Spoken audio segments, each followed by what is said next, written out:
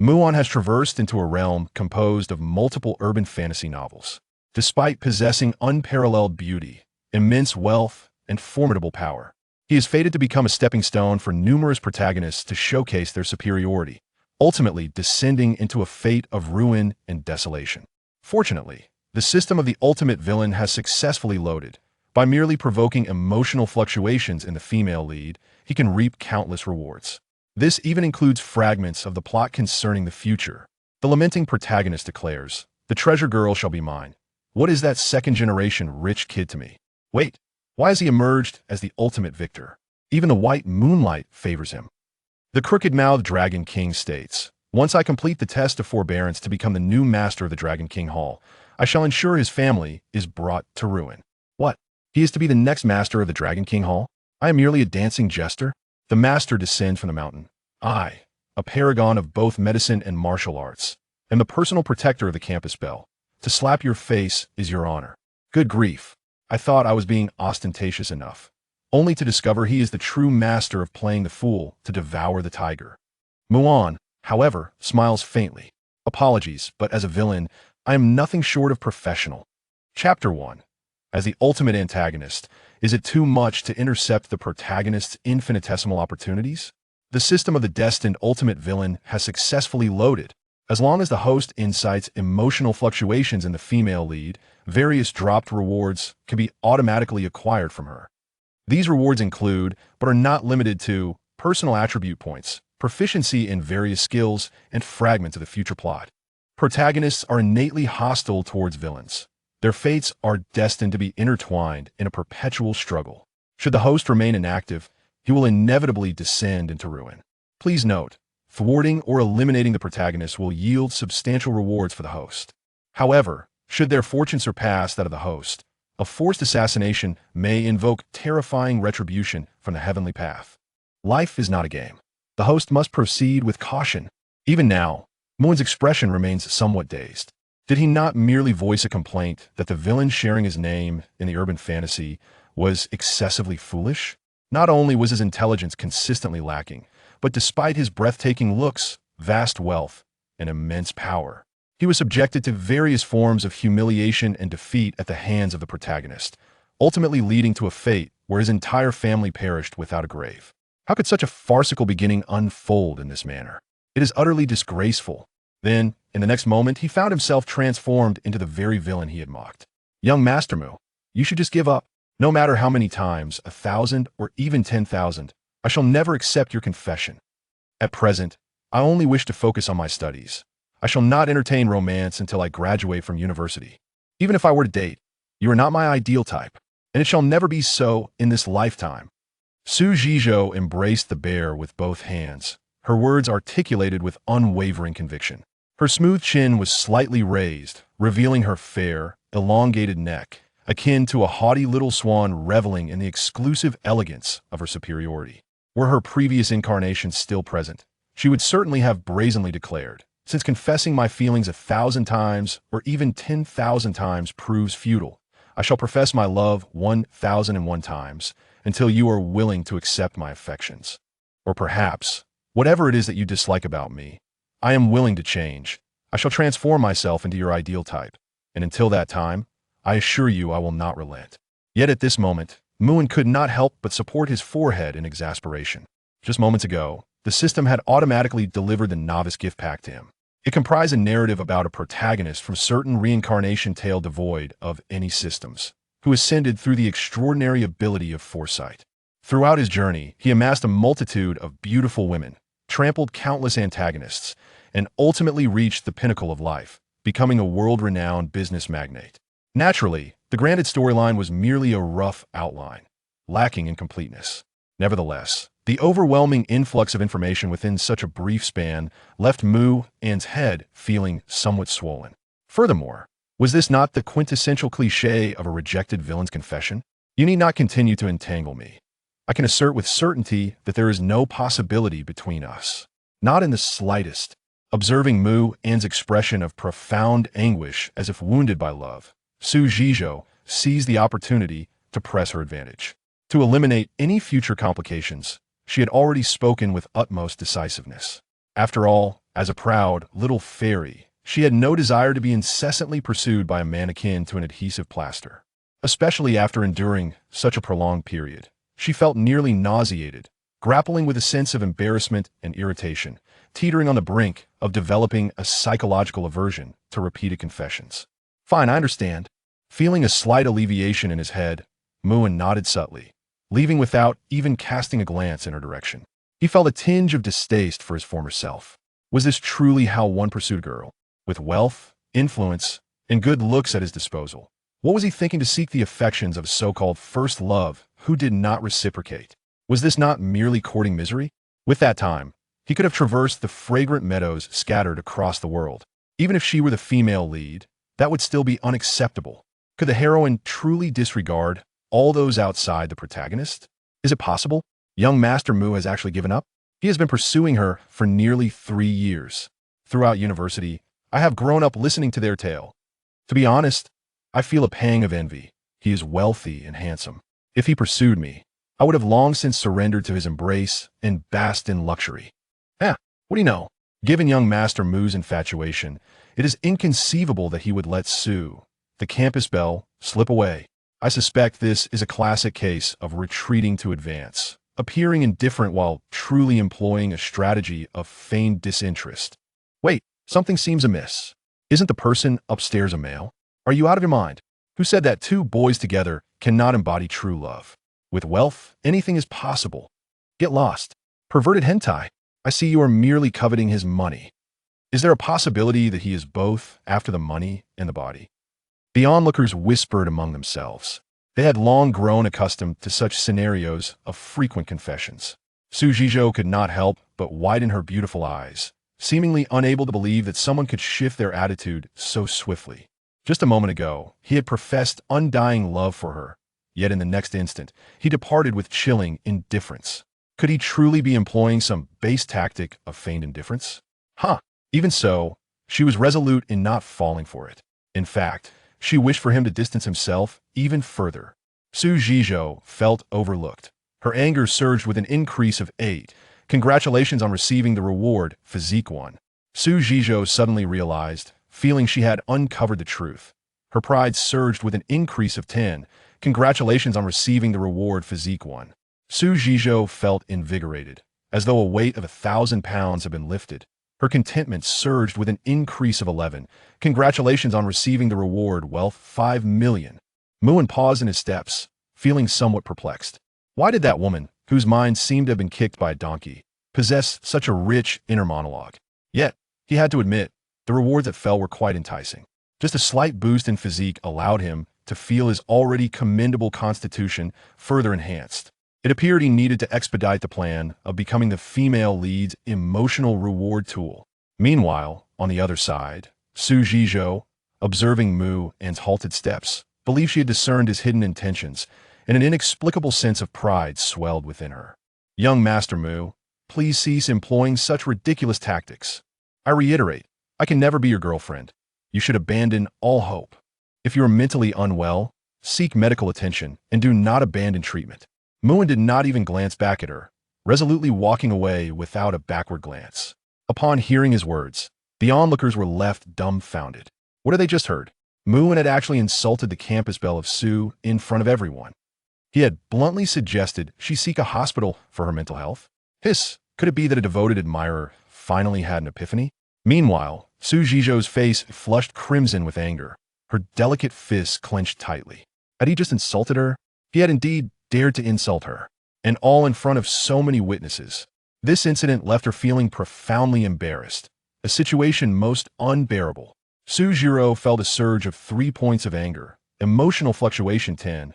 Congratulations, you have received the reward Constitution 3. Su Jizhou felt a surge of 6 points of anger. Emotional fluctuation 13. Congratulations, you have received the reward wealth 10 million. Su Jizhou felt a surge of 10 points of anger. Emotional fluctuation 15. Congratulations, you have received the reward plot fragment *1. TSK. The rewards are indeed remarkably gratifying. It seems that aside from her lack of intellect, this female protagonist may well serve as a competent tool. Muin could not help but smirk in delight. secretly relishing the moment, and tentatively opened his personal panel. The Destiny's Great Villain System personal panel. Host, Muin Constitution, 15. Spirit, 20. Items, Plot Fragment 1. Skills, none. Luck, 1000. These initial attributes are rather commendable. Though his spirit has not been augmented, it still far exceeds that of an ordinary person by twofold, likely due to the special endowments of the time traveler. Compared to the simplistic gain of numerical values, Muin found himself far more intrigued by the reward of Plot Fragment *1. According to the system's description, this item primarily pertains to events that would have unfolded in the future. Moreover, it is highly probable that it encompasses various opportunities, both grand and trivial, destined for the protagonist. This implies that he could seize these opportunities ahead of time. He is set to contend against the fated great villains of the entire genre, and to intercept even a fraction of the protagonist's opportunities hardly seems excessive, does it? Using Plot Fragment *1. Chapter 2. Surely, this reward cannot be what he imagines? Muin could not help but massage his temples. He took a moment to sort through the information he had just received. The protagonist of this narrative, named by Zaheo, was a fellow who had been reborn from the future. He possessed a wealth of knowledge pertaining to future events, but bore no system with him. The female leads introduced thus far were primarily two. One was Su Zhiro, the campus belle whom his predecessor had obsessively idolized, and the other was Chu Yuming, a girl often referred to as the hidden gem, currently a self-effacing wallflower. Coincidentally, all three individuals were his classmates in the same major at university. As for the previously received reward, Plot Fragment 1, it detailed the first action by Zaheo undertook upon his return, leveraging his memories to intercept another's purchase of a lottery ticket. A ticket that could win over 200 million. This singular act enabled him to amass a capital that would take countless individuals a lifetime to achieve, laying a robust foundation for his subsequent ostentatious displays and dominance in the business realm. This protagonist was indeed somewhat outrageous. Merely with a lottery ticket, he could effortlessly ascend to the status of a billionaire. Was this not a resounding slap in the face to those who toiled endlessly to become capitalists? Naturally, this included Muin himself. However, now all of this belonged to him. A slight smile tugged at the corners of Muin's mouth. Since he had been informed of the lottery's specifics, it was evident that the protagonist would not be able to feast on the spoils, let alone even savor the broth. Hey, is that you, old Jiang? Yes, it's me. Please buy a lottery ticket at the nearest outlet. The ticket number is. After instructing the elderly steward arranged by his parents, Muin leisurely made his way to the classroom. He was already in his third year, yet still had numerous specialized courses to attend. Upon arriving at the small classroom, he found that nearly all the seats had been occupied, save for the front row, which did not surprise him in the least. For the majority, knowledge indeed transformed destiny, and that fact would never wane. He cast a glance at Zaheo, the protagonist, who was slumped over a desk. It quickly dawned on him that this future mogul might not have fully traversed back to the present yet.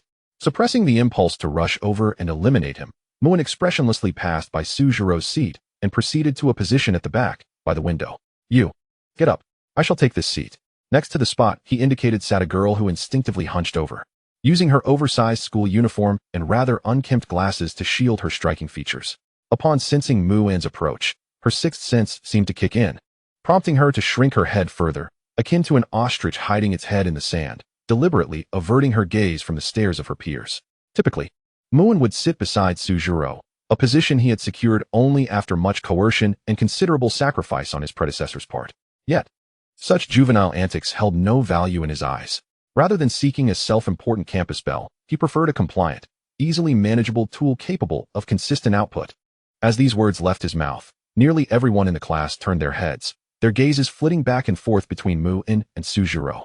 It was common knowledge that Muin had persistently pursued Su Zhiro for 3 long years, and throughout that time, he had invariably occupied the seat beside her. Thus, everyone instinctively associated the two. Yet now, Muin was opting to change seats? Was he truly choosing to relinquish his pursuit?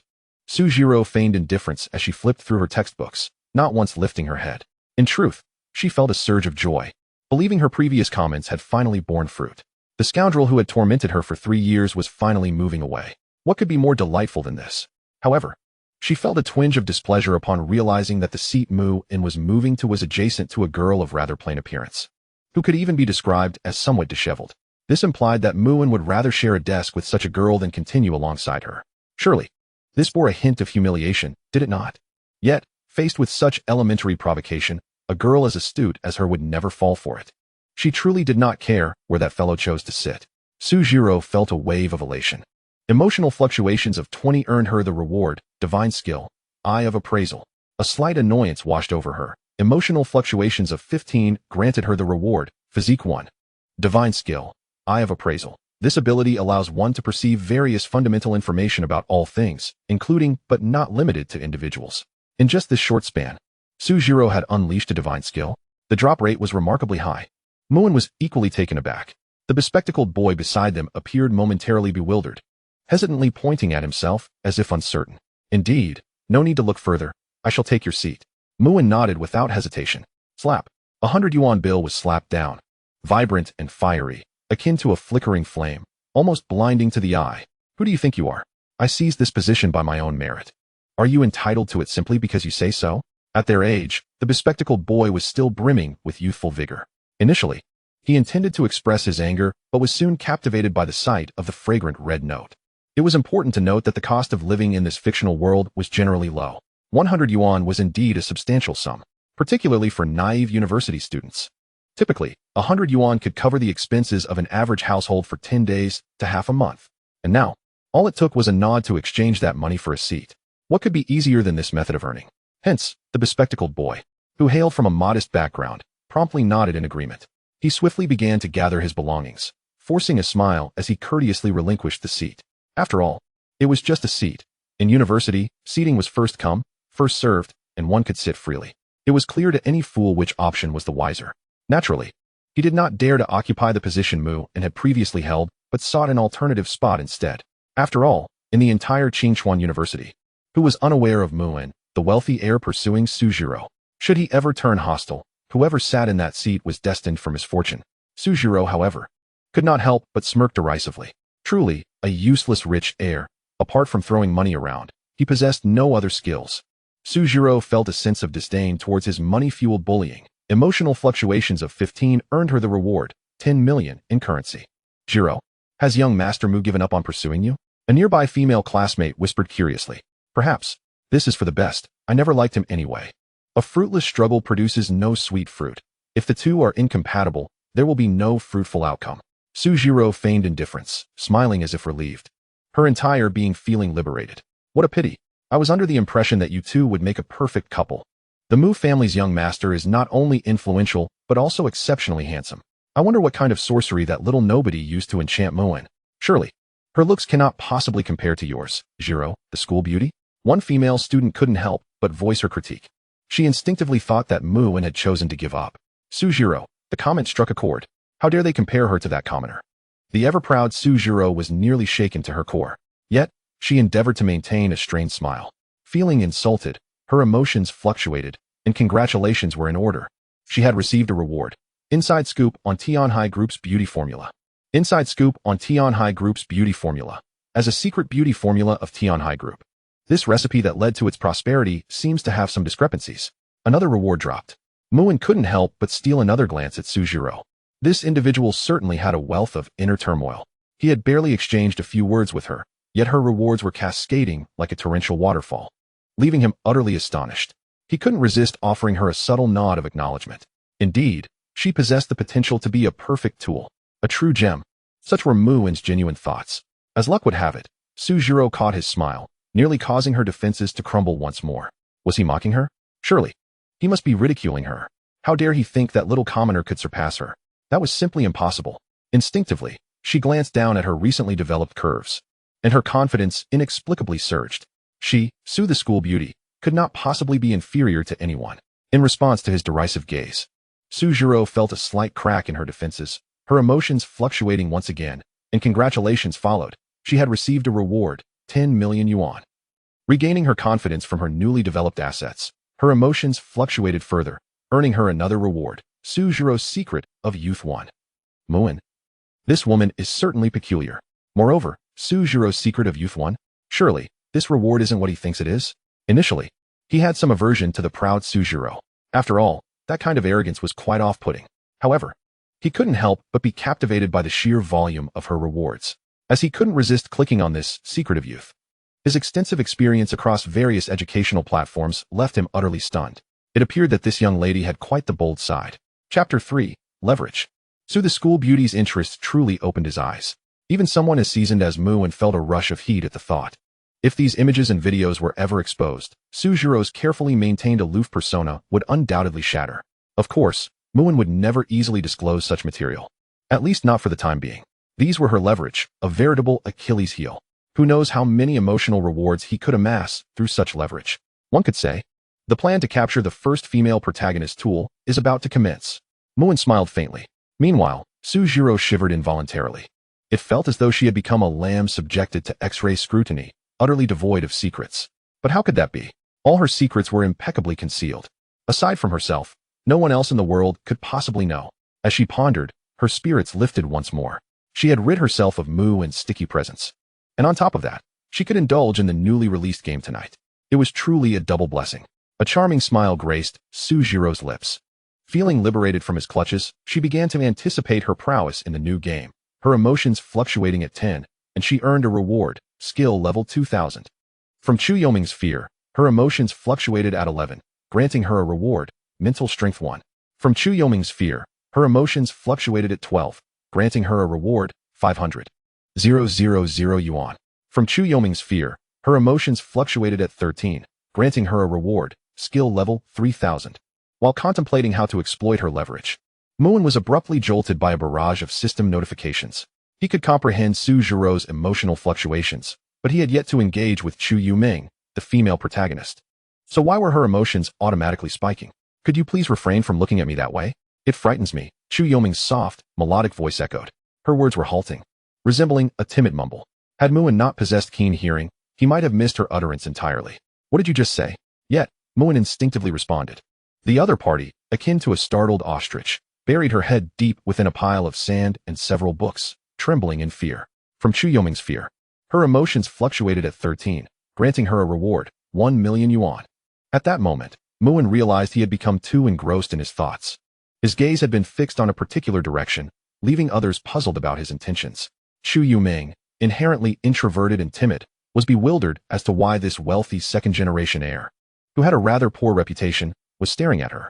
Already overwhelmed with anxiety, she was at a loss for what to do. That previous statement had completely drained her hard-won courage. Now, she felt like a deflated balloon, utterly devoid of any bravery. Ahem, allow me to introduce myself.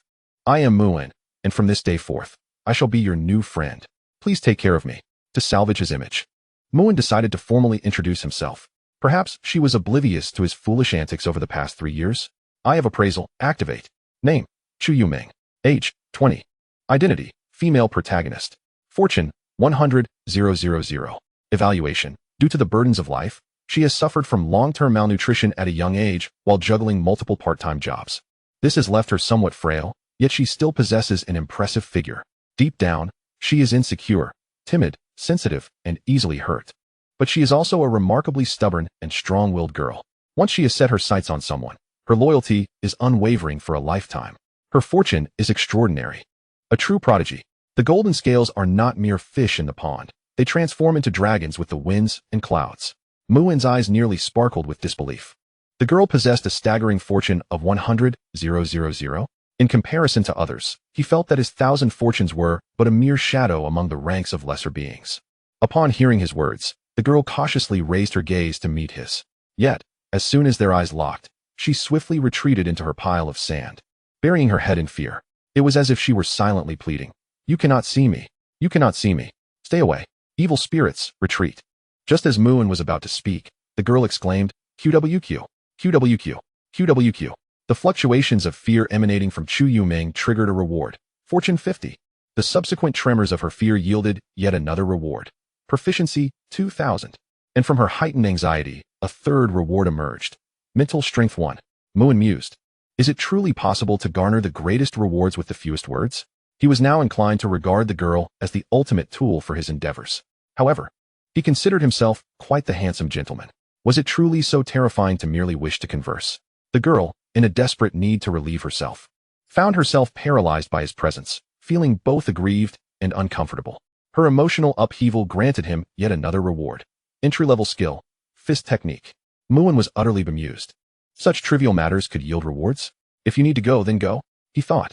Surely, he could not stand guard at the ladies' restroom, forbidding her entry. You are called Chu Yuming, correct? I find myself a bit parched. Would you be so kind as to fetch me 2 bottles of mineral water from the cafeteria downstairs? The remaining funds shall serve as your remuneration. With a casual flourish, he slapped a 100 yuan note onto her table. Exuding the arrogance of a wealthy heir issuing commands to a subordinate, devoid of any semblance of politeness.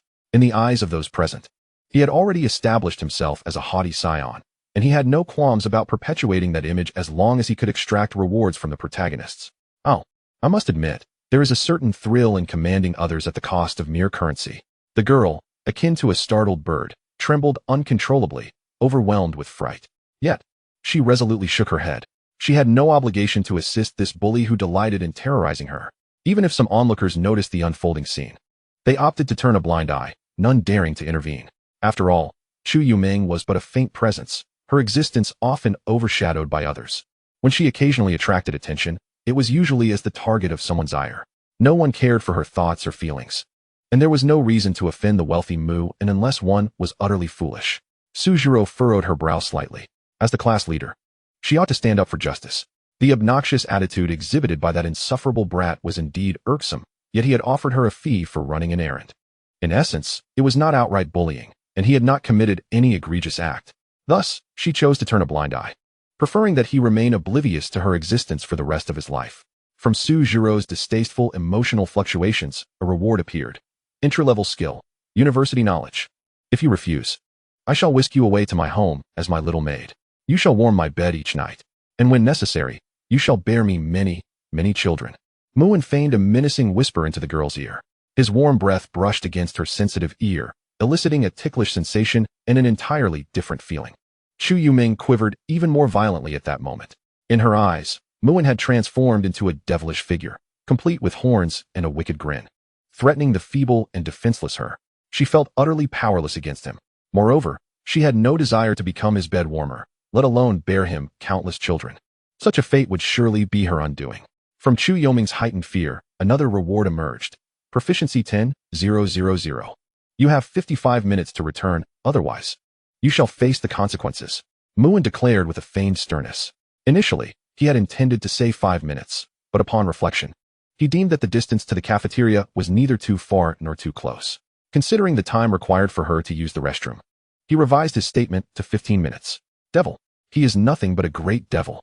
Tears welled in Chu Yuming's eyes, threatening to spill over. Her pitiful demeanor was profoundly heart-wrenching. Muin found himself in a bit of a quandary. The emotional rewards these days are truly hard to come by. Yet he maintained his stern facade, barking, "Do not cry. Hold it back. Otherwise, I shall take you away right now. I mean what I say. If you doubt me, feel free to test me."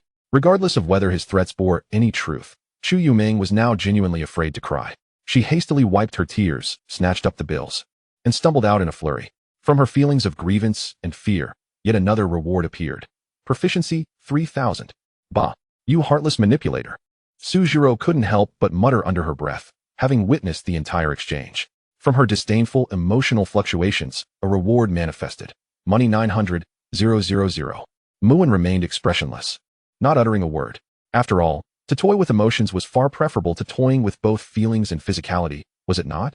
A tool should embrace its role, obediently yielding rewards without complaint. The Villain System Personal Panel. Host, Muin. Age, 20. Constitution, 25. Mental Strength, 21. Items, Sujiro's Secret 1. Insider information on Tianhai Group S Beauty Formula. Currency, various. Skills, entry-level skill, fist technique. Entry-level skill, university knowledge. Proficiency, 30,000. Fortune, 1. 050. Chapter 4. As a villain, isn't it reasonable to use money to strike others? Activate the Eye of Identification. Name, Suzhiro. Identity, female protagonist. Fortune, 9,000. Evaluation, an arrogant princess, accustomed to looking down upon others. Of course, you could attempt to bring her down from her lofty pedestal. The sense of accomplishment you would gain would surely be extraordinary. Name, by Ziheo. Identity, male protagonist of a rebirth novel. Fortune, 50,000. Evaluation, currently asleep. Counting down 24 minutes and 59 seconds until his rebirth in a gratifying narrative.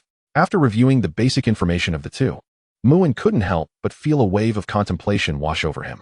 Indeed, the fortunes of villains pale in comparison to those of the male and female protagonists. Typically, They exist merely as stepping stones.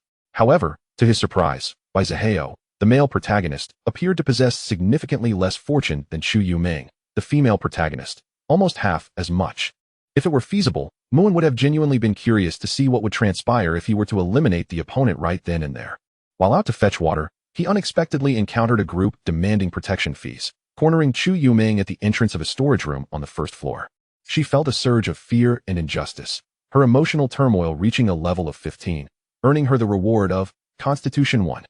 Isolated and uncared for, Chu Yuming experienced a pang of suffering, her emotions fluctuating at 15 once more, garnering her another reward of Constitution 1.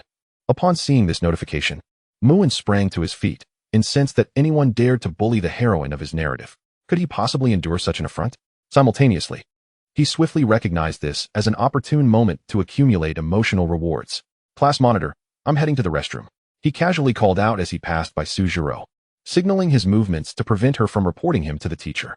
Yet, upon reflection, he deemed it unnecessary, an act of superfluity. After all, he was a pampered young heir, and in university, attendance was largely at one's discretion. Professors turned a blind eye, hardly daring to intervene. Thus, the notion of being penalized for a report was utterly ludicrous. It was a habit ingrained from his previous life as a diligent student. Suzhiro felt a twinge of frustration. Was it really necessary to announce such a mundane task? It seemed rather inappropriate. She found herself at a loss, unsure whether to nod or shake her head, ultimately settling for a vague hum. However, she couldn't shake the feeling that he seemed somehow different. Had he truly given up? In the past, he would never have referred to her as class monitor. The endearing Juro from before used to make her skin crawl.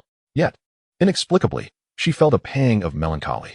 Feeling a sense of wistfulness, her emotional state fluctuated at 11, rewarding her with proficiency 2000. Muin paid no mind to Sujiro's thoughts as he hurried to the scene of the incident. The storage room, nestled around a corner of the hallway, was discreet, an ideal spot for an ambush. A group of unruly delinquents encircled Chu Yuming, who pressed herself against the wall in fear, clutching 2 bottles of mineral water tightly, her knuckles whitening from the grip. Hey, aren't you that one girl? You owe this week's protection fee, don't you? The leader, a red-haired ruffian, leered and whistled. I don't have any money. Chu Yuming trembled, her voice quaking. Big brother, she's lying. I just saw her spend $100 on those 2 bottles. A lackey chimed in, eager to expose her deceit. Spending $100 on water. Even the seasoned red-haired thug couldn't suppress a gasp. With such funds, he could indulge in countless cigarettes and bottles of liquor. His gaze turned increasingly covetous as he regarded the girl. Listen, I advise you not to provoke us, or the consequences will be far more severe than merely paying up. It's not my money. I can't give it. The girl shrank back, yearning for a semblance of safety, yet this space offered none. No refuge, no hiding place. Not giving it. So you want to play hardball, huh? Beat her until she complies. The red-haired thug snarled, his greed inflamed by the prospect of that $100. Muin emerged, his face darkened. Who do you think you're messing with? He activated his proficiency enhancement, basic skill, fist technique. Using 100 proficiency, he attained master-level skill, fist technique. What's this? Are you her boyfriend? Watch out, I might just take you down too. Bang. Before the red-haired thug could finish his bravado, Muin delivered a swift punch that sent him reeling, blood gushing from his nose, his vision blurring.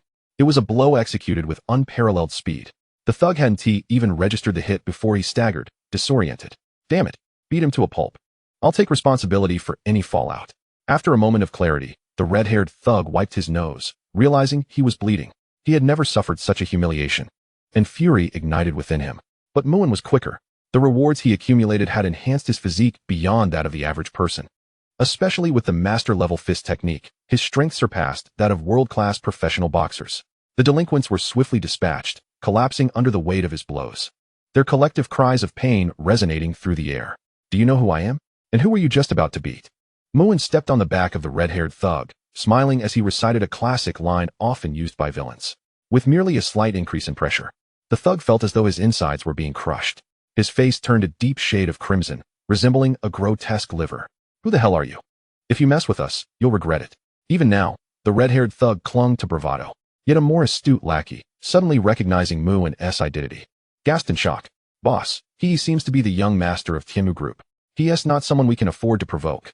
What kind of bird is this Tianmu Group? Even if the heavens descend today, is it the Tianmu Group valued at over 1 trillion assets?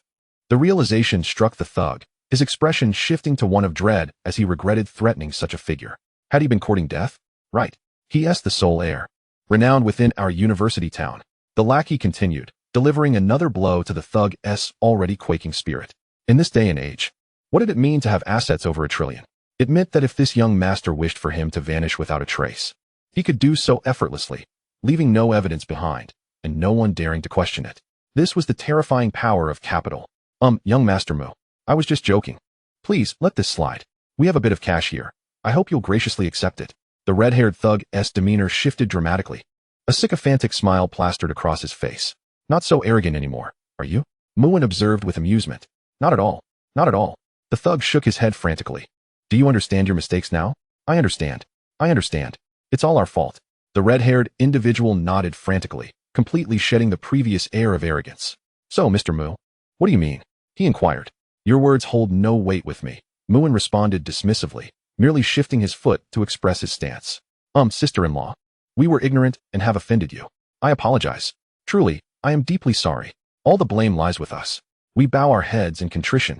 Upon uttering these words, the red-haired man instantly comprehended the situation. He hurriedly urged his subordinates to kneel, respectfully offering all the money he possessed to Chu Yuming as an apology. The sound of their heads striking the ground echoed loudly, nearly drawing blood from their foreheads, as if they would not cease until forgiveness was granted. Chu Yuming was startled, repeatedly waving her hands, completely unwilling to accept the money. She could only gaze at Mu and like a bewildered child. However, she seemed to realize something, causing her delicate face to flush. Who is the one referred to as that guy's sister-in-law? Certainly, it cannot be her.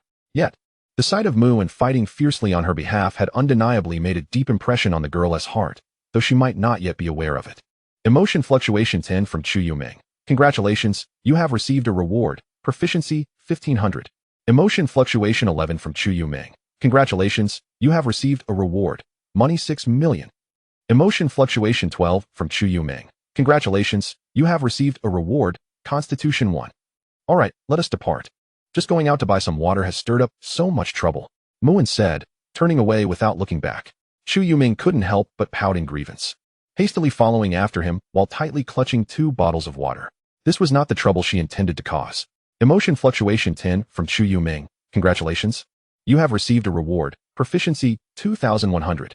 As they approached the classroom, Muin seemed to recall something and instructed the girl to return alone. Under her slightly resentful gaze, he walked away without a hint of mercy. Emotion fluctuation 12 from Chu Yuming. Congratulations, you have received a reward. Imported milk tea flavored bread. Imported milk tea flavored bread. Not bad. It is said that this tastes like imported milk tea, and the flavor may be even better when shared with a partner. After consumption, it grants a refreshing buff lasting 1 hour. All accumulated fatigue is instantly reduced by 100. Soon after, Muin found the previously beaten red-haired group. He intended to arrange a rather unwelcome gift for the soon-to-be reincarnated protagonist by Zaheo. After all, as a wealthy antagonist, spending money to deal with others seemed quite reasonable, especially as he could repurpose this band of miscreants. Chapter 5. Injury. Before long, the red-haired group treated Mu and with utmost respect, akin to a doting son. Boss, do we really have to assist him? One of the subordinates questioned in confusion. What do you mean by him? From now on, you must address him as Mr. Mu. Do you understand? The red-haired leader exclaimed, delivering a firm slap to the back of the subordinate's head, only to inadvertently aggravate his own bruised injury, causing him to grimace in pain. His entire body felt as though countless ants were crawling over him, making him extremely uncomfortable. Muin's masterful fighting skills were no mere show. Not to mention, his intention had been to teach these individuals a lesson for daring to bully his potential leading lady's tool. Naturally, he had been measured in his response.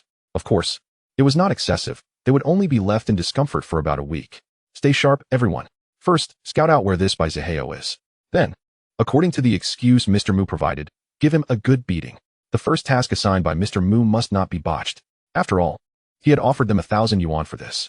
The fact that he spent 1,000 yuan for such a trivial matter left the red-haired leader unsure whether to call the other extravagant or overly generous. The most crucial aspect was that, under the righteous fist of the other, he dared not refuse. Perhaps this was what they referred to as the joy of suffering? However, if we are to follow his orders, wouldn't that be quite embarrassing? One naive subordinate asked, perplexed. The red-haired leader nearly laughed in exasperation at his own subordinate's naivety. How had he never noticed such talent among his crew? Embarrassed? You lack strength and wealth. What right do you have to discuss dignity in front of someone who possesses both? Moreover, given the considerable amount spent, it was clear that they were the ones profiting. Let me ask you, what is the most important thing in our line of work? The red-haired leader demanded. Is it to be strong? A subordinate weakly replied. Strong? Are you really strong? What good is strength without power? The red-haired leader angrily kicked the subordinate's backside. In this world, we must rely on influence and connections. If we assist Mr. Mu successfully, wouldn't we be clinging to a powerful patron? Does that not mean we too could become individuals of influence and status? In the future, if he even spills a bit of soup for us, we could live quite comfortably. Do you understand? This is what it means to know how to navigate social relationships. After a passionate lecture from the red-haired leader, all the subordinates suddenly grasped the concept. So, do we understand what we must do? The red-haired leader shouted.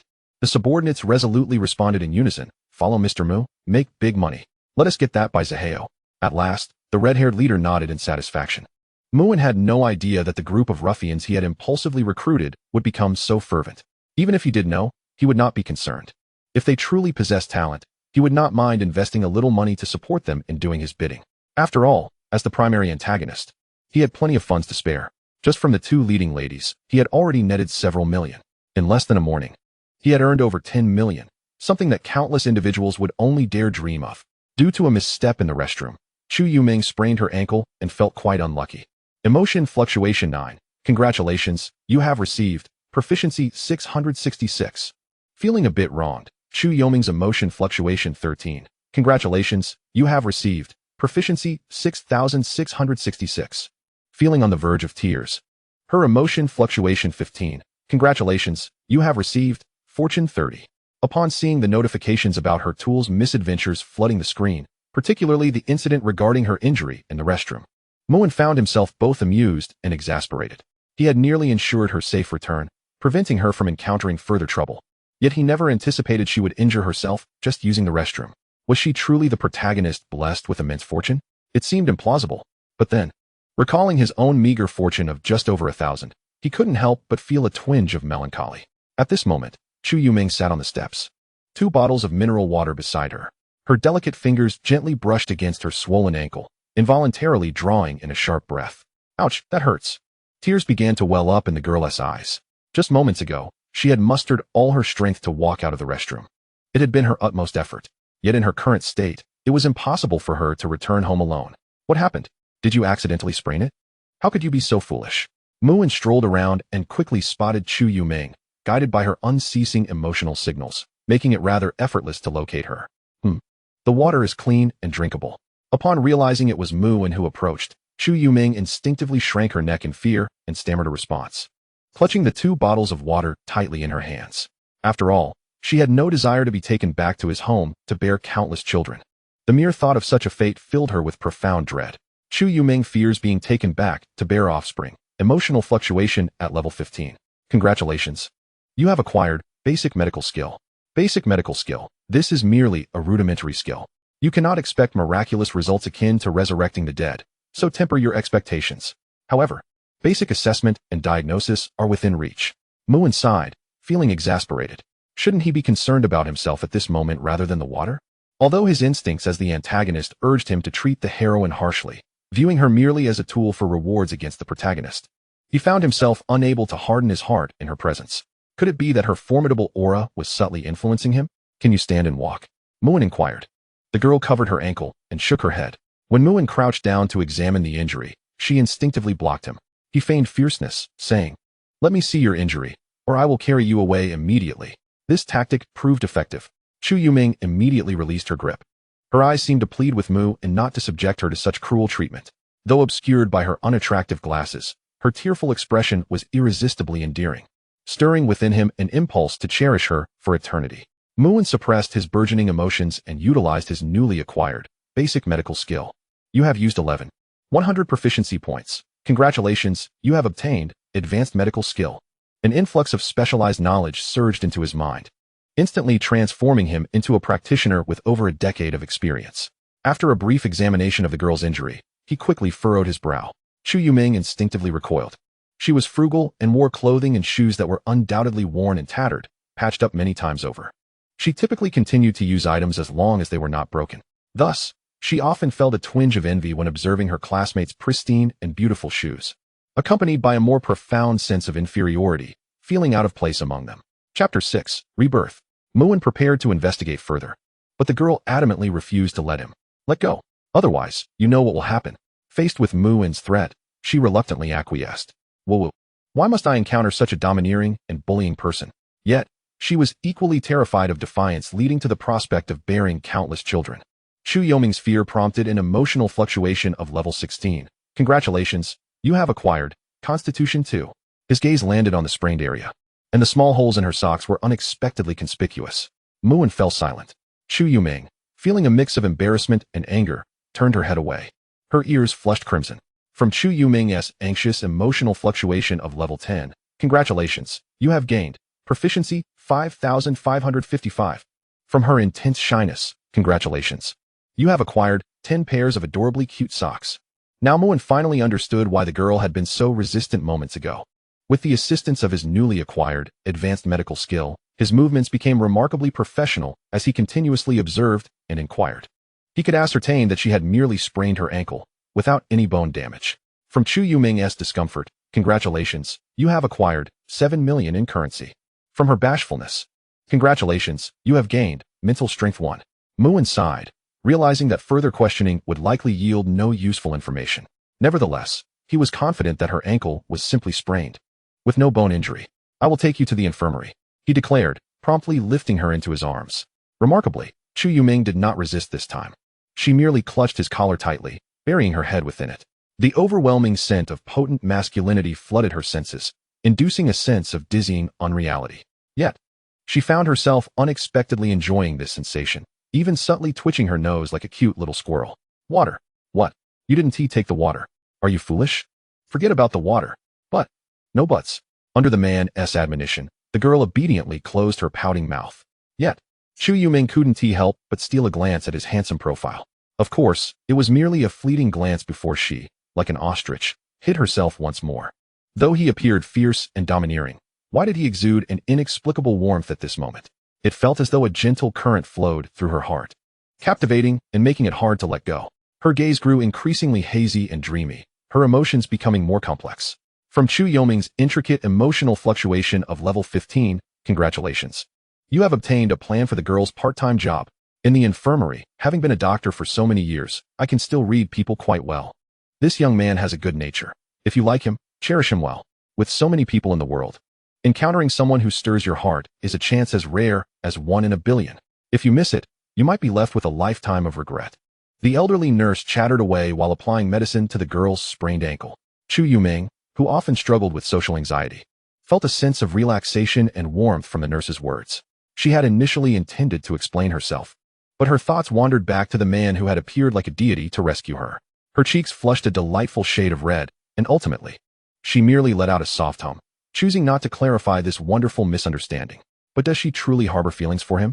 Can one genuinely be enamored with a rogue who takes pleasure in tormenting them, despite having known him for only a brief period? Even if such feelings do exist, does she possess the right to love another? The young girl cast her gaze downward, ensnared in profound silence. Chu Yuming felt a twinge of shyness, her emotions fluctuating at level 10, and congratulations, you have gained proficiency 3,500. She experienced a sense of confusion, her emotions fluctuating at level 11, and congratulations, you have gained physique 1. A wave of frustration washed over her, her emotions fluctuating at level 12, and congratulations, you have gained fortune 12. Why were these rewards inexplicably accumulating? What was the other party up to? That peculiar individual, Muin, couldn't help but mutter under his breath. Yet, the prospect of receiving rewards was, at least, a positive outcome for him. His primary objective had always been to accrue rewards through the female protagonist. Just moments ago, he had been perusing the system's rewards and stumbled upon the Chu Yoming's part-time job plan, which was brimming with her extensive part-time endeavors. Some were jobs she had previously undertaken, while others were current engagements. Most of these positions were grueling, thankless tasks with meager compensation. It was difficult to fathom that a girl of her age, akin to her peers still sheltered under their parents' wings, had long since grown accustomed to confronting the harsh realities of society alone, experiencing its most genuine and brutal aspects. As he pondered this, Muin felt an unexpected pang of emotion welling up in his chest. Damn his sentimental nature.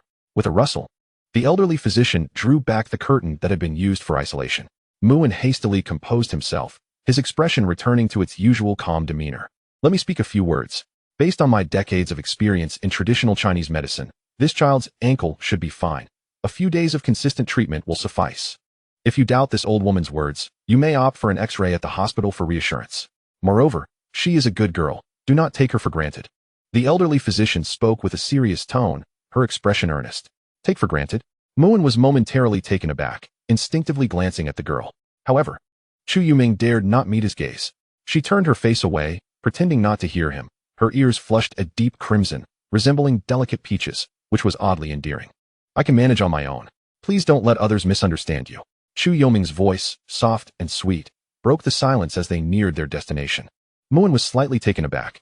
He glanced at her ankle, still tightly wrapped, and without a second thought, he dismissed her suggestion. Let them misunderstand if they wish. How others perceive us is their concern. What matters is our own integrity. We cannot forsake our lives because of the opinions of others. Muin spoke calmly. Furthermore, carrying the girl back to the classroom instead of the university dormitory was part of his ulterior motive. At this moment, our extraordinary protagonist, Bai Zihao, should be on the verge of reincarnating.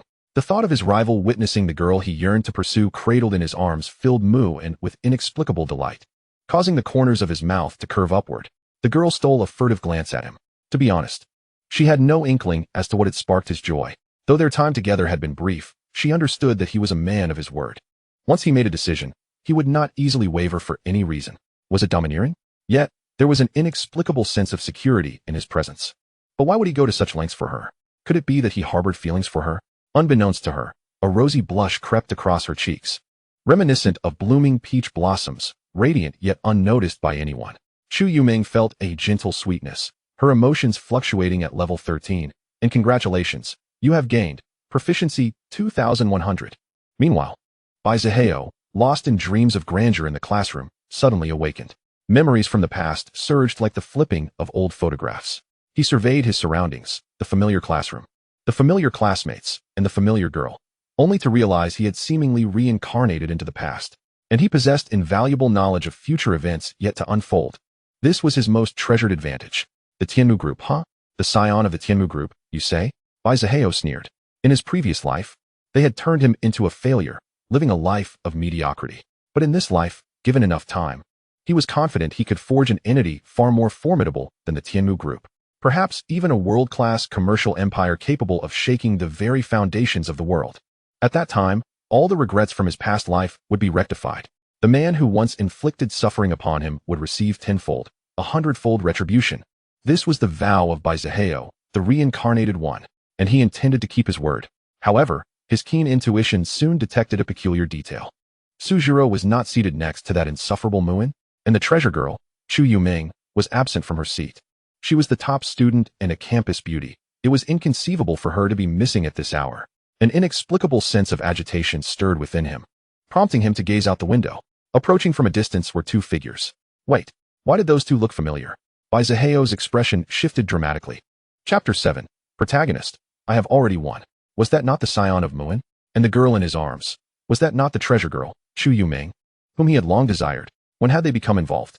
No. According to the trajectory of his previous life, Muin and Chu Yuming should have been parallel lines with no intersection at this point. Yet now, how could this be? Bai Zihao's expression fluctuated with uncertainty, like a mass changing colors. His heart raced, and he was filled with suspicion that his treasure girl might be taken away by someone else, leading to his emotions fluctuating at 200. Congratulations, you have gained proficiency 10,000. As expected, Muin and the girl made a grand entrance through the back door, drawing the attention of their classmates, who were momentarily captivated by the spectacle. Whispers filled the room. What happened? Just moments ago, young Master Mu was infatuated with Suzhiro, and now he has swiftly found another? However, I can't help but feel that his taste is rather lacking. With so many beautiful girls in the class, he chose such an ordinary one. Could it be that he has grown weary of delicacies and seeks a change of flavor? Oh dear. After being rejected by our Sioux University's campus bell for 3 consecutive years, even the most patient individual would eventually lose their temper. Perhaps this is merely a performance intended to catch the attention of Sioux University's campus bell. I would dare to call this a strategy to instill a sense of urgency in the girl he is pursuing, prompting her to cherish him more dearly. Truly, young Master Mu is exceptional. His skills in romance are indeed unparalleled. TSK, let us not speak recklessly. At the very least, Chu Yuming has managed to attach herself to a wealthy individual, even if she is merely a plaything for young Master Mu. That alone would be enough for her to boast about for the rest of her life. If only I possessed young Master Mu's looks. I would gladly accept any invitation to his home to see that cat that performs backflips. What a commotion. Do they not realize what time it is? Muin's dark eyes narrowed as he scanned the crowd, speaking coldly. At his words, an immediate silence enveloped the room. This also brought a measure of surprise and gratitude to the eyes of the English teacher at the podium. Muin, the rebellious scion of wealth, had not caused her any trouble, for which she was immensely thankful. Of course, as long as it did not go too far. Almost all university professors turned a blind eye to Muin's antics. After all, everyone is merely trying to make a living, and it is entirely unnecessary to offend a top-tier rich heir over trivial matters. Such a course of action would be utterly unwise. Do the students lack decorum? And you, Sujiro, as the responsible one, do you not understand decorum either? Do you not grasp the simplest notion of maintaining discipline? What purpose does your position serve? In order to extract a bit of gold from the little cash cow, Muin mercilessly called out Sujiro. The female lead must play her role to maximize the rewards. Sujiro, a certain girl, who merely wished to observe the excitement, yet found herself caught in the crossfire, felt an acute sense of embarrassment. If looks could kill, that scoundrel Mu and would have been slain hundreds of times over. Faced with the students' inquisitive glances, Sujiro felt her face flush with humiliation, as the emotions of shame and anger surged, granting her 900,000 coins. After successfully silencing the crowd, Muin strode back to his seat. He glanced down at the petite figure clutching his clothing and couldn't help but roll his eyes. If this girl continued to fidget, his casual shirt worth over 1,000 could very well be ruined. Well, we're back at our seats. No one is watching you now, so you can let go. Right? Chu Yoming's little ears turned slightly pink. Like a vigilant little squirrel, she cautiously peered around, ensuring that no one in the class was looking their way before. With Muin's assistance, she carefully settled into her seat, using an upright book to shield her small head. This adorable display of social anxiety nearly brought a smile to Muin's face. Just as he was about to lay his head down to sleep, he felt a small hand tugging at the hem of his shirt. Money. What money? Muin paused for a moment. The change from the water purchase. Watching the girl diligently count the remaining coins over and over, Muin suppressed the urge to ruffle her hair.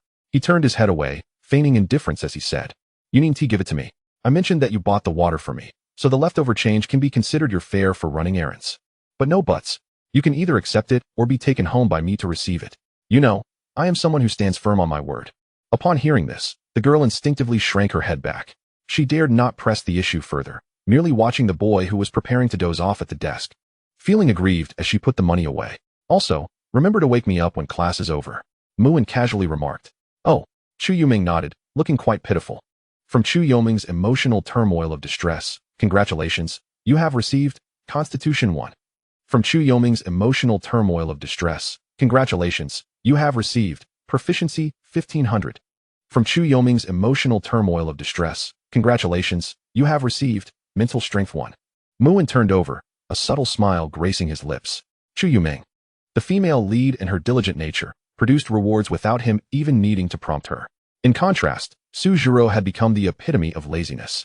It seemed that without a firm push from him, this proud little swan would remain utterly unresponsive. It appeared he needed to find an opportunity to reprimand her. Those pieces of leverage he held against her should come in handy. Meanwhile, Sujiro, who was attentively listening to the lecture, inexplicably sneezed. She felt a strange sensation, as if she were being watched by some pervert, sending chills down her spine. On the other side, Baizaheo remained unsatisfied with what he had witnessed.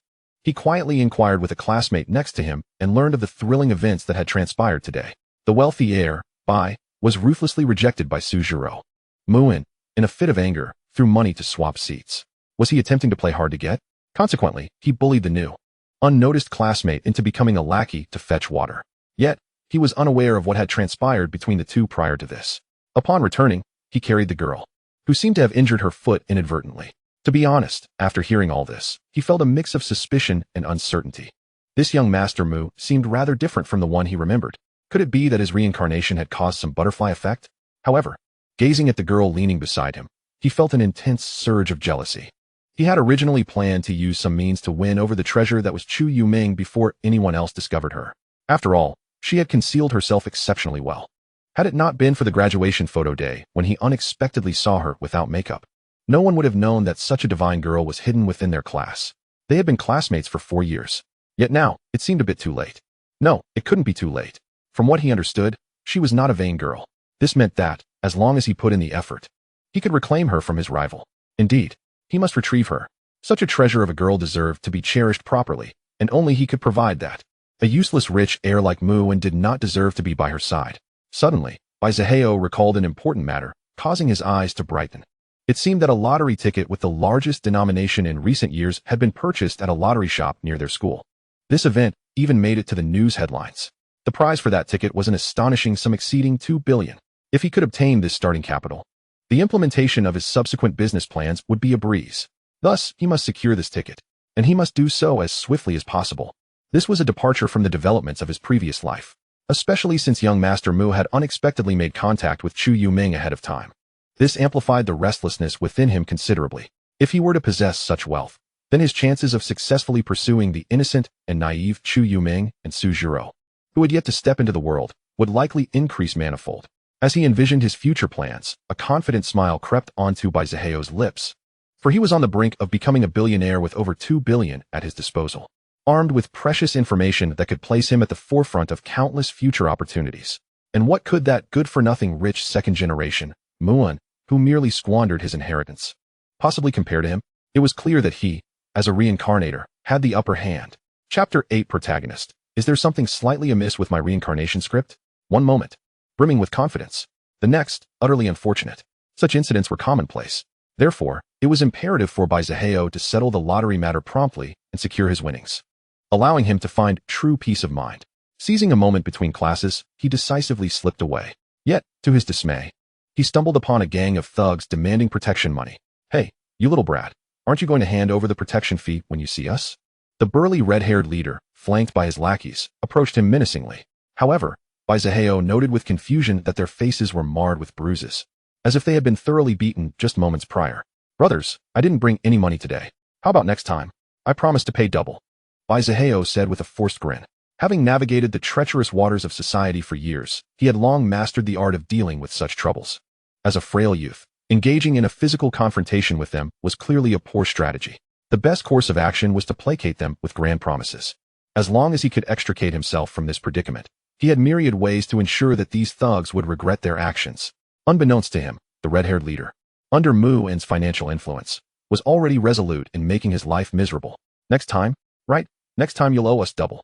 Bai Zihao patted his chest, feigning seriousness. Huh, if you don't pay up now, next time it'll be 100 times worse. The red-haired thug sneered, as his minions encroached closer. 100 times.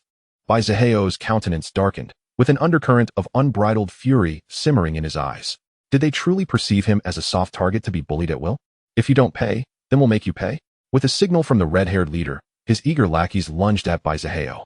He barely had time to react before he was met with several harsh slaps, his cheeks swelling instantly. His youthful blood boiled, and his eyes reddened with indignation. Yet reason cautioned him that once he retaliated, he would be at a disadvantage. After all, 2 fists could not contend with 4 hands.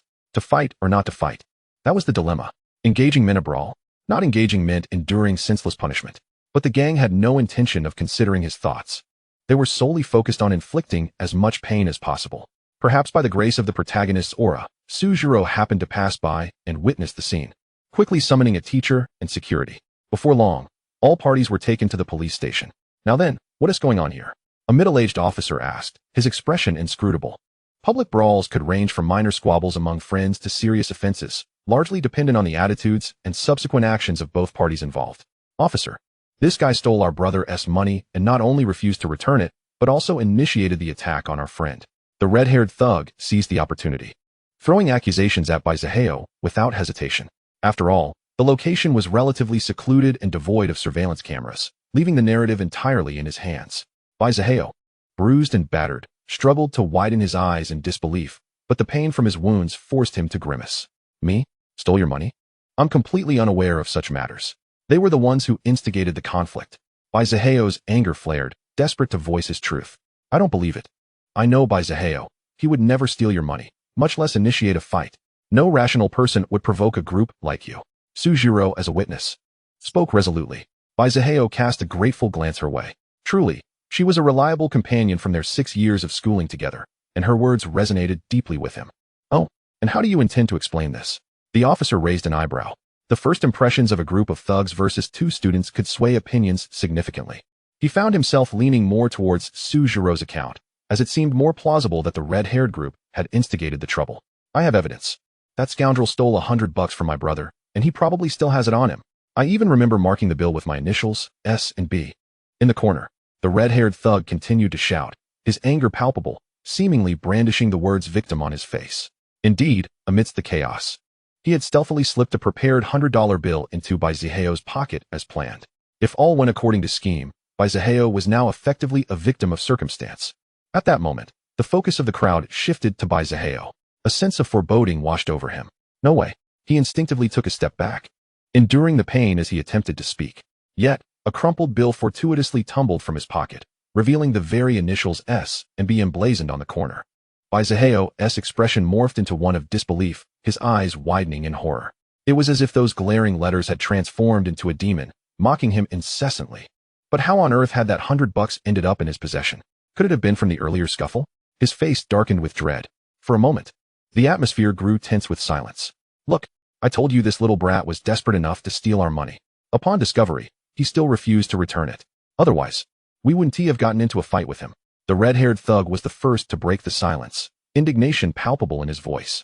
As he sought to leverage the opportunity for medical expenses, his lackeys rallied behind him, feigning victimhood with exaggerated expressions. Sujiro, middle-aged officer, Baizeheo. Do you have anything else to say? With preliminary evidence laid bare, the officer leaned forward, frowning at Baizeheo. Theft, regardless of who it involved, was an abominable act. Now, he awaited Baizeheo's defense. Baizeheo waved his hands frantically, desperate to prove his innocence. However, most of his wounds were on his face, causing his speech to be slurred, somewhat incoherent, and accompanied by an excessive drooling.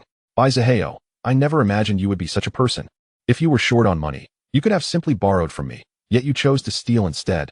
That is undeniably your fault. Sujiro gazed at him with a face full of disappointment. Even the illustrious Su, the campus belle, had misunderstood him, pushing Baizeheo to the brink of tears. Money was certainly not something he had stolen. He did not strike anyone either.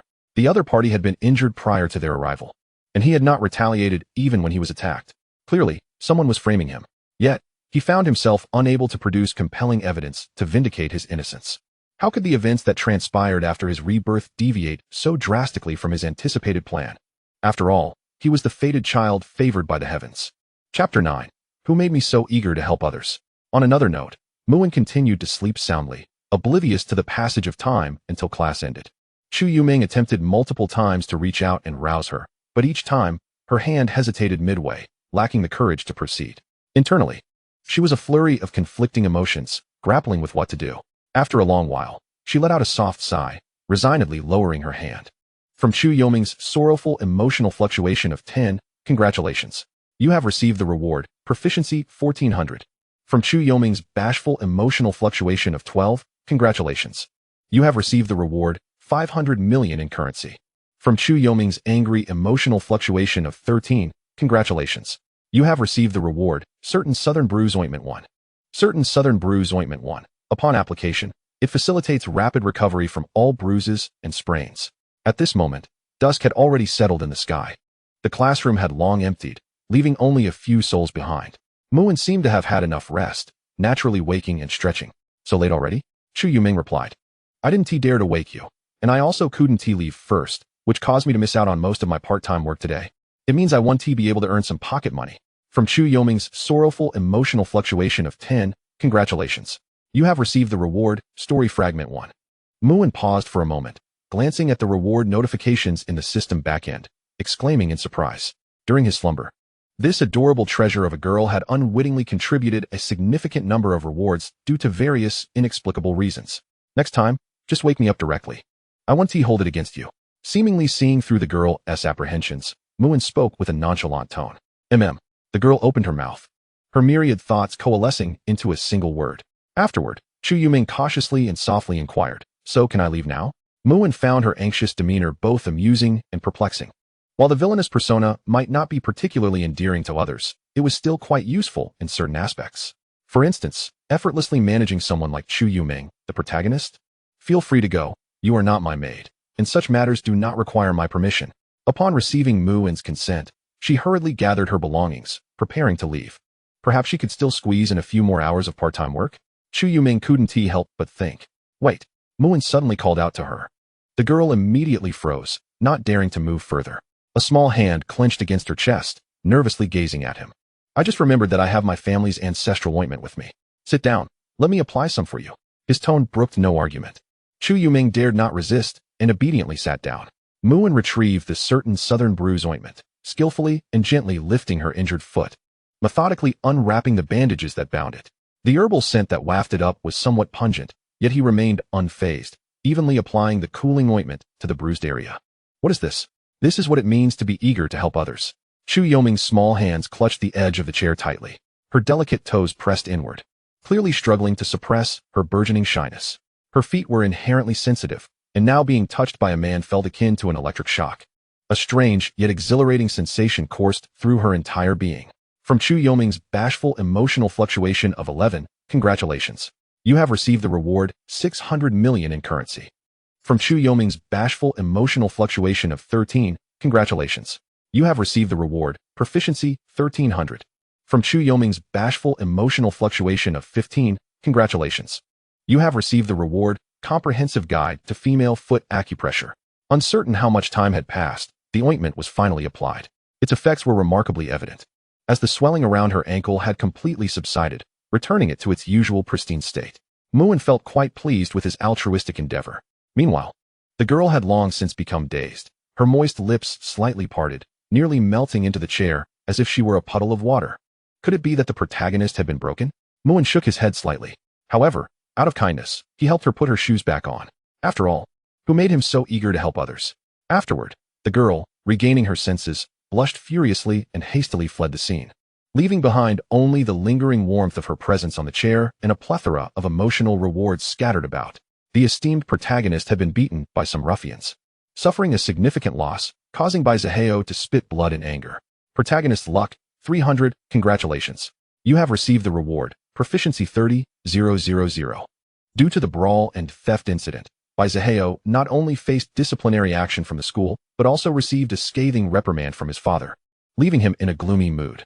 Protagonist's luck, 350, congratulations. You have received the reward, optimized beauty formula. As a result of your framing, the female lead, Sujiro, has drastically lowered her favorable impression of Bai Zaheo. Protagonist's luck, 250, congratulations. You have received the reward, special skill, night vision. Optimized beauty formula, as the name implies. This is an enhanced version of a certain beauty formula, surpassing the original by numerous tiers, and carries no side effects. Special skill, night vision. From now on, you shall be the prince of the night vision realm. No matter how dark the night may be, you will see everything with clarity. Perhaps you will have a better experience during a battle when the lights are out? How intriguing. Muin stroked his chin thoughtfully. The plans he had carelessly set in motion had yielded considerable benefits from the protagonist.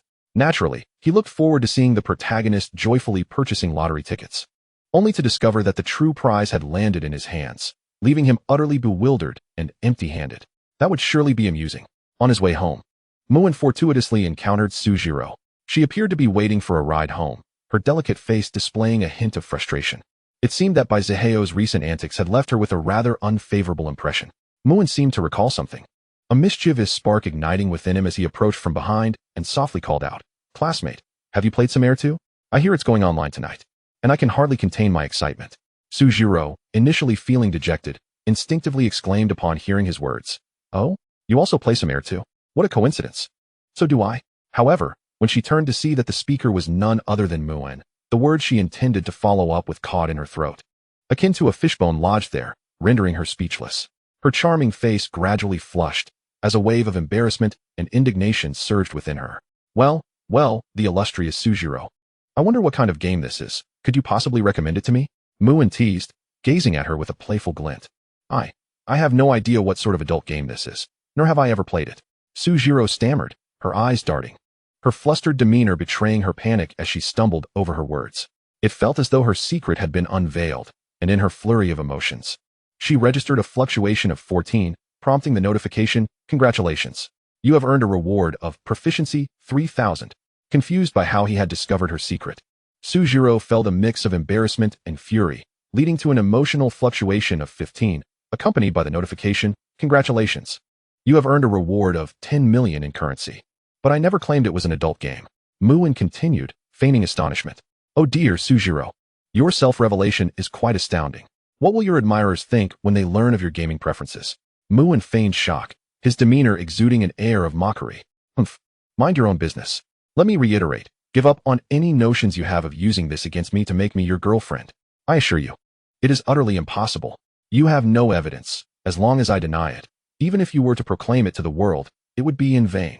Who would believe a worthless rich kid over an academically gifted flower like me? You would merely end up as a laughingstock, having seen through his intentions. Sujiro regained her composure, her tone growing increasingly confident. Flustered and enraged, she experienced an emotional fluctuation of 15, earning her yet another reward of 108 secret techniques for cultivation in the bedroom. With renewed confidence, she registered another fluctuation of 15, accompanied by the notification, "Congratulations. You have earned a reward of 9 million in currency." No evidence, is it? Muin regarded her with a knowing glance. Step away. Do not allow anyone to misconstrue our relationship. The very second you linger beside me, I feel as though the air has become tainted. As she spoke, the girl made a retching gesture for emphasis. My chauffeur will arrive shortly. Be wary, or I shall instruct him to strike you. Being beaten in public as a rich heir would surely be an embarrassment. Sujiro waved him off, her annoyance palpable, perhaps in an effort to conceal her own insecurities. Her words flowed more freely than usual. In truth, she had been delayed due to a certain protagonist. As for Baizaheo, he was undoubtedly still at the police station, awaiting his family's bail and compensation. If that is the case, then I suppose it's no matter for me to share these photos in the group chat, is it? Muin chuckled as he retrieved his phone. Post whatever photos you wish, who cares? Sujiro lifted her chin defiantly. However, when her gaze inadvertently fell upon the eerily familiar images displayed on the screen, her body involuntarily shuddered, her expression freezing in shock. Chapter 10. What do you truly desire? Is it really as simple as posting what I wish? Muin regarded her with a sly smile, reminiscent of a cunning old fox. How do you possess these images? Sujiro's eyes darted, her composure faltering. She wished to resist, but despair quickly enveloped her as Muin mercilessly swiped through one image after another. Different outfits, yet the same protagonist, each captivating pose and expression eliciting Muin's appreciation. Who would have thought our illustrious Sujiro had such a commendable figure? I had assumed your family resided in poverty, he exclaimed, his admiration tinged with mockery. Marvelous, truly marvelous. This one is splendidly captured, and this one as well. Sujiro felt as though she were ablaze, her entire being suffused with heat, particularly her face, which burned like the scorched earth beneath a blazing sun. The thought of her hidden photos being scrutinized by a man she despised was unbearable. She felt as though she might disintegrate from the embarrassment. The discovery of numerous compromising images had rendered her socially dead. She felt as if Blue Star was no longer a place where she could exist, leading to an emotional fluctuation of 16, prompting the notification, "Congratulations. You have earned a reward of proficiency 5,000. Your shameful act of appraisal has left Sujiro in a state of both humiliation and rage, inciting an inexplicable urge to silence you permanently. As indicated by the emotional fluctuation of 17, alongside the reward notification of congratulations, you have earned 20 million in currency. If the illustrious Sujiro is unconcerned, then surely many would wish to witness a different side of her." Muin smirked. Should I post 10 images at once, or perhaps 100? Or better yet, should I drape dozens of banners adorned with these images across the entrance? Stop. Sujiro hastily interjected. This is a threat, a blatant threat. As she pondered the implications, a chilling realization dawned upon her. His phone might harbor no fewer than 100 such images. She could scarcely fathom what this scoundrel might do with such damning evidence. How could he have obtained these photos when they were so meticulously hidden? Could it be that her home had been equipped with surveillance cameras? The more she contemplated, the more dread filled her, as the immediate peril was already terrifying enough. The girl glared at Muin, her teeth clenched, her fierce expression oddly endearing with her small, sharp canines. A profound sense of danger washed over her, leading to an emotional fluctuation of 15, earning her the reward of the art of threatening language. In her desperation to conceal this secret, she felt an overwhelming urge to eliminate him, erasing all incriminating evidence, resulting in an emotional fluctuation of 16. With the reward of Constitution 1. Muin, regarding the matter of relationships, I might be open to consideration, Sujiro said, inching closer to him. Seizing the opportunity, she swiftly reached for the phone in his grasp. However, Muin, ever prepared, deftly lifted it out of her reach, causing her to tumble into his arms like a love-struck girl. The subtle fragrance enveloped her, and her soft form against him ignited a warmth within. Muin, unreservedly embracing her waist, thought, since she has come forth so willingly, why should I hold back? Give it to me. Quickly, hand over the phone. You scoundrel. Give it to me. Feeling the unsettling grip of a large hand around her waist, Suzuro was on the brink of tears, her beautiful eyes brimming with glistening moisture. Not only had she failed to retrieve her phone to destroy the evidence, but she had also been taken advantage of by that scoundrel. Muin, what a travesty. It was akin to losing both husband and troops in one fell swoop. A complete and utter loss. Why are you crying? Making it seem as though I am the one bullying you? Muin remarked with a faint smile as he set down her phone. Seizing the moment, Suzuro swiftly executed a series of deft maneuvers, deleting all photos of herself from the man's device with a single tap.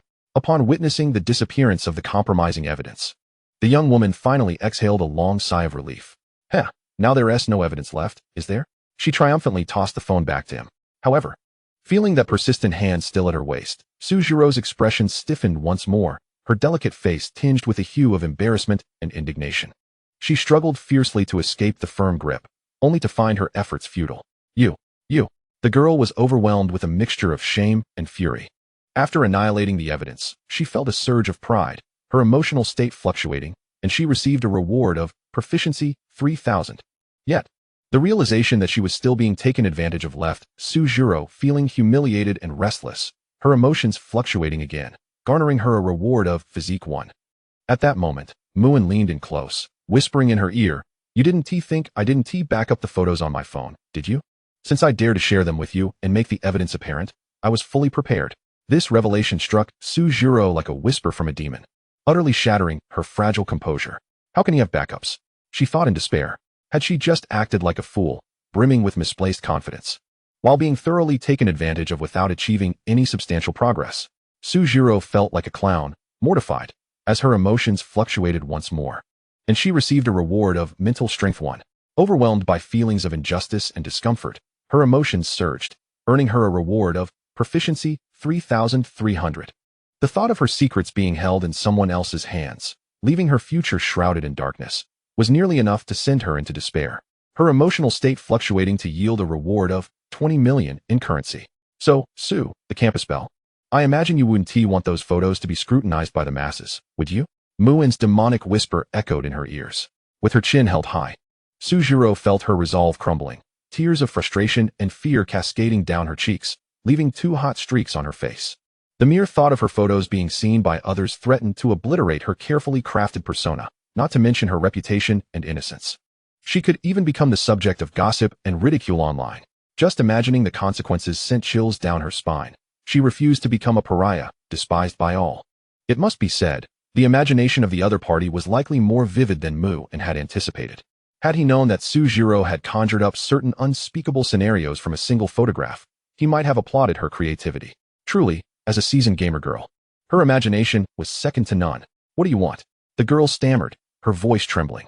In a mere second, she envisioned 1,000 dreadful outcomes, each one more catastrophic than the last. No, she could not allow those photos to see the light of day. Otherwise, her life would be irrevocably ruined. Suzuro felt an overwhelming sense of fear, her emotions fluctuating to garner a reward of 5 million in currency. Then, as her fear intensified, she received a reward of proficiency 3,700. When her trepidation reached a peak, she was awarded luck 100. Noticing that the fish was nearly hooked, Muin smiled slightly. What do I want? My desires are quite simple. I want you. Chapter 11. The Weeping Protagonist. Suzuro was overwhelmed with indignation. How could anyone propose such an outrageous and perverse demand, forcing her to address him with that peculiar title, at least once a day? Fuming, Suzuro felt utterly humiliated, her emotional state fluctuating once more, granting her a reward of 25 million in currency. What? You can't agree to such a simple request? Muin raised an eyebrow, followed by a mischievous smile. If that is too much for you, you have 2 other options. Either kneel and beg me once a day in front of everyone, and I'll permanently delete 10 photos, or come to my house to experience a bed that flips, and I'll delete them all at once. All right, Sue. The campus belle, you may begin your choice. Kneel and plead. A flipping bed. Neither option was remotely respectable. Each seemed more outrageous than the last. Trembling with rage, Suzuro clenched her fists tightly, defiantly raising her chin to meet his gaze, enunciating each word. I choose neither. I will not let you succeed. You shall not make me yield. Oh dear. The campus belle chooses neither? Well, then I have no choice but to painfully reveal your precious life recording photos to the public. Muin shrugged his shoulders in mock resignation. You are a demon. Sujiro gritted her teeth in fury. Thank you for the compliment. Muin replied nonchalantly. If all goes according to plan, you will see your photos circulating everywhere by tomorrow morning. And if you find that insufficiently thrilling, I can even spend money to promote you, ensuring that the entire internet is abuzz with your news. So much so that you'll encounter hundreds of fans wherever you go. The mere thought of her shameful photos becoming common knowledge sent Sujiro's mind spiraling into chaos. If it came to that, she might as well fast forward to her next life. Under the weight of his diabolical threat, Sujiro finally felt fear grip her heart, her emotional state fluctuating, earning her a reward of Physique 1. Imagining such a scenario, terror began to envelop her, and she received a reward of Proficiency 2,200. Even if you possess my body, you will never capture my heart. I swear, I shall never, ever, ever like you, Sujiro declared, lifting her head high to maintain the last shred of dignity in her reddened eyes. Heh, who told you I wanted your heart? I'm merely interested in playing with your body. With so many beautiful women in the world, what makes you so special? Don't inflate your own importance. The sun will continue to rise and set without you. Muin smirked, his expression a mix of amusement and derision. The protagonist? Merely a tool for collecting rewards. Sujiro felt utterly defeated. She had thought today would be her day of liberation, but little did she know it would mark the beginning of her suffering. Contemplating the future of being bullied by him, her heart sank into despair, her emotional state fluctuating, and she received a reward of Proficiency 5,000. Are you not afraid of me telling my parents? Even you wouldn't be able to escape the consequences. Sujiro attempted to resist, but Muin's words decisively extinguished her hopes. Huh, tell your family?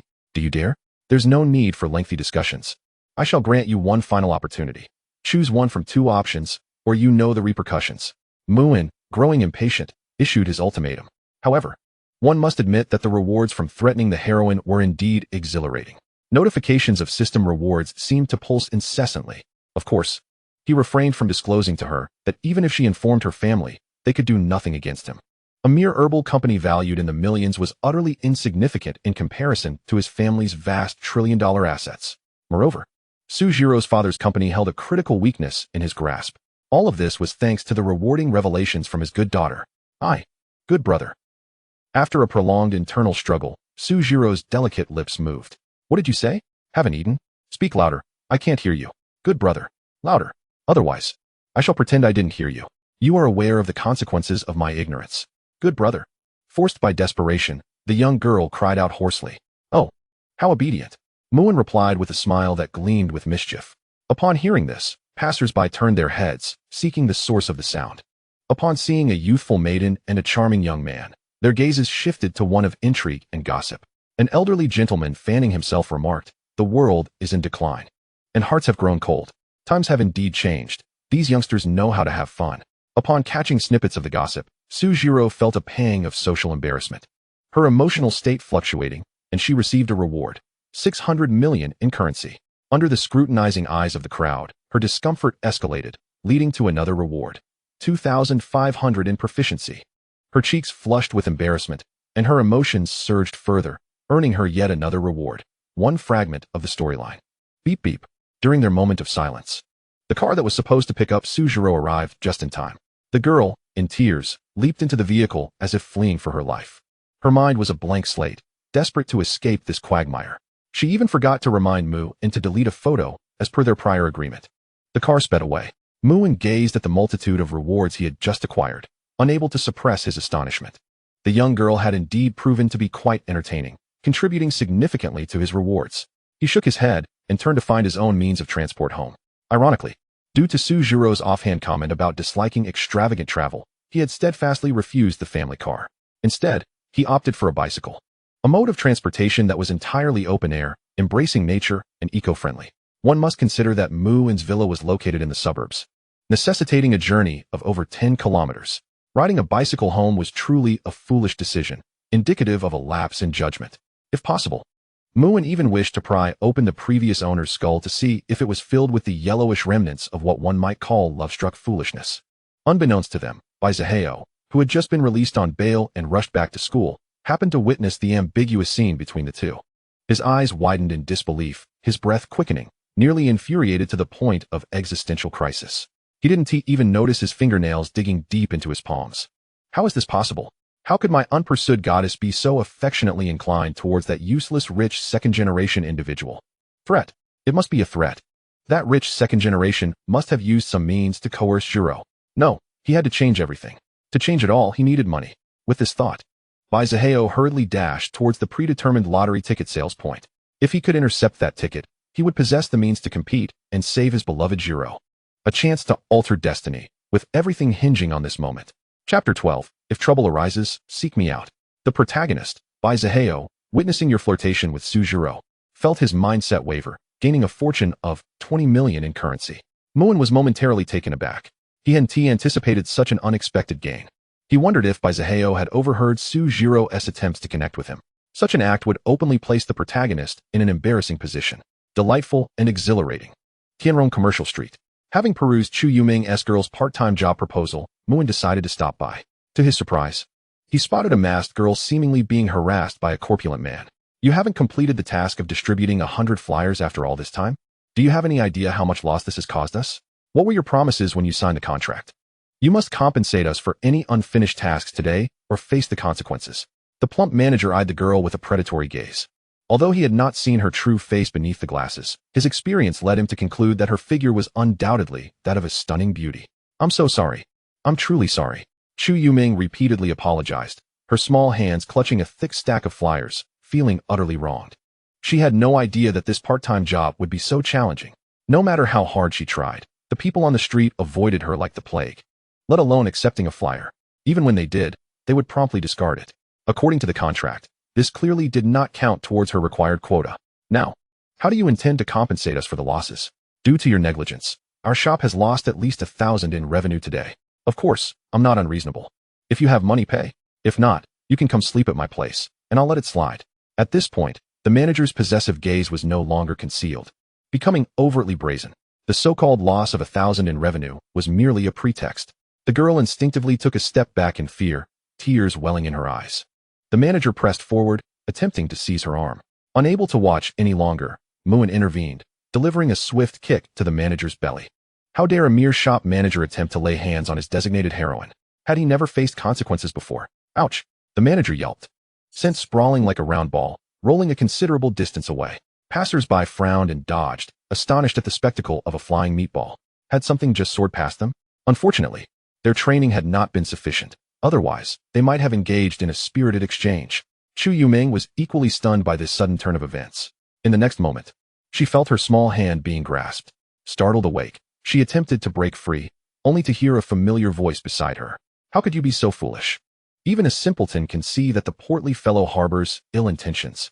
If you're truly in need of money, just come to me. Return home with me, and we can have 10 or 8 little ones. Spend as much as you wish. You could even squander enough to last for several lifetimes. Spoke Muin casually. Muin, I certainly do not want to bear your children.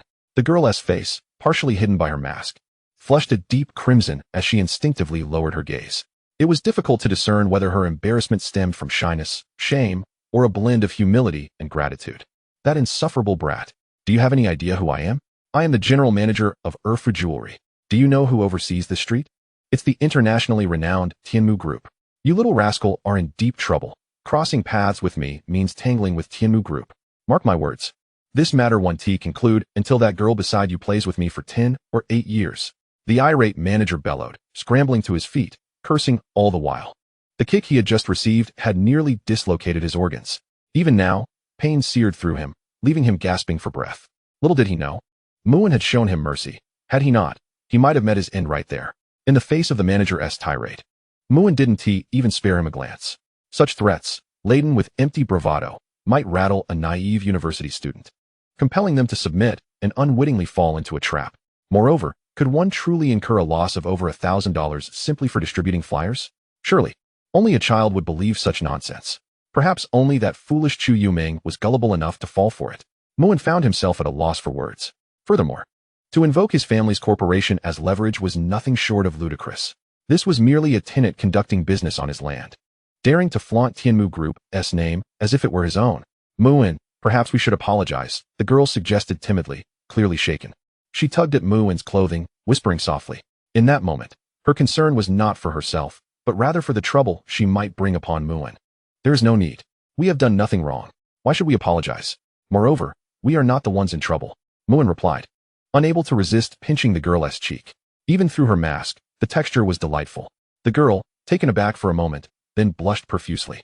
She seemed to wish to retreat, yet there was a part of her that lingered. Such intimate gestures rendered her bashful, yet she did not fully resist. Brat, do you truly think I don't exist? The furious manager, having been force-fed a dose of humiliation, seethed with rage. He vowed to teach these naive younglings a harsh lesson. Erfu jewelry, is it? After today, it shall cease to exist on this street, Muin declared coldly. He promptly retrieved his phone to call his family steward. Old Jiang, I need you to deal with Erfu jewelry on Tianrong Pedestrian Street. I do not wish to see them here again. Especially their insufferable manager. He irritates me. As for the breach of contract, you can charge it to my personal account. But the manager, upon hearing this, could scarcely believe his ears. You want Erfu jewelry to vanish from this street? Ha! You're just a kid. What are you pretending for? If Tianmu Group truly terminates our contract, the penalty will be nearly $1 million. Do you understand what $1 million means? However, soon the manager's phone rang, and his heart sank. Peng Jinsher, do you have any idea who you've crossed? Because of you, Tianmu Group has not only terminated our contract on Tianrong Commercial Street, but has also begun to impose sanctions on our headquarters, estimating preliminary losses of nearly 10 million. You'd better prepare for a life of servitude. A torrent of furious curses erupted on the line. Pang Jinsher's face turned pale as he dropped his latest model phone, oblivious to its shattering on the ground. Amidst the barrage of information, one phrase resonated. He seemed to be facing ruin. That young man, appearing as merely a university student, had the means to wield the power of Tianmu Group. His momentary greed had led him to the brink of imprisonment. Yet, by the time he realized he should seek forgiveness from the boy, both he and the girl had vanished from sight. In that moment, he slapped his own face in regret, realizing the gravity of his misjudgment. On the sunlit street at dusk, the boy rode ahead on his bicycle while the girl sat behind, her small hand instinctively clutching the hem of his shirt. Next time, be more observant. Don't be so foolish, understood? You want to always be fortunate enough to encounter me. Muin rolled his eyes. Despite the numerous rewards bolstering his resilience, he still could not comprehend the source of the girl's extraordinary luck. Oh, Chu Yuming murmured softly, seemingly hesitant to engage in a normal conversation with Muin. And don't think you can ride for free. You are the first person to sit in the back seat of my car. You've taken my first ride, so you must take responsibility, she added playfully. However, I don't expect you to cover it. Just remember to pay me back. I'm wealthy, the girl declared, biting her lip as she produced several crumpled bills. These were the tips Muin had given her for buying water. Thus, using his money to ride in his car, Muin found himself speechless. My fare is quite steep. A single ride costs no less than 80,000. He retorted. I don't have that much. She pouted, looking utterly dejected. I know you don't. So just keep a tab for now. You don't need to repay it. When you owe enough, I'll bring you home to bear children as repayment. Until then, I shall protect you. Come to me with any troubles. Otherwise, I'll take you home to fulfill my promise. You know I mean what I say? Muin pretended to be menacing. I hear you. Chu Yuming replied, her face pale with fright, tears brimming in her eyes. He was truly so domineering. Yet, she found herself strangely not disliking it. As for his unreasonable charging, she felt a sense of injustice, her emotions fluctuating. Congratulations, you have earned a reward, 500 million. Fearful of being taken back to bear children, Chu Yuming was once again startled, her emotional fluctuations reaching 15. Congratulations, you have received the reward, Constitution 1. Chu Yuming developed a sense of inexplicable feelings towards you. With emotional fluctuations at 14. Congratulations, you have earned the reward, 99 Supreme Invincible Universe Super Flavor Emperor Yellow Pill. 99 Supreme Invincible Universe Super Flavor Emperor Yellow Pill. This wondrous pill significantly enhances male vigor, restoring a man's enduring combat spirit. Men rave about its effects, while women exclaim they cannot withstand it. Even demons and monsters tremble at its mere mention. An essential remedy for home and travel alike. You deserve it, Muin.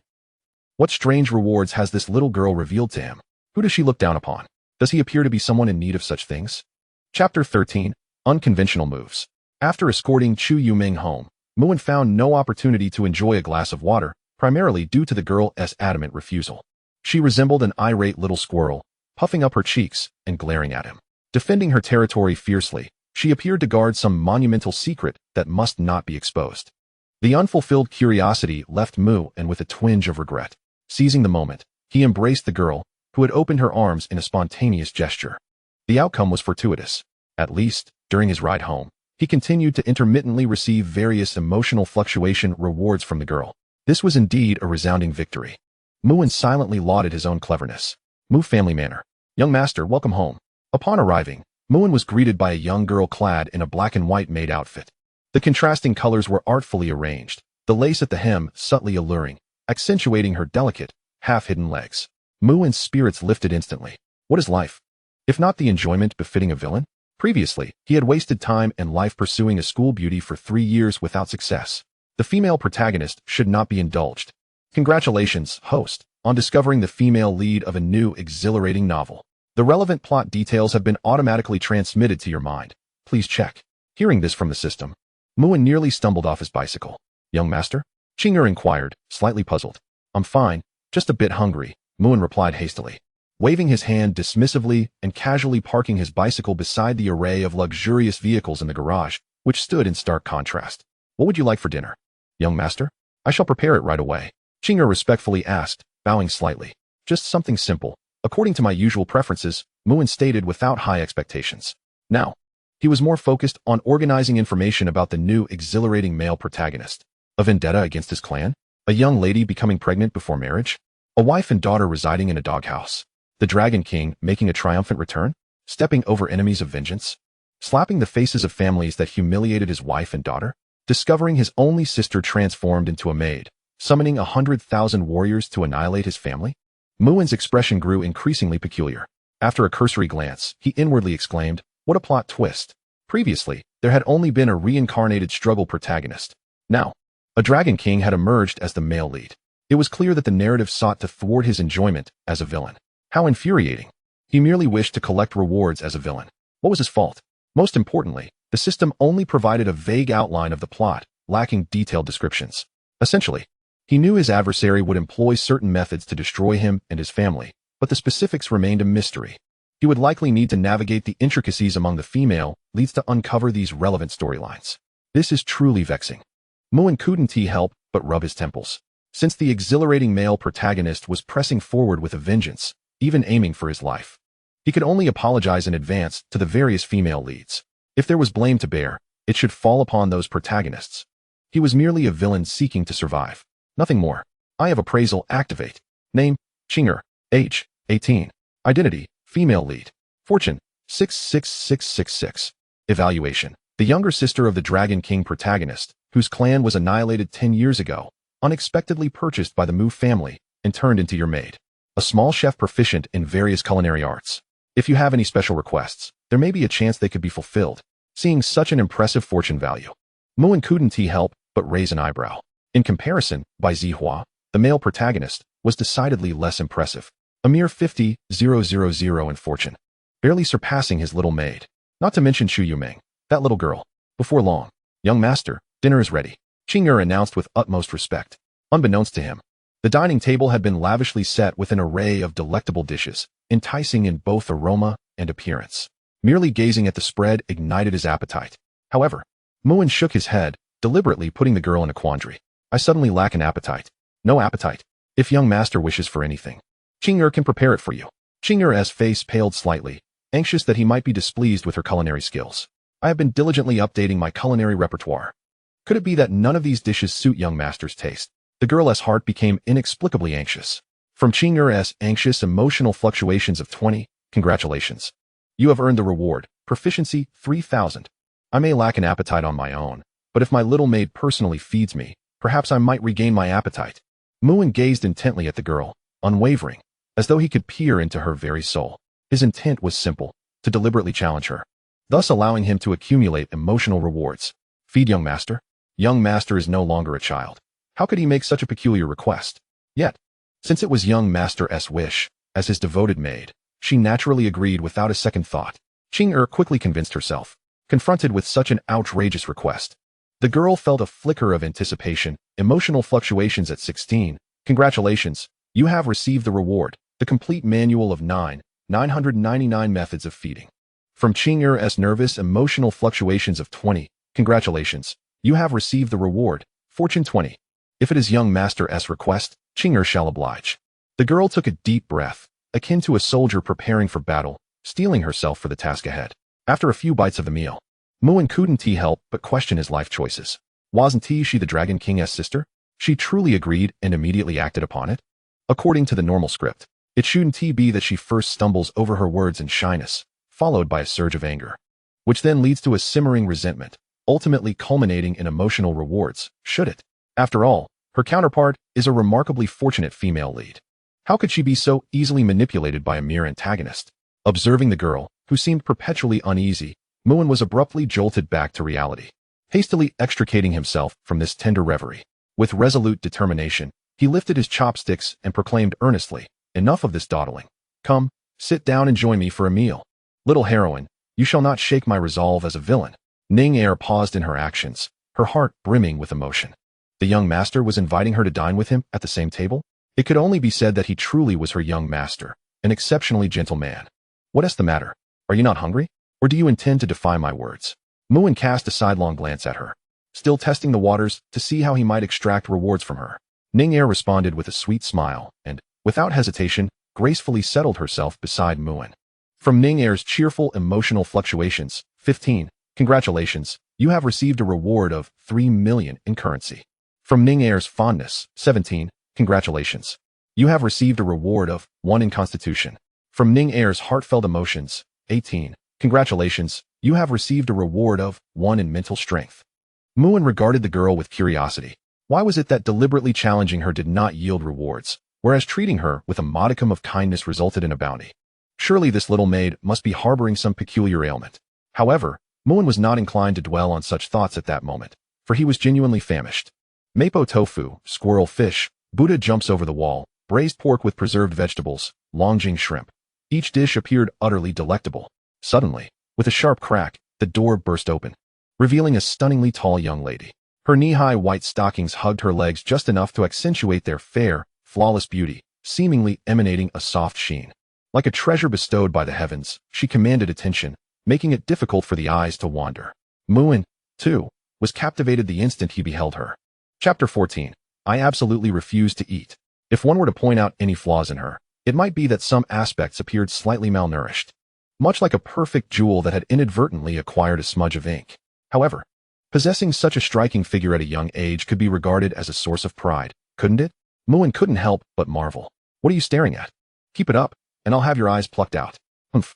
The girl crossed her arms, tilting her chin defiantly, her dark brows slightly furrowed, her gaze unabashedly filled with disdain. The pink and white JK uniform she wore was unexpectedly eye-catching, and the slanted shoulder bag added an extra touch of youthful charm. What are you looking at? As a member of this household, am I not entitled to a glance? She stormed in, bursting with indignation, lacking both decorum and respect. Hurry up and wash the fruit. Otherwise, be warned, I might just fire you on the spot. Muin rolled his eyes, his retort slipping out without hesitation. He had not anticipated that even a maid in his household would dare to be so brazen. Was it that she found the previous owner too easy to bully? Fire me? Command me to wash fruit? You dare order me around? The girl seemed taken aback by his audacious words, her beautiful eyes widened in disbelief. Is that not within my rights? Am I to be denied even this little authority? Muin's expression darkened, and he defiantly glared back. Yet, he suddenly felt a sense of familiarity with this girl. You. Fine, just wait. The girl furiously pointed her finger at him, her small black shoes stomping as she walked away, the wooden floor creaking beneath her, as if lamenting the punishment it was enduring. In her fury, the girl's chest heaved slightly. Yet, it was regrettable that the undulating emotions lacked the grandeur of mountainous landscapes, failing to showcase the breathtaking beauty of nature. How audacious! This was the first time he had encountered such an insolent maid. Did her beauty grant her the liberty to act as she pleased? Did she not fear that he might dismiss her from service outright? Muin shook his head, subconsciously assuming she was akin to Ning-Er, another maid of his household. However, at that moment, Ning-Er leaned closer and whispered, Young master, that is the second young lady. If she reports to our mother. Then upon hearing this, Muin's heart skipped a beat, and he recalled with startling clarity the truth of the matter. The Mu family, aside from him and his parents, indeed included 2 other significant figures. One was the slightly older Mu Wanru, and the other was the girl Mu Yuer, who was about his age. It was said they were the daughters of his father's fallen comrades, having been taken in from an orphanage at a young age and treated as family ever since. As for their shared surname, it was merely coincidental. By the way, despite the Mu family's vast commercial empire, it was surprisingly sparse in terms of descendants. The direct lineage had dwindled to a solitary branch. With Muin being the 9th generation of sole heirs, rumor had it that the family had already arranged several potential fiancés for him. Following the tropes of popular novels, they would likely be part of the female lead ensemble. Because of your orders, Muiwearer furiously crushed a grape, her dissatisfaction mounting, and she mentally cursed him a dozen times. Emotional fluctuation 13. Congratulations, you have received a reward of 10 million in currency. Because of your orders, Muiwearer crushed another grape in anger, her displeasure intensifying as she silently berated him 100 times. Emotional fluctuation 15. Congratulations. You have received a reward of beginner-level piano skill. Because of your orders, Muiwearer's anger grew, and she crushed yet another grape, her fury escalating to the point of cursing him 250 times in her mind. Emotional fluctuation 20. Congratulations, you have received a reward of proficiency 9,999. Indeed, yet another new female lead. Muin narrowed his eyes, already scheming on how to extract rewards from her. In this day and age, dedicated antagonists like him were few and far between. Ding. Here are the fruits you requested. Muiwearer slammed the fruit platter down heavily, her face clearly displaying her displeasure. The crystal fruit bowl was filled with clusters of glistening grapes, though only a few remained intact. Most were either squished or crushed, like soldiers fallen on the battlefield. Strewn about in disarray, the scene was a horrific tableau of carnage. Do not seek me in trivial matters, and especially do not approach me when there are pressing issues. Furthermore, I shall recount today's events to my esteemed mother, and you shall await a veritable storm of reprimand. Humph. The young lady huffed disdainfully before marching up the stairs with heavy footsteps. Even as she departed, she could not refrain from mentally cursing him a billion times over, calling him a scoundrel and various other unflattering names. It was as though she were silently lamenting the misdeeds of someone who had engaged in a reckless affair and then abandoned her. Muiwearer was so enraged that she wished to chop him into pieces to feed the dogs. Her emotions fluctuated dramatically, and congratulations were in order for her newfound reward. A book on how to avoid detection after becoming a heartless scoundrel, thus evading the fate of being executed by a certain darkened young lady, and not being fed to the dogs, who wouldn't even touch such a fate. Muin, this reward book is nothing but a pile of rubbish. In his recollections, his relationship with her had once been quite amicable. However, for reasons unknown, their rapport had soured dramatically, leading to a situation that spiraled out of control. It had become commonplace for her to regard him with disdain. As for the underlying reasons, Muin was not particularly enlightened. The previous host, a thoughtless antagonist, possessed scant relevant memories, which left him somewhat troubled. Upstairs, within the confines of the young lady's pastel-hued chamber, Muiwearer lay sprawled upon her bed, relentlessly pummeling a plush doll with her petite fists. A closer inspection would reveal a hastily scrawled note affixed to the doll, bearing the words "Super Scoundrel Muin. I'll annihilate you, you wretched scoundrel. Heartless cat. Bully. I'll make you pay." After this bout of indignation, she appeared somewhat fatigued, burying her face in a cushion. Her delicate form curled into a ball, trembling slightly. Her long, fair legs, as graceful as jade, were utterly enchanting. Knock, knock, knock. A gentle rap at the door interrupted her reverie. "I'm not hungry, so leave me be," she coldly retorted, instinctively believing the visitor to be Ning Er. After all, within this villa, Ning Er was the only true maid responsible for their daily needs. The others were mere workers assigned by her parents, who would never dare to provoke her. "Not hungry? Then perhaps you should have some fruit. Also, I apologize for my earlier demeanor. I am truly sorry." "Very well. I will leave it at that. Come down when you feel hungry." Muin's voice, tinged with resignation, drifted in from outside. The young lady's body stiffened momentarily. He actually apologized? Yet, she proudly lifted her chin and launched into a haughty tirade. "Who wants your fruit? I wouldn't touch it. Not even if it were offered to a dog." "Humph. All right, I've delivered the apology. The fruit is outside. You may fetch it if you wish." Soon after, she heard footsteps descending the stairs, and within her, a tumult of emotions surged. She tossed and turned on her bed, as if grappling with an arduous decision. Caught in a dilemma. Creak. The door was quietly opened. The hallway was empty, devoid of anyone. Muiwearer's eyes immediately fell upon the fruit on the floor, grapes. The very ones she had once used to vent her frustrations. How dare he use her own grapes to placate her? Truly, you are incorrigible, you scoundrel. This apology is indeed quite perfunctory. Gritting her teeth, she couldn't help but grind her adorable little fangs together. The misdeeds he had committed were still fresh in her mind. She would not forgive him so easily. Humph. Not in this lifetime. Not even for a fleeting moment. Humph, humph, humph. With that, she closed the door. Yet, the plate of fruit that had been placed on the ground had mysteriously vanished. Perhaps it had been pilfered by a certain haughty young lady to feed her lovesick puppy. Chapter 15. I merely wish to be a proper villain. The petulant young lady Mu Yuer disdainfully declared that the grapes you gifted were truly sour, her emotions fluctuating at a rate of 14. Earning her the reward, skill level 520. The petulant young lady Mu Yuer further lamented that the grapes you gifted were excessively sweet, her emotions now fluctuating at 15.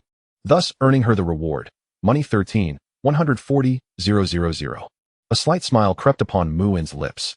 To gain the maximum reward with minimal cost. Such a small, petulant creature. Perfectly manageable. However, this young lady was rather fickle, alternating between complaints of sourness and sweetness. How could a single bunch of grapes present such a diverse array of flavors? He found himself perplexed. Yet, if possible, he did not wish for their relationship to deteriorate further. But should the protagonist threaten his very existence or compromise his principles, he would not hesitate to act with ruthless resolve, turning against even his kin. I, Muin, am merely an unemotional antagonist. Young master, may I inquire when you require love advice today? Ning-er stood nearby, bowing respectfully. Love advice. Muin was momentarily taken aback.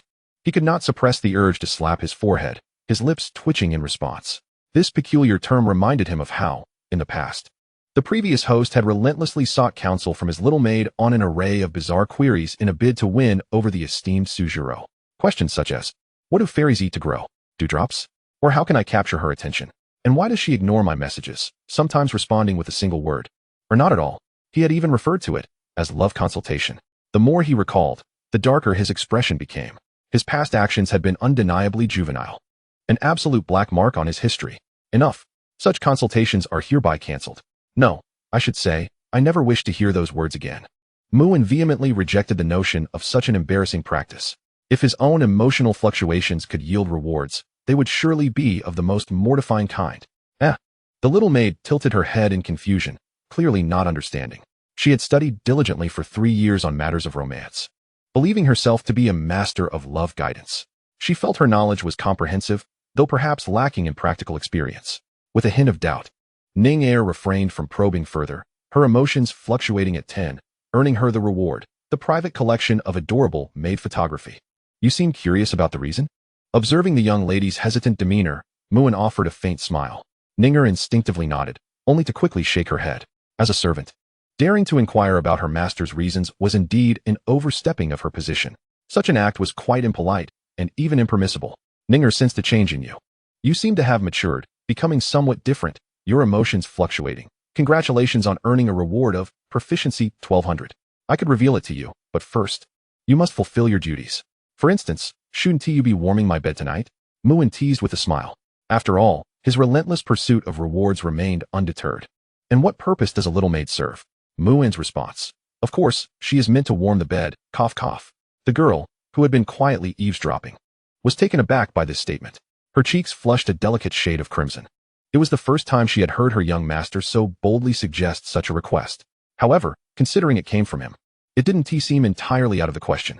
She had long been prepared for such a role since one of her initial purposes was, well, just that.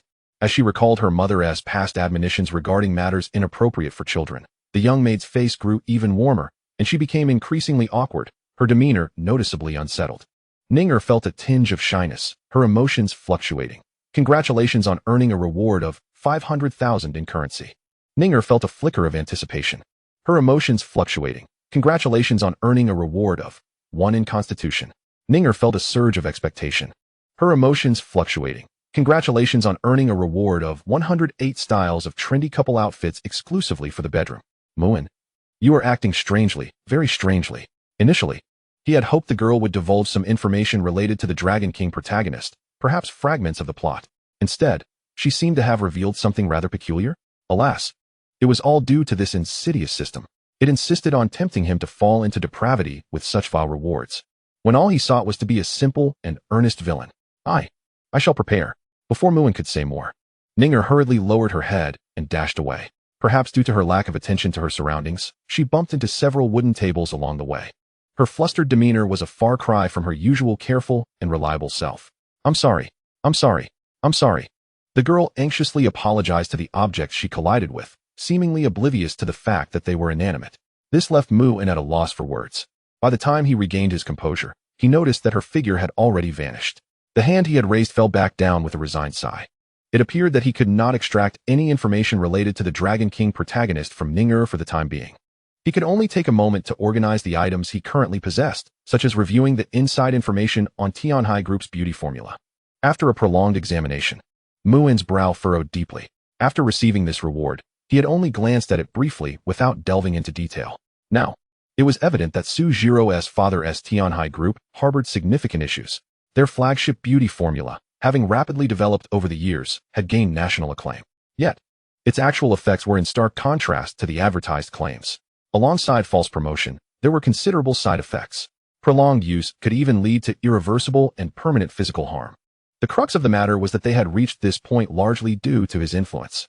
After all, many subsidiaries of the Tianmu Group had been safeguarding them at his behest. Countless resources and connections had been invested without hesitation. Even a pig could soar in such favorable winds. Muin speculated that with such significant problems, should they come to light, it would pose a considerable dilemma for the already powerful Tianhai Group. Just in terms of public opinion and credibility, it could lead to severe repercussions for the group. Following the conventions of a typical narrative, a protagonist might even emerge to seize the opportunity for profit while trampling on them. It was indeed a ruthless affair. Muin felt he had seen through it all. The source of it all stemmed from the fact that he, Muin, had pursued the interests of the other party's daughter. Muin couldn't help but let out a cold laugh. The other party had been reaping benefits from him without any reservations, feigning ignorance while remaining non-committal about his pursuit of Su Jiro. Perhaps they believed that keeping him in suspense would lead to even greater gains? Truly, it was like throwing a meat bun to a dog, with nothing in return. Were they taking advantage of his youthful naivety?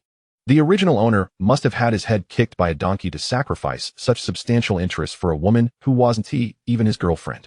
Without hesitation, Muin contacted the butler, Old Jiang. When faced with uncertainty, one should call upon their connections. Hello, Old Jiang. Please assist me in handling matters concerning the Tianhai Group. Bring them down? No. What I mean is to swiftly extricate our subsidiaries from their affairs, and ideally, announce our severance of ties. We must not remain entangled with them in any capacity. I will bear any losses. And the reason? There is no particular reason. I simply believe that they are unworthy of collaborating with our Tianmu Group. Chapter 16, Punishment. Muin had not forgotten that he still had 2 plot fragments, and used. You have used plot fragment 1. This is a plot fragment concerning protagonist Bai Zihao and the heroine Su Jiro. 3 days later, Bai Zihao finally emerged from his disappointment over not winning the lottery. He resolved to regroup and, under the pretext of having once saved the school beauty in middle school, borrowed a substantial sum of money from her, intending to invest it all in the soon-to-surge QB currency. He also promised to help the school beauty earn money. This time, he timed it perfectly, selling all his QB when it peaked, reaping substantial profits and garnering the admiration and affection of school beauty, Su Jiro. Having effortlessly earned money while winning the heart of the school beauty, Bai Zihao felt quite accomplished. Below are the detailed data on the QB currency's trends. After reading, Muin's brow furrowed once more. True to form, the protagonist was brimming with schemes to amass wealth. In his recollection, this world's QB currency, akin to a new kind of virtual currency, or similarities to Bitcoin from his previous life.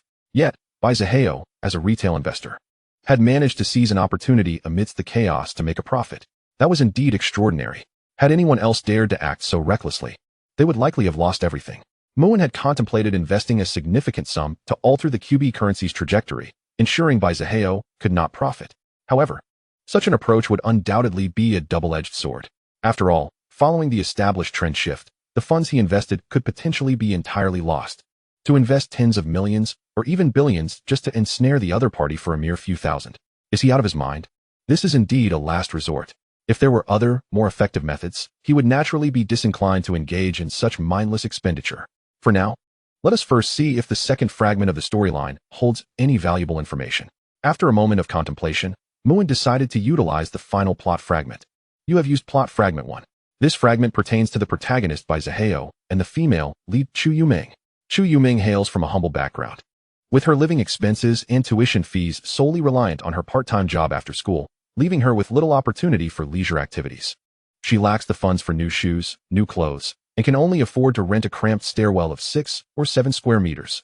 2 days later, upon returning from her part-time job in the evening, Chu Yuming unfortunately encounters her intoxicated landlord. Under the influence of alcohol, he becomes brazen, cornering the young girl in her room with the intent to assault her. He threatens her with eviction and the possibility of police involvement, coercing her into submission. Had it not been for Bai Zihao's premonition of this event, arriving just in time and hiding nearby, He would have intervened at the most critical moment to thwart the landlord's heinous act, nearly preserving the girl's virtue. Following this incident, Chu Yoming's affection for Bai Zihao significantly increased.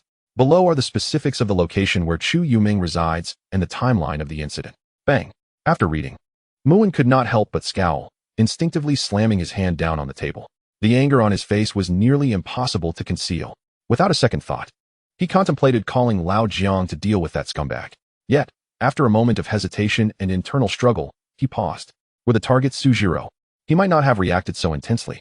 However, if the target were Chu Yuming, that strong, tenacious girl, he admitted to feeling a twinge of sympathy. He instinctively wished to shield this ethereal girl from the world's cruelties. Yet reason reminded him that this could not maximize his benefits. In fact, it would be the most foolish course of action. As a villain, his primary task was to thoroughly reap the rewards from the female lead and utilize these to better combat the protagonist. After a considerable time, Muin's expression fluctuated between stormy and serene. His heart was in turmoil, uncertain of what to do. To hell with it. As the great antagonist, he would do as he pleased. I refuse to believe that with the script in my hands, I cannot outplay those hypocritical protagonists. Muin exhaled sharply, his thoughts becoming clearer. He immediately instructed Lao Jiang to dispatch someone to keep a close watch on that scoundrel landlord. Should the man make any moves, they were to administer a sound beating first. Of course, the solution to eradicate this threat was to either eliminate the landlord or ensure that Chu Yuming swiftly vacates the premises. Yet for the girl, moving would require a substantial amount of money. Given her character, simply giving her cash would undoubtedly be ineffective. Thus, these matters would need to be approached with careful consideration. With these issues temporarily resolved, Muin felt a wave of relief wash over him. Just as he was about to retire for the night, he inexplicably noticed a small lump under the covers of his bed. Upon lifting the blanket, he was astonished to find a girl clad in a maid outfit. And she was asleep, drooling. Muin's lips twitched involuntarily. He suddenly recalled his previous offhand request to the young maid, Ning Er, to warm his bed. In truth, his intent was to extract rewards from her. Yet, to his surprise, she seemed to have taken it seriously. However, was this truly how one warms a bed? Even if it were genuinely warm, there was no need to the extent of falling asleep oneself, was there? It appeared that sensing the absence of warmth, Ning Er woke up, feeling a bit chilly and uncomfortable. She sat up, yawning and rubbing her sleepy eyes. Good morning, young master. The girl's rosy cheeks appeared unexpectedly adorable, though she seemed still unaware of her current predicament. Muin's expression darkened. The maid was in the bed, while the master stood beside it. Had the roles reversed? As he mused, if Muin could generate emotional rewards for himself, he believed he would undoubtedly be able to maximize them at this very moment. My little maid, do you realize what you are doing right now? Muin remarked with a smile that did not reach his eyes. Wasn't I sleeping? Ning Er replied groggily. Yet, she soon seemed to grasp the situation. Hastily standing up and shyly sticking out her little tongue at Muin, young master. I'm so sorry. I accidentally fell asleep. Ning Er quickly bowed her head in apology. However, this was hardly her fault. If anything, one could blame the comfort of the young master's bed, particularly the unique scent that emanated from him, which was indeed intoxicating. It truly made one yearn for more, and the girl's cheeks flushed with a hint of crimson. Naturally, these thoughts remained unspoken, for uttering them could lead to dire consequences. For sleeping in your bed, the girl seemed to recall some inappropriate imagery, triggering an emotional fluctuation of 15. Congratulations. You have received the reward, proficiency 3000. There was no doubt that the recently awakened girl was the most disoriented she would be all day, making peculiar behaviors entirely understandable. Ning Er's bashfulness and anticipation triggered an emotional fluctuation of 15. Congratulations, you have received the reward, beginner cooking skill. Disoriented, strange, bashful, anticipatory, Muin was left speechless. It seemed that his maid was exhibiting somewhat unusual behavior. This hardly resembled the demeanor of a female lead. Perhaps she was a counterfeit. Young master, Ning Er was genuinely warming your bed, but it was just too comfortable, and I accidentally fell asleep. I apologize, young master. This was a lapse in my duties. Please punish me. Ning Er's charming face turned crimson as she bowed, quietly offering her apology. Punishment? Muin stroked his chin, deep in thought. To be honest, might this not be an opportune moment to reap emotional rewards? Indeed, whatever the punishment, Ning Er would willingly accept it. Really, any punishment? Muin pressed further. Yes. Seemingly recalling something, the girl's face flushed even deeper as she mustered her courage, inexplicably filled with anticipation.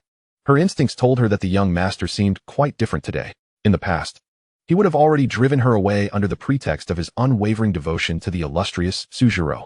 She would never have dared to voice such audacious words. The girl eagerly anticipated a robust punishment. Ning Er's anticipation triggered an emotional fluctuation of 15. Congratulations, you have received the reward. An odd, colorful cat teaser stick. An odd, colorful cat teaser stick. What's not right is not the stick that changes 7 colors, but the person wielding it. Therefore, please refrain from using it in any peculiar situations. Muin.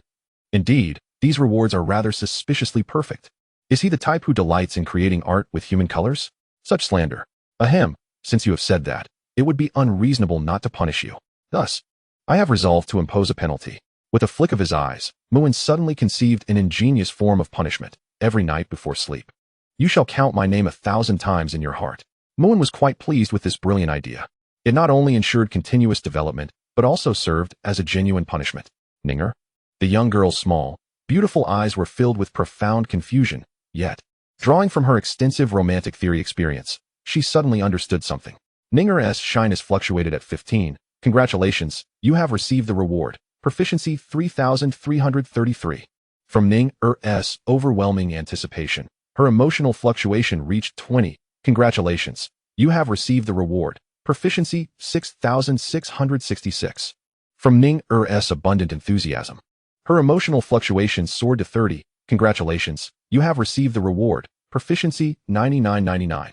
Since it is the young master's command, Ninger vowed to complete the task. The young girl confidently assured, Muin, this development seems somewhat amiss. Shouldn't it be filled with lamentation? How did it transform into such exuberance? Yet the outcome is still favorable, as it fulfills his initial goal of extracting emotional rewards from her. Meanwhile, Baizaheo was not faring as well. Chapter 17. This plot seems rather off-kilter. At this moment, Baizaheo gazed at the lottery ticket in his hand, grinning like a jubilant 200-pound man. He had successfully intercepted the individual who had won the 200 million lottery.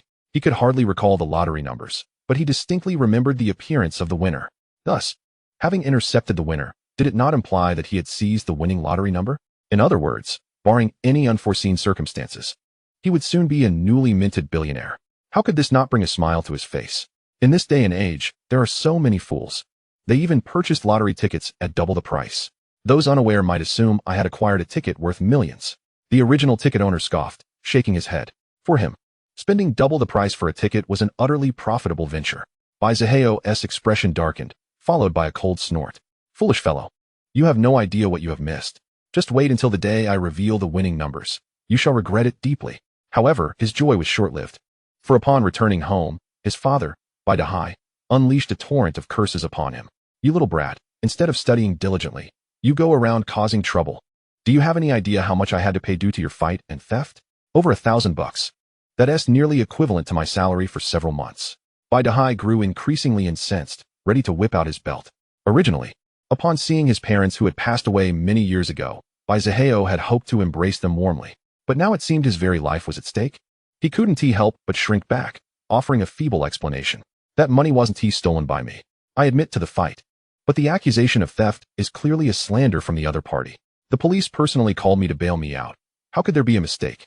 Why can't you learn something worthwhile instead of resorting to theft? After all my hard work, is this how you repay me? Baidahai fumed, refusing to listen to his explanations, raising his belt threateningly. Baimu interjected, unable to restrain her frown. Enough. Who hasn't made mistakes in their youth? As long as one can recognize and rectify their errors, it suffices. By the way, have you seen the money I kept under my pillow? I just discovered it's missing. It was a whole $5. Baizaheo weakly interjected, I used it to buy a lottery ticket. Immediately, his tone grew resolute. I swear, this lottery ticket is bound to win.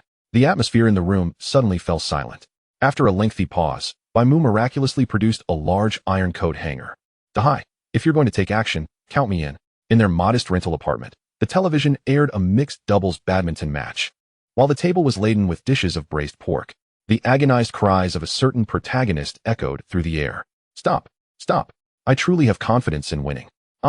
Mom and Dad, I'm not lying. This elicited a slew of inner curses from the neighboring residents. Which family is causing such a ruckus at this hour? Have they no sense of decency? On another front, at Tianhai Group, Su Jiro's father, Su Daji, had just concluded a contract with a subsidiary of Tianmu Group. Zhong, here's to a pleasant year of collaboration ahead. The counterpart replied with a smile and a handshake. Not at all. It's all thanks to your capabilities, Su. The rotund Su Dahai merely smiled in silence. In recent years, it was precisely because the young master of the Mu family was pursuing his daughter that his company soared to unprecedented heights, gradually becoming a leading name in the beauty and cosmetics industry. This was something he was well aware of. He could hardly wait for his daughter to keep the young master interested. After all, the unattainable is always alluring. The other party might very well increase their financial investment in his company. However, soon after, upon receiving a phone call, the expression on Zhang's face abruptly shifted. "I'm sorry, Su, but it seems the contract we just signed cannot be honored." Su Dehai's complexion changed drastically. "What has happened, Zhang?" "Zhang." No matter what he said, the other party maintained a cold demeanor, unyielding and indifferent, leaving without a trace of the previous cordiality. The flip of a switch. All within a single phone call. Thus, even a fool could deduce that something was amiss with that call. "This is bad, Su. Numerous subsidiaries of Tianmu Group have terminated their contracts with us. At least 9. A secretary rushed in, breathless. Upon hearing this, Su Dehai felt darkness encroach upon his vision. Nearly collapsing from the shock, his company was heavily reliant on them. Supplies, connections, financial support, nearly all depended on them. In other words, this unilateral breach of contract would result in losses nearing 10 million for his company. So what transpired just now? Why was Tianmu Group targeting him? He instinctively pressed his hand against his aching chest. His flourishing career had suffered a sudden blow. His fury was uncontainable. "This is terrible. Call an ambulance." Su has fainted. The joys and sorrows of individuals are not the same. Naturally, Muin was oblivious to the troubles of Bai Zihao and Su Dehai. Even if he were aware, he would likely just chuckle and perhaps even applaud. All he knew was that he had enjoyed a splendid slumber. He wondered if it was because of the little maid warming his bed. The following day, Muin confidently drove out in his supercar. As for continuing to ride a bicycle? With supercars available at home, why would he subject himself to such indignity? It is as it has always been. As a diligent student, Chu Yuming arrived at school early, but unlike previous days, she brought 2 breakfasts for her early class. One was her own, a dry steamed bun, while the other, a more sumptuous meal, she discreetly placed in the cabinet beside her, which evidently was the spot where Muin had sat yesterday. Today, Bai Zihao was brimming with confidence. Despite having endured a severe beating from his parents the day before, his face bruised and battered, he remained steadfast in his belief that once his lottery ticket was validated, all his problems and misunderstandings would be effortlessly resolved. With money on the horizon, his next course of action was to ardently pursue the goddess of his heart. With Chu Yuming as his primary target, he was aware that at present, she remained relatively unnoticed in class, her remarkable charm yet to be unveiled. Her personality was marked by sensitivity and insecurity, and he reasoned that if he could assertively integrate himself into her life, she would inevitably come to rely on him. With a gentle approach in the future, he was confident of winning her over. In this lifetime, he was determined to rectify all his regrets, including winning over his 2 beloved goddesses. "Chu Yuming, I accidentally bought too much breakfast today. Would you mind helping me with this?" "Thank you." Bai Zihao flashed what he thought was an attractive smile, but inadvertently tugged at his injured face, twisting his smile into a rather grimace that appeared unsettling. Chu Yuming was understandably taken aback.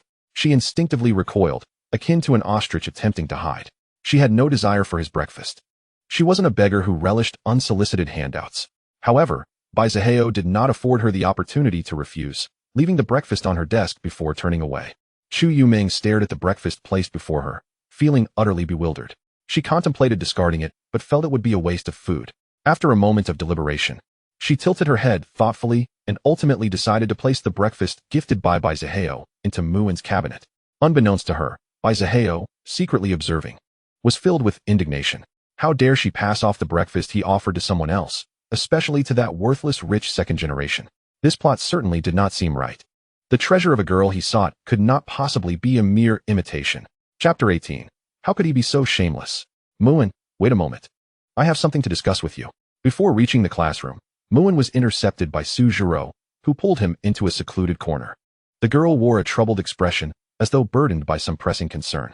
"Oh, what did you call me? Have you forgotten something?" Muin observed her hand still gripping his wrist, a teasing glint in his eyes. If it had been in the past, being approached by the school bell would likely have been a dream never to be realized by his former self. Yet, here he was, effortlessly achieving what once seemed unattainable. Though the means employed were somewhat dubious, he valued the outcome more than the method.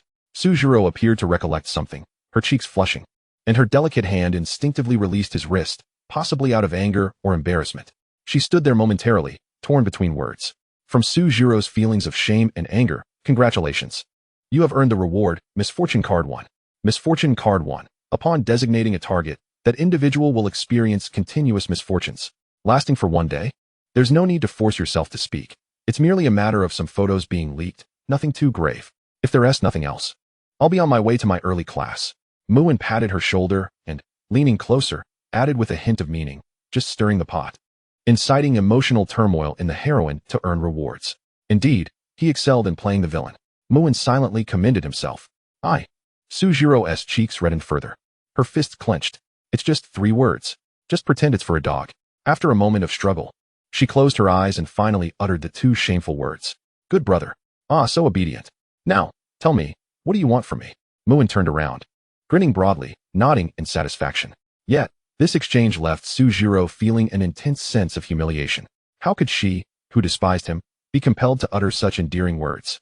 Was there anything more embarrassing and shameful than this? From Sujiro's feelings of shame and anger, congratulations. You have earned the reward. Proficiency 3666. From Sujiro's feelings of shame and anger, congratulations. You have earned the reward 500,000 in cash. From Sujiro's feelings of shame and anger, congratulations. You have earned the reward. A set of original JK school uniforms worn by the girl. But soon, Sujiro clenched her silver teeth, reverting to her previous state of hesitation. If you have something to say, hurry up. Don't waste my time here. Muin feigned impatience. In truth, he was more inclined to tease the little girl, Chu Yuming. Of course, more importantly, he was feeling rather sleepy and desired a nap. By the way, why did you sever the partnerships of my father's company? Sujiro bit her lower lip. Because of this, my father lost nearly 10 million yesterday, and he was so enraged that he ended up in the hospital. Upon waking, his first words were to have me appease this detestable brat. I was instructed to use any means necessary to curry favor with you. Initially, she had resolutely refused without a second thought. With her secrets held over her head as leverage, she wished to distance herself from this scoundrel as far as possible. How could she ever approach him to ingratiate herself? Wasn't he that inviting disaster? However, this was the first time she had been scolded by her father, who had never raised his voice at her before. All because of an outsider. For the first time, she felt an unutterable sense of grievance. Ultimately, she had to compromise in tears for various reasons. Sue the school bell, don't you find your words rather amusing? Muin chuckled derisively, as if he had heard the grandest joke. I severed your father's partnerships? Think carefully about why those companies first collaborated with your father's business. It was because I was pursuing you. Otherwise, what made you think your father's modest company could gain the support of our Tianmu group? In other words, did he deserve it? Did you deserve it? Now that I no longer wish to pursue you, isn't it only natural to withdraw from the partnership? As for your father's company's loss of millions, it is of no concern to me. Muin lifted the girl's smooth chin, a mocking smile playing on his lips, seemingly deriding her naivety. Sujiro's expression was a mixture of complexity, shame, and a hint of fear. She wished to shake off that hand, which sent shivers down her spine, yet ultimately lacked the courage to do so.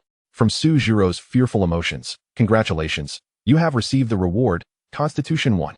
No worries, I shall take my leave. Muin, perceiving a tinge of boredom, waved his hand and prepared to depart. The drop rate for gold coins is so low, his efforts were not commensurate with the rewards. Wait, what conditions would you require to resume cooperation with my father's company? Sujiro hurriedly extended her arms, blocking his path. Oh, you wish to negotiate terms with me?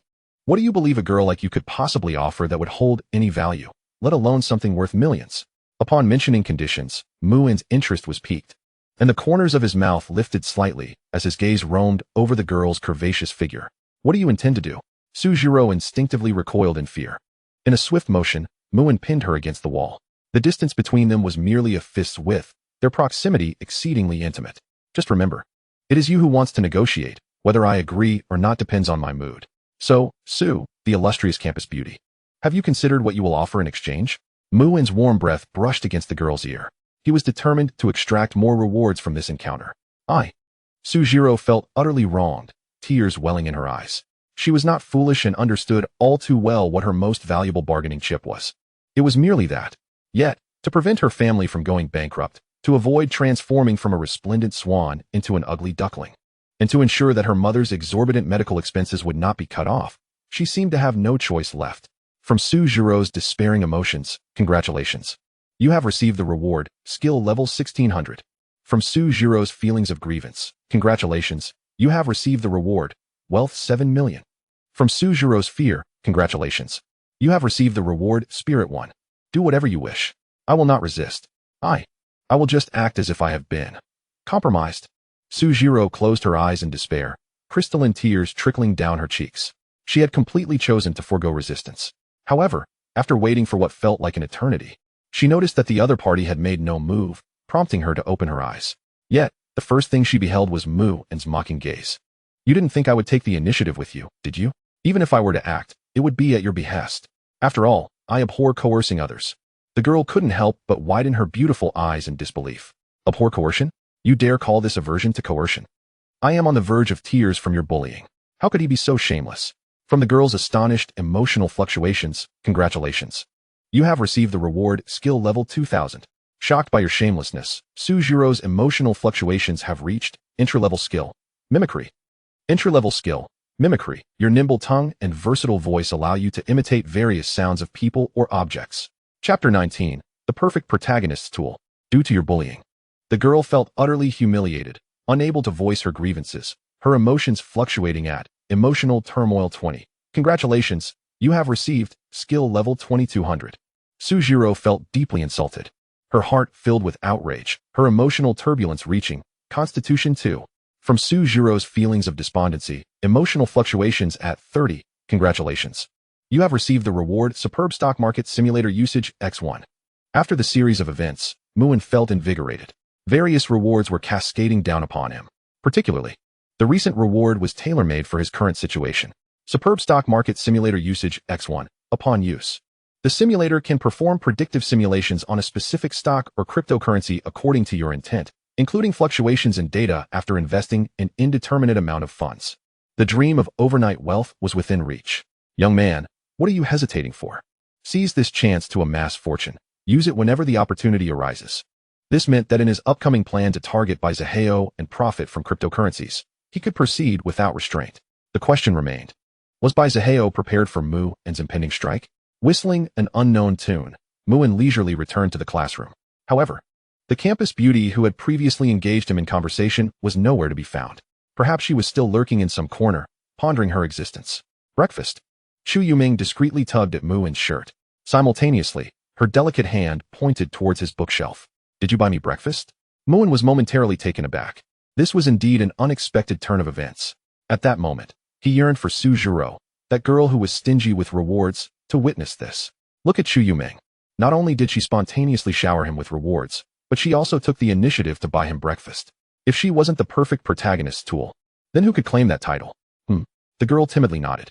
Behind her old glasses, her eyes sparkled like obsidian, though she felt a bit shy to meet his gaze. She quickly retreated behind her book once again, as fleeting as a rare treasure. I used the money you gave me yesterday. Seemingly fearing a misunderstanding, she offered an explanation. However, Mu-en had already placed a 100 yuan bill on her desk. Chu Yuming was startled, shrinking her head and gazing at him with trepidation. Meanwhile, Mu-en had begun to devour the breakfast she had bought, mumbling, the money from yesterday was a tip. Once given to you, it is yours. As for this breakfast, it's a separate matter. I find this flavor delightful. From now on, you shall be responsible for bringing me breakfast. I will give you 100 yuan each day for expenses. Will that suffice? If not, feel free to ask for more. I am not short on money. Although he had already eaten breakfast that morning, the earlier exertions with Sujiro had consumed a bit of energy, so it was not unreasonable to indulge in another meal. As a villain, spending just a small amount to enjoy breakfast delivered by the treasure girl protagonist was too delightful to resist. You don't need to give so much money. And besides, I still have some.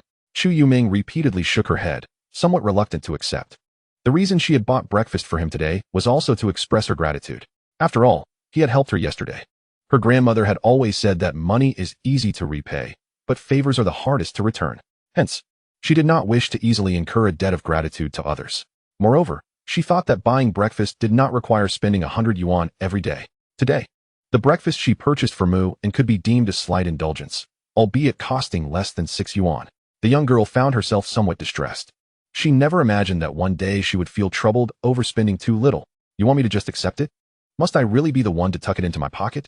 Mu-en raised an eyebrow, casting a pointed glance at the girl's pocket, his intent unmistakable. Chu Yuming's face flushed bright red in an instant. She absolutely did not wish for him to forcefully stuff it into her pocket. The thought of a boy's hand invading a girl's pants pocket for an intimate contact was simply too embarrassing. From the shyness emanating from Chu Yuming, a wave of emotions fluctuated, granting you a reward of 1 million in currency. From her bashfulness, another wave surged, bestowing upon you 2 million in currency.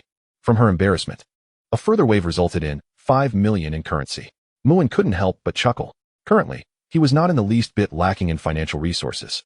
Not only did he possess countless assets at home, but merely teasing the girl could yield an abundance of monetary rewards. He found himself rather enjoying this feeling of teasing her.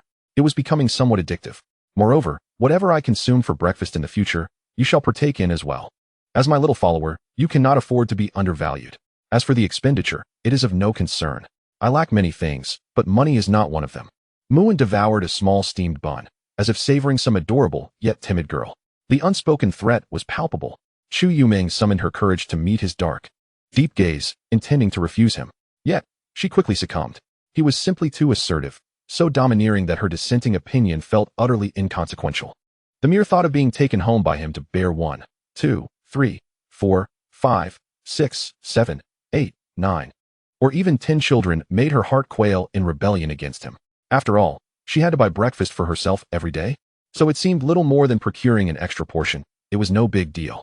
Soon after, Muin contentedly burped, patting his slightly rounded belly. I feel you've bought a tad too much.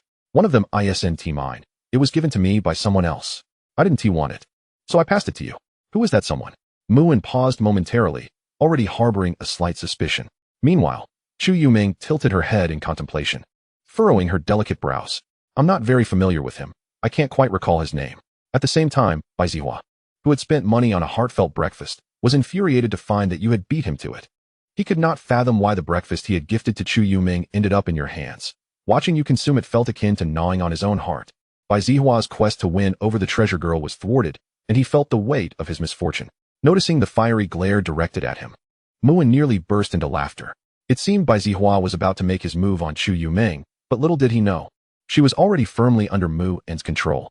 If the other intended to launch a monetary offensive, was he not merely brandishing a sword before his own master? From now on, refrain from accepting items from strangers. If you truly cannot decline, you may hand them to me. As your friend, I can assist with such trivial matters. To provoke the other, Muin affectionately ruffled the girl's hair and earnestly declared. Everything felt so natural and effortless. He completely disregarded Bai Zihua's murderous gaze from a distance. This worthless rich heir. How dare he grow so close to the goddess of his heart? How dare he? Bai Zihua panted heavily. Despite having considerable social experience, he found himself struggling to maintain his composure. Witnessing another toy with his woman was intolerable for any normal man. On the other side, Chu Yuming was momentarily dazed. She blinked, feeling the large hand stroking her head, as if she had transformed into a steam princess, puffing out steam in that moment. Her delicate face was as ripe as a cherry, both adorable and alluring. She understood the mutual assistance among friends, but why was he touching my head? Moreover, she seemed not to resist the notion excessively. She parted her small lips, as if wanting to say something, yet the words failed to escape. Ultimately, she could only retreat, her flushed face hidden within the fortress of books she had constructed. She resolutely refused to emerge and face anyone. From Chu Yoming's bashfulness, a wave of emotions surged, rewarding you with 10 million in currency. From her shyness, another wave resulted in 3,200 in proficiency, and yet another from her bashfulness yielded 1 in spirit. Delightful. The rewards were truly exhilarating. Muin felt immensely satisfied. Chapter 20. Family education? Swift and decisive. Bai Zihua had never felt so stifled. Clearly, he was the reincarnated one. Yet why was he continually outmaneuvered by that worthless rich heir, Muin? Chu Yuming should still be an undiscovered treasure girl. Had the other already uncovered her potential? He felt a surge of unwillingness but did not allow despair to take root. After today's lottery results, he would become a billionaire. Naturally, he was confident he could reclaim the girl from that worthless rich heir. That girl, who could only be likened to a radiant moonlight in the mortal realm, was meant to be his possession. She could only belong to him. Bai Zihua's eyes brimmed with renewed confidence. Meanwhile, the long-absent Su Zhiro finally returned to her place. Though her expression was far from pleasant, looking despondent. Zhiro, have you had breakfast? I have a bottle of warm sweet soy milk. Would you like some? Bai Zihua approached with a smile. As he knew, one of Su Zhiro's favorite beverages was sweet soy milk, an essential part of her breakfast during college. To foster their relationship, Bai Zihua had splurged considerably to procure a bottle of sweet soy milk. It was important to note that before the lottery winnings were received, he had been a genuine pauper, hailing from a working-class family. No, thank you. I'm not in the mood for that today. Su Zhiro rejected immediately. Without a second thought, Her mind was replaying the scene of Mu and cornering her against the wall. After all, she was the school belle. Was she truly so devoid of charm? Faced with a delectable offering so close at hand, the other had disregarded her entirely, claiming it was because he disliked being proactive? This was nothing short of an affront to her. Sujiro couldn't help but grit her teeth in frustration. From the depths of Sujiro's sorrow and resentment, congratulations. You have been awarded 100 bottles of sweet soy milk made from natural, non-GMO soybeans. Today, do you not wish to indulge? Baizaheo, who was poised to offer the sweet soy milk, found himself momentarily taken aback. After a brief pause, he awkwardly set it down. If she did not wish to drink, it would be inappropriate for him to insist. If he were to do so, it would not be a matter of catering to her preferences to enhance rapport, but rather an act of insensitivity that could backfire, diminishing her affection for him. Jiro, is there something troubling you today? Bottling it up alone is never beneficial. Perhaps if you share, I might be able to assist you with a solution. With a perceptive gaze, Baizaheo recognized the girl's distracted demeanor. Simultaneously, he contemplated the potential events that could have led to her current state of mind. What could have occurred to render her so preoccupied that she could not even enjoy her beloved sweet soy milk? Little did Baizaheo realize that Sujiro's so-called troubles stemmed merely from having been bullied, a situation that left her feeling utterly exasperated. Even if I were to have genuine troubles, do you truly believe you could help me resolve them? Sujiro cast him a sidelong glance. He had once saved her life during their middle school years, and they had shared 6 years as classmates. She felt a modicum of fondness for him, albeit not substantial enough to warrant intimacy. Perhaps it was merely her imagination, but she sensed a newfound maturity in the young man before her. His confident tone possessed an undeniable charm, compelling one to believe in him. Who knows? Perhaps having another person involved might lead to a solution. Baizaheo's voice brimmed with self-assurance. This afternoon, he was destined to become a billionaire. With wealth, he believed that 99 of the world's problems could easily be resolved. This conviction was the wellspring of his confidence. Yet, upon hearing his words, Sujiro could not help but shake her head. While confidence is commendable, many issues cannot simply be resolved through bravado. For instance, if I were to tell you that my father's company is facing a debt crisis in the millions, do you think you could resolve it? Do you comprehend the gravity of millions? It is an amount one could toil their entire life and still earn but a fraction of. Thus, discussing solutions is futile. Such talk bears no significance. As she spoke, Sujiro could not restrain herself from clenching her delicate fist. Were it not for that scoundrel Mu and stranglehold on her family, how could she have been subjected to such bullying? The girl loathed her inability to assist her family's company, harboring resentment towards herself and the outrageous demands placed upon her. Given the chance, she would undoubtedly seek 100-fold retribution. Emotions surged within Sujiro, and congratulations, you have been rewarded 9 million in currency. Upon witnessing this, Muin reveled in delight. His earlier manipulations of the girl continued to yield emotional rewards, a delightful windfall. Another day of reaping rewards without effort. Yet, the speaker may be oblivious, while the listener remains astute. A debt crisis in the millions? Wasn't that an issue that would arise much later? Baizaheo's eyelids flickered, his gaze rippling with concern. He recalled that after their university graduation, Sujiro had compelled him to pose as her boyfriend to dissuade Muin, leading to a public humiliation that left Muin utterly disgraced and subsequently incensed. Driven by rage, Muin had leveraged his family's influence to pressure Sujiro's father's company, coinciding with a scandal involving a beauty formula that led to a debacle with casualties. Had these troubles now arrived prematurely? This was indeed troubling. Baizaheo frowned momentarily, but soon relaxed. Ultimately, such troubles were merely financial. With wealth, the issues plaguing Sujiro's family would be effortlessly resolved. He himself would soon be devoid of monetary concerns, thus easily assisting her with her family's tribulations. Consequently, his focus should now shift to how to capitalize on this crisis for greater gain. Perhaps he could win Sujiro's heart entirely by decisively helping her, or he could invest in her father's company to garner even more significant profits. Interestingly, he recalled having acquired a genuine beauty formula in his previous life. A veritable treasure compared to the fraudulent concoctions produced by Sujiro's father. It was entirely safe and guaranteed to yield real results. That is trivial. If such a situation were to arise, I would undoubtedly assist you in resolving it, whether it costs 10 million or a billion. Baizaheo proclaimed with unwavering confidence. Sujiro merely scoffed, humorously dismissing his words as a mere jest. To take seriously someone who claimed they could help her would be a sign of folly. The time for relaxation was not upon them. The deadlines for exams and job hunting were fast approaching. Therefore, she urged her fellow students to persist in their studies, striving for greater choices in the future rather than allowing life to dictate their paths. The counselor spoke passionately from the podium, infusing the students with motivational fervor. Many who had yet to face the harsh realities of life were genuinely inspired, invigorated by the notion that failing to secure graduate school or a satisfactory job would be a disservice to their parents, teachers, and ancestors.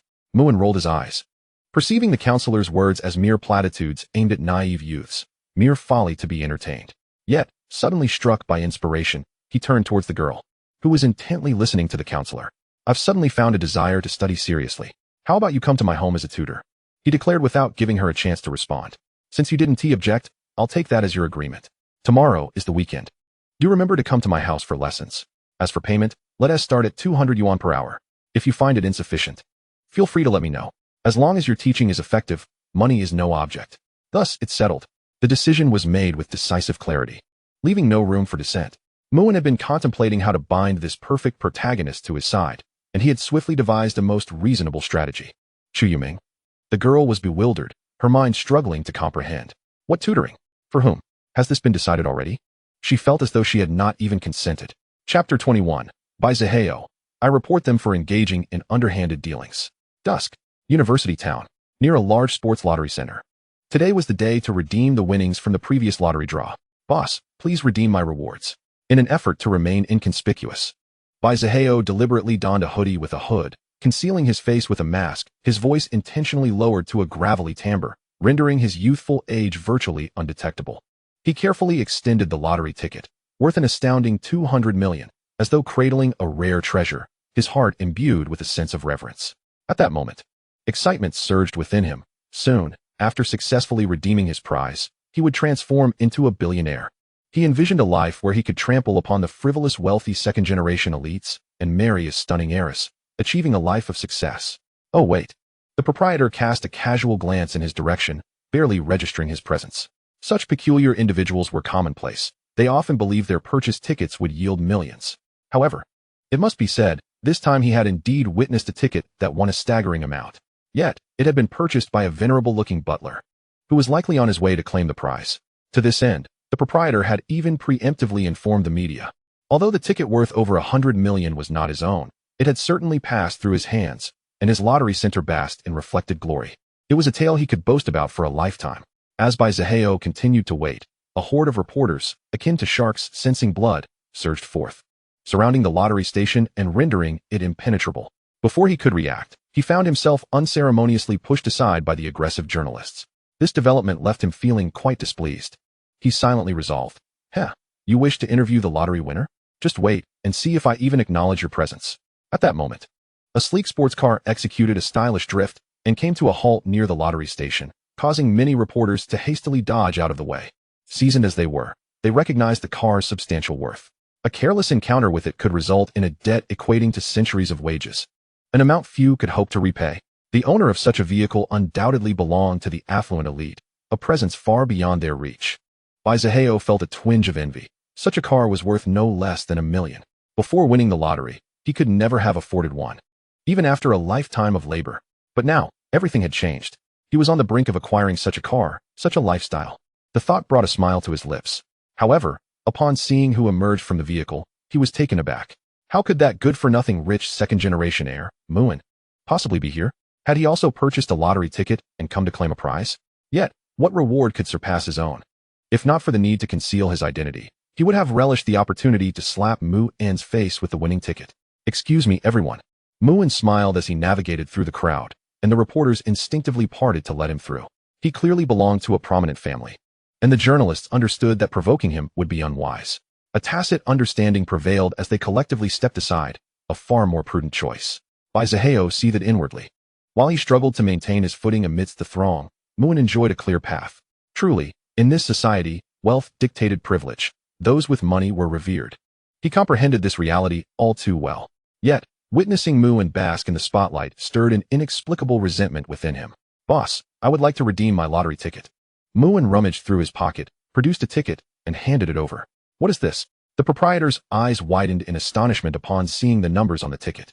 He recognized them all too well, having fantasized countless times about what it would be like if he had held that winning ticket. He could have lounged in leisure for generations to come. Previously, on a whim, I had my butler purchase a lottery ticket. It was merely for fun. But it seems luck has smiled upon us, and we have indeed won. Muin chuckled lightly. Numerous reporters craned their necks, sensing the potential for a groundbreaking story. Bai Zihao scoffed derisively. The lottery was merely a matter of chance. For an ordinary person to win was akin to a blessing from their ancestors. Unlike him, who was an extraordinary being returned from the future, truly a prophet, he could effortlessly secure the grand prize with his eyes closed. Sir, please hold on a moment. I must verify the numbers on site once more. If all is in order, we will award you your prize. The proprietor spoke with utmost respect, carefully accepting the sacred lottery ticket as if it were a relic of great significance. This ticket was worth a staggering 200 million. It might very well be the closest he would ever come to such an immense sum of money in his lifetime, though these riches were not his own. Boss, could you hurry up? I have yet to redeem my ticket. Bai Zihao interjected, irritation creeping into his voice. Today, he was supposed to be the undisputed star of the show. Why did he suddenly feel relegated to the role of a mere supporting character? What the hell are you rushing for? Eager to be reborn? The proprietor retorted angrily. The man's impatience was disrupting his veneration of the ticket worth over 100 million, and it was tantamount to inviting trouble. Bai Zihao clenched his fists, his breath becoming slightly labored. How dare a mere shopkeeper speak to him with such insolence? Once he secured his winnings, the first thing he would do was ensure the closure of this lottery station. I have confirmed with the staff. This is indeed the grand prize for this draw. We at the Sports Lottery Center will award you 200 million. After verification, the proprietor respectfully returned the ticket to Muin internally. He would be lying if he claimed not to feel envy. However, he dared not harbor any greedy thoughts towards this obviously distinguished individual, especially under the scrutiny of so many reporters. Who would have thought that a casually purchased ticket would win? Quite remarkable. Indeed, when luck arrives, it cannot be thwarted. Muin grinned widely, feigning a sense of humility while subtly reveling in the moment. In truth, he had been keenly aware of a figure in the crowd wearing a hooded sweatshirt. Without a doubt, it was Bai Zihao. However, the prize that rightfully belonged to Bai Zihao had now fallen into his hands. Bai Zihao could hardly believe his ears. Did he just hear that the winner of the 200 million lottery ticket was Muin, that useless rich second-generation heir? It was impossible. Absolutely inconceivable. They must have mistaken his ticket for Muin's. I report that there is foul play involved. They are engaged in a conspiracy, Bai Zihao shouted, his urgency causing him to forget to mask his true voice. No matter how he racked his brain, he could not comprehend how the winning ticket could belong to anyone but himself. How did it suddenly become that the worthless rich heir, Muin, inserted himself into the situation? Thus, there exists but one explanation. Muin, that good-for-nothing scion, secretly bribed the owner of the lottery station. Together, they conspired in the shadows to seize the 2 billion lottery prize that rightfully belonged to him. How can one endure such a transgression? If he were to tolerate this, he might as well be a ninja turtle. Now, amidst the throng of reporters, he intends to thoroughly expose Muin, that spineless rich heir. Ideally, he wishes to see him utterly disgraced. Upon his declaration, a wave of astonishment rippled through the journalists present. They seemed to foresee tomorrow's sensational headline. Shocking. A pedestrian's lottery ticket was brazenly swapped, and the 2 billion prize was a result of insider trading? Chapter 22. The Unprecedented Reward. You little rascal, cease your slanderous ramblings. Lu Changhong exclaimed, his expression darkening. Though I may not be a man of immense wealth, I am certainly not one to engage in deceitful tactics. I possess at least this basic professional integrity. And am I a fool? I summon these reporters here in advance. If I dared to commit such an act publicly, would I not be willingly walking into a trap? The owner, Lu Changhong, immediately turned pale. Such words could not be carelessly uttered, lest these reporters would swiftly bring about his downfall. Many journalists nodded in agreement, even if there were underhanded dealings. It was highly improbable that they would involve the reporters present. Surely, there could not exist such a foolish person in the world. Who knows? One cannot discern the true character behind a facade. Perhaps they thrive on such thrilling sensations. After all, bringing in a wealthy heir means whatever they say goes unchallenged. Bai Zihao retorted with righteous indignation. My friend, you may indulge in reckless consumption of substances, but you must not speak carelessly. If you have evidence, present it. Rather than spewing unfounded accusations here. I possess records of my lottery purchases, and the lottery station has surveillance footage. Defaming others with baseless claims is a crime, and it could lead to imprisonment. Muin interjected, a smile gracing his lips, yet veiled with menace. Since the adversary had so foolishly presented himself, he would seize the opportunity to obliterate the protagonist's fortune. Indeed, I have purchase records. You dare to slander me? Lu Changhong seemed to recall this detail, his bravado returning. Who knows whether you exchanged my ticket with his in secret? These are merely your words. Who would believe them? Bai Zihao frowned, still attempting to argue. He suddenly remembered that current lottery purchases do not leave a digital trace.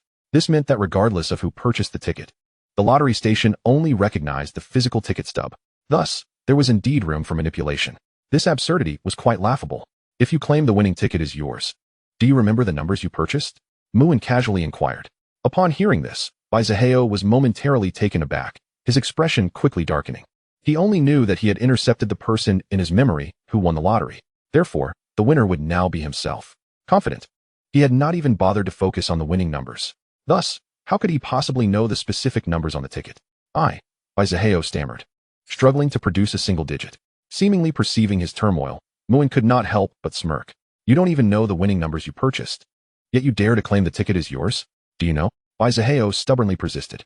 Yet, under the weight of despair in his gaze, Muin casually recited a series of numbers. The owner nodded in affirmation, confidently stating, Indeed, those are the winning numbers. The reporters discreetly cross-checked the numbers, confirming that not a single digit was amiss. Unfortunately for you, I also possess evidence proving this is my ticket. Initially, I intended to commemorate my first lottery purchase, yet it has unexpectedly become the proof of my innocence. As he spoke, Muin shook his head and produced his phone, revealing a photograph of himself with the lottery numbers. This fact demonstrated that due to the current technological limitations, photos cannot be altered. This indicated that it was highly likely to be genuine. The truth was now abundantly clear. It was evident that this sneaky individual had attempted to swindle the lottery prize from its rightful owner while harboring delusions of claiming it for himself. A classic case of the thief shouting to catch the thief. All the reporters gazed at Baizaheo with newfound scrutiny.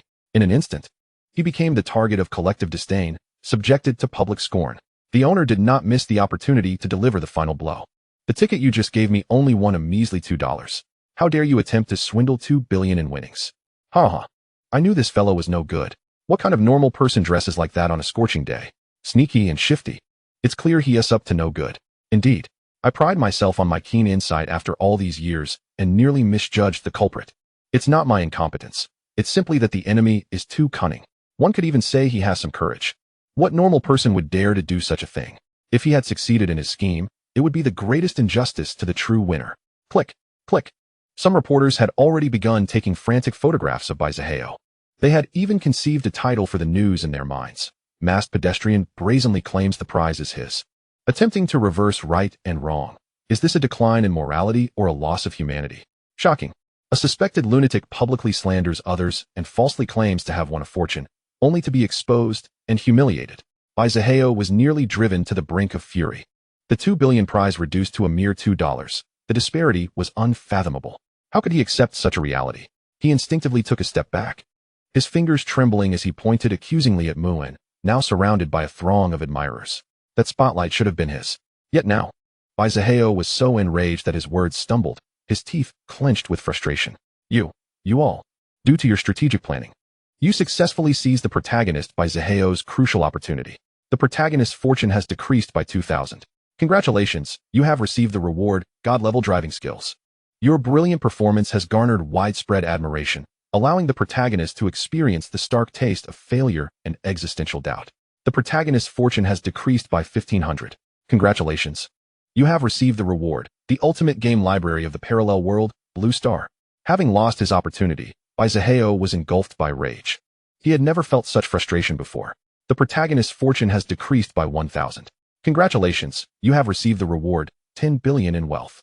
The plan for a commercial empire has been severely delayed, and Baizaheo has completely developed a deep-seated hatred for you. He has resolved to utterly annihilate your family once he achieves success, rendering you a true and utter failure. The protagonist's fortune has decreased by 900. Congratulations. You have received the reward, skill level 300,000. Godly driving skills. From this moment forth, you shall be the mightiest driver in the world.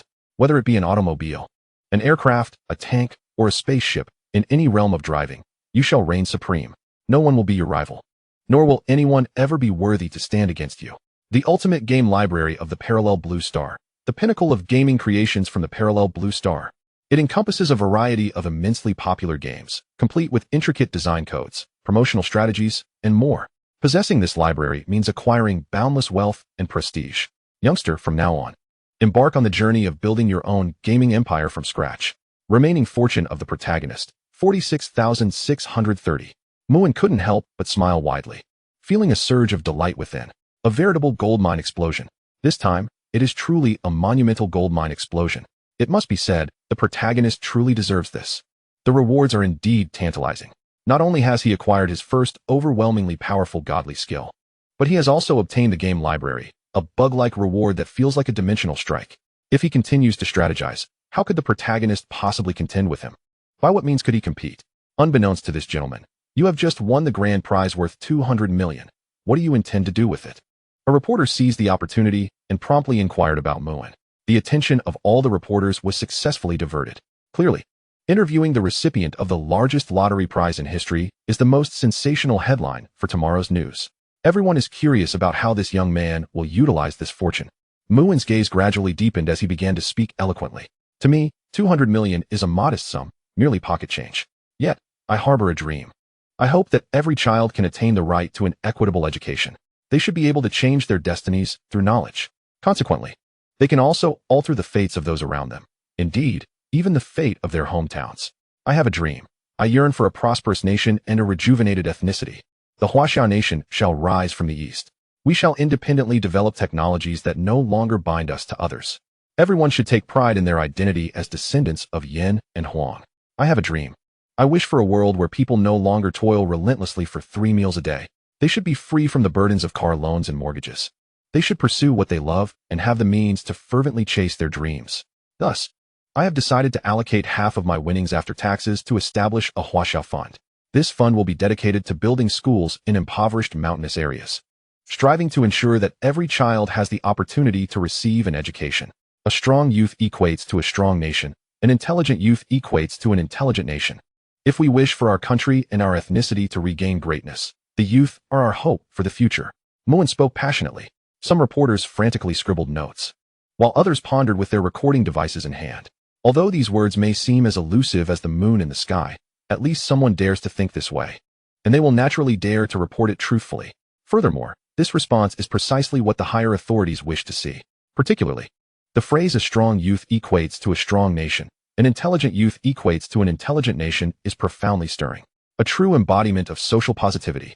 Who knows if you are merely speaking grandly, while secretly harboring different intentions? Establishing a fund? What if you were to betray your promise after claiming your winnings and misappropriate the funds? Bai Zihua could not restrain himself from speaking, his tone laden with resentment and sarcasm.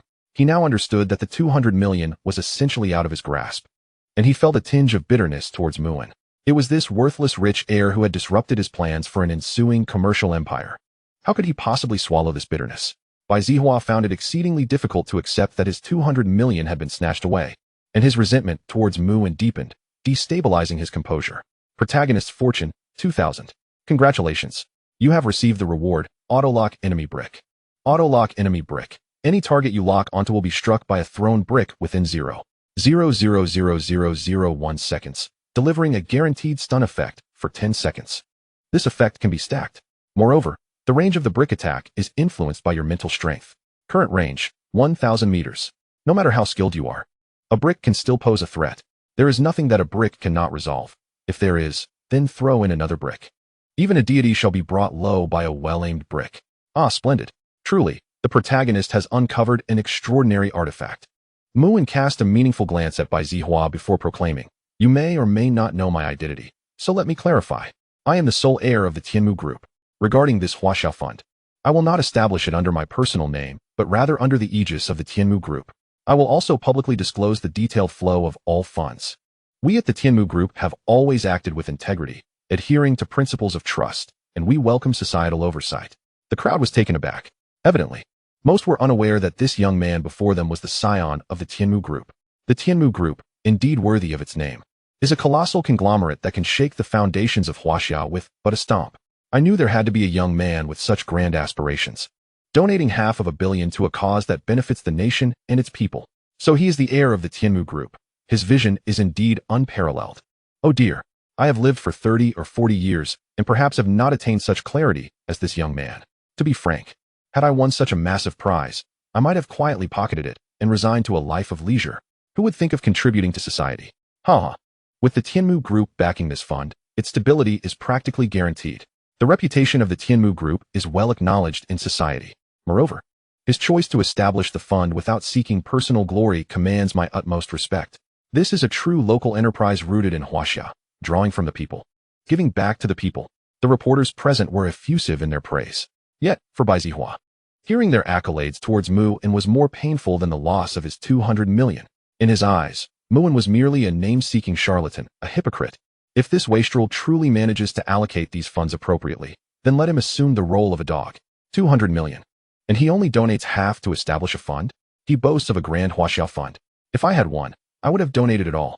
Bai Zihua recognized that he should refrain from speaking further, yet emotions ran high, and he could not resist the urge to express his disdain, his tone drenched in sourness. The duck that was almost within reach has flown away, leaving him helplessly watching. He is rendered utterly powerless, unable to act or do anything. This situation has caused his mental state to fray significantly. The thought of the 200 million prize slipping further from his grasp, now transformed into your wealth, has made the protagonist, Bai Zihua, feel even more despondent. Congratulations, you have received a reward of 500 million. He is informed. Yet Mu En regards him with the look of a fool. The assembled journalists share the same sentiment. If you possessed such wealth, would you truly donate it all? Suddenly, a smile spreads across Mu En's face. This guy dares to attempt to morally bind him? Well, he shall not hesitate to retaliate against this so-called morality. Indeed, if I were in your position, I would donate it all.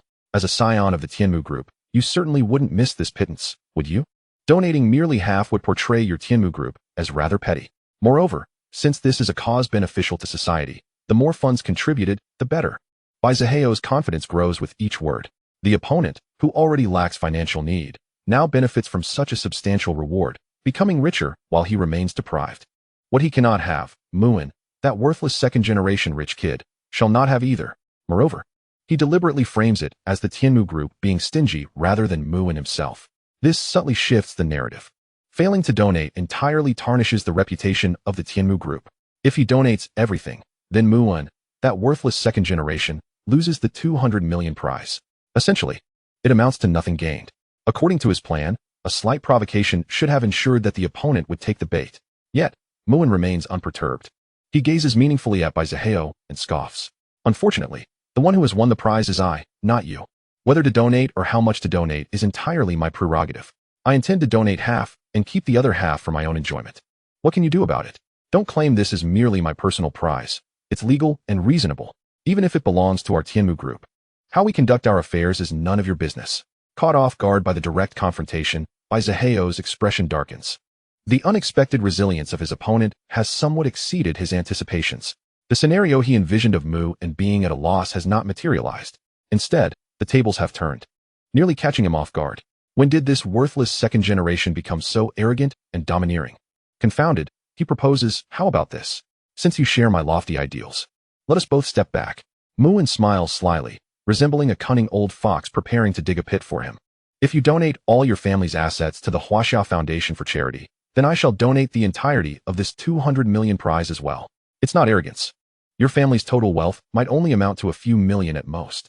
Exchanging 200 million in after-tax funds for your few million is undoubtedly a win for you.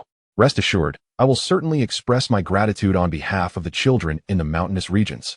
A few million in exchange for a simple thank you? I could care less. He is impoverished, not insane. Bai Zihua's expression beneath his mask grows even more grim, as if he has just swallowed an exceedingly distasteful fly. His earlier words were merely meant to indulge in verbal sparring. There is no way he would agree to exchange his entire fortune for this. Not to mention the fact that he doesn't even know if his family can muster a few million in assets. Just the thought of it being funneled into a foundation controlled by Mu En feels like throwing meat buns to dogs. One would receive nothing in return. He may be short on cash, but he is certainly not a fool. A wave of moral coercion has backfired, leaving him in a precarious situation. Bai Zihua harbors a deep-seated hatred for that worthless second-generation rich kid, Mu En.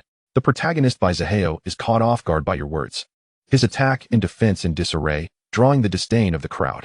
Congratulations, you have received a reward of 60,000 proficiency. Meanwhile, Mu En laughs coldly within. If he allows Bai Zihua to leave comfortably, it would only make him uncomfortable. He uses the bad luck card 1 on Bai Zihua. Bad luck card 1 activated successfully. The opponent will experience a series of misfortunes over the next day, including potential bloodshed. However, due to the opponent's high luck, no life-threatening incidents will occur. Bloodshed, yet not life-threatening. While it is somewhat regrettable that he cannot directly eliminate the opponent, achieving the goal of annoying him is quite satisfactory. The bad luck card, a mysterious item affecting fortune, operates subtly and undetected. It is truly a tool for deception. If only he could acquire more. Muin's eyes flicker, lost in thought. Meanwhile, Bai Zihao inexplicably shivers. He can't shake the feeling that something ominous is about to unfold. Chapter 24, A Bet. The following day, a weekend. Please. My esteemed teacher Chu Yuming. Muin smiles, opening the door of the supercar for the girl. Even now, Chu Yuming feels somewhat dreamy. She had thought the other party was merely speaking idly. However, she never expected that when she was preparing to leave for her part-time job that morning, she would encounter Mu and waiting for her beneath her building. Is it really just tutoring? Chu Yuming cautiously inquires. If not tutoring, what else could it be? Do you truly wish for me to bring you back to bear children? Muin chuckles, teasing her. Though the young girl was merely clad in a tattered garment, her curvaceous figure was impossible to conceal. In Muin's eyes, she resembled a walking treasure trove, eagerly awaiting his relentless exploitation. Seemingly aware of the man's fervent gaze, Chu Yuming's delicate face flushed slightly. It was precisely because she had recently heard him repeatedly declare his intent to take her home and bear 1, 2, 3, 4, 5, 6, 7, 8, 9, 10 children that she subconsciously began to dread the thought of visiting his abode. She feared that he might genuinely expect her to produce 1, 2, 3, 4, 5, 6, 7, 8, 9, 10 offspring. Faced with his intense scrutiny, Chu Yuming felt a wave of discomfort and embarrassment wash over her. Emotion fluctuated at a level of 10, and congratulations were in order for her achievement of skill level 1000. Deep down, the girl resolved that she had no desire to bear his children, and it was certainly not due to a fear of having so many. Her emotional state fluctuated at level 12, earning her the reward of skill level 3000. Rest assured, let's focus on tutoring. The fee will be calculated at 200 yuan per hour. This will undoubtedly surpass the earnings you would make from a full day of part-time work. As classmates, I would never let you suffer a loss over such a trivial amount. Muin chuckled inwardly. The notion of childbirth was merely a scare tactic. Yet the girl he had set his sights on was destined not to escape. No, that is far too much.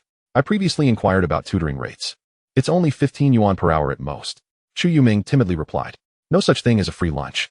She couldn't bear the thought of handling so much money. If you can give it to me, then I will tutor Mu Xiao. Can those outside compare? That would lower my standards. Muin feigned anger, glaring at the girl. She instinctively recoiled, silenced by his gaze. Young master, the fruits and beverages have been prepared. Do you have any further requests? Ning'er lowered her gaze and performed a respectful curtsy. In truth, she was somewhat astonished. In her memory, this was the first time the young master had brought a girl home, a girl as beautiful as this. If one were to claim that there was no deeper connection between them, she would not believe it for a second. She will be my tutor for the foreseeable future. Chu Yuming. As for her salary, Ning'er, please calculate it at 200 yuan per hour. Settle with her before you leave each day. Muin commanded succinctly. He was not overly concerned about the money. After all, the emotional rewards stemming from the female lead were far more delectable. Understood, young master. Ning'er winked at Chu Yuming. Yet, the latter, akin to a startled bird, hastily averted her gaze, utterly unable to meet her eyes. She seems rather shy. Could it be that the young master has developed a taste for such innocent girls? Perhaps I should seek an opportunity to explore this style myself? Ning'er pondered. Before long, Muin escorted Chu Yuming to the study, and after setting down the fruits and drinks, Ning'er discreetly took her leave. The current scenario was one of a solitary man and woman confined within a single room. To be frank, Chu Yuming felt her palms growing clammy with anxiety. I believe we should attend to a matter before the tutoring begins. Muin suddenly rose, advancing toward Chu Yuming. What do you intend to do? Chu Yuming stammered, her nerves causing her words to falter. She instinctively took a step back, only to find herself halted by the desk behind her. There was no retreat. Could he possibly be intending to force a kiss upon her? No, that was unacceptable. As she beheld his handsome face drawing ever closer, the girl tightly shut her eyes, her heart racing so fiercely that it felt as though it might leap from her chest. Yet, after what felt like an eternity, the anticipated kiss never materialized. Opening her eyes in confusion, Chu Yuming was met with an unexpected sight. With a gentle motion, Muin had merely removed her frameless glasses and adjusted her bangs slightly. In an instant, her concealed beauty was unveiled, elevating her appearance to an entirely new level. Merely gazing at her brought forth a sense of joy. She was both pleasing to the eye and a feast for the soul. Muin nodded in satisfaction, clearly pleased with his handiwork. Let it be known, my tutoring fees are not easily acquired. At the very least, during our tutoring sessions, you must present yourself with this newfound beauty. If you appear charming and delightful, it will lift my spirits, and naturally, that will enhance your teaching efficacy. Muin earnestly proclaimed. He realized that this young lady was increasingly captivating, exuding the pure innocence reminiscent of first love, nearly causing his heart to flutter. Huh? Is that all? The girl tilted her head in bemusement, her cheeks suddenly aflame. She had unwittingly let her thoughts stray into inappropriate territory, nearly mortifying herself.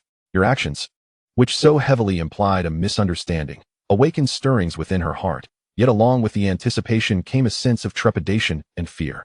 Chu Yoming's emotional state fluctuated at level 12, earning her the reward of Constitution 1. Realizing her misinterpretation, Chu Yuming felt a wave of embarrassment wash over her, as if she were on the verge of social embarrassment. Her emotions fluctuated at level 15, garnering her the reward of skill level 3,300. Observing her transformation, Muin chuckled inwardly. In truth, he could have chosen to act more boldly, but such an approach would not have been the optimal strategy, given Chu Yoming's personality.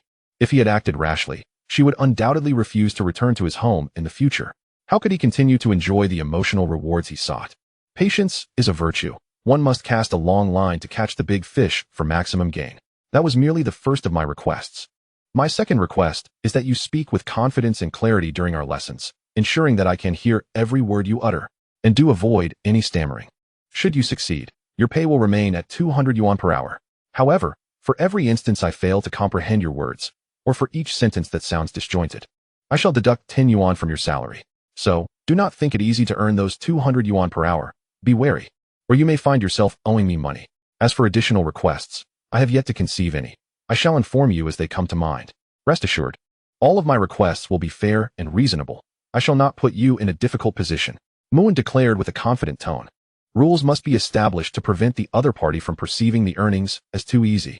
Maintaining a state of tension would facilitate emotional fluctuations, thus allowing him to realize his goal of accruing rewards. Indeed, he truly was a genius. How exceptionally skilled he was.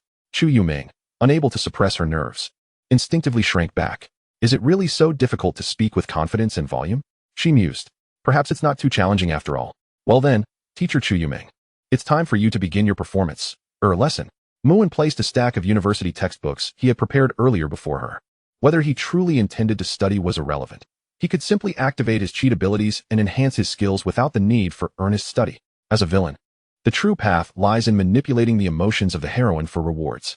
You have utilized 100 proficiency points, and your basic university knowledge has been elevated. Congratulations. You have perfectly mastered all specialized university knowledge. From this moment forth, any question you encounter shall make you tremble in fear. To take longer than a second to devise a solution would be an affront to your brilliance. You are the most formidable university student across various fields. However, Chu Yoming's delicate visage bore a hint of distress. Unprepared and uncertain, she found herself at a loss regarding where to begin. Muin raised an eyebrow. Suddenly, it seemed that Chu Yuming had an epiphany, hastily speaking up once more. Although her voice was markedly louder than before, an awkwardness lingered in her tone, as if she were still unaccustomed to this mode of communication. The emotional fluctuation of Chu Yuming registered at 12. Congratulations, you have earned a reward of 2,000 proficiency points. Now that is more like it. If I find the effectiveness of your teaching satisfactory, I shall grant you an additional 100 yuan today. Muin nodded in satisfaction. The young girl gasped in astonishment, her mouth slightly agape. To raise her salary on a whim. Was this the mindset of the wealthy? She appeared somewhat bewildered by it all. Subsequently, Chu Yuming pondered earnestly, devising a set of questions to assess Muin's grasp of the specialized material, so she could formulate a tailored study plan. Yet, this approach was outright rejected by Muin. You may simply follow your current review pace. You can either start from the beginning or continue from where you left off. I am a genius. I grasp concepts merely by listening.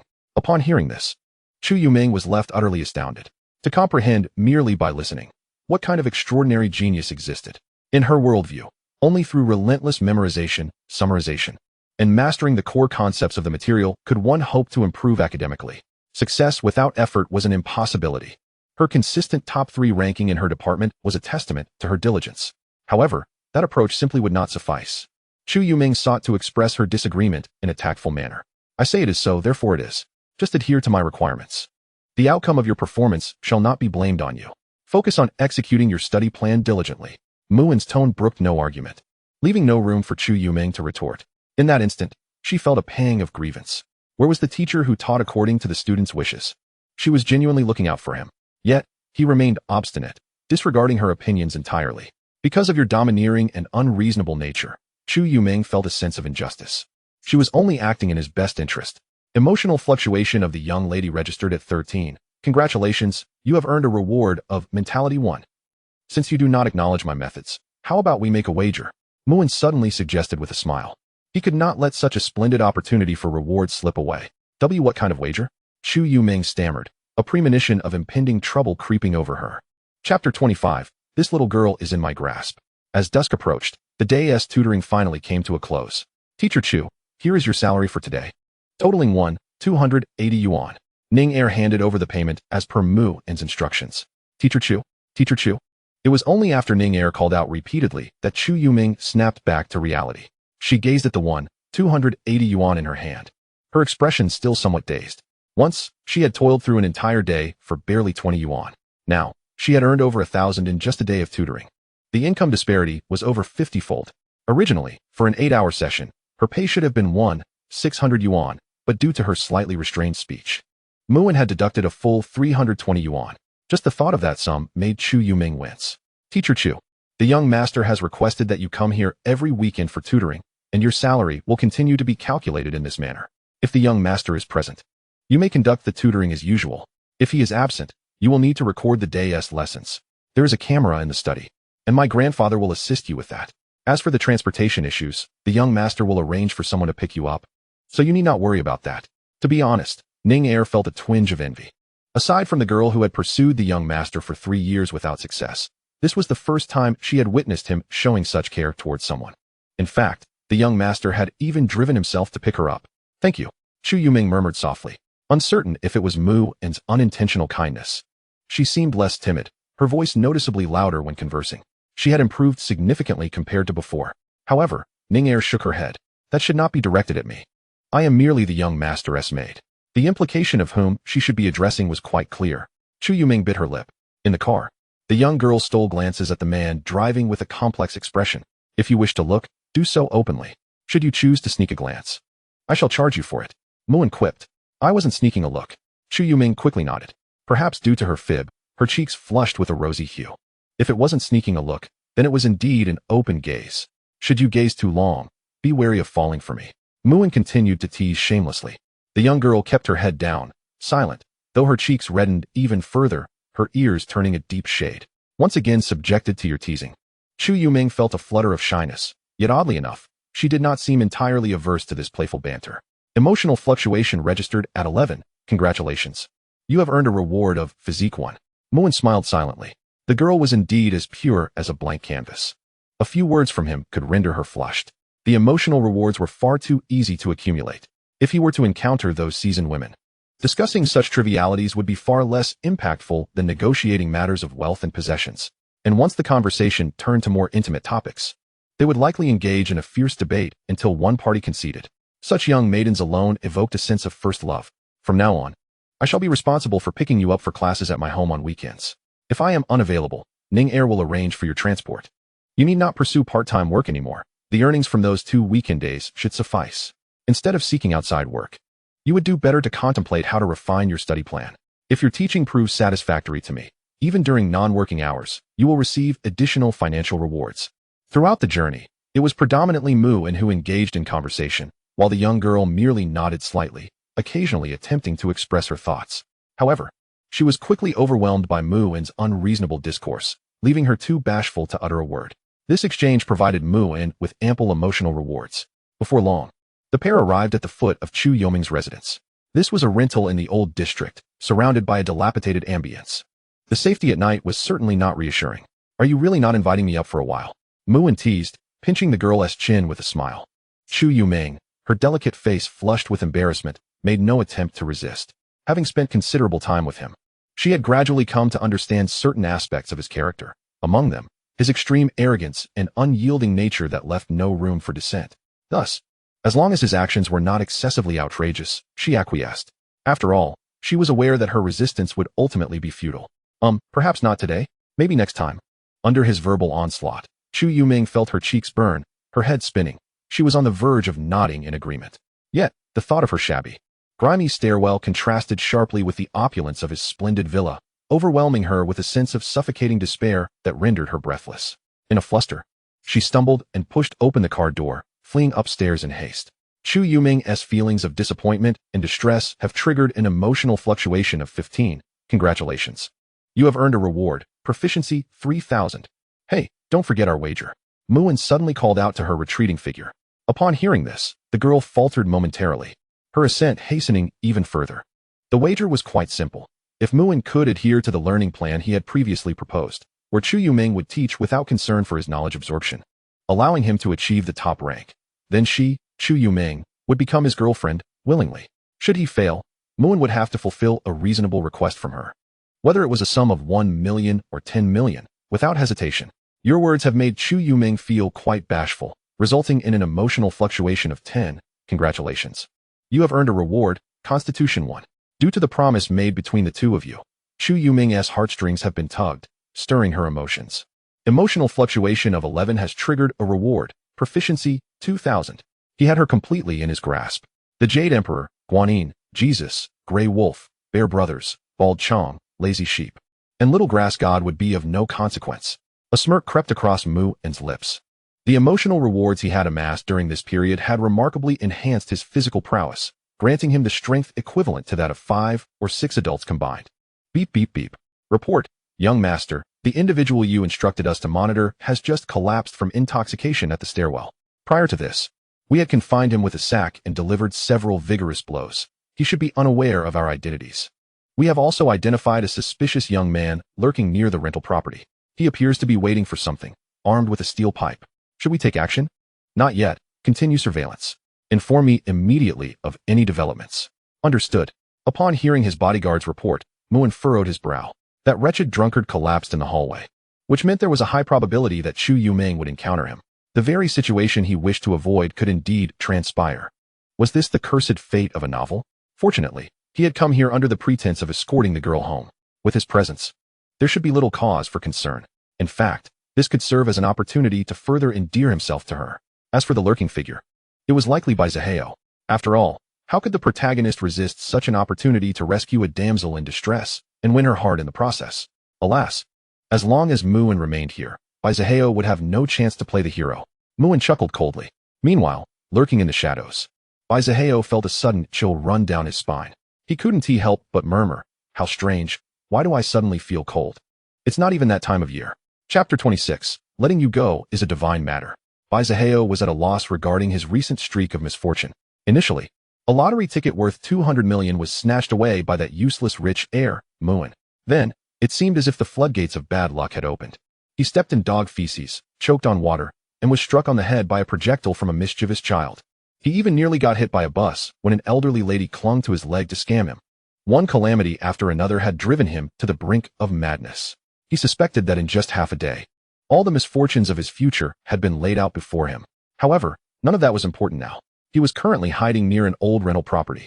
According to his memory, today the treasure of their class, Chu Yuming, would be returning home from her part-time job, and that drunken landlord intended to have his way with her, almost defiling her.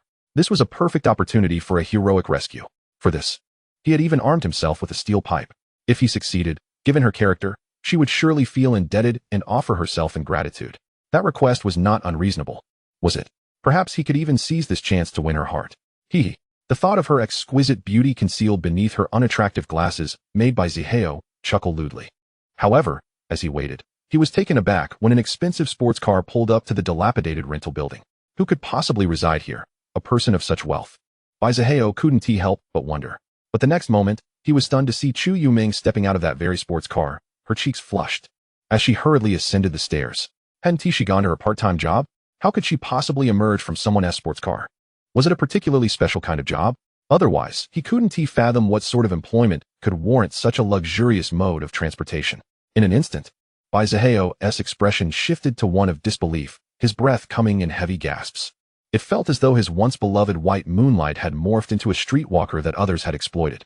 The sheer disparity and shock left him reeling, struggling to accept the reality. No, this is impossible. His goddess was nothing like those gaudy temptresses out there. The incident of Chu Yuming descending from another sports car inflicted a profound blow to Zaheo's mindset. With an aura of luck at 200, he was greeted with the reward of 20,000 proficiency.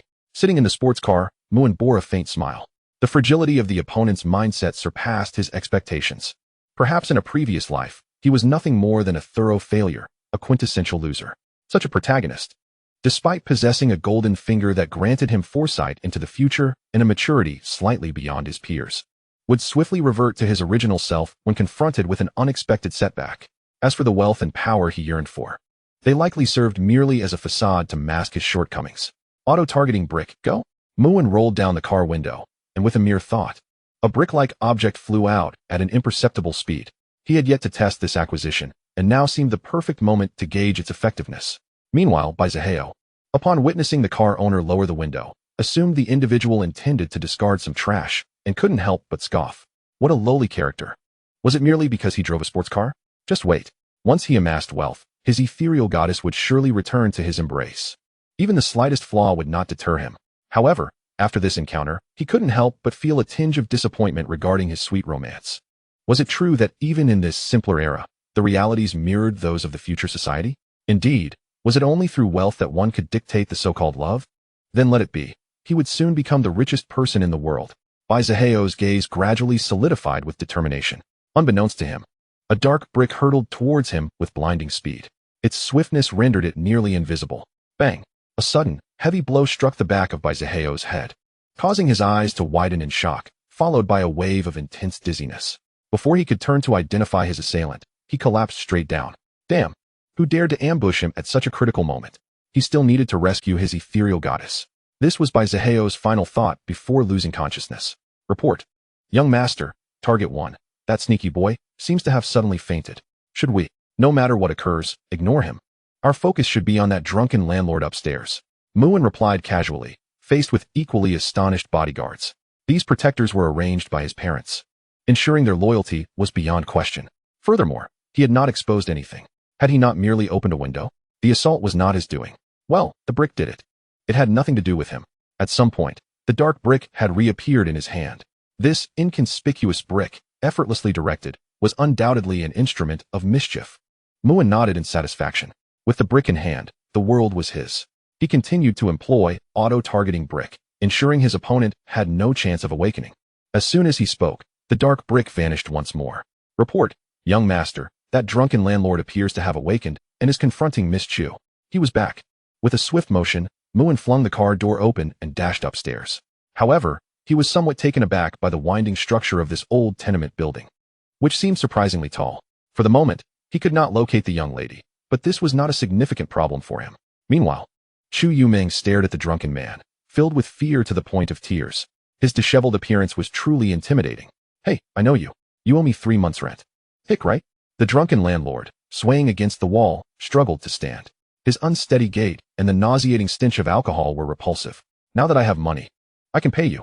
Chu Yoming's eyes brimmed with tears, overwhelmed by fear. Had she truly been unable to afford rent previously, she would never have wished to reside in such a place. One of the reasons was this drunken landlord.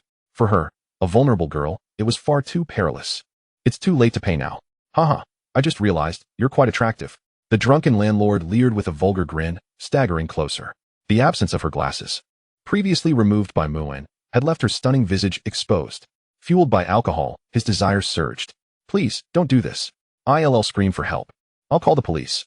Chu Yuming stammered, retreating in panic, frantically reaching for her phone to call for aid. Call for help. The drunken landlord lunged, missing his target but managing to tear her outer garment away. Breathing in the lingering scent, he displayed a twisted smile. So fragrant. Is this the scent of a young girl? He chuckled wickedly. Today, you belong to me. It's only natural to repay debts. Even if the king of heaven himself intervenes. Stay away. Cornered, Chu Yuming trembled in fear. Haha. Even if you scream until your throat is raw, no one will come to save you. The drunken landlord laughed maniacally, wholly consumed by his drunken stupor. The thought of indulging himself dominated his mind. Chu Yuming wept profusely, filled with regret. If only she had been less reserved and had invited Muin to her home, perhaps none of this would have transpired. Muin, save me. The girl closed her eyes in despair. Get away. At that critical moment, it was as if heaven had heard her plea. A familiar voice echoed in her ear. Suddenly, she felt herself enveloped in a warm embrace. The girl looked up in astonishment, gazing at the familiar face. Her tears flowed freely, as if a dam had burst. Muin woohoo. Having narrowly escaped the clutches of a scoundrel, the girl felt an overwhelming fear. Emotional upheaval of 20. Congratulations, you have earned the reward, Constitution 2. Upon seeing her distress, Muin's heart also stirred. Simultaneously, his gaze turned icy as it settled on the scoundrel. It was time to send this wretched NPC offline. The drunken landlord, whom he had just kicked to the ground, continued to groan, his chest visibly caving in. At least 7 or 8 ribs must be fractured. Yet, this would still be far from sufficient. To let the adversary off the hook with merely such injuries would be the epitome of mercy.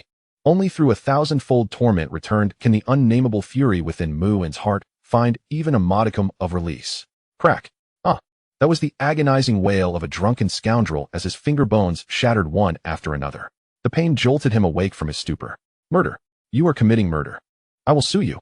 I will report you and ensure your demise. How audacious to threaten me when you yourself are the architect of this mischief. Muin's lips curled into a cold smile as he pressed down even harder. His strength, comparable to that of 5 or 6 grown men, was no mere display. Moreover, he was genuinely enraged. Fortunately, having anticipated the unfolding of events, he had made ample preparations in advance. Had he arrived even a moment later, the consequences would have been unimaginable. Spare me. Spare me. I 1T dare again. I truly 1T. I 1T report you. My bones are going to shatter. They really are going to shatter. The drunken landlord continued to wail. Each finger is a direct connection to the heart. Sensitive and fragile. The agony of having them crushed is utterly beyond description. Otherwise, how could the ancient world have included finger crushing among its top 10 tortures? To spare you is a matter for the divine. My purpose is to send you to meet the divine.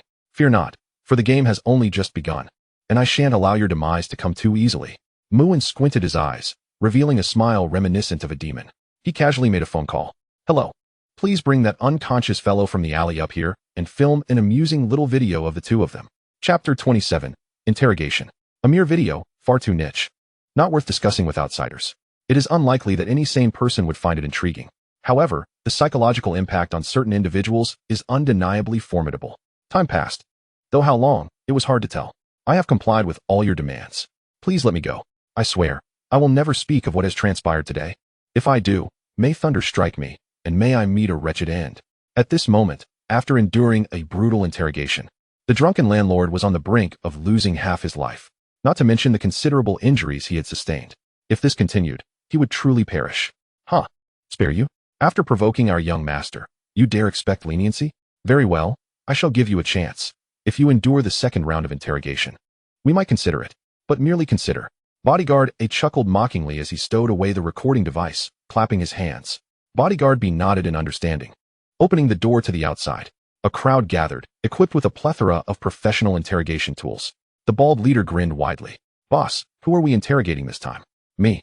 The drunken landlord's face instantly drained of color, devoid of any trace of blood. Another round of interrogation? A dreadful thought inexplicably took root in his mind. Bodyguard A unhesitatingly pointed at the drunken landlord, turning his fear into stark reality. There, right there. All right, boss, rest assured. We are professionals. We will surely extract some information from him.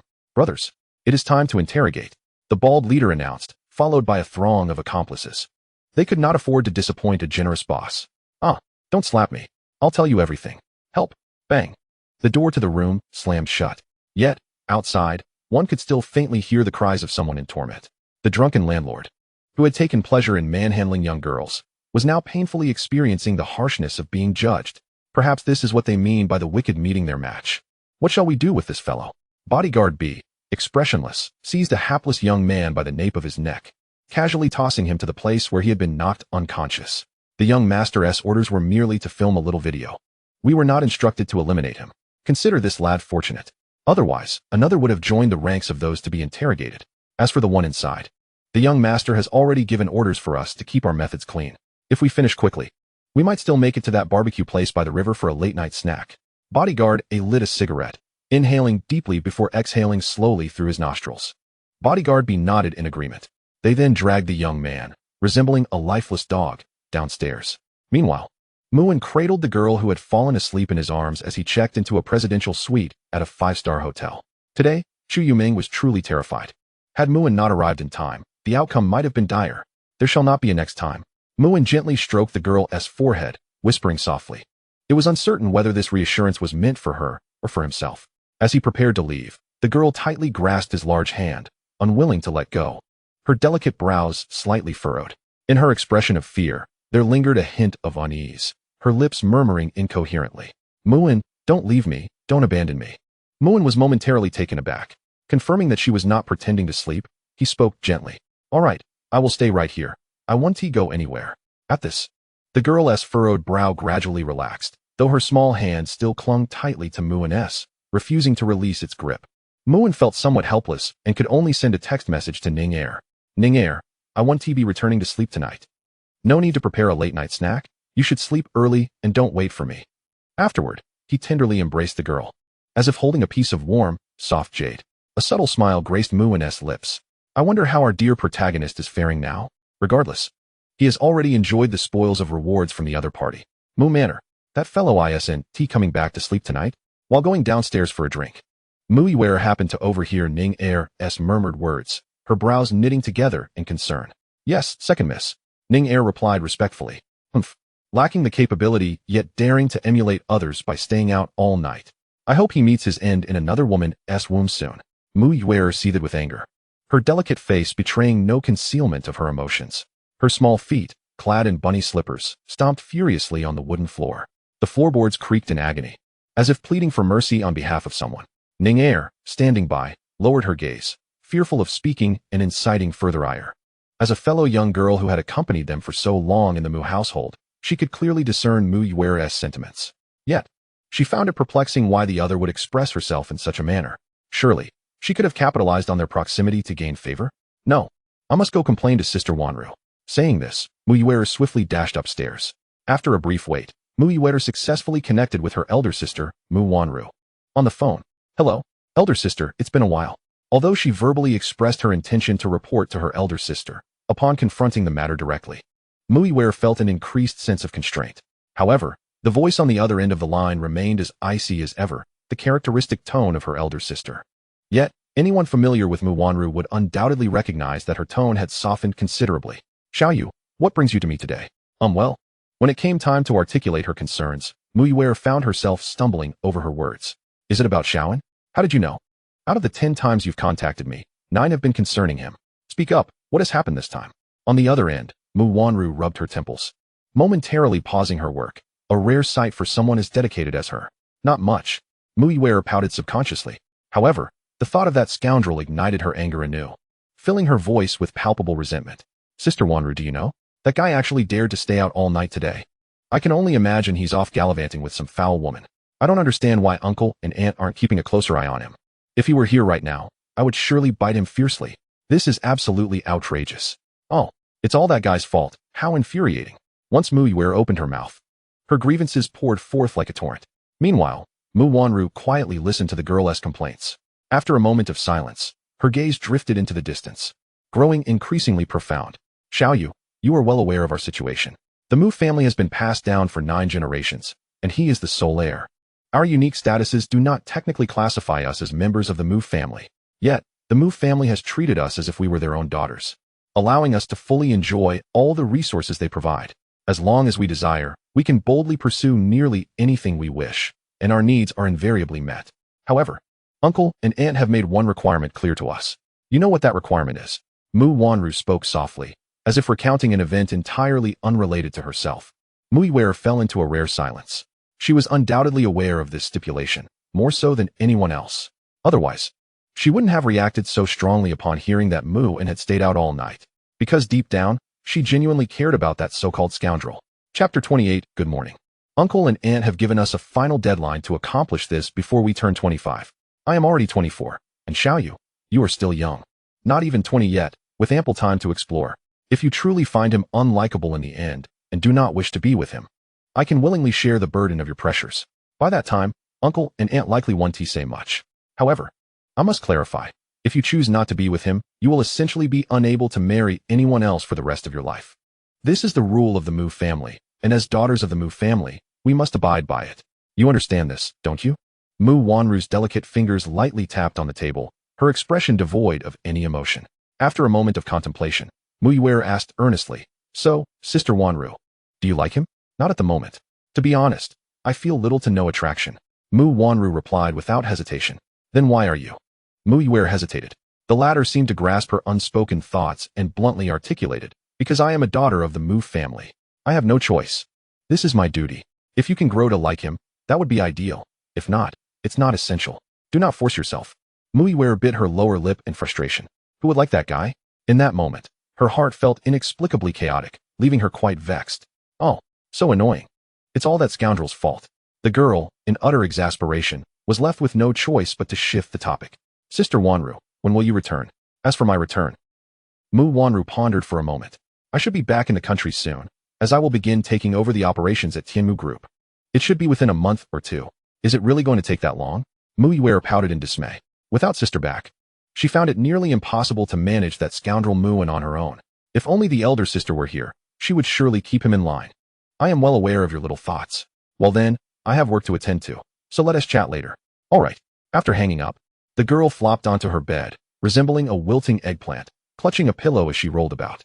Her thoughts, however, were in disarray. There was no way she could ever like that scoundrel who so casually toyed with others' feelings. Absolutely not. In a 5-star hotel, the girl felt a semblance of comfort. Her emotional fluctuation at 10, congratulations, you have received the reward, stamina 1. A hint of shyness washed over her, emotional fluctuation at 11, congratulations. You have received the reward, proficiency, 2000. A wave of sweetness enveloped her, emotional fluctuation at 12, congratulations. You have received the reward, 3 million in money. Amidst a flurry of reward notifications, Muin lazily awoke. Upon opening his eyes, he was greeted by a plethora of emotional rewards, instantly revitalizing him. Thanks to his diligent efforts the previous day, these rewards were truly well-deserved and comforting. Meanwhile, a certain girl clung to him like an octopus, her wild sleeping posture contrasting sharply with her typically timid and sensitive nature, leaving Muin slightly taken aback. Yet, considering the bountiful emotional rewards, he readily forgave her transgression. After all, who could resist a fragrant, soft girl who could effortlessly generate a cascade of rewards? This little lady must be awake by now, otherwise she wouldn't be contributing to his emotional bounty. Observing Chu Yoming's fluttering eyelashes, Muin couldn't help but smile. Such a splendid opportunity to garner emotional rewards would indeed be wasted if not seized. I risked my life to rescue you yesterday, since you were still asleep.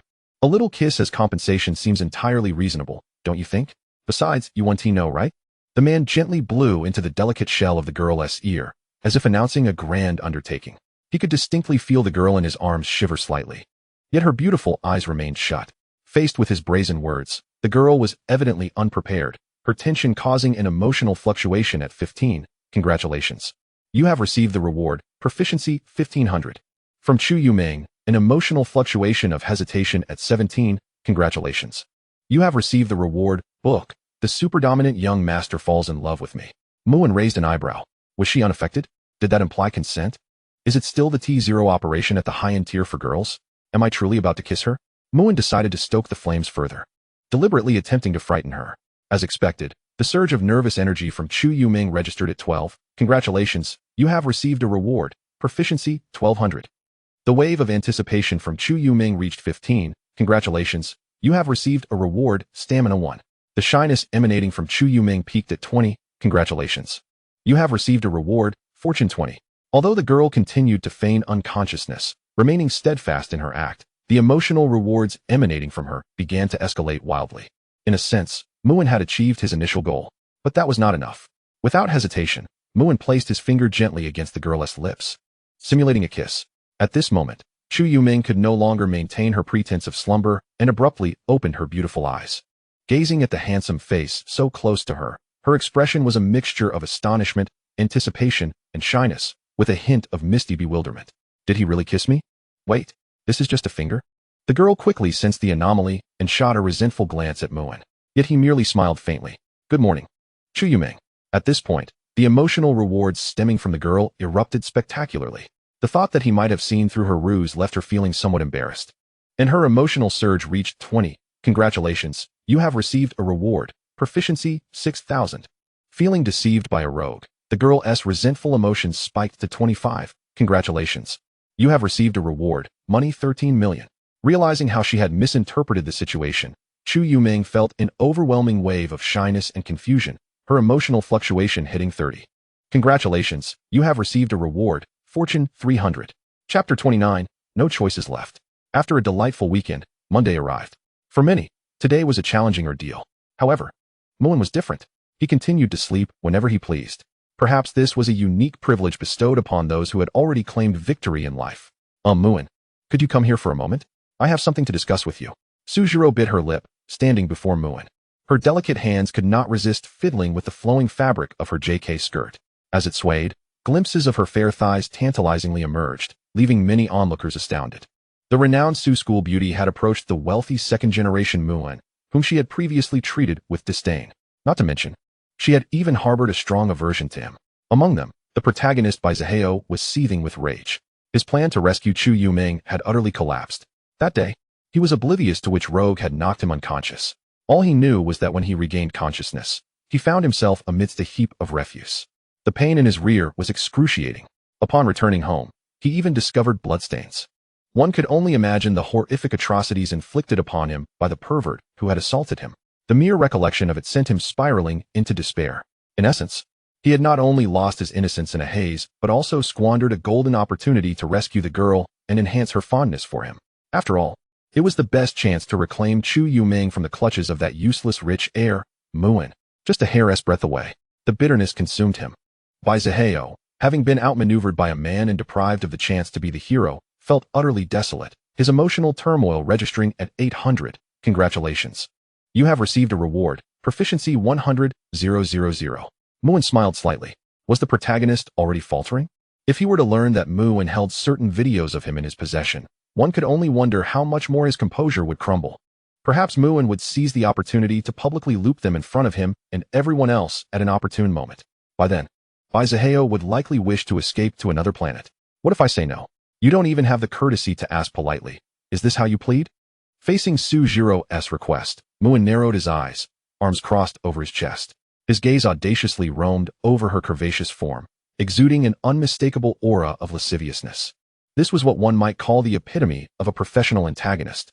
The crowd gasped, their curiosity igniting like wildfire. A plea?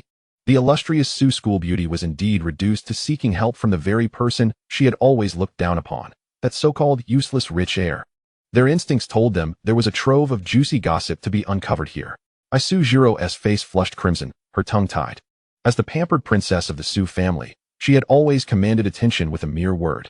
She had never hesitated to disregard anyone's feelings. But no one dared to defy her, especially not in front of an audience, begging so humbly. Muin's words felt like a crushing blow, shattering her past pride into countless pieces. Had it been in the past, she would have stormed off in anger, but now, she found herself unable to do so.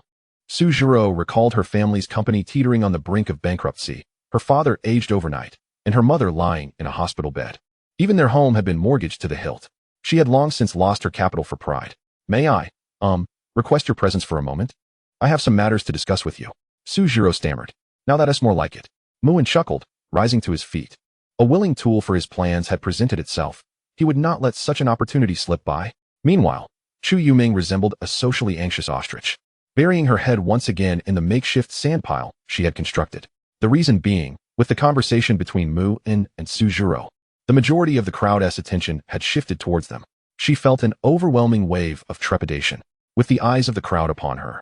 The emotional turmoil of Chu Yuming surged at 15. Congratulations, you have received a reward. Money 6 million. No, Jiro, how can you be alone with this guy? Bai Zaheo approached, his face darkened and limping slightly. He knew he shouldn't speak up at this moment. But witnessing his woman groveling before a worthless rich heir was more than he could bear. His anger surged uncontrollably. It was as if he could no longer contain it. Yet, observing Bai Zaheo's comical gait, Muin couldn't help but chuckle. Today was indeed a splendid day. Both the heroine and the hero lined up to bestow him with rewards. He would not hold back. The one inviting posed no issue. It was the outsider who was the real problem. Perhaps, Bai Zaheo, you should consider visiting a doctor. With that limp of yours. If you were to trip and truly injure yourself, your future would be rather bleak. Muin's words were akin to pouring salt on an open wound. A quintessential act of secondary harm. As anticipated, Bai Zaheo's complexion flushed a shade of crimson.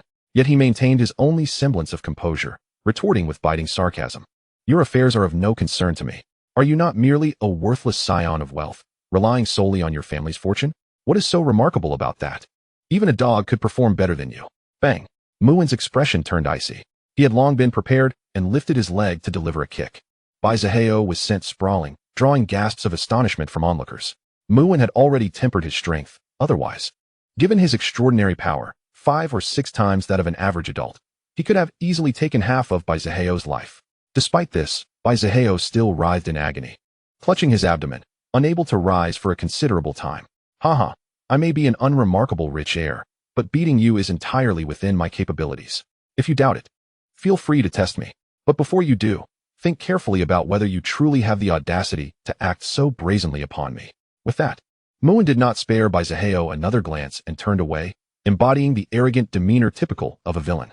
Truly, I deserve a silent pat on the back for this, Muin thought to himself. Meanwhile, Sujiro instinctively followed behind. Jiro, don't follow him, come back.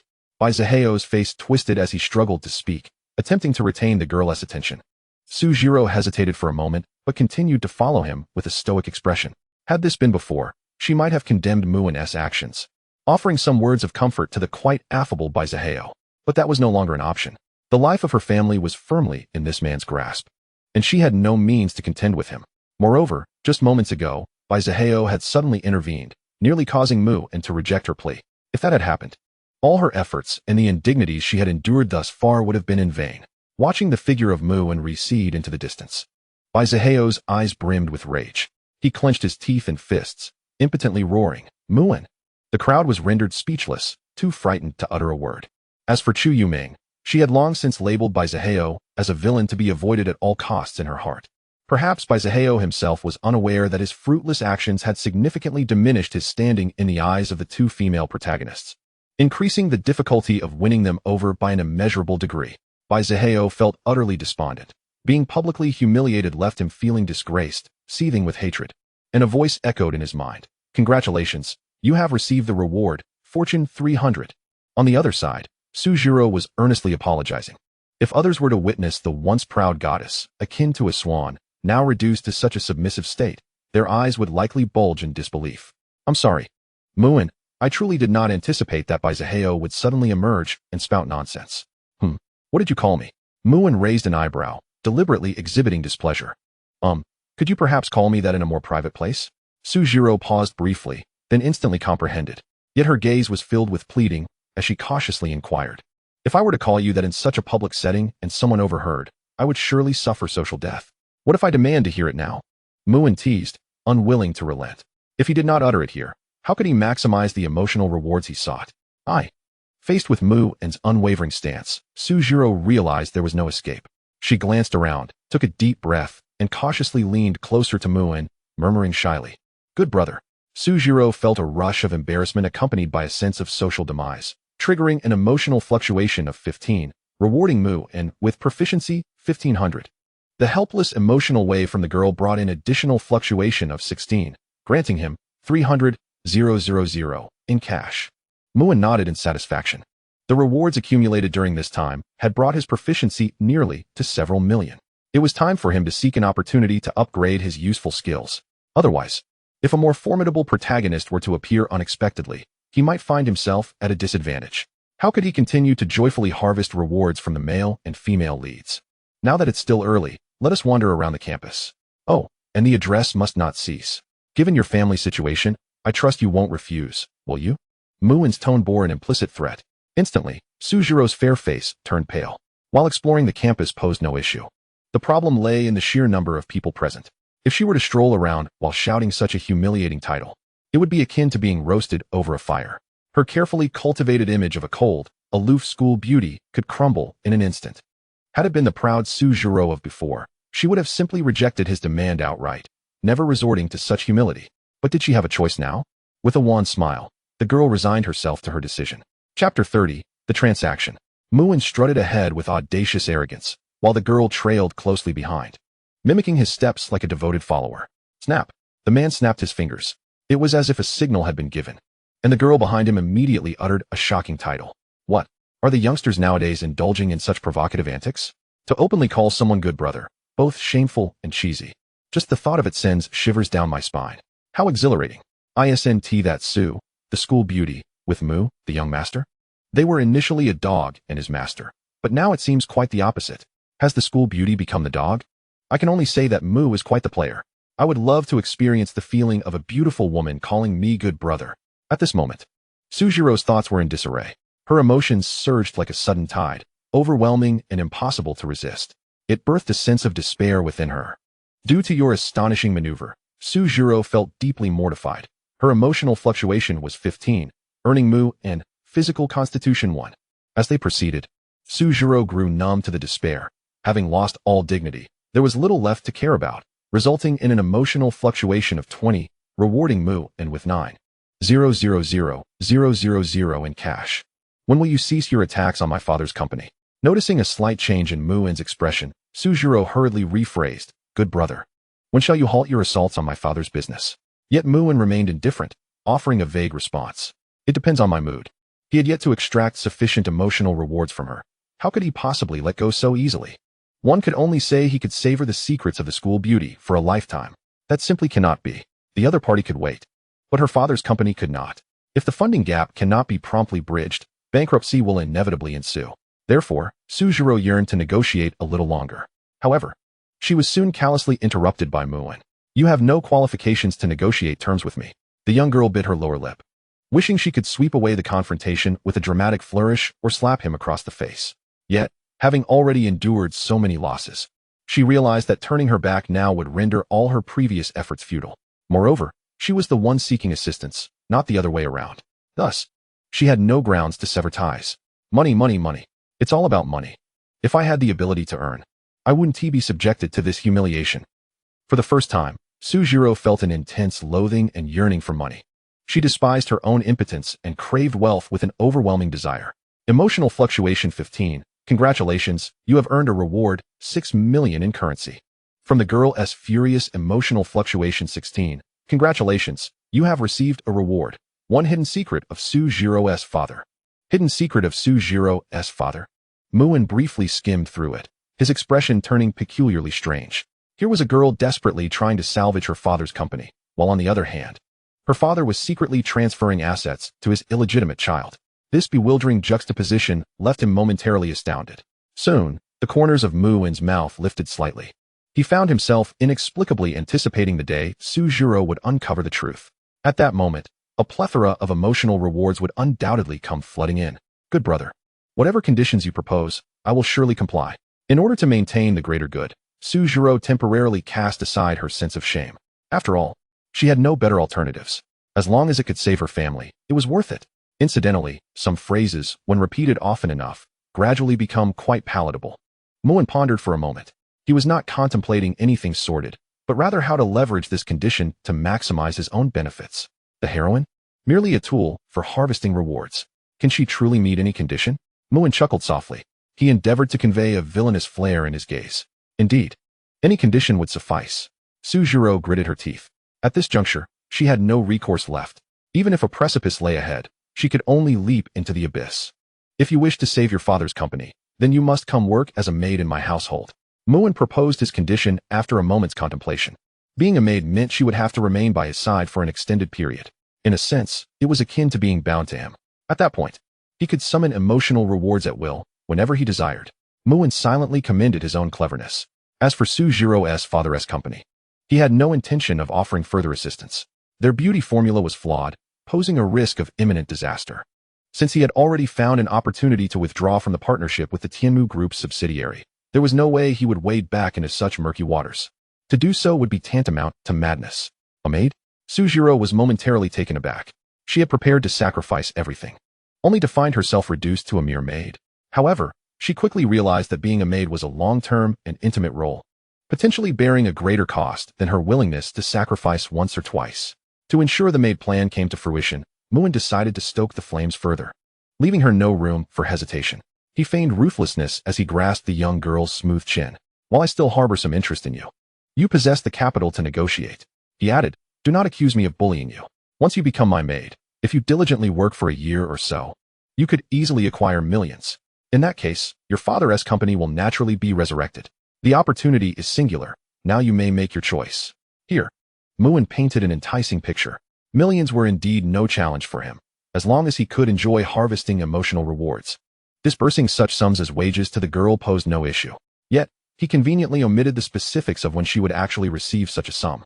Suzhiro lowered her head in silence, seemingly weighing the pros and cons. What capital did she have to negotiate? Merely her beauty. Furthermore, What other opportunities for consideration did she possess? Once her father's company went bankrupt, her entire family would follow suit. Thus, she had no genuine choice. Yet, despite knowing she had made the most prudent decision, tears that once symbolized her pride began to slip down her cheeks uncontrollably. She stubbornly wiped them away with the back of her hand, berating herself for such detestable tears. Initially, she had prepared for the worst. Yet why was she still so terrified? Do not cry. How can these tears be so loathsome? Detestable, detestable, infuriating. Sujiro felt fear, grievance, frustration, shyness, and a deep-seated loathing. Emotional fluctuation 50. Congratulations, you have earned a reward. Proficiency 9,999. From the girl's complex emotional fluctuation 55. Congratulations. You have received a reward, Fortune 100. I agree. After a lengthy pause, Sujiro raised her head, her eyes swollen and red, seemingly fearful of shedding another tear. But you must first provide me with the money. I need to ensure my father's company does not go bankrupt. The young girl was not foolish and quickly identified the flaw in this condition. That is certainly not a problem, seeing that he had not been hoodwinked. Muin felt no surprise. As long as he could keep the girl bound to him for the fundamental purpose of harvesting emotional rewards, everything else was trivial. As for her father's company, it posed no concern whatsoever. Quite frankly, he could easily obliterate it with a mere flick of his fingers from the Tianmu group behind him. Thus, he readily acquiesced to her capricious demand. However, I hope you understand one thing. Just as I can unhesitatingly grant you millions, I can just as easily demand it back. Therefore, do not entertain any notions of playing tricks on me. Otherwise, it may not merely be your father's company's bankruptcy at stake.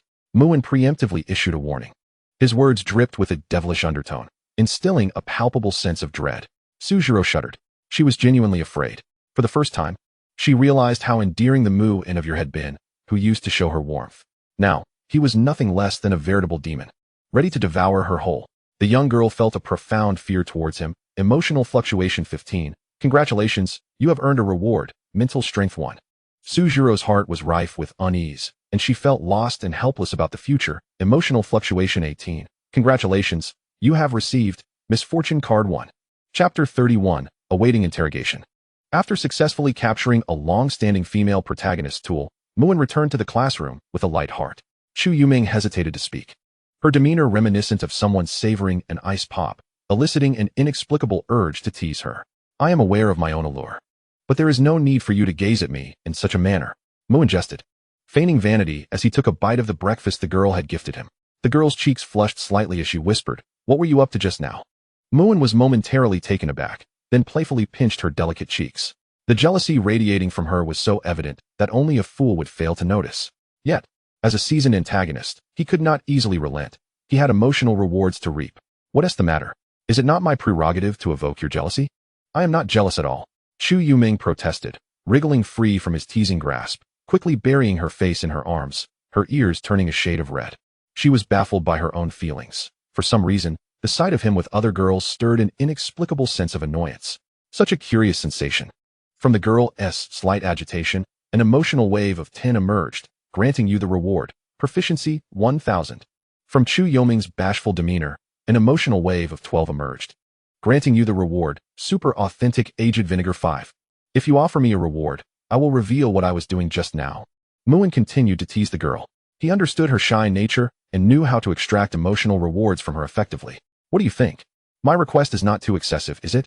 After all, I did save your life yesterday. Muin whispered playfully in her ear, skillfully blending flirtation with moral coercion. Her skin tingled as his warm breath brushed against her, igniting a crimson glow that spread across her cheeks, as if flames were continuously kindling within her. A reward? Overwhelmed by the intensity of his advances, Chu Yuming found herself at a loss for words, akin to a soldier who had lost his armor in battle. She chose to retreat, seeking solace within the fortress of her own constructed sandcastle. It was unclear whether her avoidance stemmed from fear or from shyness.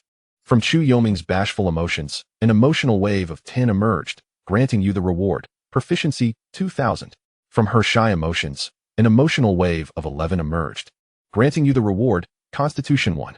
From her embarrassed emotions, an emotional wave of 13 emerged, granting you the reward, stamina 5. Seeing the enemy's morale falter and emotional rewards pouring forth, Muin nodded in satisfaction. Indeed, teasing a protagonist like Chu Yuming was quite entertaining. With just a slight nudge, the emotional rewards flowed incessantly. Truly, She was his self-proclaimed perfect tool of a female protagonist, deserving of his admiration. Fear not. It's nothing significant. It's just that the campus belle from Sioux University wanted to treat me to breakfast, but you know I'm not one to be swayed by mere breakfast. Besides, I have your breakfast, so why would I accept hers? I merely took some time to decline her offer. Moon chuckled as he bit into the fried dough stick the girl had bought for him. To maintain a cordial relationship with his perfect female protagonist tool, he felt the need to offer a slight explanation. Of course, this explanation was nothing more than a fabrication. Meanwhile, the girl's thoughts were much simpler. Her immediate concern was not why the campus belle from Sioux University had invited him to breakfast, but rather that he had genuinely taken the time to explain himself. She found herself inexplicably pleased, as if she had tasted honey, a sweet smile inadvertently gracing her lips. From the girl's joyful emotions, an emotional wave of 10 emerged. Granting you the reward, proficiency 1000. Chu Yuming felt a hint of sweetness. Her emotional wave of 12 granting you the reward, super popular lollipop 10. Super popular lollipop 10. As long as you present this lollipop, no child in the world can refuse you. Affection and fondness automatically increase. Moon shook his head slightly. This girl was far too easy to deceive. Fortunately, he was merely seeking to extract rewards from her. Otherwise, she might have been exploited without realizing it. Meanwhile, on the other side, Suzhiro felt quite perplexed. Having completed the tasks assigned by her father, and with the family business no longer facing bankruptcy, she should have felt elated. Yet, the bleakness of her future dampened her spirits. Jiro, are you alright? That useless rich heir didn't he do anything inappropriate to you? Did he? Baizaheo, just returned from the infirmary, asked with evident concern. He had intended to maintain an image of calm and composure, not wanting to appear overly anxious. However, the thought of his goddess being in the company of that scoundrel made him uneasy. Nevertheless, he had observed her gait earlier. Based on his extensive experience in bars and nightclubs, she seemed to be safe for the moment. Otherwise, she would have limped in some manner. I'm fine. Suzhiro nodded, though her tone was tinged with distance and coldness. If Baizaheo hadn't suddenly appeared, she might not have been subjected to such misfortune. She wouldn't have been bullied by that Muin. Jiro, you need not fear his threats. Just give me some time, and I shall resolve all your troubles. Baizaheo assured her confidently. Just you? You think you can solve all my problems? Huh. You do well to refrain from complicating matters further. Suzhiro scoffed, shaking her head. The notion that he could remedy her troubles was laughable. Having a certain understanding of him, she was acutely aware of the vast social chasm separating them. Her monthly allowance might well exceed his family's annual income. Jiro, trust me. I truly possess the capability to assist you in overcoming all your challenges. Baizaheo insisted vehemently. Having been humiliated by Muin in front of others, he was eager to restore his image. Don't jest. The troubles I face are beyond your comprehension. Let me put it plainly. I need tens of millions of dollars right now. Can you possibly procure such an amount? Do you have any idea what tens of millions signifies? That is a sum that your entire family would take decades to earn. Suzhiro grew increasingly impatient. Yet, strangely, unlike her usual self, she did not lash out in anger or resort to harsh words. Instead, she found herself harboring an odd fondness for this guy. Reluctant to speak too harshly. Perhaps it was because he had once saved her? She was not entirely certain. If Muin were present, he would undoubtedly understand. For that was the damned protagonist's halo at play. Meanwhile, upon hearing this, Baizaheo's heart skipped a beat, and he was engulfed in confusion. Tens of millions of money? Since the other party mentioned it, there was a high likelihood that such a situation had indeed arisen. The only place that could require such a sum, in his mind, was Sujiro's father's company. Yet, it shouldn't be the case. In his memories of the future, he was well aware that there were issues with Sujiro's father's company. However, there should still be some time before it faced collapse, at least until after Sujiro's graduation. Could it have happened prematurely? Baizaheo muttered silently, and the invisible sense of urgency within him intensified. Money.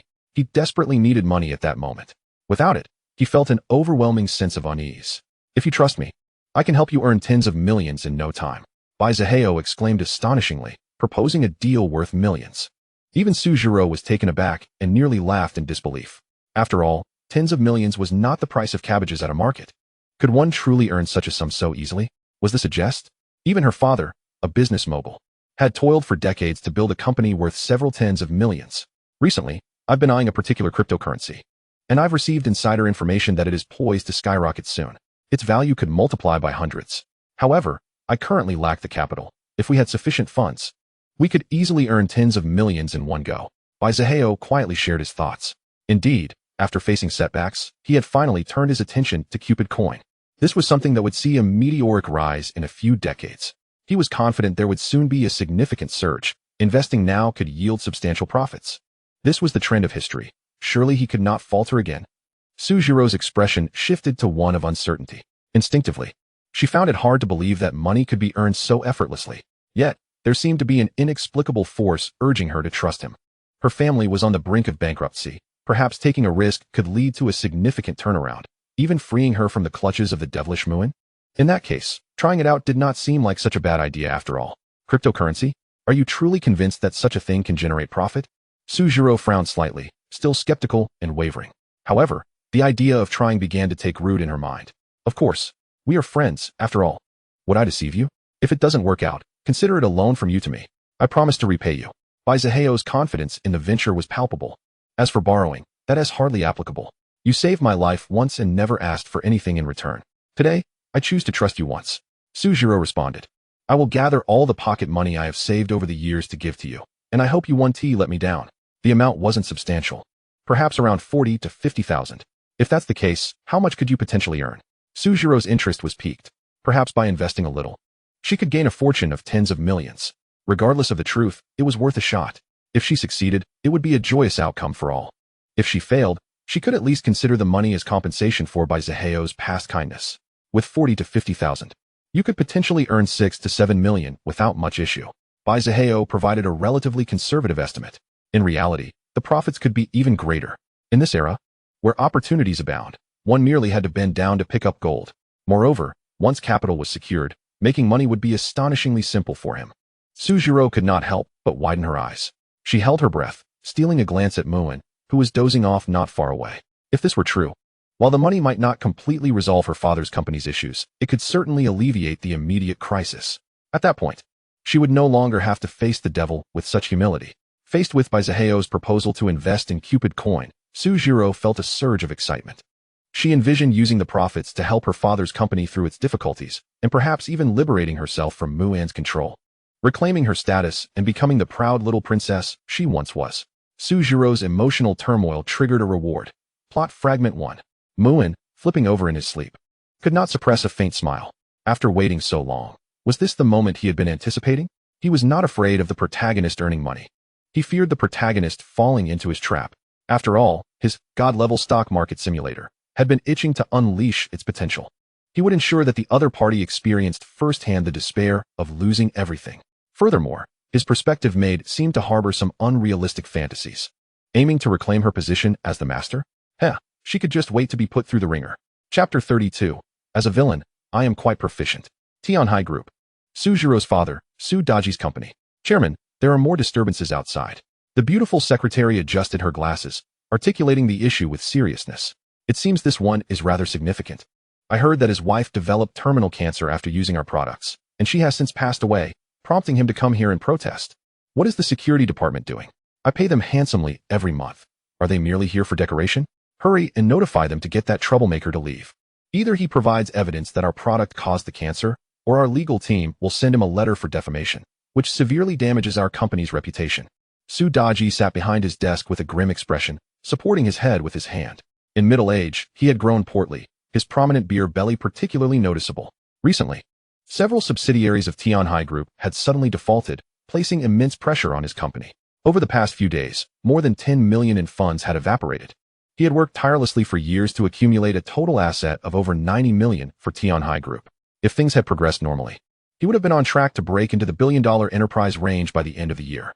But now, all his plans had collapsed. Why has Tianhai Group suddenly defaulted? Su Daji rubbed his temples. Where is my daughter? She should have returned to the villa by now. The secretary replied respectfully. She should be back at the villa now. Inform her that I will take her to see young Master Mu later. She should dress appropriately.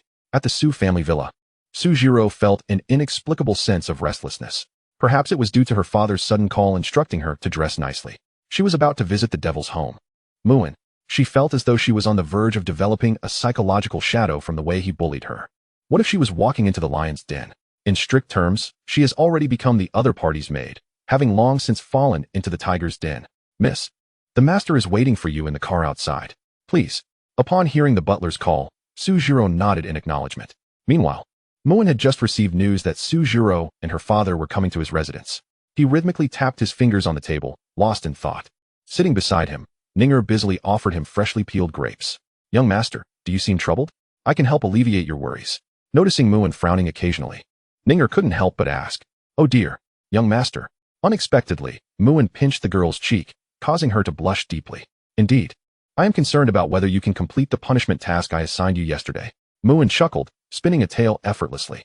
Ninger's charming face gradually turned crimson, her heart racing in a flurry of anxiety.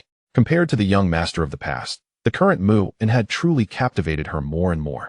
A few casual words from him could send her heart racing, igniting an impulse to throw herself into his embrace right then and there.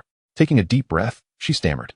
As long as it's the young master's task, no matter how difficult, I promise to complete it. The girl's cheeks flushed with a rosy hue.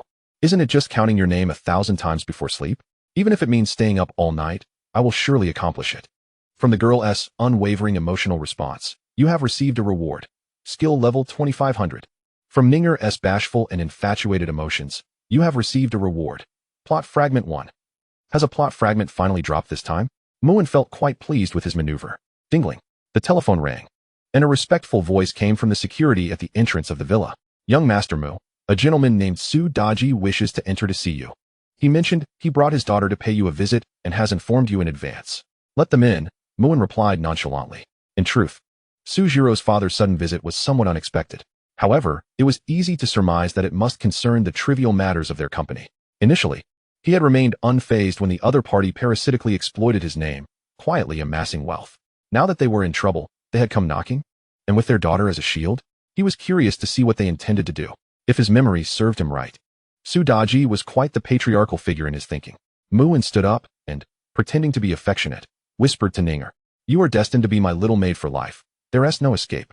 Ninger felt her body grow faint, her face flushed, and she stammered, wait. We have guests coming. I will go prepare some new tea. With that, she hurriedly stood up and fled in a flurry. The sudden display of affection left her shy and restless, and her emotional response yielded a reward. 5 million currency. Although she had mentally prepared herself for a long time, the girl felt a mix of anticipation and anxiety, earning her another reward. Void Invisibility, Card 1.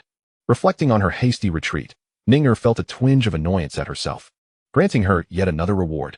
Skill level 5000. Void Invisibility, Card 1. In the void, you can be considered somewhat invisible if you do not actively reveal yourself. No one in this world can see or sense your presence. Yet, you can still influence the people and objects of the real world. While invisible, you are immune to all harm, lasting for 1 hour. Before you leave, you can also earn a significant emotional reward from the little maid. Indeed, as a villain, he was quite adept. Muin couldn't help but chuckle softly. However, this reward, the Void Invisibility card, was rather extraordinary. As a tool of an underhanded tactic, it essentially granted him an hour of invincibility. He even found himself anticipating the expression of fear on the protagonist's face when they were attacked from an unknown source. Chapter 33. Selling Daughters for Glory. Outside the courtyard, beneath the pavilion, stood Sujiro and her father. Meanwhile, Muin sat quietly, savoring his tea, seemingly oblivious to the presence of others. Eventually, it was Su Daji, the seasoned negotiator, who broke the awkward silence. Ha ha ha, young Master Mu. I recently heard about your relationship with my daughter Jiro. Today, I specifically brought her to visit you. Upon meeting, it is evident that you are indeed a remarkable gentleman, a true dragon among men. Jiro's fortune lies in your affections. Muin squinted at Su Daji before shifting his gaze to Sujiro. At this moment, the girl was adorned in a flowing white lotus dress that complemented her already fair complexion, radiating a luminous beauty in the sunlight. Her exquisite features, enhanced by a touch of makeup, gave her an ethereal presence, as if a celestial lotus fairy had descended to the mortal realm, untainted by the mud. However, Sujiro's expression appeared somewhat unnatural. She did not comprehend why her father chose to belittle their status so much, making it seem as though winning the young master's affection was a monumental blessing, which left her feeling somewhat uncomfortable, especially under Muin's unabashed gaze. She felt as exposed as a sheep stripped of its wool, rendered restless and uneasy. From Sujiro's anxious emotional response, you have received a reward. 5 million currency. After briefly collecting an emotional reward from the girl, Muin contentedly diverted his gaze and said, So, do you have any particular matters to discuss during your visit today? The man's eyes exhibited no hint of emotion, and his tone revealed neither joy nor sorrow. He displayed a level of composure and calmness that was far beyond what one would expect from someone of his age. Su Daji felt a slight jolt in his heart. He could not fathom why he felt as though he were facing an old adversary. Initially, He had presumed that the young master of the Mu family was infatuated with his daughter. Surely, if he subtly expressed his paternal intentions, the young master would joyfully embrace the various requests his future father-in-law might propose, right? Why was the script deviating from his expectations? Was there truly some conflict between the two? Su Daji couldn't help but wonder, and upon seeing his daughter's expressionless face, he felt an urge to slap her into understanding. If Muin did not spare him, his company, already facing a financial crisis, would truly face ruin. Shall we discuss this here? Su Daji tentatively inquired. Indeed, it was my oversight. Ninger ushered Miss Su into the villa, ensuring she would not merely stand there like a decorative vase. It was only after this reminder that Muin suddenly grasped the situation and waved his hand. Was it truly unacceptable for her to stand idly by as a mere ornament? Sujiro gritted her teeth in indignation. The emotional fluctuation of Sujiro registered at 13. Congratulations, you have received a reward, Constitution 1. The emotional fluctuation from Sujiro's frustration registered at 15. Congratulations, you have received a reward, 500,000 in currency. Meanwhile, Su Daji began to comprehend the cryptic maneuvering of Muin. He permitted only his daughter to enter, omitting any mention of himself. Did this not imply that they intended to discuss matters outside? For a moment, Su Daji could only manage a forced smile, feeling awkward as he found himself neither seated nor standing comfortably. As a dignified company president, he now felt akin to a newcomer awaiting an interview with HR. Well then, let us address the matter directly. My time is exceedingly valuable, worth millions in mere moments. Observing Ninger and Sujiro enter the villa, Muin leisurely sipped his tea. In truth, he was already meticulously strategizing how to amass emotional rewards through the two women. Millions in moments? Perhaps that would be feasible for the titans of Tianmu Group. But for this unrefined boy, that was nothing short of a jest. Of course, Su Daji refrained from voicing these thoughts, merely expressing his demands plainly. Mu Xianzi, you are aware that my company has recently been experiencing a cash flow shortage due to various reasons. Might you, for Jiro's sake, mention this to Tianmu Group? He continued, I will also persuade Jiro. After all, we are family now, and it would be best not to jeopardize our relations. What do you think, Mu Xianzi? Muin cast a sidelong glance, a sardonic smile creeping onto his lips. Family? The notion was laughable. And for Jiro's sake, what significance did she hold? To him, she was merely a servant, one who had insisted on the role. Did he owe her any respect? It was utterly ridiculous. What an audacious tactic Su Daji employed, attempting to extract benefits without expenditure. As a businessman, did he truly believe that merely relying on Sujiro was sufficient? Or rather, did he think she was worthy of such consideration? Moreover, he was not in a position where he needed her. As the eldest scion of the Mu family, what woman could he not acquire? Should he choose to express his desires, women would line up to offer themselves. Was it that Su Daji reveled in pursuing women who could not be obtained even after spending millions? Should I say he harbors naive aspirations? Or does he perceive me as a fool? Muin squinted, a cold chuckle escaping him. He discarded pretense, unleashing his full might, striking with lethal precision.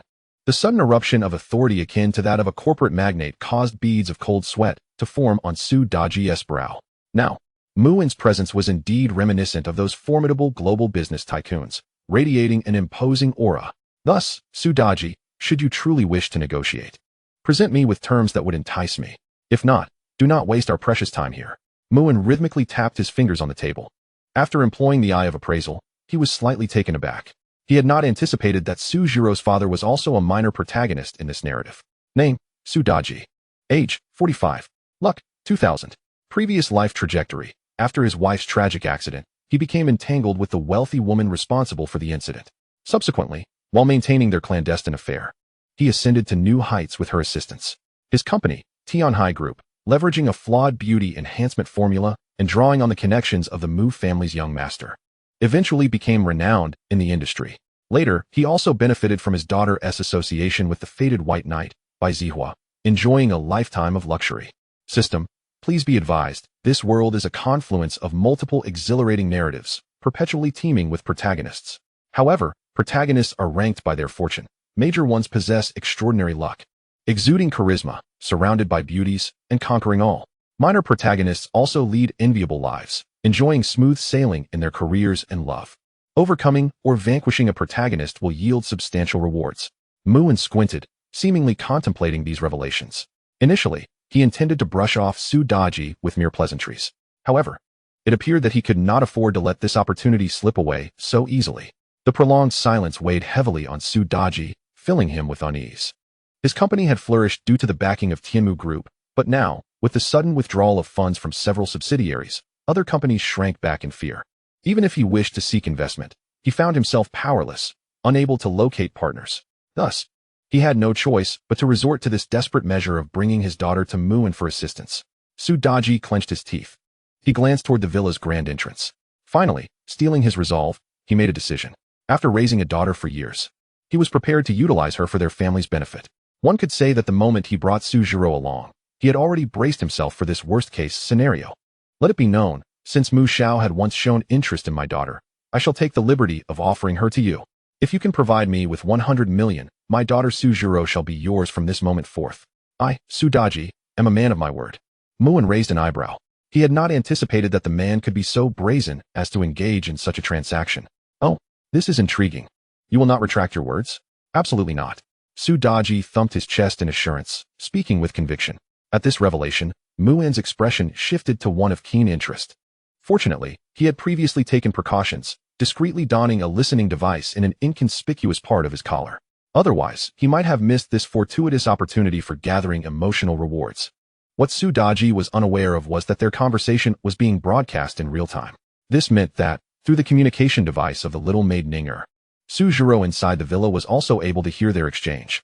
Chapter 34, The Plot of Abduction. Suzhiro was engulfed in profound shock at her father's words of trading her, her emotional fluctuation registering at 23. Congratulations, you have received a reward, 10 million in currency. For the first time, the girl felt an intense loathing towards her father. Were it not for the little maid's intervention, she would have rushed out to confront him on the spot, her emotional fluctuation registering at 25. Congratulations, you have received a reward, heartfelt card 1. Her father's heartlessness shattered the girl's heart, leaving her unable to fathom that he would resort to such a despicable act for personal gain. Consumed by sorrow and despair, her emotional fluctuation registered at 30. Congratulations, you have received a reward, plot fragment 1. Heartfelt card 1 upon use allows the user to overhear the innermost thoughts of a designated target for a duration of 10 minutes. The corners of Muin's mouth curled slightly upwards. As he had anticipated, Suzhiro's emotional reward had indeed begun to explode. Now, his objective was to stoke the flames further, causing this metaphorical gold mine to erupt with even greater intensity. Uncle Su, since you have broached the subject so candidly, let us speak plainly. Do you truly believe your daughter is worth 100 million? If you ask me, is your daughter gilded or merely silver-plated? Are you not setting your sights a tad too high for her?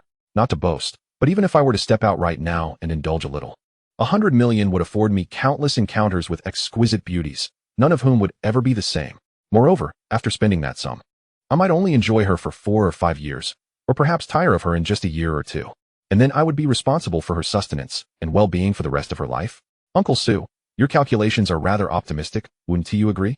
Muin's tone dripped with a languid disdain. Su's father had already begun to objectify and price his own daughter, so there was no need for Muin to be overly courteous in his language. Everything was merely a means to garner emotional rewards. Su Daji felt an ominous weight settle upon him, the pressure mounting invisibly. Despite his youth, Muin proved to be as cunning as those crafty old foxes, making him a challenging adversary. He was not easily deceived. As a seasoned player in the business realm, Su Daji discerned the underlying message in Muin's words. Essentially, Muin had an interest in the transaction, but the price was exorbitant and unacceptable.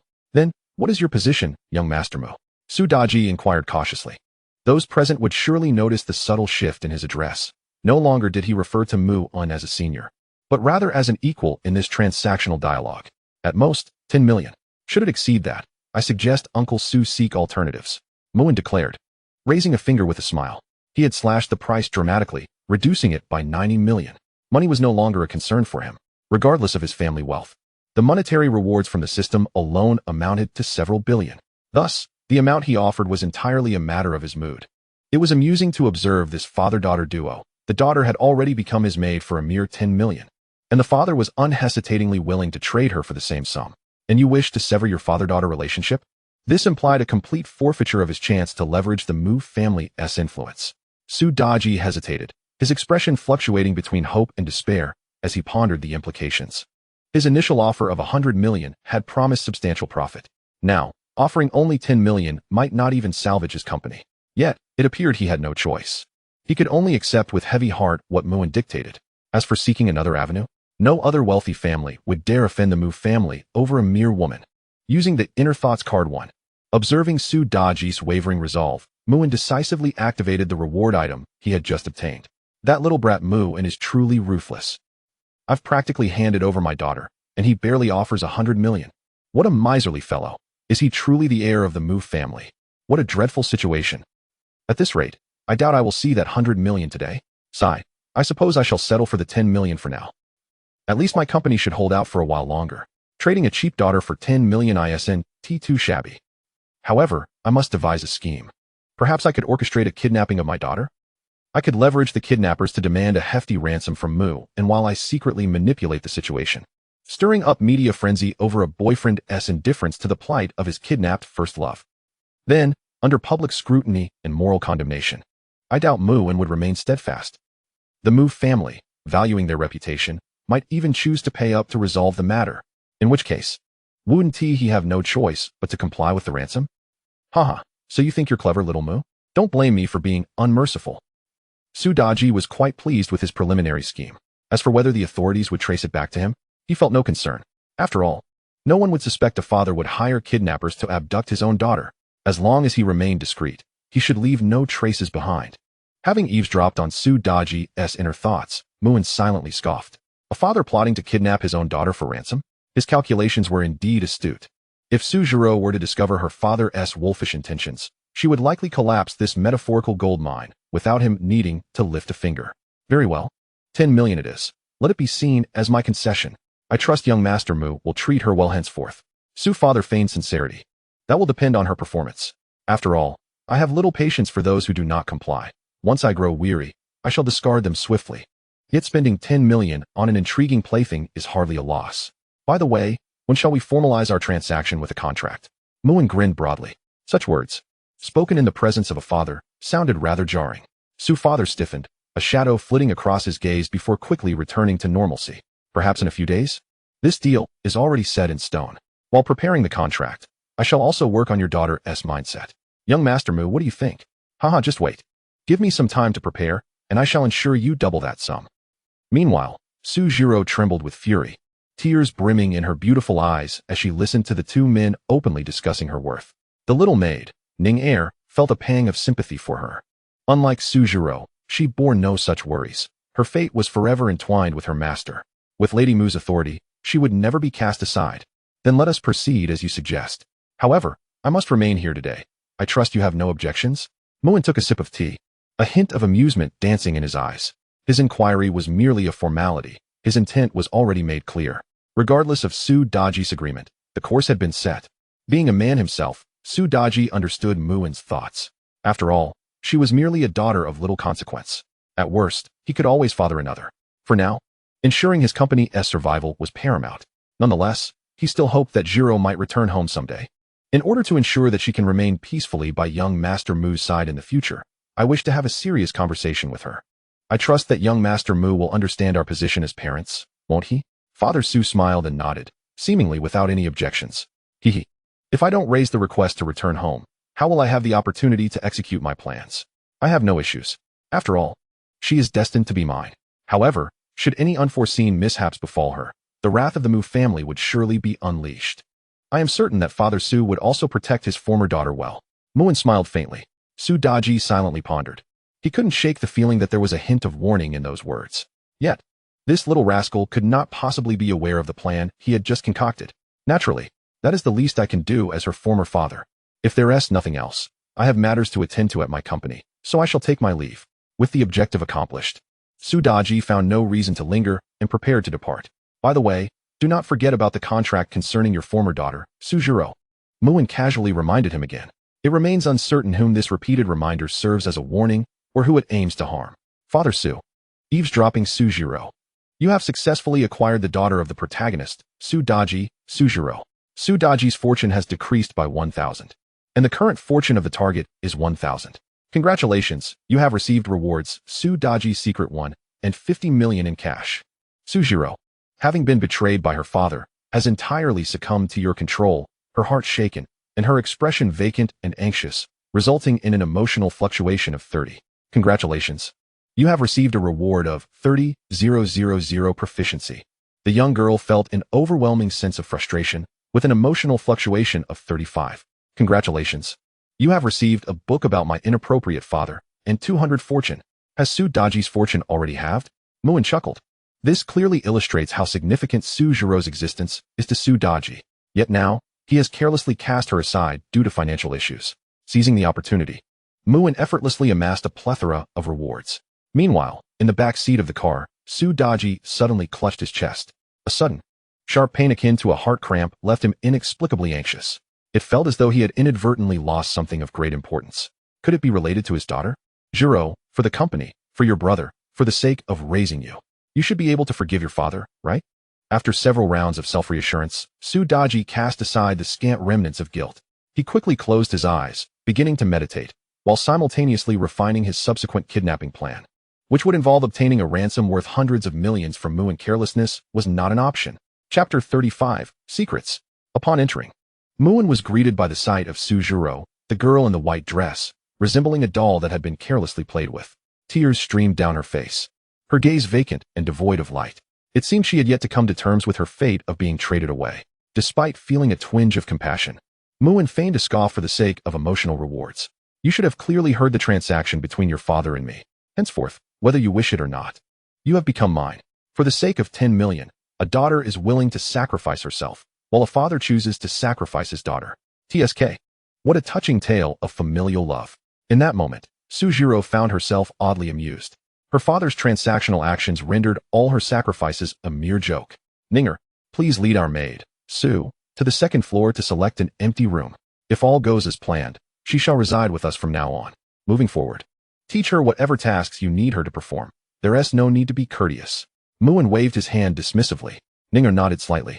However, when she gently tugged at the girl, she found herself unable to budge her. Young master, may I make one last phone call? Su Jiro stood there, her gaze fixed intently on Muin, unwavering. You may do as you wish. Muin understood well the reason behind the girl's request.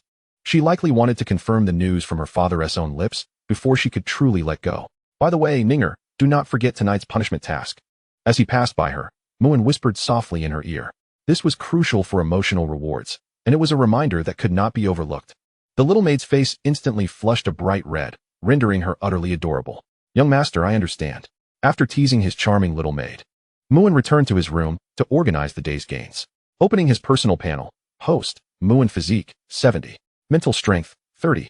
Items, story fragment 4. Optimized beauty formula. Automatic enemy detection brick. Su Jiro's secret 1. God level stock market simulator usage 1. Su Daji's secret 1. Inside information on Tian High Group's beauty formula. Girls part-time plan. Various interesting books and foods. Over 1 billion in cash. Skills. Eye of appraisal. Master level fist techniques. Perfect mastery of university knowledge. Advanced medical skills. Entry-level night vision. Entry-level culinary skills. Entry-level piano skills. God-level driving skills. Top-tier game library of parallel blue star. Proficiency, 5. 8 million. Fortune, 3,000. Quite impressive. This proficiency has unknowingly surpassed several million. Muin nodded in satisfaction. System. Attention, skill levels range from entry-level, basic, intermediate, advanced, master level to God level. God level skills transform the ordinary into the extraordinary, resulting in a qualitative change in the original skills, allowing for cross-disciplinary understanding and unlocking various related knowledge, making one the supreme ruler in that field. The first active upgrade to God level skills is at a 50 discount. Upon hearing the system's explanation, Muin paused momentarily. It was precisely because he possessed a God level skill, namely, God level driving skills, that he understood the true value of such skills. Even if Jesus were to compete with him in driving various vehicles, he would merely be chasing his tail lights. It can be said that each God level skill is an extraordinarily formidable existence. How much proficiency is required to upgrade to God level skills? System, master level requires 100,000 proficiency, while God level requires 100,000 proficiency. Over 1 million proficiency for a single God level skill? Muin mused, glancing at his proficiency, which was just over several million. This seemed substantial, yet in practical use, it might still fall short. I will use my proficiency to elevate master-level fist techniques to the God-level realm. Almost instantaneously, Muin felt a torrent of profound knowledge flooding into his mind. Wing Chun, Choi Li Fut, Tongbei Quan, Tai Chi. Each martial art was etched into his memory and body as if forged through countless trials. From nothing to everything. Every moment of enlightenment regarding these techniques felt like experiencing a millennium of time. It was as if he had lived through it all. After what felt like an eternity, Muin finally opened his eyes. They sparkled with brilliance, and his vitality surged. The fleeting essence of that punch, akin to soaring into the heavens, quickly reverted to an ordinary persona, rendering it utterly indistinguishable from the commonplace. One could scarcely fathom the terrifying might concealed within Mu and seemingly mundane strike. Constitution, 70100. Spirit, 3060. The remarkable enhancement in both physical and mental fortitude was astonishing. While it may appear to be merely the combined strength of 10 individuals, under the auspices of divine boxing techniques, even dozens would find it impossible to approach me. Lifting his shirt, the 8 well-defined abdominal muscles gleamed radiantly. Within those aesthetically pleasing muscle contours lay an explosive power of extraordinary magnitude. Muin was exceedingly pleased with his recent augmentation. After all, an increase in strength translates to greater confidence when facing the myriad protagonists of the future. Subsequently, Muin continued to organize various items. He examined Su Daji's secret one. In truth, Su Daji harbors a deeply buried secret within his heart. The accident that befell Sujiro's mother was not a mere mishap, but a meticulously orchestrated attack by someone with ulterior motives. Upon finishing the reading, Muin's expression grew peculiar. Were it not for the knowledge of this being a novel world replete with protagonists, he might have doubted the authenticity of such melodramatic events. To put it succinctly, Su Daji, already wed, happened upon a wealthy young lady while indulging in leisure. The two, perhaps due to the allure of their protagonist auras, inexplicably found favor in each other's eyes. Following a drunken encounter, they commenced a clandestine affair. In his earlier days, Su Daji fortuitously acquired a beauty formula, but had long struggled with a lack of funding for its development. Now, with the assistance of the affluent young lady, he rose from nothing and established Tianhai Group. His career flourished, and he found success in love as well. Thus, Su Daji embarked on a life of extraordinary fortune. Later, in pursuit of legitimizing their relationship, they even conspired to eliminate Sujiro's mother at the young lady's behest. And turning her into a vegetative state was part of their clandestine endeavors. Muin rubbed his temples. He decided not to dwell further on the matter, but surmised that presenting this information to the young lady Sujiro would likely yield him considerable rewards. Utilizing Plot Fragment 4. You have activated Plot Fragment 1. This pertains to Sujiro's narrative fragment. 3 days hence, Su Daji has arranged for kidnappers to abduct his daughter Sujiro upon her return from school. Specific time, specific location for the kidnapping. However, the abduction process is fortuitously witnessed by the protagonist by Zaheo, who, recalling the events, follows the trail and ultimately locates the kidnapping site. Through a series of efforts, including alerting the authorities, he successfully rescues the young girl. Not only does he earn the girl's admiration, but he also gains a reward from the police for the capture of the kidnappers. Moreover, during a press interview, he takes the opportunity to disparage you.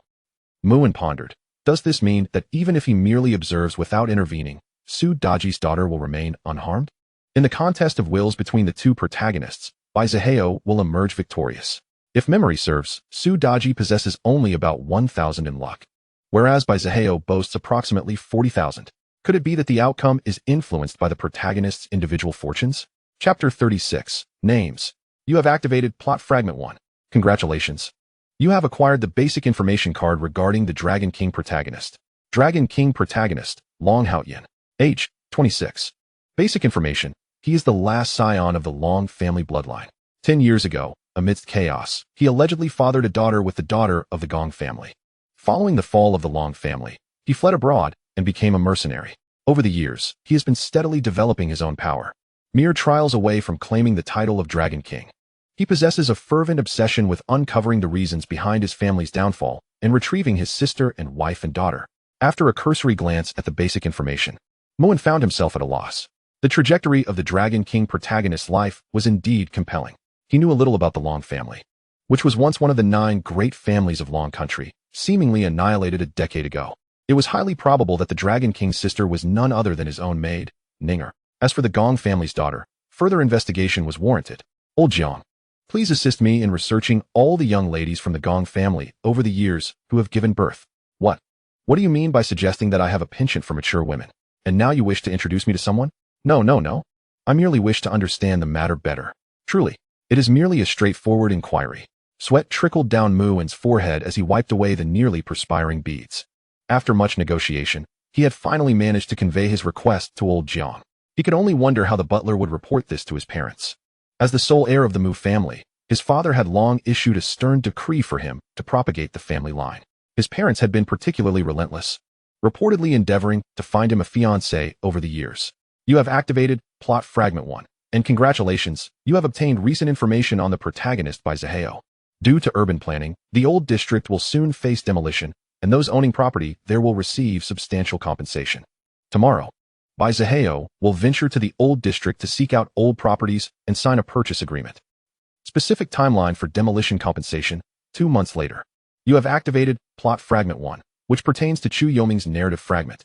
Tomorrow evening, while helping someone set up a stall in the commercial food street, Chu Yoming unexpectedly encounters 5 unruly tattooed men attempting to dine and dash. The young lady musters her courage to argue her case, but inadvertently attracts the drunken men's ire, who attempt to drag her into an alley with ulterior motives, threatening anyone who might intervene with violence. Having already been aware of this impending incident after signing the purchase agreement in the old district, Bai Zaheo makes no effort to prevent it. However, upon witnessing the young lady being pulled towards the alley, he finally leaps into action, ready to play the hero. After a round of verbal sparring, he manages to stall until the police arrive, ensuring both parties avoid harm. The young lady's affection for him increases. The old district's renovation and demolition, trouble at the stall. Muin furrowed his brow, contemplating how to leverage these 2 pieces of information. Knock, knock, knock. A gentle tapping at the door interrupted his thoughts. Young master, may I come in? Ninger's sweet voice chimed, as melodious as ever. Oh, my adorable maid. What brings you to seek me out at this late hour? Whatever it may be, I am more than willing to oblige you unconditionally. Seeing the female protagonist's tool for rewards presenting herself willingly, Muin's demeanor shifted. He smiled as he drew her inside, then playfully pinned her against the door. His dark eyes held a hint of aggression as he feigned ignorance. Ninger's lovely face flushed a deep crimson. She was too close. She could almost hear the thunderous heartbeat threatening to escape her chest. From Ninger's bashful emotional fluctuations of 15, congratulations on receiving the reward, Proficiency 2000. The young girl summoned her courage to take a small step forward, resolutely deciding to strive for her own happiness, with emotional fluctuations of 20. Congratulations on receiving the reward, Luck 20. Deep within Muin's eyes lay a hint of amusement.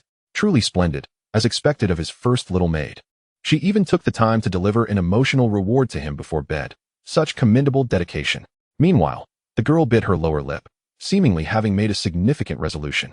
The appearance of Suzhiro today instilled within her a considerable sense of threat, especially when considering the prospect of cohabiting under the same roof. The thought that she might lose her position in the young master's heart to that rival was utterly unacceptable. After all, she was undeniably the one who cherished the young master the most.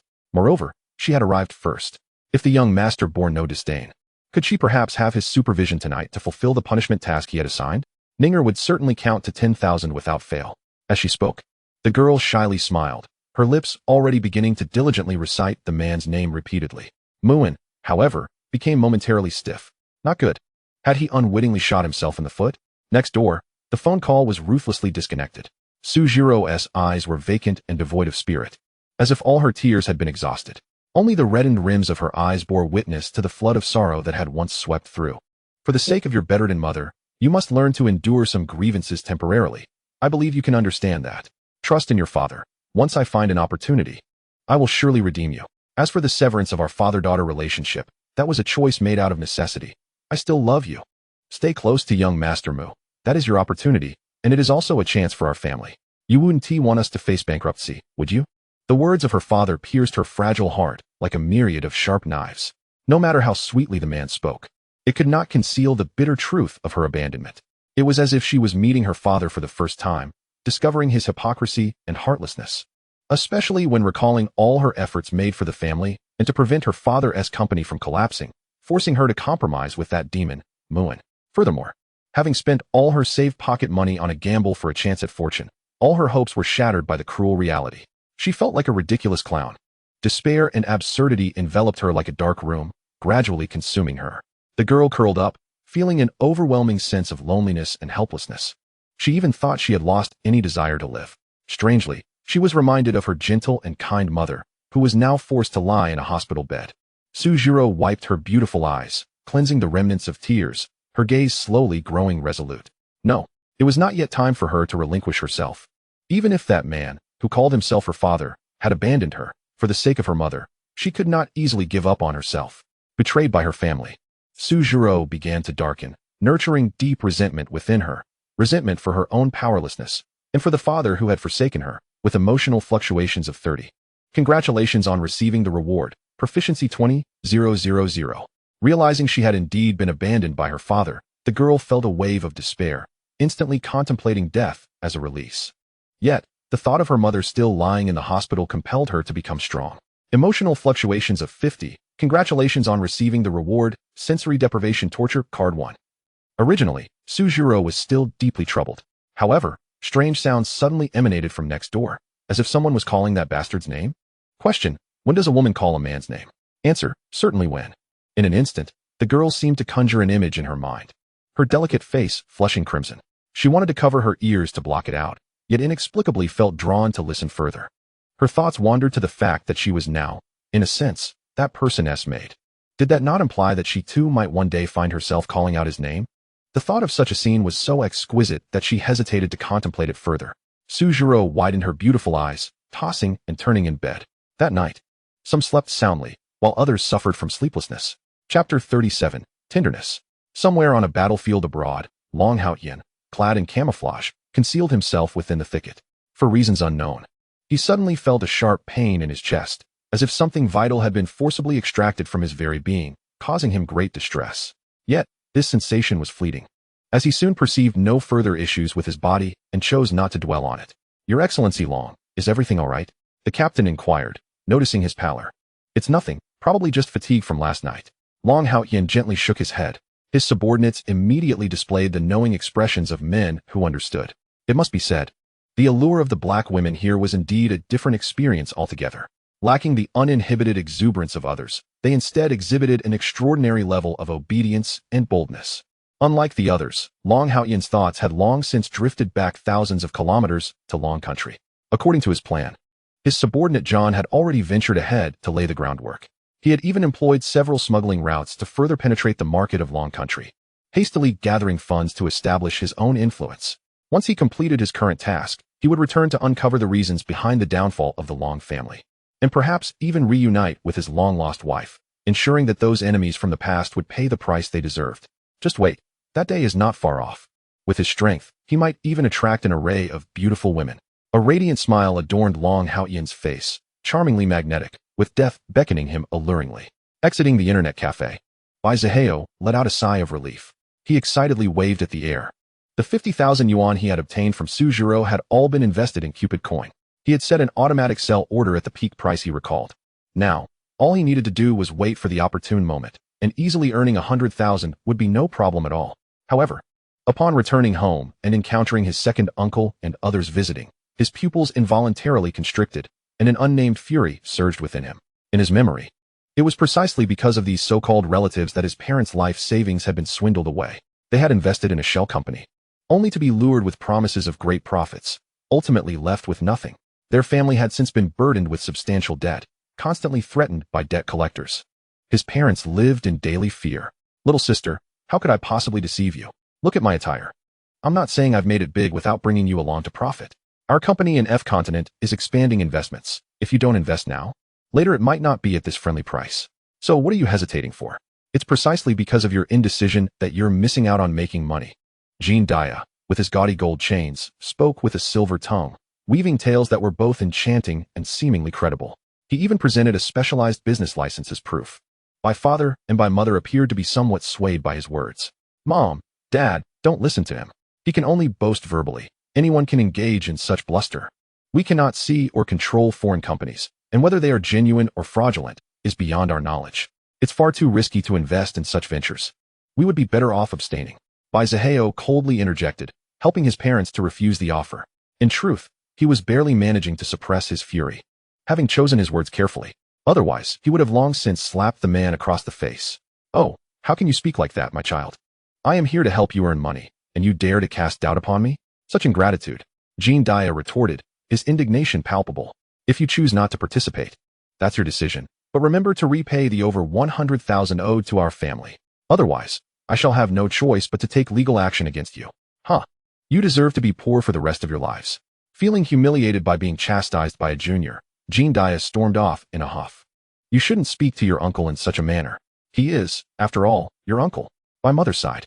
Had it not been for the fact that he is my uncle, I would have already struck him down. Baizaheo scoffed dismissively. He harbored no affection for that man, wishing fervently for his immediate demise. The memories of his family's suffering over the decades were largely due to that scoundrel. In truth, Baizaheo's words held merit. It was clear what sort of person Jean Dia was after all these years. In my opinion, it would be wiser to save that money. Otherwise, finding a place to live and a job after you graduate from university will be problematic. My father finally spoke up after a moment of contemplation. Rest assured, Mom and Dad, I will make a fortune and ensure you live a life of happiness. Baizaheo declared confidently, already formulating his initial plans. With the groundwork laid for his cryptocurrency investments, he awaited the fruition of his efforts. Additionally, it was rumored that the old district would soon undergo demolition. If he could seize the opportunity to purchase property there, he could potentially amass a significant profit in just a few months. He firmly believed that day was not far off. Once wealth was acquired, winning the affections of the two goddesses, Chu Yuming and Su Zhuro, would be a mere formality. Little did he know, however, that the goddesses he so ardently desired had already been ensnared by Muon. The following day, Muon awoke leisurely. Having enjoyed a restful night, the girl had been counting his name as if counting sheep, a remarkably effective form of hypnosis. Accompanied by the emotional rewards emanating from her, Muon soon drifted into a contented slumber. At that moment, Ninger lay by the bedside, her sleeping face adorned with a blissful smile. Keep it up, my number one little maid. Whether I can unlock greater emotional rewards in the future depends on you. Muon gently patted the still sleeping Ninger on the head before preparing to rise. Perhaps due to her instincts as a maid, despite Muon's utmost care in his movements. The slight commotion roused the girl from her slumber. Seemingly aware of her surroundings, she scrunched her nose before opening her beautiful eyes. Has morning arrived, young master? I shall prepare breakfast for you. But Muon promptly halted her. Staying up late is not a good habit. You should rest a little longer. Given that she had genuinely counted his name 1,000 times the previous night, he chose not to press her further. All right, young master. Ninger felt deeply touched by his gentleness. Indeed, his kindness was intoxicating, akin to a potent elixir. She adored him. From the girl's joyful emotional fluctuations, he received a reward of Fortune 50. Having successfully captured her heart, Ninger's emotional fluctuations reached 100, granting him a reward of wealth 1 billion. Her gratitude for his kindness resulted in further emotional fluctuations of 100, earning him a reward of special skill, Master of Theft.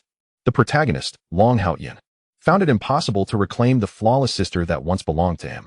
With a protagonist luck of 10,000, he received a reward of Proficiency 1 million, Godly Marksmanship. Special skill, Master of Theft. You have mastered the most formidable art of stealing.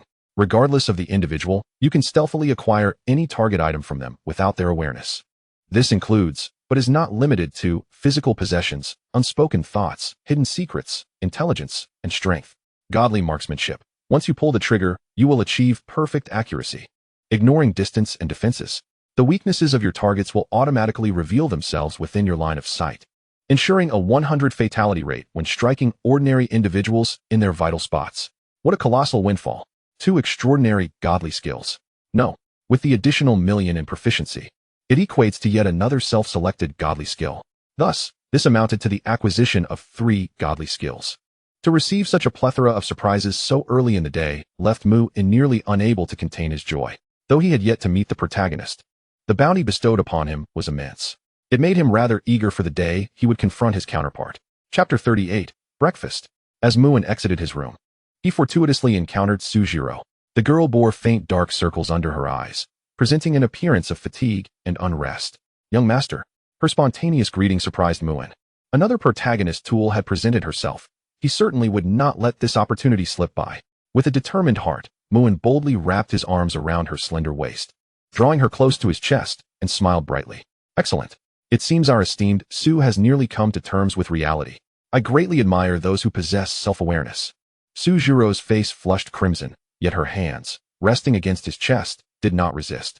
The previous night, she had listened to Ninger count names and harbored many concerns, resulting in a night of poor sleep.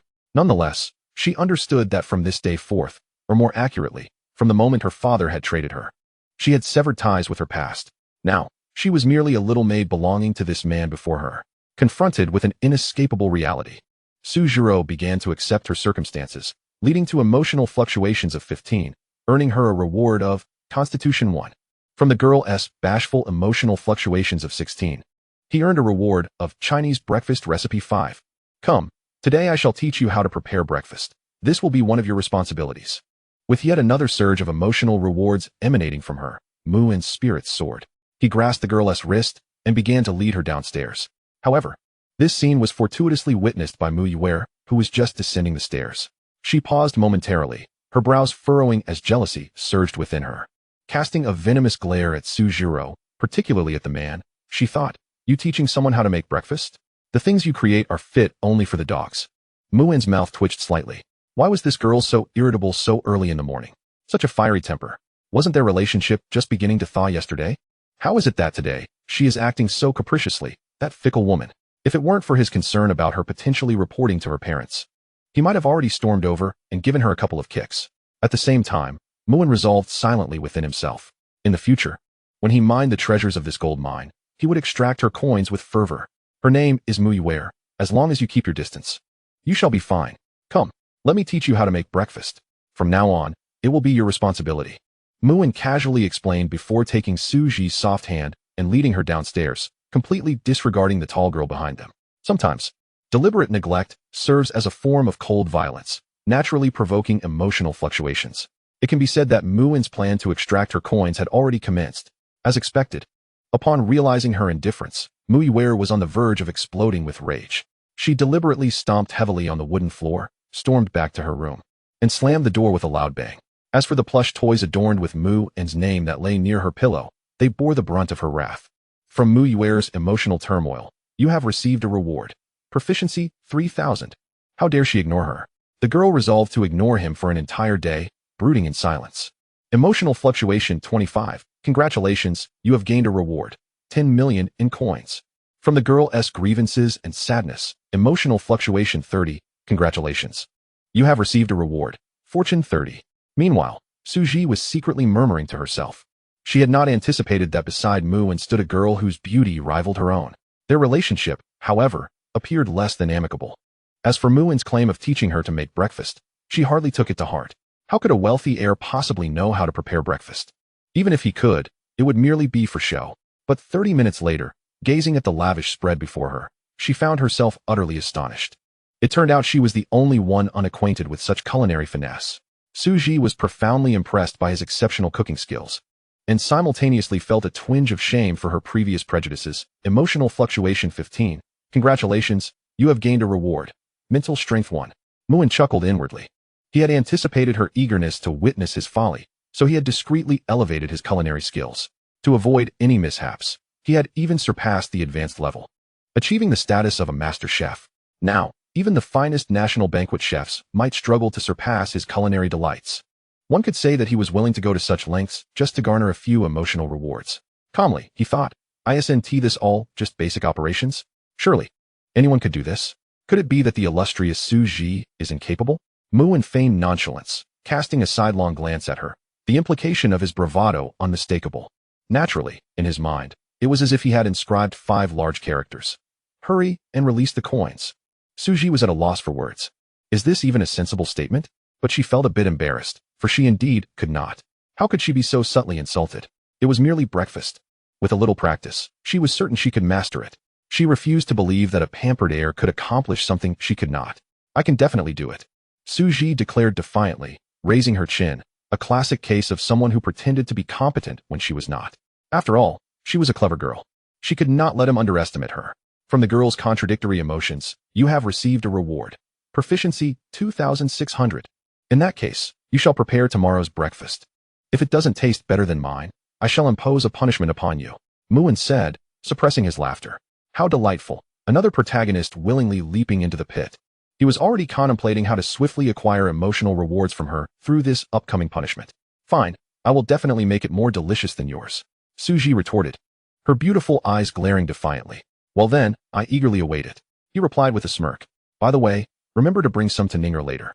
She is still in my room catching up on sleep. As for you, if you don't wish to attend class today, take the opportunity to rest.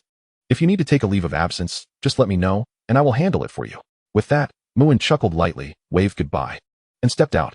Until the door was completely shut, Su Ji remained in a daze, staring in that direction. After a while, she looked down at the lavish breakfast spread before her and couldn't help but mutter softly, "Why is he being so nice to me?" Moreover, these dishes might just look appealing. Perhaps their taste was dreadful. Yet deep down, she knew that the visually enticing breakfast could not merely be superficial. Otherwise, her taste buds would not be salivating in anticipation even before the first bite. It felt as if every fiber of her being was urging her, "I must eat it now, immediately." She took a small sip of the century-old preserved egg and lean meat porridge. Upon tasting it, the exquisite flavor exploded on her palate. A delicacy she had never experienced before completely occupied her mind. It was akin to drifting amidst the turbulent sea, with wave after wave carrying her higher and higher into the clouds, rising to unimaginable heights, undulating ceaselessly. The sensation was indescribably delightful, beyond words. This flavor was likely a culinary realm she would never achieve. Indeed, she had been defeated, thoroughly defeated. For your unintentional act of kindness, Suji found herself somewhat infatuated. Emotional fluctuation 15. Congratulations, you have received a reward. Proficiency 2000. Witnessing the vast gap in their culinary skills, the girl was convinced of his superiority. Emotional fluctuation 16. Congratulations. You have received a reward. Stamina 5. Although she had been defeated, Suji's heart was not particularly saddened. The corners of her lips curled upward as she gathered some breakfast and headed toward Muin's room. That guy, despite being a rogue, was surprisingly kind to his woman. Unbeknownst to Suji, just after she left, Muiwer, who had just finished washing up, happened to pass by the dining table. The remaining breakfast piqued her appetite, stirring her cravings. Could this be the breakfast made by that good-for-nothing Muin? Humph, it surely must taste terrible. At most, it was merely a deceptive facade. She refused to believe that the lazy scoundrel could create anything truly delicious. Yet, to expose this false appearance, she glanced around and decided to sneak a taste. The moment she took a bite, she found herself unable to stop. How infuriating. How could he make breakfast taste so good? The most frustrating part was that after living together for so long, she had been utterly oblivious. How maddening. I shall take it upon myself to vanquish you. Oh no, this is just too delicious. I can't submit to that slacker Muin. These are all enemies. I must eradicate them. After a while, Suji made her way downstairs. She blinked her beautiful eyes, gazing at the pile of gleaming plates, utterly bewildered. Did she not recall there being quite a bit of breakfast just moments ago? How could it have vanished in the blink of an eye? Could it be that the place was haunted? Chapter 39. Youth. The culinary delights you prepared had profoundly impressed Muiwer. Yet the young girl could not help but grumble about your lack of ethics as she ate, her emotions fluctuating at 15. Congratulations. You have received a reward. Choice of culinary recipe 1. Given your remarkable culinary skills, it was vexing for Muiwer that you chose to conceal them from those close to you. She felt quite disgruntled, leading you to earn a few more unflattering titles, including scoundrel and fool, with her emotional state fluctuating at 17. Congratulations, you have received a reward. Choice of culinary recipe 2. The exquisite food had the proud girl singing your praises, wishing to indulge further, yet she could never openly commend you. Instead, she hoped you would take the hint and prepare more in the future. Otherwise, she would complain to Sister Wanru. Humph. Muiwer's emotional state fluctuated at 20. Congratulations. You have received a reward. Choice of culinary recipe 3. Muin. All 3 emotional rewards originated from Muiwer, and the rewards were all culinary recipes. Just how much does Muiwer truly adore food? Did she not claim that even dogs would not touch it? Moreover, Muin found himself perplexed as to why he was deemed a scoundrel and a fool. He could only shake his head in disbelief. However, considering the numerous emotional rewards she had bestowed upon him, he decided to let it slide for the time being. Good morning, Chu Yuming said softly and sweetly. The girl still wore that timid expression, yet it was an epic leap for her to muster the courage to greet Muin. How wonderful would it be if they exchanged morning kisses? Muin continued his playful banter, as if he could not function without causing mischief for a day. The girl froze, her eyes wide with panic, clearly flustered by this inquiry. However, she quickly realized that he seemed to be teasing her. Her delicate face flushed a deep crimson, leaving her at a loss for words. The flustered and anxious emotions from the girl fluctuated at 15. Congratulations. You have received a reward. 300,000 in currency. Was that all? This was inadequate. Muin decisively snatched the white steamed bun from the girl's hands and took a bite from the very spot she had nibbled. What's wrong? Am I not allowed to eat it? Muin paid no mind and took another bite. The girl could only close her mouth in indignation. Yet, upon reflection, did that not imply something rather intimate? Chu Yoming's cheeks deepened in hue, as if they might bleed, so embarrassed that she dared not look up. Woe is me. This scoundrel only knows how to bully her. The feelings of humiliation and indignation from Chu Yuming fluctuated at 15. Congratulations, you have received a reward. Skill level 5000. The girl's bashful emotions fluctuated at 18. Congratulations, you have received a reward. Fortune 10. Rest assured, I don't mind that you've eaten from it. He said here. This portion is for you.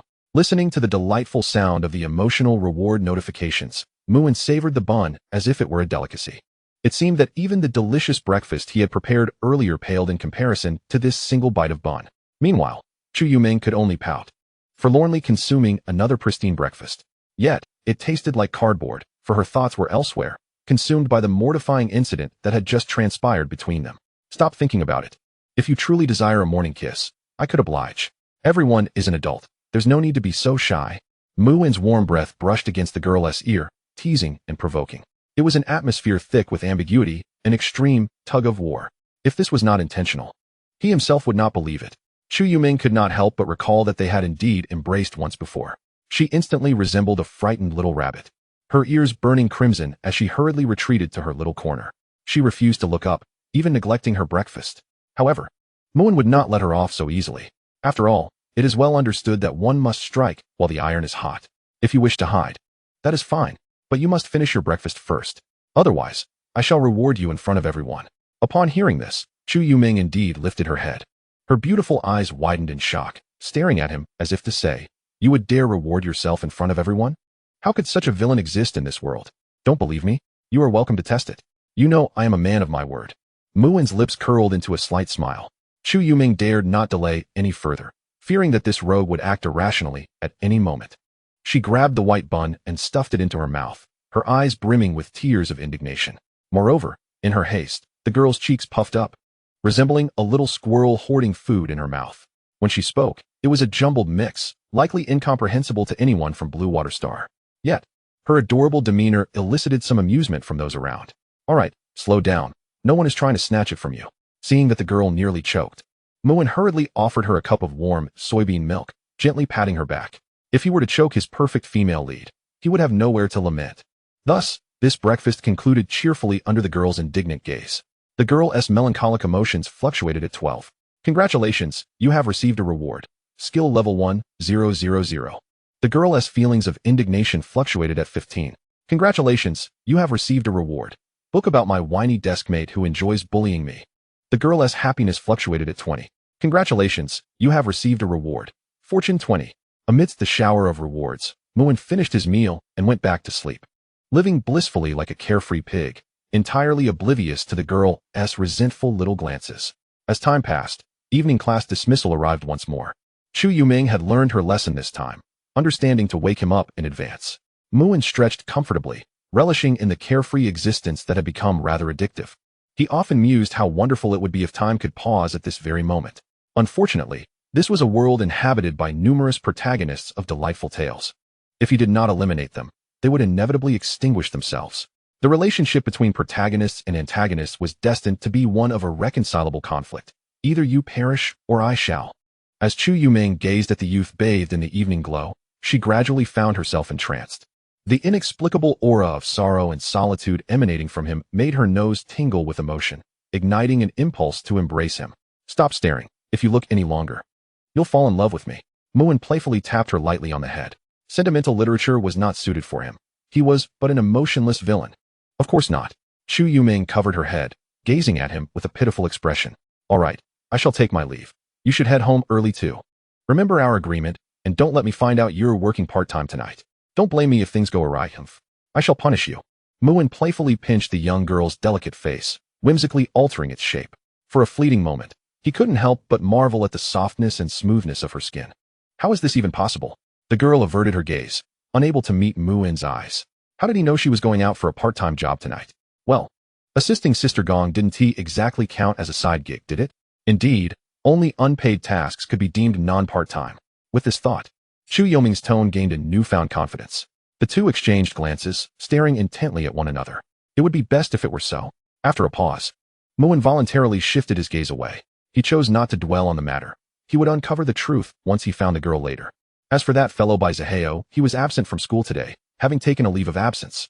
No need to ponder what he was up to. It was obvious he was off in the old district peddling real estate. If you have nothing else to do, shall I take my leave? The girl tentatively inquired.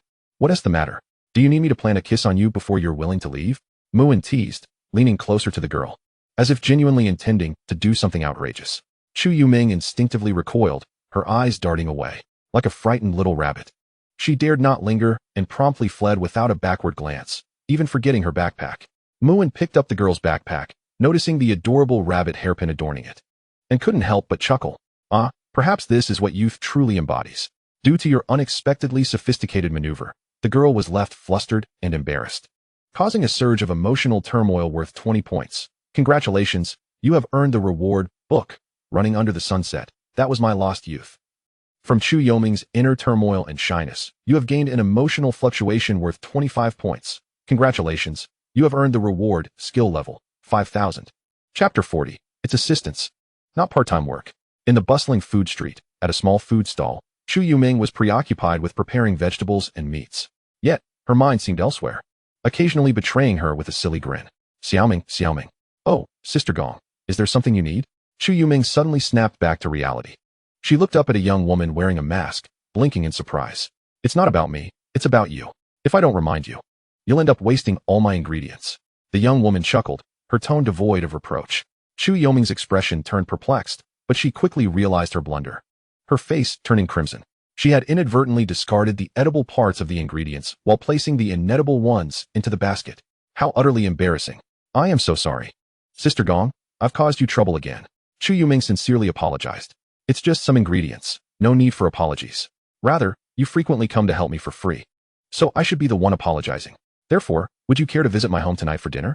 My little Yubai is looking forward to playing with you. Gong Nanyan's gentle voice was soothing, like a breath of spring air. Her bright, expressive eyes sparkled with life, as if they could speak. It was a pity she often wore a mask, concealing her beauty beneath. Even though Chu Yuming had known her for quite some time, she had never seen her without it. All right. Chu Yuming bit her lip, nodding slightly.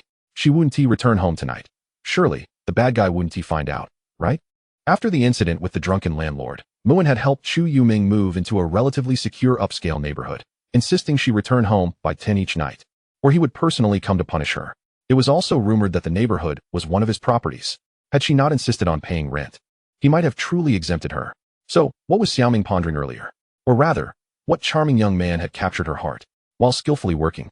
Gong Nanyan couldn't resist teasing her friend. And no one. Chu Yoming's cheeks flushed with embarrassment. Though she insisted otherwise, a certain someone's visage invaded her thoughts.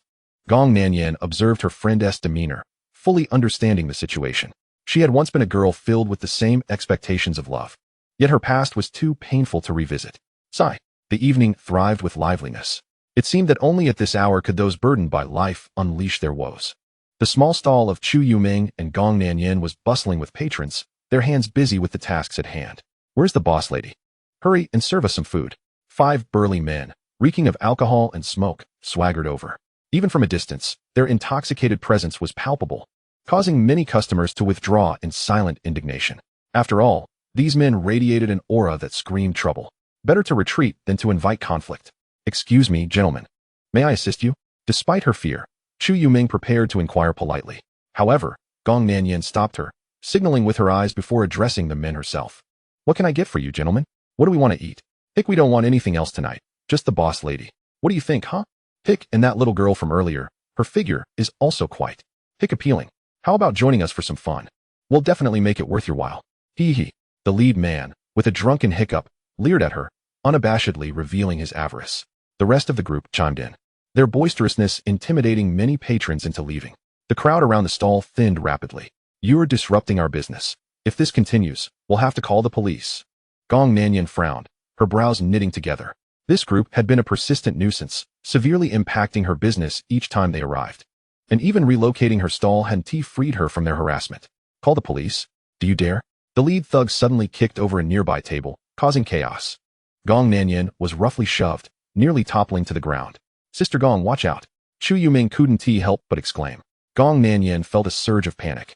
But instead of crashing to the ground, she found herself enveloped in a warm, sturdy embrace. Muin. Chu Yuming gazed at the familiar silhouette and couldn't help but exclaim. I've warned you that it is unsafe for a girl to venture out at night for part-time work, yet you insisted on coming out. Now, look what trouble has arisen. Muin couldn't resist turning back to glare at the girl. Aware of her own fault, Chu Yuming pouted in grievance. She felt a twinge of unfairness, After all, she had merely come to help without any compensation, which hardly qualified as a part-time job. Suddenly, the atmosphere shifted as a burly man, reeking of alcohol, grew furious upon seeing the girl he fancied being embraced by another man. "Hey, brat, you have no business here. If you know what's good for you, scram," he bellowed. Muin's eyes narrowed as he observed the group of ruffians, unimpressed by their presence. However, to exercise caution, he activated his identification ability. Name: Lu Zhizhong. Age: 48. Personal introduction: a suspect on the run with an A-level wanted notice. He has committed over 20 criminal offenses, including murder and concealment of bodies. Recently, he has ventured into drug trafficking, making a considerable fortune. He is armed. Name: Wang Wucai. Age: 45. Personal introduction: a suspect on the run with an A-level wanted notice. He once drunkenly drove a vehicle, leading to the permanent paralysis of a traffic cop. While engaging in loan sharking, he burned down a house with an elderly person inside. He has a history of numerous brawls. He is a member of a smuggling ring. He carries a butterfly knife. As Muin examined the remaining individuals, his pupils constricted, and his demeanor grew serious. They were largely fugitives with bounties on their heads, some even bearing blood on their hands. Fortunately, only the leading brute was armed. Yet, this information was already alarming. If he were to go on a shooting spree, although Muin was confident in his ability to evade danger, the others would not be as fortunate. Moreover, with two individuals needing protection by his side, escape was not an option. The danger of them being caught in the crossfire was all too real. Meanwhile, Bai Zihao, who had been observing from a distance, was growing increasingly anxious. He had intended to play the hero at the critical moment, certain it would earn him some favor with Chu Yuming. However, before he could seize the opportunity, Muin abruptly intervened, disrupting his plan. Seeing his chance slip away, Bai Zihao could no longer remain passive. He could not allow Muin, that useless rich kid, to monopolize the benefits. Chapter 41. For the sake of rewards, not to be undermined. You've got some nerve, kid. This is the first time I've heard someone speak to us like that. The 5 tattooed men were enraged, brandishing tables and chairs as makeshift weapons. Hold on, brothers. Don't be rash. These are my friends. Why don't you show some mercy and let them go? Bai Zihao hurriedly stepped forward, positioning himself between the agitated men and the girls. He turned to Chu Yuming, flashing what he believed to be a charming smile. Don't worry, Chu Yuming. Since I'm here, I won't let anything happen. Yet, Chu Yuming seemed frightened, retreating behind Muin without uttering a word or even looking at him, perhaps unaware of his reassurances. This infuriated Bai Zihao. Who do you think you are, meddling in my affairs? The leading brute was not inclined to tolerate his presence and unleashed a torrent of curses, spitting in Bai Zihao's face. I'm friends with Big Brother Chow. Please, show me some respect. Bai Zihao forced a smile, lowering his voice. He spoke the truth. In a past life, he had engaged in business dealings with Chow, thus qualifying them as acquaintances. Upon hearing the name Chow, the leader paused, his drunken stupor lifting somewhat. However, he remained skeptical that the ruthless Chow would befriend someone like Bai Zihao. Yet, if the two were indeed friends, it necessitated a more cautious and courteous approach from him. Bad news, boss.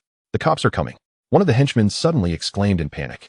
Watching Bai Zihao trying to play the hero, Muin chuckled. He relished the unfolding chaos and shouted, Bai Zihao, the police you called have arrived. You no longer need to pretend with these scoundrels. Bai Zihao's expression changed drastically.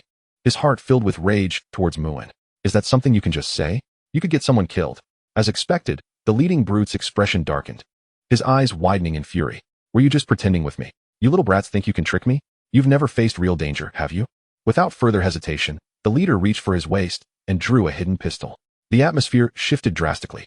Muin watched as both Chu Yuming and Gong Nanyan clung to him in terror, their faces pale. They understood the gravity of the situation. One shot to a vital area could end a life in an instant. The fear radiating from Chu Yuming and Gong Nanyan triggered a surge of emotional energy, earning Muin rewards for his resilience. Bai Zihao was drenched in cold sweat, his eyes wide with terror. What the hell? They have a gun. I don't recall this event involving such perilous weaponry. Suddenly, he regretted stepping up to be the hero. If he were to lose his life so carelessly, he would be left with 1,000 regrets. Only Muin remained composed, for he knew that the gun was devoid of ammunition, not due to a lack of bullets, but because he had skillfully pilfered them all using his special ability, empty hands. Confident in his position, he reassured the trembling girls, fear not, as long as I'm here, nothing will happen. Though he acknowledged that this sentiment might be morally questionable, he could not deny that danger was indeed the finest catalyst for rewards. The emotional energy from the two girls surged wildly, dazzling him with its intensity. Still pretending to be tough when death is at your doorstep? You'll all meet your end. The leader snarled, pulling the trigger without hesitation. Yet, to everyone's astonishment, nothing happened. The burly man, undeterred by his previous failures, once again pulled the trigger, but still, nothing transpired. Each time the trigger was pulled, the onlookers were gripped with trepidation. Bai Zihua, at the forefront of this ordeal, turned pale, trembling in fear to the point of nearly losing control. Meanwhile, the burly man seemed to have an epiphany and suddenly opened the magazine. Staring at the empty chamber, he was left dumbfounded. Where had all the bullets he had loaded gone? Are you searching for this? Muin's voice chimed with a hint of amusement. Simultaneously, a bullet materialized in his hand. With a clattering sound, all the bullets slipped through his fingers, crashing onto the floor with a crisp echo. Why you? How did you do that? The burly man was utterly bewildered. When had the other party stealthily taken away his bullets? He had been completely oblivious. Officer, everyone freeze. As the voice drew nearer, the burly man, with a heart full of defiance, slammed his handgun onto the ground. Don't think for a second that I can't deal with you. Die. He drew a knife and lunged forward. In his mind, his opponent was merely a weakling, likely already quaking in fear. After stabbing the opponent, he believed he might still have time to escape unscathed. Of course, he could just flee. But he couldn't swallow that humiliation. You really are pushing your luck. Muin's expression turned icy.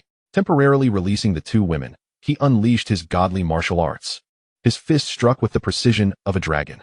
In an instant, every crucial joint of the burly man was forcibly dislocated. He could only scream in agony as he crumpled to the ground. The other thugs, fierce as they were, could hardly contain themselves upon witnessing this scene. They hastily discarded the furniture in their hands and drew their concealed weapons. Watch out! Both Chu Yuming and Gong Nanyan exclaimed in alarm. The surge of concern emanating from Chu Yuming triggered an emotional response of 20, granting you the reward, Stamina 1. The worry expressed by Gong Nanyan resulted in an emotional fluctuation of 15, earning you the reward, Skill Proficiency, 2000. Muin scoffed coldly. His extraordinary physique, combined with his godlike martial arts, had equipped him to counter their combined assault effortlessly. Ah, my arm. It's broken. Damn it. My leg too. It hurts. It hurts so much. My little brother. All the instigators lay on the ground, wailing in agony. Yet, Muin remained unscathed. Not even a bead of sweat gracing his brow. In fact, such antics hardly even served as a warm-up for him. Freeze. At that moment, the police officers, who had been waiting for quite some time, finally arrived. Their tardiness was only due to Muin's swift actions, which had taken mere moments to incapacitate the burly men. Officer Lu Ziqian drew her firearm, aiming it at the fallen thugs. Her comrades quickly subdued the burly men, pinning them to the ground while expertly fastening handcuffs around their wrists. Take them away. Witnesses, please return to provide your statements. Lu Ziqian issued her orders with unwavering composure. She felt a slight headache coming on. Her investigative team had been monitoring these 5 individuals for nearly a month, waiting for the right moment to uncover the drug trafficking network behind them, hoping to catch them off guard.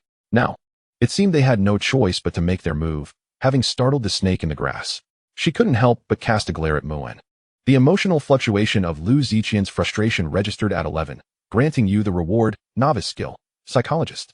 Muin was momentarily taken aback. If she had revealed her emotional state, did that imply she was yet another new heroine? If memory served, there seemed to be another one nearby. He couldn't help but glance at the woman he had just embraced, along with Chu Yuming. Meanwhile, Gong Nanyan felt a surge of shyness. After experiencing such an exhilarating event, she now leaned weakly against him, overwhelmed by his masculine aura, her eyes brimming with unshed tears. Strangely, she felt an inexplicable sense of familiarity and infatuation the moment she laid eyes on him. Speak up. The emotional fluctuation of Gong Nanyan's embarrassment peaked at 6, rewarding you with Inner Thoughts Card 1. Sister Lu? Chu Yuming spoke timidly. At that moment, Lu Ziqian finally recognized a familiar face among the crowd. Xiaoming, what are you doing here? Is this your boyfriend? Humph. Standing in front during a crisis, that's manly enough, but he seems a bit too flirtatious. Clearly, she was alluding to a certain man surrounded by women. Lu Ziqian looked down on him as a scoundrel, one who preyed on both young girls and married women alike. As a pure-hearted warrior of love, she found this utterly despicable, her emotional fluctuation at 20, rewarding you with Skill Proficiency, 3000.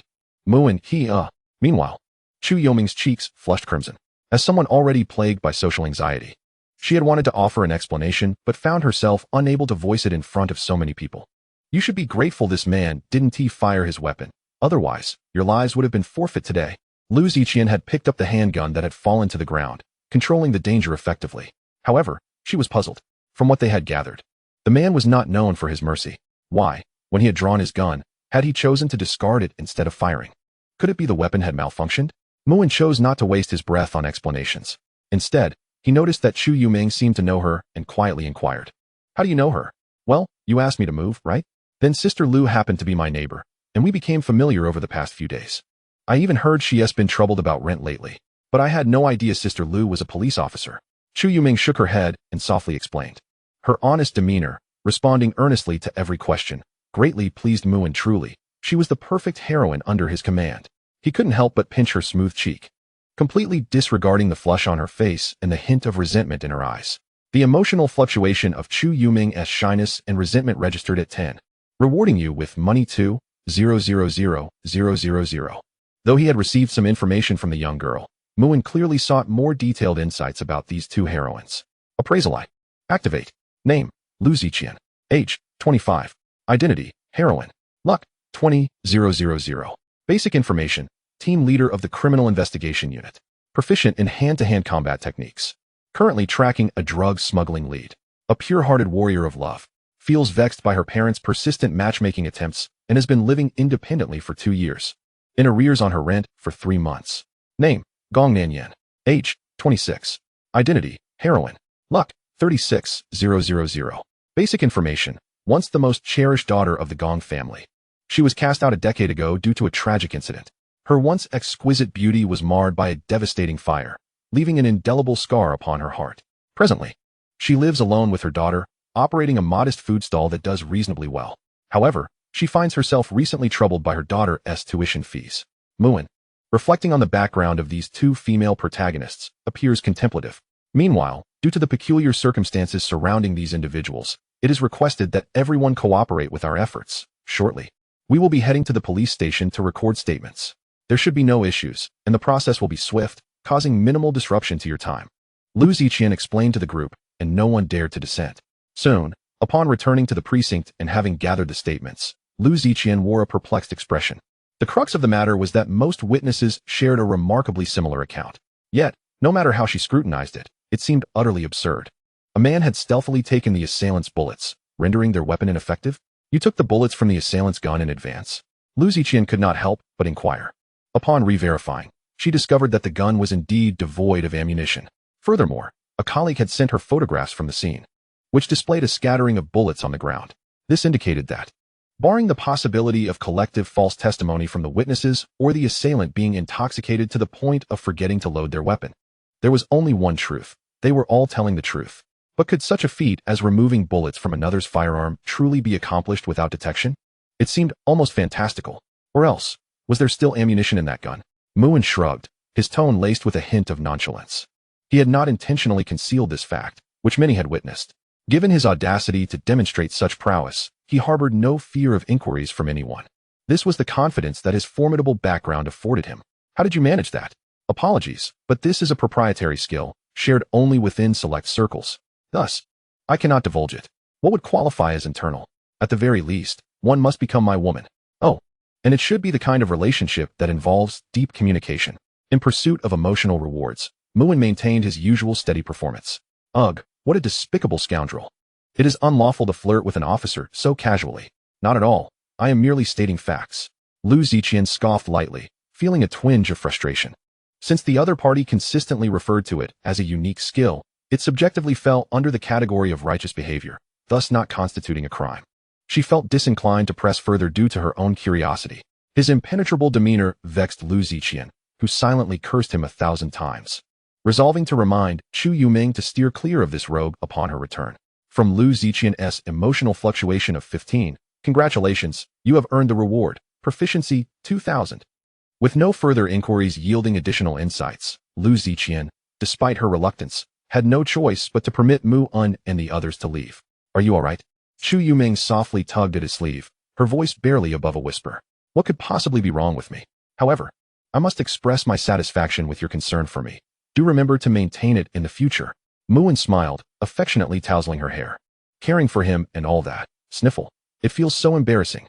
Chu Yuming felt her cheeks flush, rendered speechless by her shyness. From Chu Yuming's bashful emotional fluctuation of 12, congratulations, you have earned the reward, proficiency 2,800. From Chu Yuming's bashful emotional fluctuation of 13, Congratulations. You have earned the reward Spirit 1. From Chu Yuming's bashful emotional fluctuation of 15. Congratulations, you have earned the reward. Select food recipe 5. On what grounds do you prevent my departure? I am merely a bystander, and I even acted in good faith. As he emerged, Muin caught the fervent shout of Bai Zihao. Why can't you leave? Don't you have any self-awareness? Lu Ziqian's face darkened as she played a video. In it, Bai Zihao was seen whispering to several burly men. I am friends with your leader, Chao. Please do me this favor. The mention of Leader Chao struck the listeners as particularly jarring. No, I was just deceiving them. I was merely buying time. Otherwise, how could you police possibly arrive in time? Bai Zihao felt as if struck by lightning upon viewing the footage. His bluster had been captured on film. Moreover, he realized that if he did not distance himself from those individuals now, he would be in serious trouble. A mark on his record would be a minor issue. Being wrongfully associated with those men could land him in prison. Now he despised the person who recorded him. Chu Yuming, you must speak up for me. You know my character. I would never do such a thing. Truly, I am not lying. Bai Zihao, upon seeing Chu Yuming, felt as though he had found a lifeline and urgently pleaded for her assistance. Yet, the girl was startled by his current demeanor. She recoiled, hiding behind Mu and without uttering a word. She could not fathom why someone so unfamiliar with her would insist she speak on his behalf. Muin shook his head. The man's fortunes had dwindled through several misfortunes, and unexpected events had left him unable to maintain composure. It was likely he would become even more agitated in the future. In summary, the current state of the protagonist was impatience 1111, rationality 11111. If this continued, it seemed that Qingshan Psychiatric Hospital would soon welcome another young patient. Chapter 43, A Feast. This is not a matter that can simply be dismissed. We must wait until our investigation is complete. We, the police, will not wrongfully accuse an innocent person, nor will we easily let any wrongdoer escape. Lu Ziqian snorted coldly. Indeed, Bai Zihao, some words cannot be uttered lightly. As your classmate, I naturally hope you have no connections with those individuals. Muin, suppressing his amusement, nodded gravely. It's you. That angle could only have been captured by you. Officer, this person is framing me. Bai Zihao suddenly realized, his eyes blazing with fury as he glared at Muin. He seemed to grasp that it must be this worthless rich kid attempting to ensnare him. The aim was to claim his beloved goddess. Such insidious ambition was utterly detestable. Bai Zihao, you can take your medicine haphazardly, but you must not speak carelessly. Were those words coerced from you by me? I merely happened to record them. After all, as a model citizen, I must actively report any potential criminal activities. Muin's expression was one of unwavering integrity. His rhetoric was flawlessly crafted, embodying the self-cultivation of a performer. Of course, he would never admit that he simply did not want to miss this golden opportunity to take advantage of the situation. Officer, please believe me. I am merely a passerby. How could I possibly know such a notorious gang leader? Bai Zihao argued vehemently, yet before he could utter another word, he was abruptly interrupted by a male police officer. I understand your urgency, but please, remain calm. Furthermore, I implore you to be honest. If you are indeed innocent, we would not wrongfully accuse you. Your loud outbursts only serve to suggest that you are harboring guilty feelings. Cooperate, and you shall be treated leniently. Resist, and you shall face severe consequences. Come, let us proceed inside for a thorough investigation. Bai Zihao was so infuriated he nearly coughed up blood. However, he recognized that continuing to cause a scene would only be detrimental to himself. Thus, he reluctantly chose to endure this indignity for the time being. Yet, he was filled with a sense of injustice. Consequently, until the very last moment before entering, he fixed his gaze intently on Muin. Muin and his companion watched as Bai Zihao was escorted away. Thanks to your orchestrations, the protagonist Bai Zihao has been unjustly accused, gaining a fortune of 800 luck points. Congratulations, you have received a reward. A mysterious prescription for an unspecified effect. Proficiency 80,000. The protagonist has humiliated himself before the female lead, his actions akin to those of a jester, leading to a further decline in her favorability towards him. Bai Zihao, enraged, felt on the verge of vomiting blood, accumulating 1,000 luck points. Congratulations, you have received a reward. Constitution 10.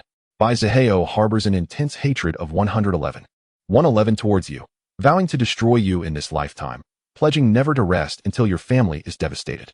The protagonist now possesses 900 luck points. Congratulations. You have received a reward. Luck 200. Muin squinted slightly, a cold smile forming in his heart. So it's a contest of ruthlessness, is it? You wish to eliminate me? Unfortunately for you, this lifetime will not afford you such an opportunity. In Muin's mind, he had already issued a death sentence to the opposing party. It was merely a matter of time. Utilizing the God-tier stock market simulator, Muin decisively employed this reward item. He was resolute that after completely severing the adversary's path to wealth, they would possess no capital to contend with him any longer. Detecting the investment direction of the target protagonist by Ziheo. Commencing investment simulation, formulating strategies to maximize returns while significantly impeding the protagonist's income. Estimated duration, 2 minutes. Simulation successful, the optimal plan has been selected. If the host consents, the system will automatically execute the investment according to the optimal plan. Agreed. Muin silently affirmed in his mind. Having addressed matters on this front, he noticed Lu Ziqian was whispering with Chu Yuming. The young girl's face was flushed throughout. Her demeanor reminiscent of a student nervously preparing for an examination in the capital. Her small hands twisted nervously, uncertain of how to proceed. Upon listening closely to their conversation, Muin's expression darkened slightly. Little Meng, your boyfriend is not a good person. Based on my years of experience in discerning character, that fellow is clearly a fickle-hearted rogue. He will likely bring misfortune to many girls in the future. That is a perilous pitfall. You must not foolishly jump in after him. If you can escape now, it would be wise to cut your losses. Trust me, I mean you no harm. Lu Ziqian exclaimed, her expression one of indignation, as if she herself had been wronged by a scoundrel. Officer Lu, speaking ill of others in front of others is not a commendable habit.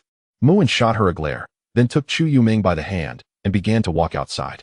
The young girl offered no resistance, allowing him to guide her hand gently, docile as a little lamb, obedient and quiet, not making a fuss. Hey, seeing the two leave without looking back, Lu Ziqian stomped her foot in frustration. She had spoken from the heart. How could they not believe her? If only she were not currently on duty, unable to leave freely. Otherwise, she would surely chase after them to reason with the young girl. No, upon returning, she would seek an opportunity to help Chu Yuming extricate herself from this sea of suffering. The abyss of suffering is boundless. Turning back is the shore. This is her unwavering commitment as the goddess of pure love. As for those despicable scoundrels, they can perish. As a stunning beauty, to be disregarded by you. Lu Ziqian's emotional fluctuation of 15 has resulted in a reward. 6 million currency. With thoughts of rescuing a naive girl on the brink of plunging into despair and freeing her from your wretched influence, Lu Ziqian's confidence surged, her determination unwavering. Emotional fluctuation of 15 has granted you a reward. 1 mental strength. The scoundrels must perish. The goddess of pure love is eternal. And Lu Ziqian's emotional fluctuation of 15 has earned you a reward. 12 volumes of the treasured version of the harem manga from the world of Naruto. Muin observed the continuous stream of emotional rewards, secretly shaking his head.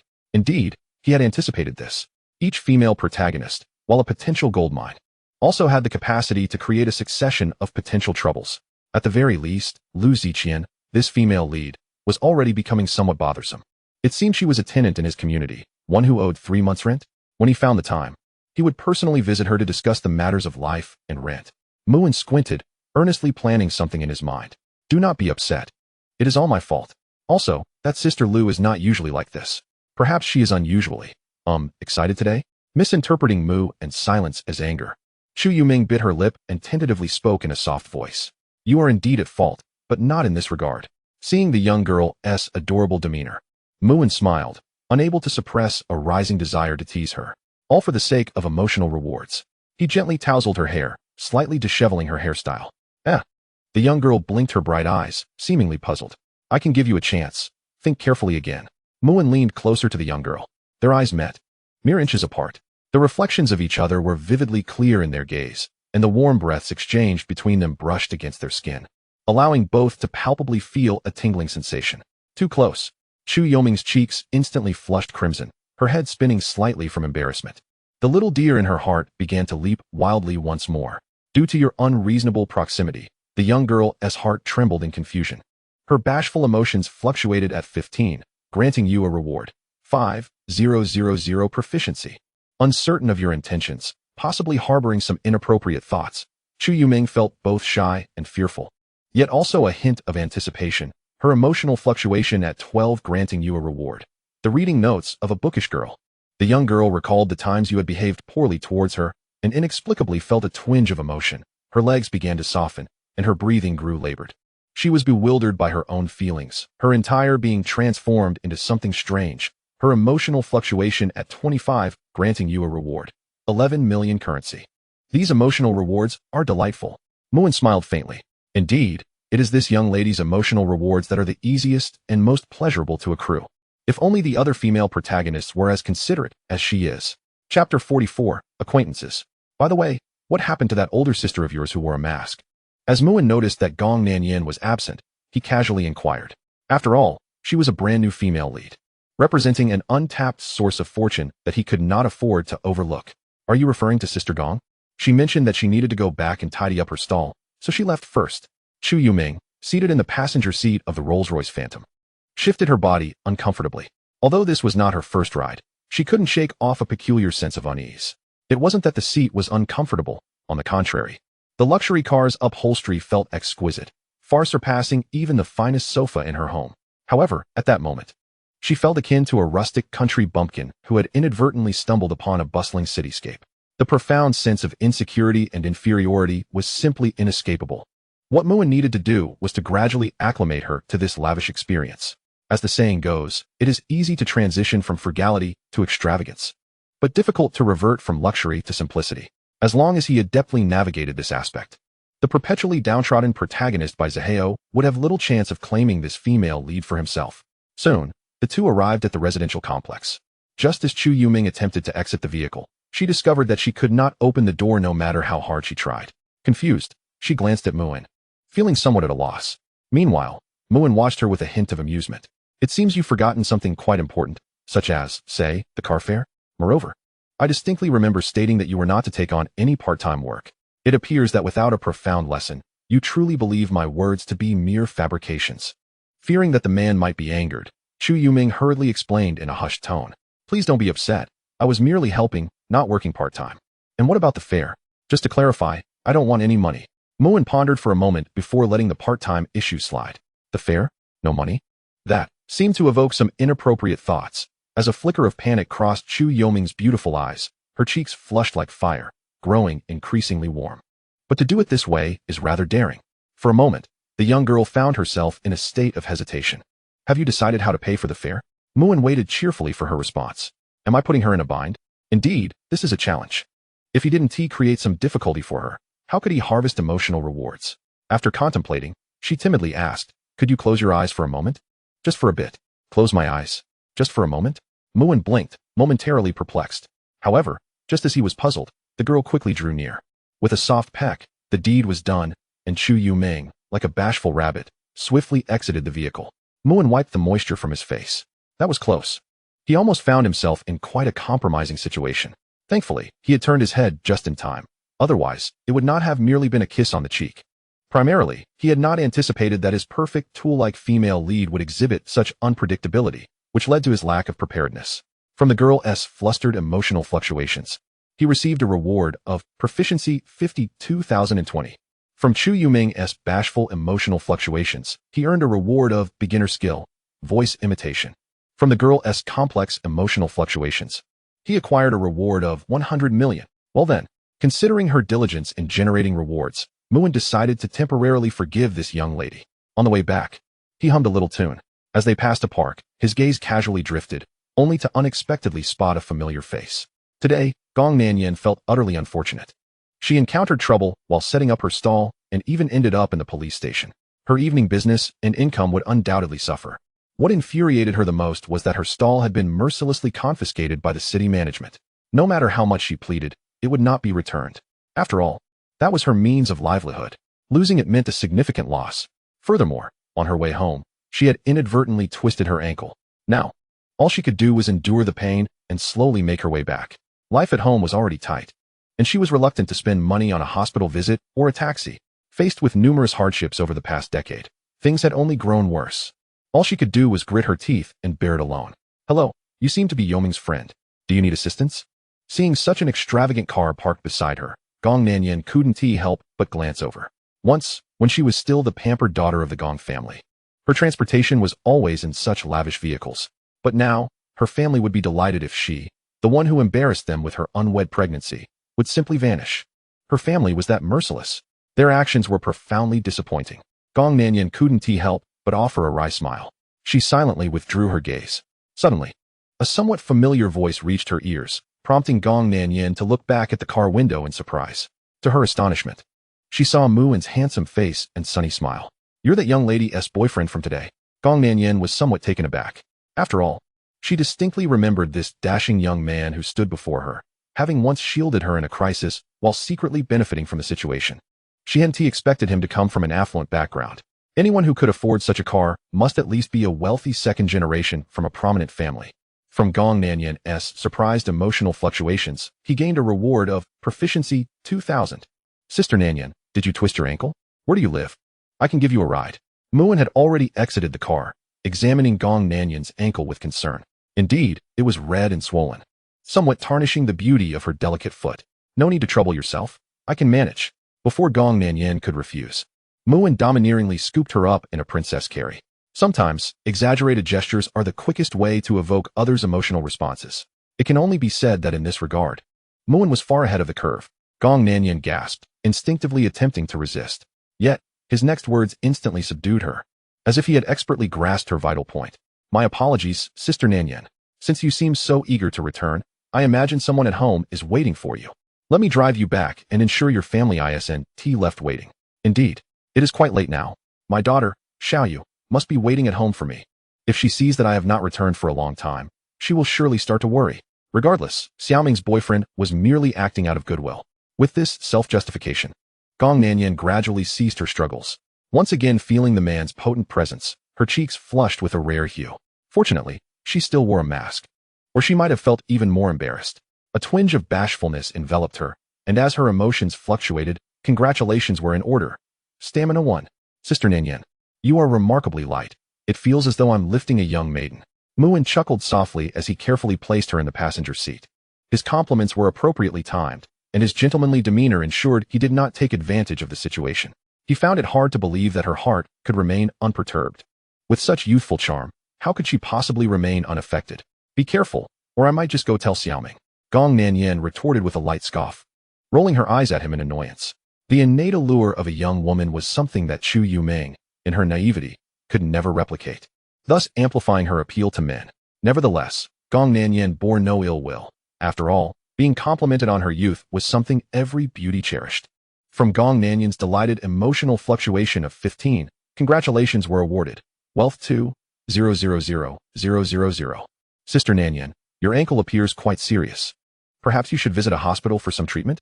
Observing her swollen ankle, which resembled a pig's trotter, Muin couldn't help but express his concern. No need. I can manage with some ointment at home. Gong Nanyan promptly declined, not wishing to incur the hefty expenses of a hospital visit. Her finances were already stretched thin, so she aimed to save wherever possible. How about this? I have some knowledge of massage techniques for injuries, and I even brought along some medicinal ointment. It can promote blood circulation and alleviate bruising quite effectively. Allow me to assist you with a massage. It won't cost much, Muin suggested, seizing what he recognized as an excellent opportunity for emotional rewards. Massage techniques for injuries? And for free? Gong Nanyan found herself intrigued. If she didn't seek medical attention for her sprained ankle, it might take a long time to heal on its own, potentially leaving lasting repercussions. Moreover, it could impede her recent endeavors. If a massage could bring relief, she was certainly willing to try. Yet, the thought of allowing a man to touch her delicate foot was unsettling. In that moment, Gong Nanyan found herself in a fierce internal struggle. While she hesitated, Muin took the initiative. With utmost care, he removed her shoe, revealing the swollen area. In stark contrast to her elegantly arched foot, the inflamed area was particularly jarring. Rest assured, it will heal swiftly, Muin reassured her gently. His proficiency surged master-level medical skills. Congratulations, you have utilized 1,000,000 proficiency points, elevating your skill to divine level. You have thoroughly mastered divine medical skills. In an instant, Muin felt an epiphany. A torrent of advanced medical knowledge, both known and unknown in the field, flooded his mind, and he instinctively grasped it all. As he looked down once more, his gaze transformed. With a more detailed assessment of her condition, each angle and subtle movement he made yielded distinct effects. He applied the ointment delicately, activating relevant acupoints with special techniques. Soon, Gong Nanyan's exquisite foot began to warm under his hands, indicating that her energy was being mobilized. If all went as expected, she would soon experience a tingling sensation. Quite pleasant indeed. Initially, Gong Nanyan felt tense as her foot was unexpectedly touched, but as she sensed the evident effects, her surprise grew. She gazed at the earnest man, her thoughts swirling. It dawned on her that he was indeed sincere and not merely seeking to take advantage of her. His earlier act of carrying her to the passenger seat also reflected his bravery in the face of danger, exhibiting poise and capability. Handsome and skillful in medicine, how fortunate Xiaoming was to have met such a man. Yet, a pang of regret washed over her as she recalled her past. The injured area being treated by him incited a blush, and her emotional fluctuation of 15 resulted in a reward. Proficiency 3000. The sight of him stirred an indescribable emotion within Gong Nanyan, leading to an emotional fluctuation of 16, earning her a reward. Mental Strength 1. Recollections of painful memories left her feeling a sense of helplessness and suffocation, resulting in an emotional fluctuation of 17, and a reward of Wealth 9000000. Without further inquiries, Muin efficiently treated her injury and then ceased, demonstrating a perfect balance in his approach. This was the hallmark of a well-mannered antagonist. During their return journey, Gong Nanyan remained silent and contemplative. Debts unpaid will summon the wrath of heaven. Repay promptly or face consequences. Fail to repay today, and meet your end in the river tomorrow. The dilapidated corridor was marked with ominous red paint, dripping grotesquely, both shocking and terrifying. It was evident that the messages had been recently pinned. Open the door. Hurry, open the door. Don't think we're unaware of your presence. A group of men in baseball caps pounded on the door of a nearby residence, demanding repayment. Gong Nanyan's face paled, for the door they pounded upon was her own, and the debtor they sought was none other than her. At that moment, she ceased to worry about herself and instead felt a surge of concern for her daughter. Her daughter, Yobua, suffered from congenital heart disease and could not endure excessive stress. Look, it's that woman who owes money. One of the men shouted upon spotting Gong Nanyan, prompting the group of burly men to charge down in a threatening manner. You filthy woman, pay up, pay up, pay up. Gong Nanyan was momentarily startled, instinctively taking a step back, inadvertently colliding into Muin's chest. He placed a reassuring hand on her shoulder, signaling that he would handle the situation. Sister Nanyan, you should go upstairs. I'll take care of this. Feeling as though a weight had been lifted from her shoulders, Gong Nanyan found solace and courage in his words. With gratitude in her eyes, she darted upstairs, wholly disregarding the lingering discomfort in her ankle. Your actions instilled a profound sense of security in Gong Nanyan, resulting in an emotional fluctuation of 15 and a reward of a box of premium silver needles. As the debt collectors attempted to obstruct her, Muin raised his voice, commanding their attention. How much does she owe you? I will settle it. But first, you must let her return home. The impudent brat, who has yet to grow a full beard, dares to assist her in repaying the debt. Who do you think you are? Just as the boss was about to unleash a tirade, one of his underlings restrained him, whispering, Boss, I've seen that sports car in a magazine. I believe it's called the Son of the Wind, and it's extraordinarily expensive. The implication was unmistakable. The other party's status was likely one of immense wealth or nobility. The boss was momentarily taken aback. He focused his gaze, and indeed, the car was a luxurious supercar of the highest caliber. The individual's attire was opulent, exuding an air of affluence, seemingly composed entirely of high-end designer labels. How much does she owe you? Muin inquired, a frown slightly creasing her brow, her tone now tinged with impatience. 15,000. The boss swallowed hard. His rise to such a position had not been by mere chance. He understood precisely whom he could bully and whom he could not afford to offend. This young man before him was evidently of the latter category. Only 15,000? Muin raised an eyebrow, casually producing a stack of cash. Here is 20,000. The boss was perplexed by her meaning, uneasily glancing at Muin. He sensed that acquiring this money might not be as straightforward as it appeared. As expected, Muin flashed a grin. You wish to collect a debt? Very well. It is only right to repay one's dues. However, your earlier disrespect has left me personally displeased. Therefore, consider the additional 5,000 as your medical expenses. With that, he waved his hand, and instantly, a flurry of red bills cascaded through the air, reminiscent of falling crimson maple leaves. In the next moment, Muin sprang into action. With a mastery of martial arts that allowed him to control his strength with precision, he unleashed a torrent of punches, each strike landing with palpable force. In the realm of sensational narratives, was there any need for discourse? Action was the only resolution. Not to mention, Muin's formidable background served as his best shield. In an instant, the old street echoed with piercing screams, akin to the cries of wrongdoers subjected to inhumane torment. Chapter 45. Unexpected Fatherhood. In a state of panic due to her daughter's congenital heart condition, Gong Nanyan felt utterly lost, unsure of what to do. Emotional fluctuations at 25. Congratulations. You have received the reward, experience points. 10,000. Gong Nanyan had already dialed the hospital's emergency number, yet as she watched her daughter in distress, she could only pray for her well-being. Emotional fluctuations at 23, congratulations. You have received the reward, mental fortitude, 2.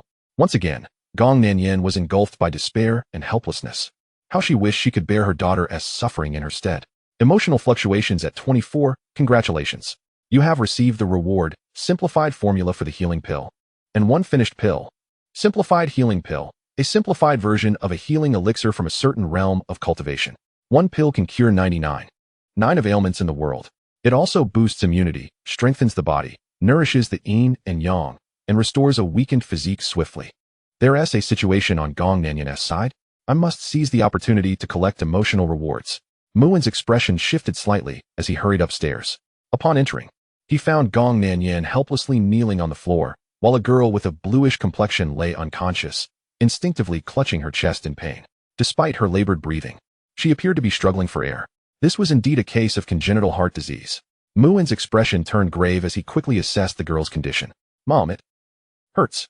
Perhaps awakened by the pain, the girl managed to utter a few words, her eyes barely open. Don't be afraid, my dear. Mommy is here. The doctor will be here soon. You'll be all right, I promise.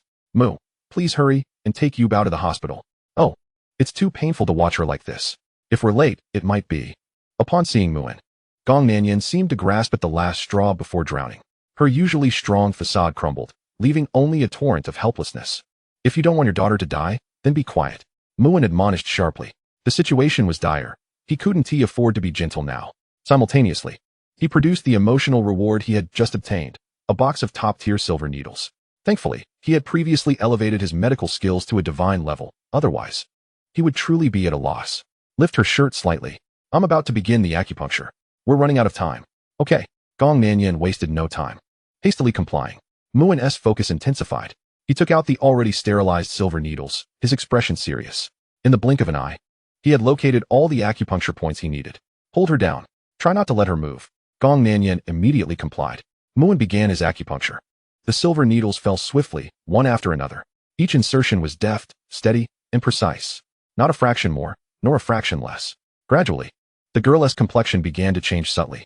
The flush of color returned to her cheeks, and her breathing gradually became more regular. The initial intensity of Muin's concentration during the acupuncture caused beads of sweat to form on his brow. Thankfully, his mental fortitude far surpassed that of ordinary individuals. Otherwise, he might not have lasted this long. If those who champion Western medicine were to witness such a technique that could treat congenital heart disease using only silver needles, their eyes would surely bulge in disbelief. They would exclaim, "What a miraculous Eastern healing art." It's all right now. A few more treatments should eradicate the issue. After a brief moment, Muin finally sighed in relief, retracting all the silver needles. The notion that such a disease could be completely cured was astounding. This meant that her daughter would no longer endure the torment of such an affliction. Gong Nanyan felt an overwhelming surge of joy. Bring some warm water and have her take this pill. To be cautious, Muin also produced the healing pill. Earlier, due to the urgency of the situation and the variability in the pill's effectiveness based on individual constitution, he had refrained from relying solely on its effects. He opted for the most reliable method of traditional acupuncture for treatment. Gong Nanyan acted without hesitation, bringing a cup of water to help her daughter ingest it. Mom, my body feels so comfortable. It's warm, and I've never breathed so easily before. Soon, Gong Yubao's spirit brightened considerably, her little face adorned with a sweet smile. It's all right now. You'll never have to worry again. Gong Nanyan couldn't help but embrace her daughter, tears shimmering in her beautiful eyes. Gong Nanyan felt an immense gratitude towards you. Emotional fluctuations at 30, congratulations. You have received the reward, recipe for delicacies, 10. Gong Yubao felt curious and close to you, sensing a fatherly affection emanating from you. Emotional fluctuations at 20, congratulations. You have received the reward, experience points, 20,000. Muin was momentarily taken aback. He had not anticipated that the little girl would bestow upon him an emotional reward. Does this imply that she is indeed a rather extraordinary existence? Muin could not help but utilize his appraisal eye to observe her. Name, Gong Yubai. Identity, supporting female character. Fortune, 99,999. Basic information, suspected to be the daughter born 10 years ago from an unexpected union between Gong Nanyan and the Dragon King protagonist. She is inherently afflicted with a heart condition, her frail body posing a constant threat to her life. Yet, this has bestowed upon her a maturity far beyond her years. And fate, being just, dictates that if the young girl traverses her misfortunes, good fortune shall inevitably knock at her door. Thanks to your assistance, She is on the verge of becoming a girl favored by the goddess of luck. 5 nines. Nearly 100,000 in fortune value. Such a high fortune value. Among everyone present, she is second only to that little girl, Chu Yumeng. Mu-Win's eyelids involuntarily twitched, and he was once again struck with astonishment. Indeed, within the realm of exhilarating novels, the male and female leads, or those associated with them, are monstrous beings in their own right. Just a mere touch of their fortune could obliterate countless ordinary lives. Daddy, is that you? Daddy. Yubai wants daddy. The little girl mischievously blinked her eyes, gazing at Mu-Win with an expression full of hope. Gong Nanyan could not help but feel a bit awkward, for she was aware that Yobai's father was not Mu-Win, but rather a scoundrel who had abandoned his wife and child. However, Mu-Win winked at Gong Nanyan, smiling as he affectionately ruffled the little girl's hair. Oh, if your mother agrees, then I shall be your daddy from now on. Yay, Yubai has a daddy now. Those mean classmates at school won't call Yubai a wild child without a daddy anymore. Overjoyed, Gong Yubai leapt into Mu-Win's embrace, burrowing deeper and unwilling to let go. Gong Nanyan had intended to say something, but upon hearing her daughter's words, she merely opened her mouth in silence, ultimately falling into quietude. She cast a somewhat apologetic glance at Mu-Win, as if to implore him not to take offense. Mu-Win, of course, harbored no grievances. He was delighted to take on the role of a father, especially to the daughter of a Dragon King protagonist. If the Dragon King were to learn of this, he would likely be so furious that he would spit blood. Moreover, if he managed to cultivate a good relationship with the little girl, then Gong Nanyan and her daughter would undoubtedly become his stable source of fortune in the future, wouldn't they? Ding ding ding. It was a call from the hospital. Who made the emergency call? Our ambulance has just arrived downstairs. Mu-Win turned to glance downstairs and indeed spotted the shadow of the ambulance. I'm sorry. My daughter is all ready. Just as Gong Nanyan was about to decline, Mu-Win interjected. For safety's sake, let's take Yubai to the hospital for a checkup. The matter of money was secondary. Health was of utmost importance. After a moment of hesitation, Gong Nanyan nodded in agreement. She might not be willing to spend money on herself, but she was certainly willing to do so for her daughter. Little Yubai, Daddy and Mommy are taking you to the hospital for a checkup, all right? Mu-Win gently patted Gong Yobai's little head. The way they spoke made it seem as if they were a couple. Although she knew it was all a facade, Gong Nanyan's cheeks still felt slightly flushed. Mu-Win indeed made her feel a sense of security, knowing there was someone to rely on. From Gong Nanyan's bashful emotional fluctuation of 12, congratulations. You have earned a reward of 300,000 gold. Wherever Daddy and Mommy go, Yubai will go too. Gong Yubai obediently nodded. Downstairs, at the ambulance. Watching the little girl bounce onto the vehicle, the medical personnel were left utterly flabbergasted. Is this what you call having congenital heart disease? Or being in a critical condition? They felt that this girl appeared healthier than the young man who had just pulled an all-nighter at work. Chapter 46. A gold mine yet to be unearthed. At the First People's Hospital of Qinghai, a foreign chief physician stared incredulously at 2 different examination reports. His eyes were nearly bulging out of his head, and he muttered incessantly, exclaiming, "This is unscientific. My God, this is extraordinary." One of the reports was from a recent examination, indicating that the patient indeed had a severe congenital heart defect, with the potential for life-threatening complications at any moment. The other report, however, was freshly completed, showing that aside from some minor discrepancies in cardiac function, all other indicators were perfectly normal. In essence, this little girl had virtually liberated herself from the shackles of congenital heart disease, akin to that of a healthy child. Yet, there were no records of any surgical intervention. How could such a high-risk illness possibly resolve itself? Madam, may I inquire if your child has received any treatment recently? The foreign doctor, with a thick accent, posed the question in a somewhat odd manner. However, before Gong Nanyan could respond, Yubai piped up first. Daddy cured me. Daddy?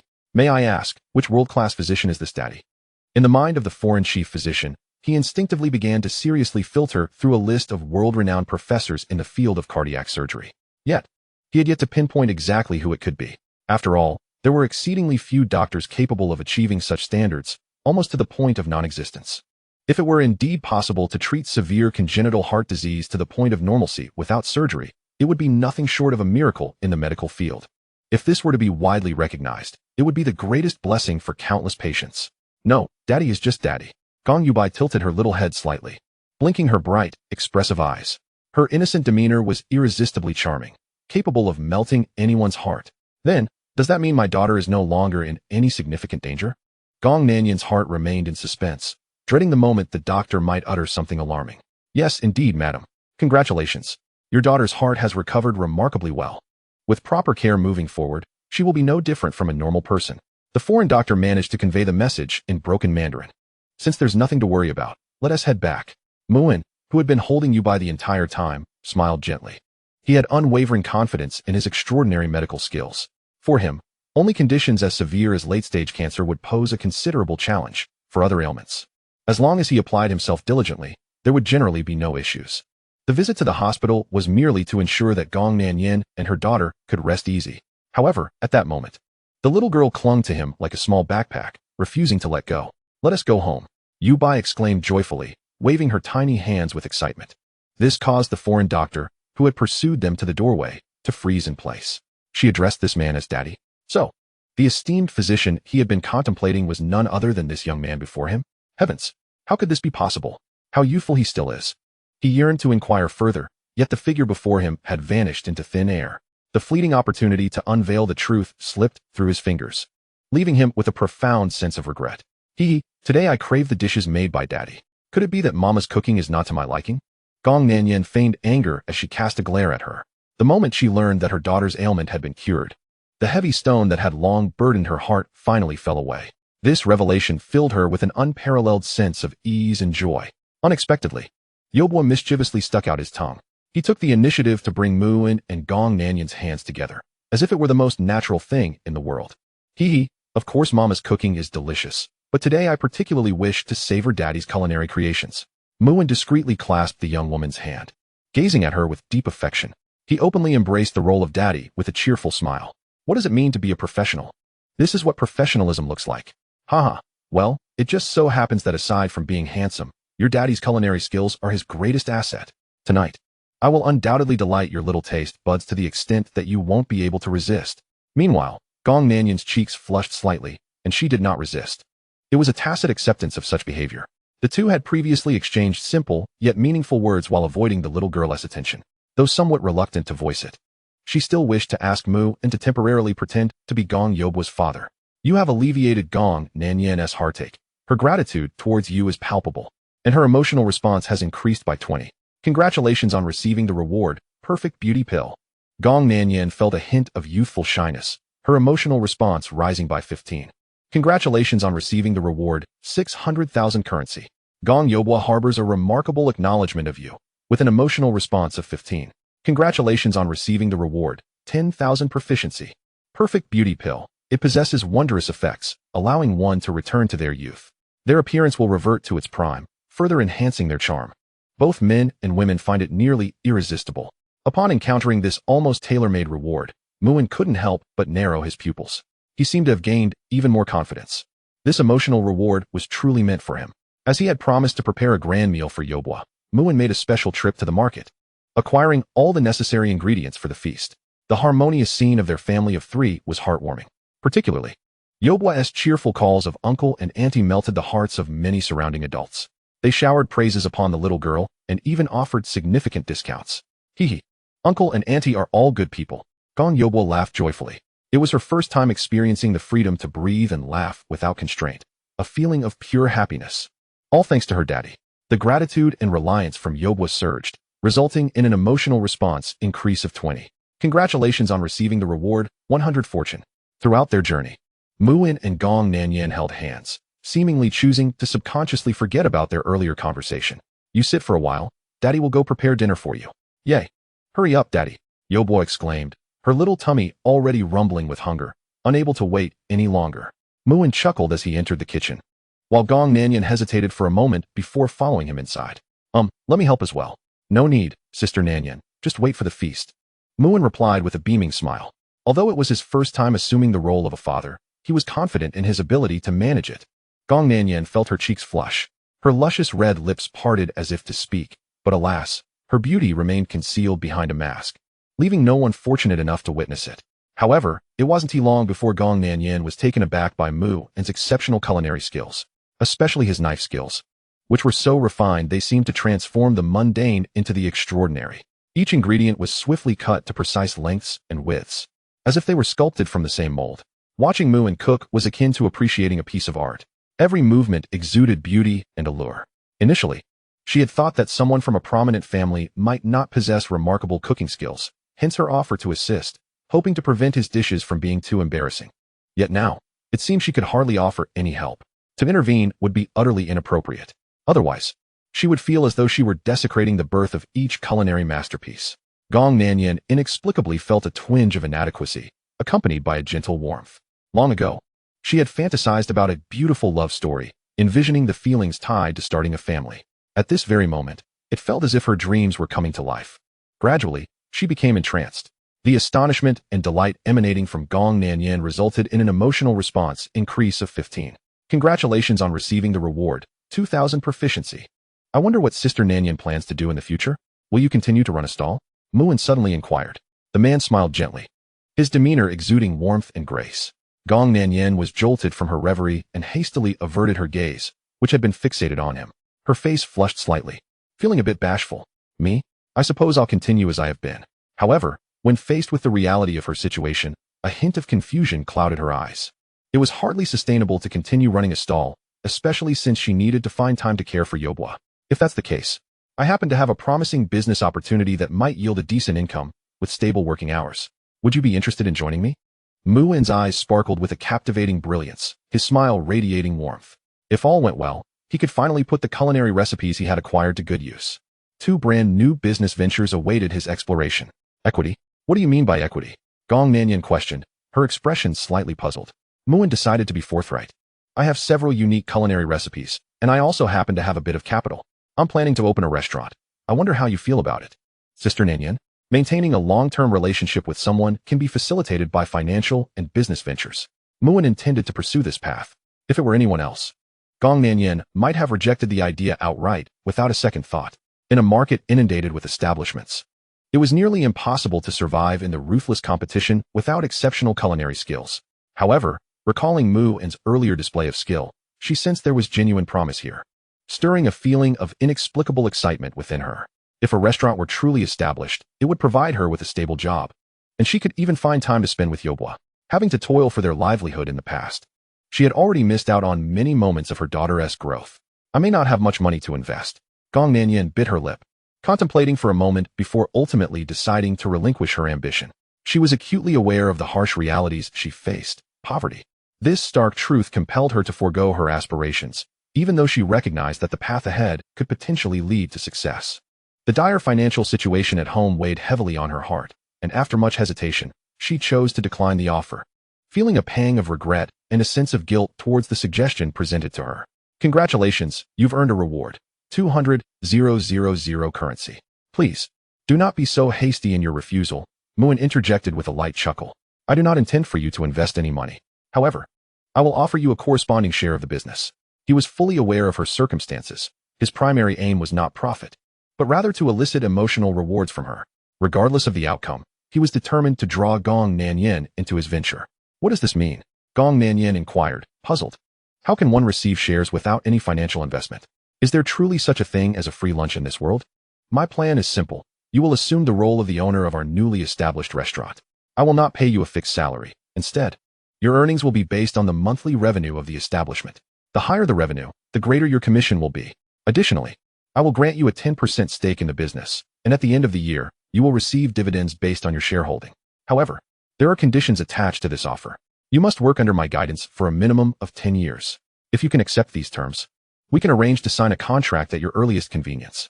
Muin laid out his conditions with an air of calmness, subtly laying a trap to bind Gong Nanyan to his side.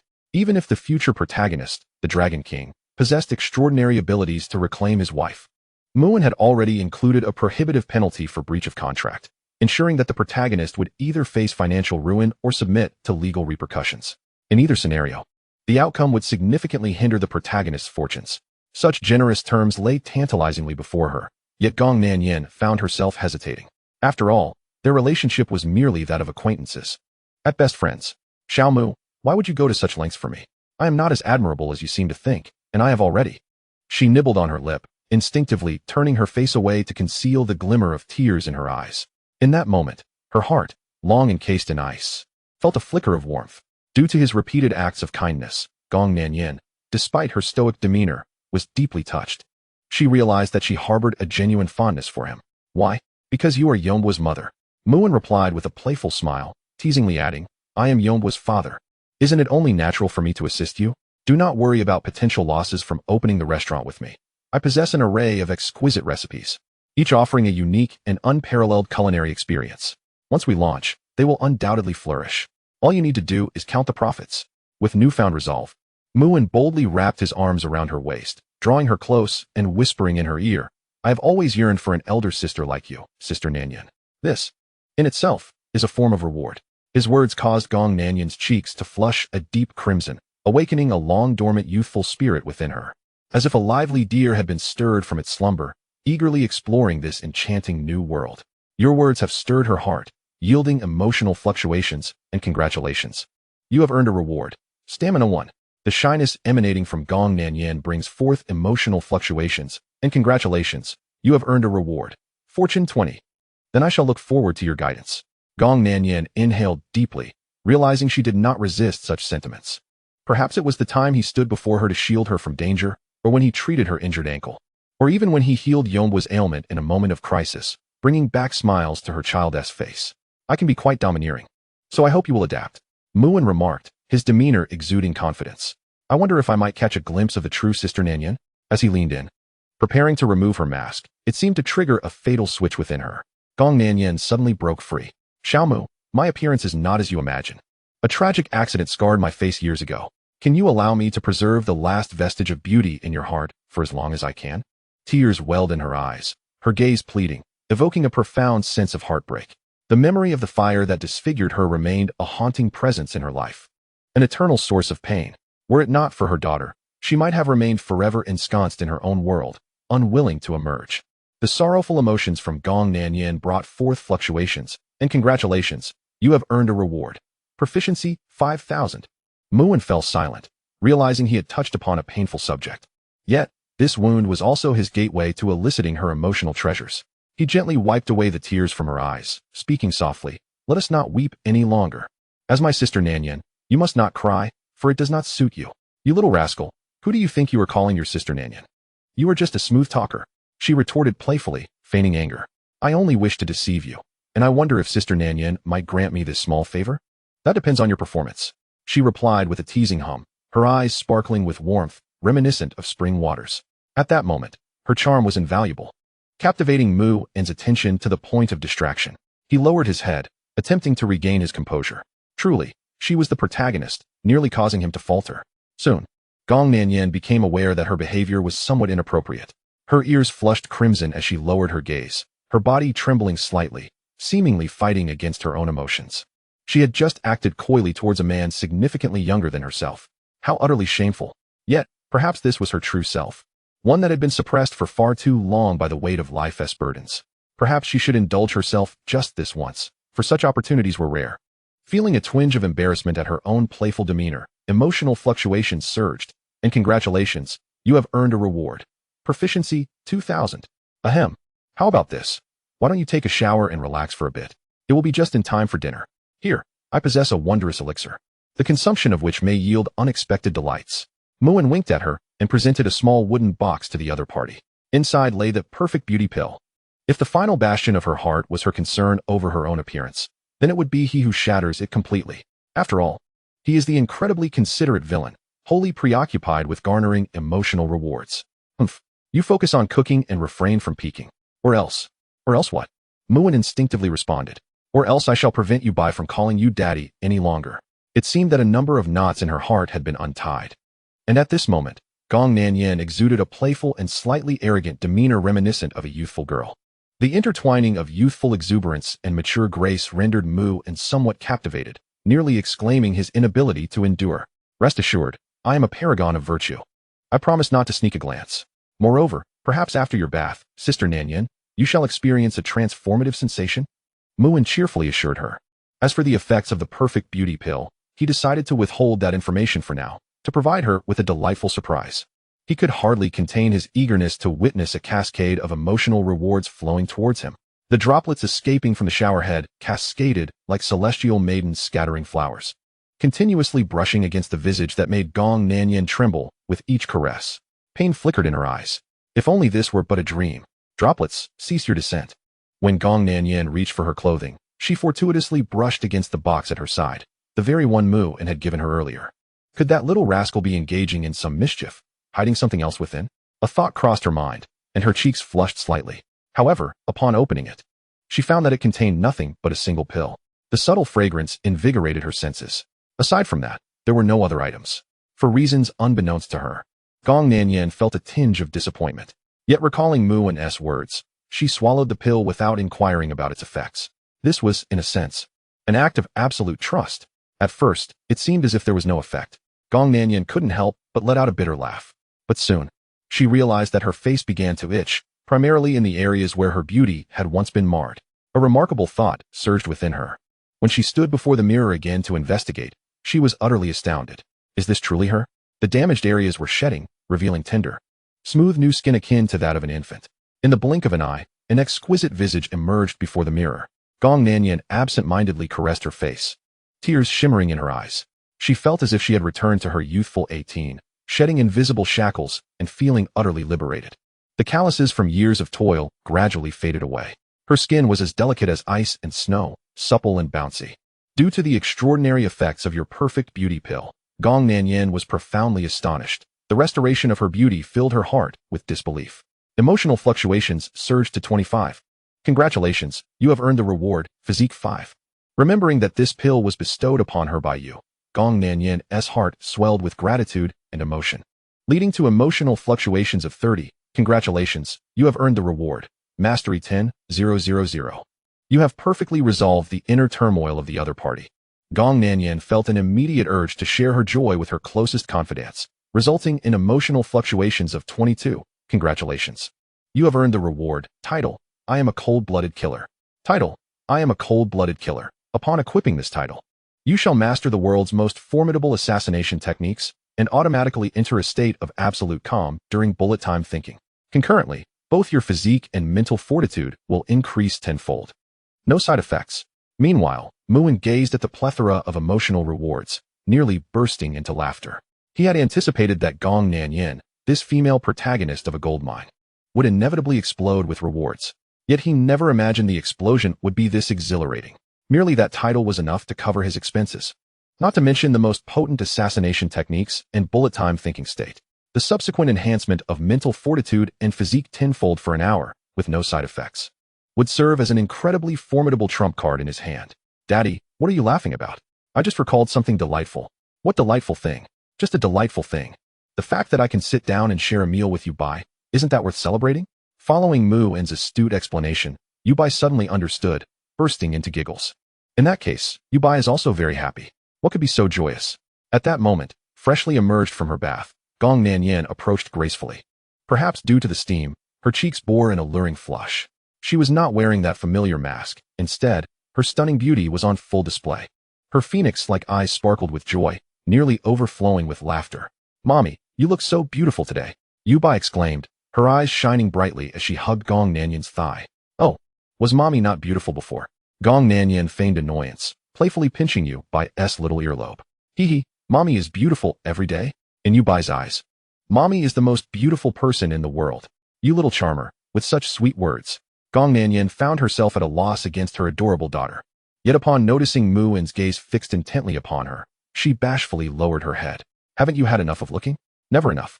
I could gaze at you for a lifetime. Muin replied with a grin. He never concealed his admiration for beautiful things. His gaze was akin to that of a treasure hunter captivated by a moving gold mine. Gong Nanyan blushed deeply, unable to meet his gaze. The emotional fluctuation of shyness from Gong Nanyan reached 12. Congratulations, you have earned the reward, 200,000 money. Hee, Daddy and Mommy are so shameless, displaying affection so openly. Yubai is hungry. Yubai wants to eat first. Gong Yubai mischievously made a face and adeptly pulled Gong Nanyan's hand into Muin's. The three hands intertwined tightly, resembling a blissfully harmonious family. Dinner is served. Come, try this crab I made. It's absolutely delicious. Hee. I want Mommy to have the first taste. What about Daddy? Hee, Daddy can have some too. Time slipped away, and before long, a sumptuous dinner came to an end. A sleepy Yubai retreated to her room to rest. Outside, only Muin and Gong Nanyan remained. Sister Nanyan, I just realized that your ankle hasn't been fully healed yet. Shall I take a moment to treat it properly? Muin suddenly chuckled. While he claimed it was for the sake of treating her ankle, the true intentions of his heart remained a mystery. However, it was certain that he was eager to reap the rewards from her. In response to him, the woman emitted a delicate hum, as light as a mosquito's whisper. Yet, the matters of treatment are not to be disclosed to outsiders. Chapter 48, A Sudden Interruption. As night deepened, Baizaheo had just been extricated from the police station by his father, following a thorough reprimand. His heart brimmed with animosity towards that useless rich second-generation Muin. Had it not been for the latter's interference, he would never have found himself in such a predicament. Instead of playing the role of the hero rescuing the damsel in distress, he had unwittingly invited trouble upon himself. Dingling. The phone rang. Baizaheo fished out the expensive mobile phone he had purchased with considerable pain. This communication device was a necessary investment to facilitate his future financial endeavors. Remarkably, it had consumed all the money he had saved from his New Year's red envelopes over the years. Hello, is this Bai Xiao, brother? When can we settle the payment for the housing contract you signed with me? You know I'm returning to my hometown soon. And there are many urgent matters here that require funds. A flash of cold disdain flickered in Baizaheo's eyes. Had he not offered to acquire the property at a price 50% higher than the local market rate, the other party might have hesitated to allow him to sign the contract with zero down payment. This individual was simply concerned that Baizaheo might abscond without paying him. Yet, he was destined for great riches. How could he possibly owe such a person money without repaying it? Once he received the substantial compensation from the demolition, the other party would lament and regret for the rest of his life. With such thoughts swirling in his mind, he feigned a hypocritical smile and replied, Brother Liu, rest assured that I will handle this matter. I will ensure the payment for the house reaches you shortly, likely within the next couple of days. Baizaheo brimmed with confidence. Just days prior, he had invested the 50,000 yuan gifted by Su Ji Ro entirely into QB coins. If all went according to plan, his account should now be swelling with profits from those sales. He estimated that he had earned no less than 1 million. The mere sum of over 100,000 for the house now seemed insignificant to him. Haha, with your assurance, I am at ease. All right, I won't keep you any longer. I'll be at home awaiting your good news. After receiving Baizaheo's assurances, the voice on the other end of the line hung up, evidently satisfied. Baizaheo sneered repeatedly. No matter how beautifully the words were spun, they were ultimately hollow. He was acutely aware of this truth. Now, he had no intention of remaining idle. Rather, he was eager to behold the numerous zeros in his account. This was his first fortune earned since his rebirth, and to claim he felt no excitement would be untrue. However, upon opening his account, he was met with the shocking realization that his balance stood at zero. How could this be possible? Baizaheo was profoundly stunned. He hurriedly checked his transaction history, but found no record of the substantial sale from the QB coins. Yet, a significant amount of time had elapsed since the peak of QB coin prices, as recalled in his memory. According to his plan, that money should have already been deposited. A terrifying thought crept into his mind. Moments later, staring at the remaining QB coins in his account, his heart plummeted. How could this happen? The QB coins had not been sold as he had intended. Furthermore, the selling price of QB coins was plummeting, seemingly on a downward trajectory. Unwilling to accept defeat, Baizaheo checked the recent peak selling prices of QB coins. The sight nearly made him choke with rage. The peak selling price was $1 lower than what he had set, just a single dollar less. Thus, his coins had not sold according to his original plan. Selling at the current price would undoubtedly incur losses. Yet, if he refrained from selling, he might not even recover half of his original investment of 50,000. Baizaheo's expression fluctuated between despair and fury, his nails digging deeply into his palm without his conscious awareness. The dream of sudden wealth and becoming a millionaire was shattered in an instant. To make matters worse, he would also be burdened with the housing payment of several hundred thousand. His long-cherished plan to establish a commercial empire was abruptly halted indefinitely. Cursed be this fate. How could the heavens treat him so cruelly? He felt an overwhelming sense of unwillingness surge within him. The following morning, as dawn broke, due to your gentle care, Gong Nanyan was once again moved to tears, successfully capturing her heart. Gong Nanyan's emotional fluctuation reached 100, and congratulations are in order for receiving the reward. Plot Fragment 1. Your exceptional medical skills healed Gong Nanyan's ankle, and she expressed immense gratitude towards you, resulting in an emotional fluctuation of 100, awarding you 30 billion in currency. Due to your sudden interruption, the Dragon King found it increasingly difficult to reclaim his original wife, resulting in the protagonist's fortune escalating to 20,000. And congratulations for receiving the reward, Eternal Youth. Muin could barely contain his joy.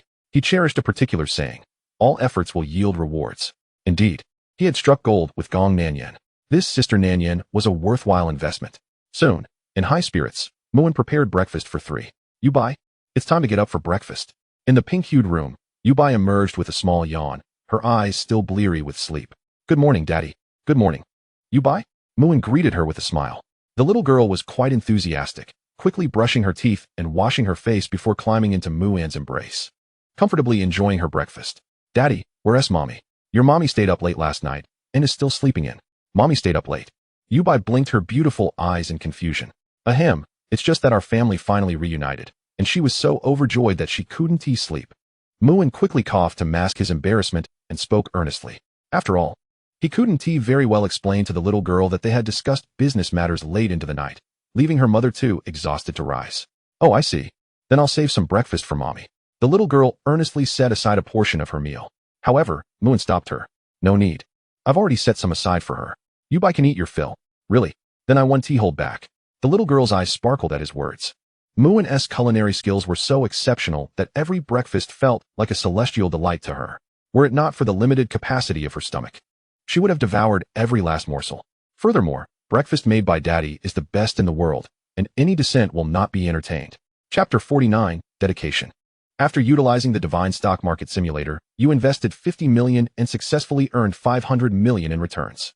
Due to your untimely intervention, the once stable value of QB coins experienced significant fluctuations, resulting in Bai Zihao suffering substantial losses, barely recovering less than half of his investment and causing his financial plans to collapse, thus postponing his commercial empire aspirations. The protagonist boasts a fortuitous luck score of 2,200. Congratulations, you have been awarded divine hacking skills. Simultaneously, an array of hacking techniques has been instantly mastered by Muan. Now, as long as he is provided with a computer, he possesses the unwavering confidence to successfully infiltrate any operating system of any caliber. It is undeniable that every time the protagonist is put to the test, he reaps abundant rewards. After enjoying breakfast with Xiaoyubai, Muan returned to the Mu family estate. Welcome home, young master. Ning'er greeted him with a smile, clad once more in her familiar black and white maid attire. She appeared exquisite and graceful. Yet, Muan feigned annoyance and declared, I am not fond of such a welcome. We must adopt a new method of greeting, one that suits my taste, a new way of welcoming, and it must be to the young master's liking. Ning'er looked at Muan in confusion, seemingly struggling to comprehend. The specifics of this new greeting, you shall discern for yourself. Muan replied with a mysterious smile. In truth, he was uncertain himself. He merely wished to tease the young lady and see if he could elicit some emotional rewards. Unsurprisingly, Ning'er's bewilderment only deepened. From Ning'er's puzzled emotional fluctuation of 12, congratulations, you have been awarded stamina 2. From Ning'er's perplexed emotional fluctuation of 15, congratulations, you have been awarded proficiency 2000. Has anything occurred today? Muan reclined comfortably on the sofa. In that moment, he yearned to be a carefree young master who need not concern himself with any matters. Alas, he was a dedicated antagonist, constantly walking the fine line of extracting coins from the male and female leads. Nothing significant, if I must say. However, I did notice that Su Jiro hurried out early this morning after receiving a phone call. I wonder what she is up to. It seemed that a thought had crossed her mind, and Ning'er became the little informant. It's nothing. Let her be, Muan mused, having already surmised the general situation concerning Su Jiro. Presently, her father was still preparing plans to kidnap his daughter. By the timeline, it was likely to occur within a day or two. Before that, the protagonist, safeguarded by his luck, was unlikely to face any personal safety threats. After all, this was the fantastical world of a light novel. If the female lead were to perish carelessly, what would become of the protagonist? With the female lead sacrificed, would she wield boundless power? Young master, there is another matter. Last night, your mother called. At this juncture, Ning'er disclosed a significant piece of news. Muan raised an eyebrow in surprise. He had only a vague understanding of his mother from memory and had yet to meet her in a meaningful context. Nevertheless, he knew that his parents had maintained a rather laissez-faire attitude towards him. As long as you don't die outside, feel free to cause as much trouble as you like. Those were their exact words. Did my mother have something to discuss?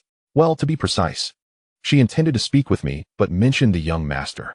Ning'er pointed to her chin, her delicate face reflecting a contemplative expression. Muan replied, why does that sound rather unsettling? Am I merely a byproduct of a telephone call? However, he had anticipated such a scenario.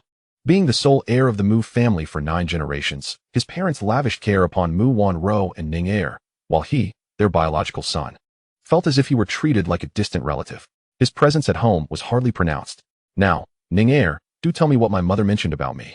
Essentially, she advised the young master to maintain a good relationship with the second young lady and to pay attention to your physical health. To pay attention to my physical health? Muin's expression conveyed a hint of exasperation. In pursuit of emotional rewards, he often engaged in physical activities outside. How could that not count as exercise? Ning Er's cheeks flushed slightly, as there were certain topics she had not divulged. After all, they were quite blush-inducing.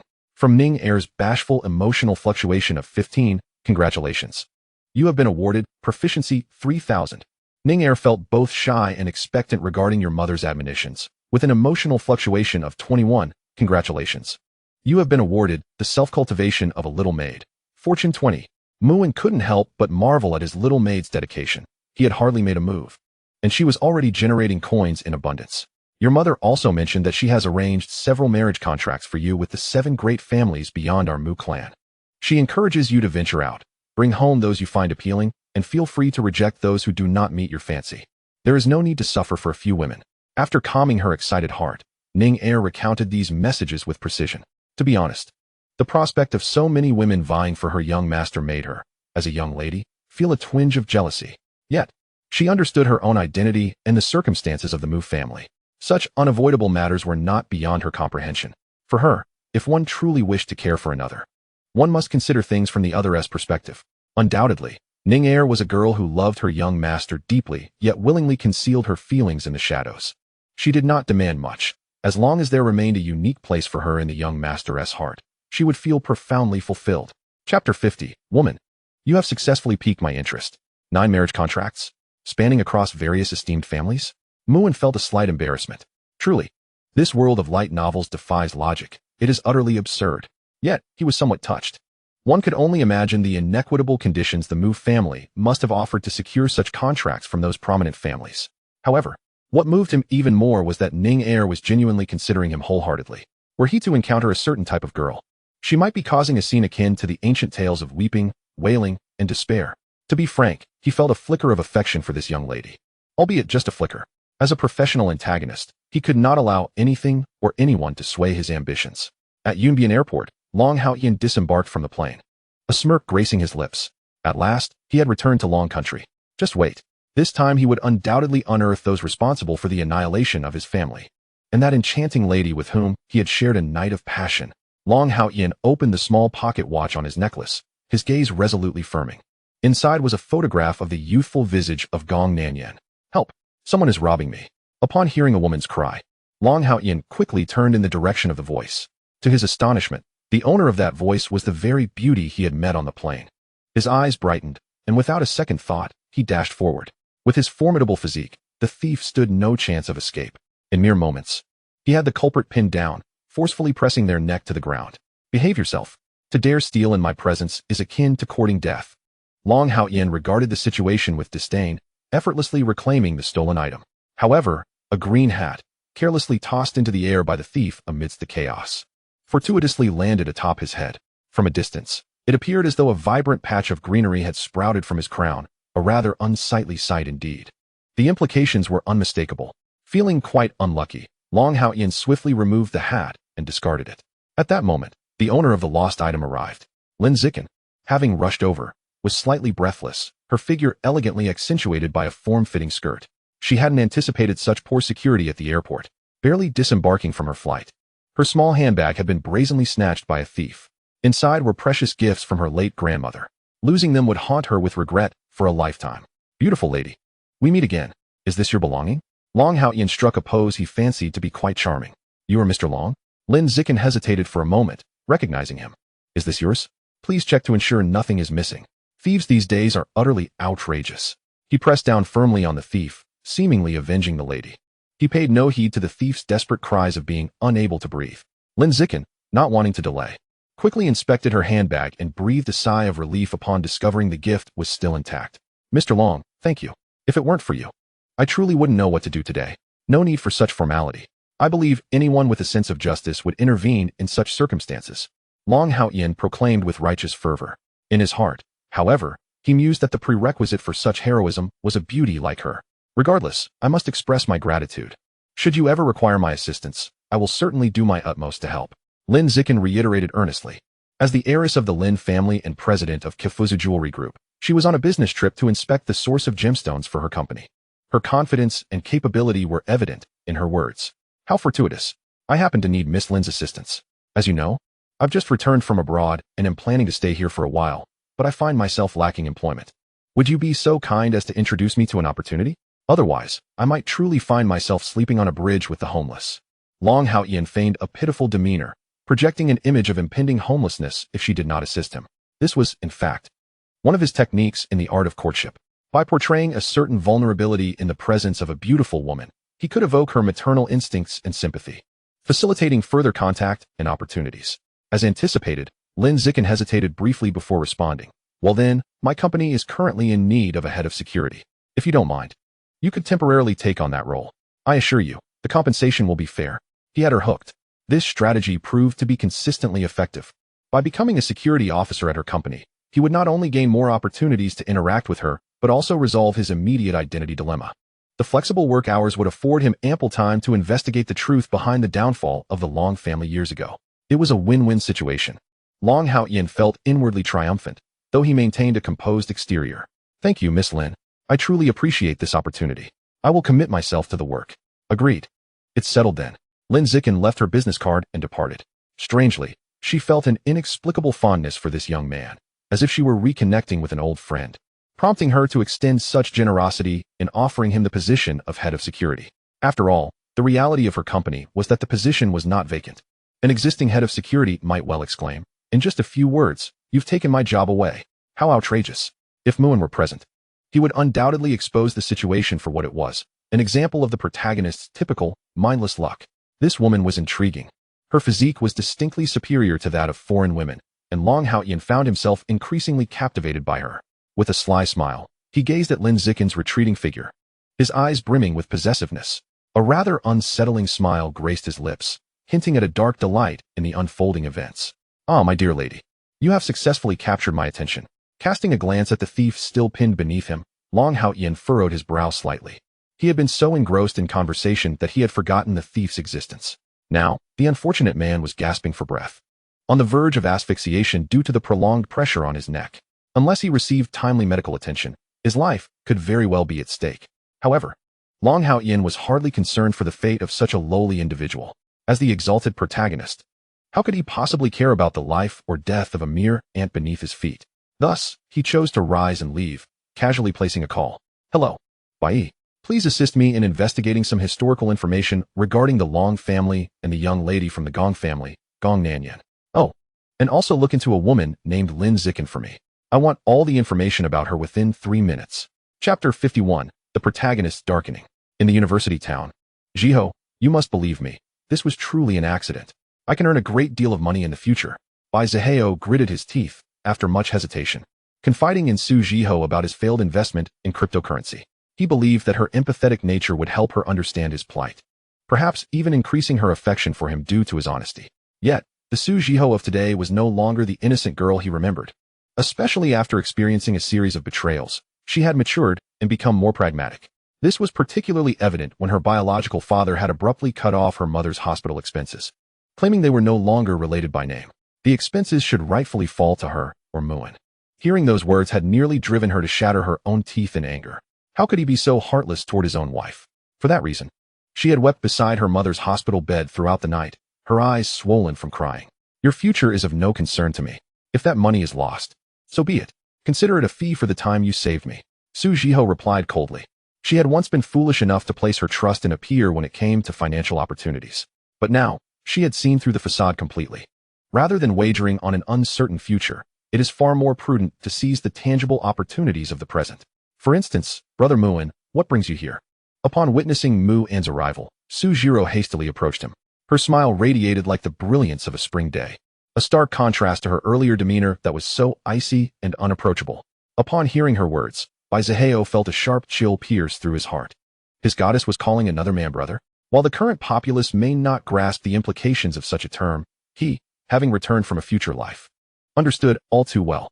How was this any different from the female streamers on certain short video platforms, flaunting themselves for attention? What pained him most was the realization that his goddess had unknowingly transformed into a stranger he scarcely recognized. Bai Zihao trembled with indignation. "My sweet Su Daxiwa," he thought. "I shall reward you." Muin, with a gentle smile, wrapped his arm around Su Jiro's delicate waist. After a fleeting moment of hesitation, He pressed a fervent kiss upon the girl's charming face. All of this is to provoke the male lead, for the sake of emotional rewards.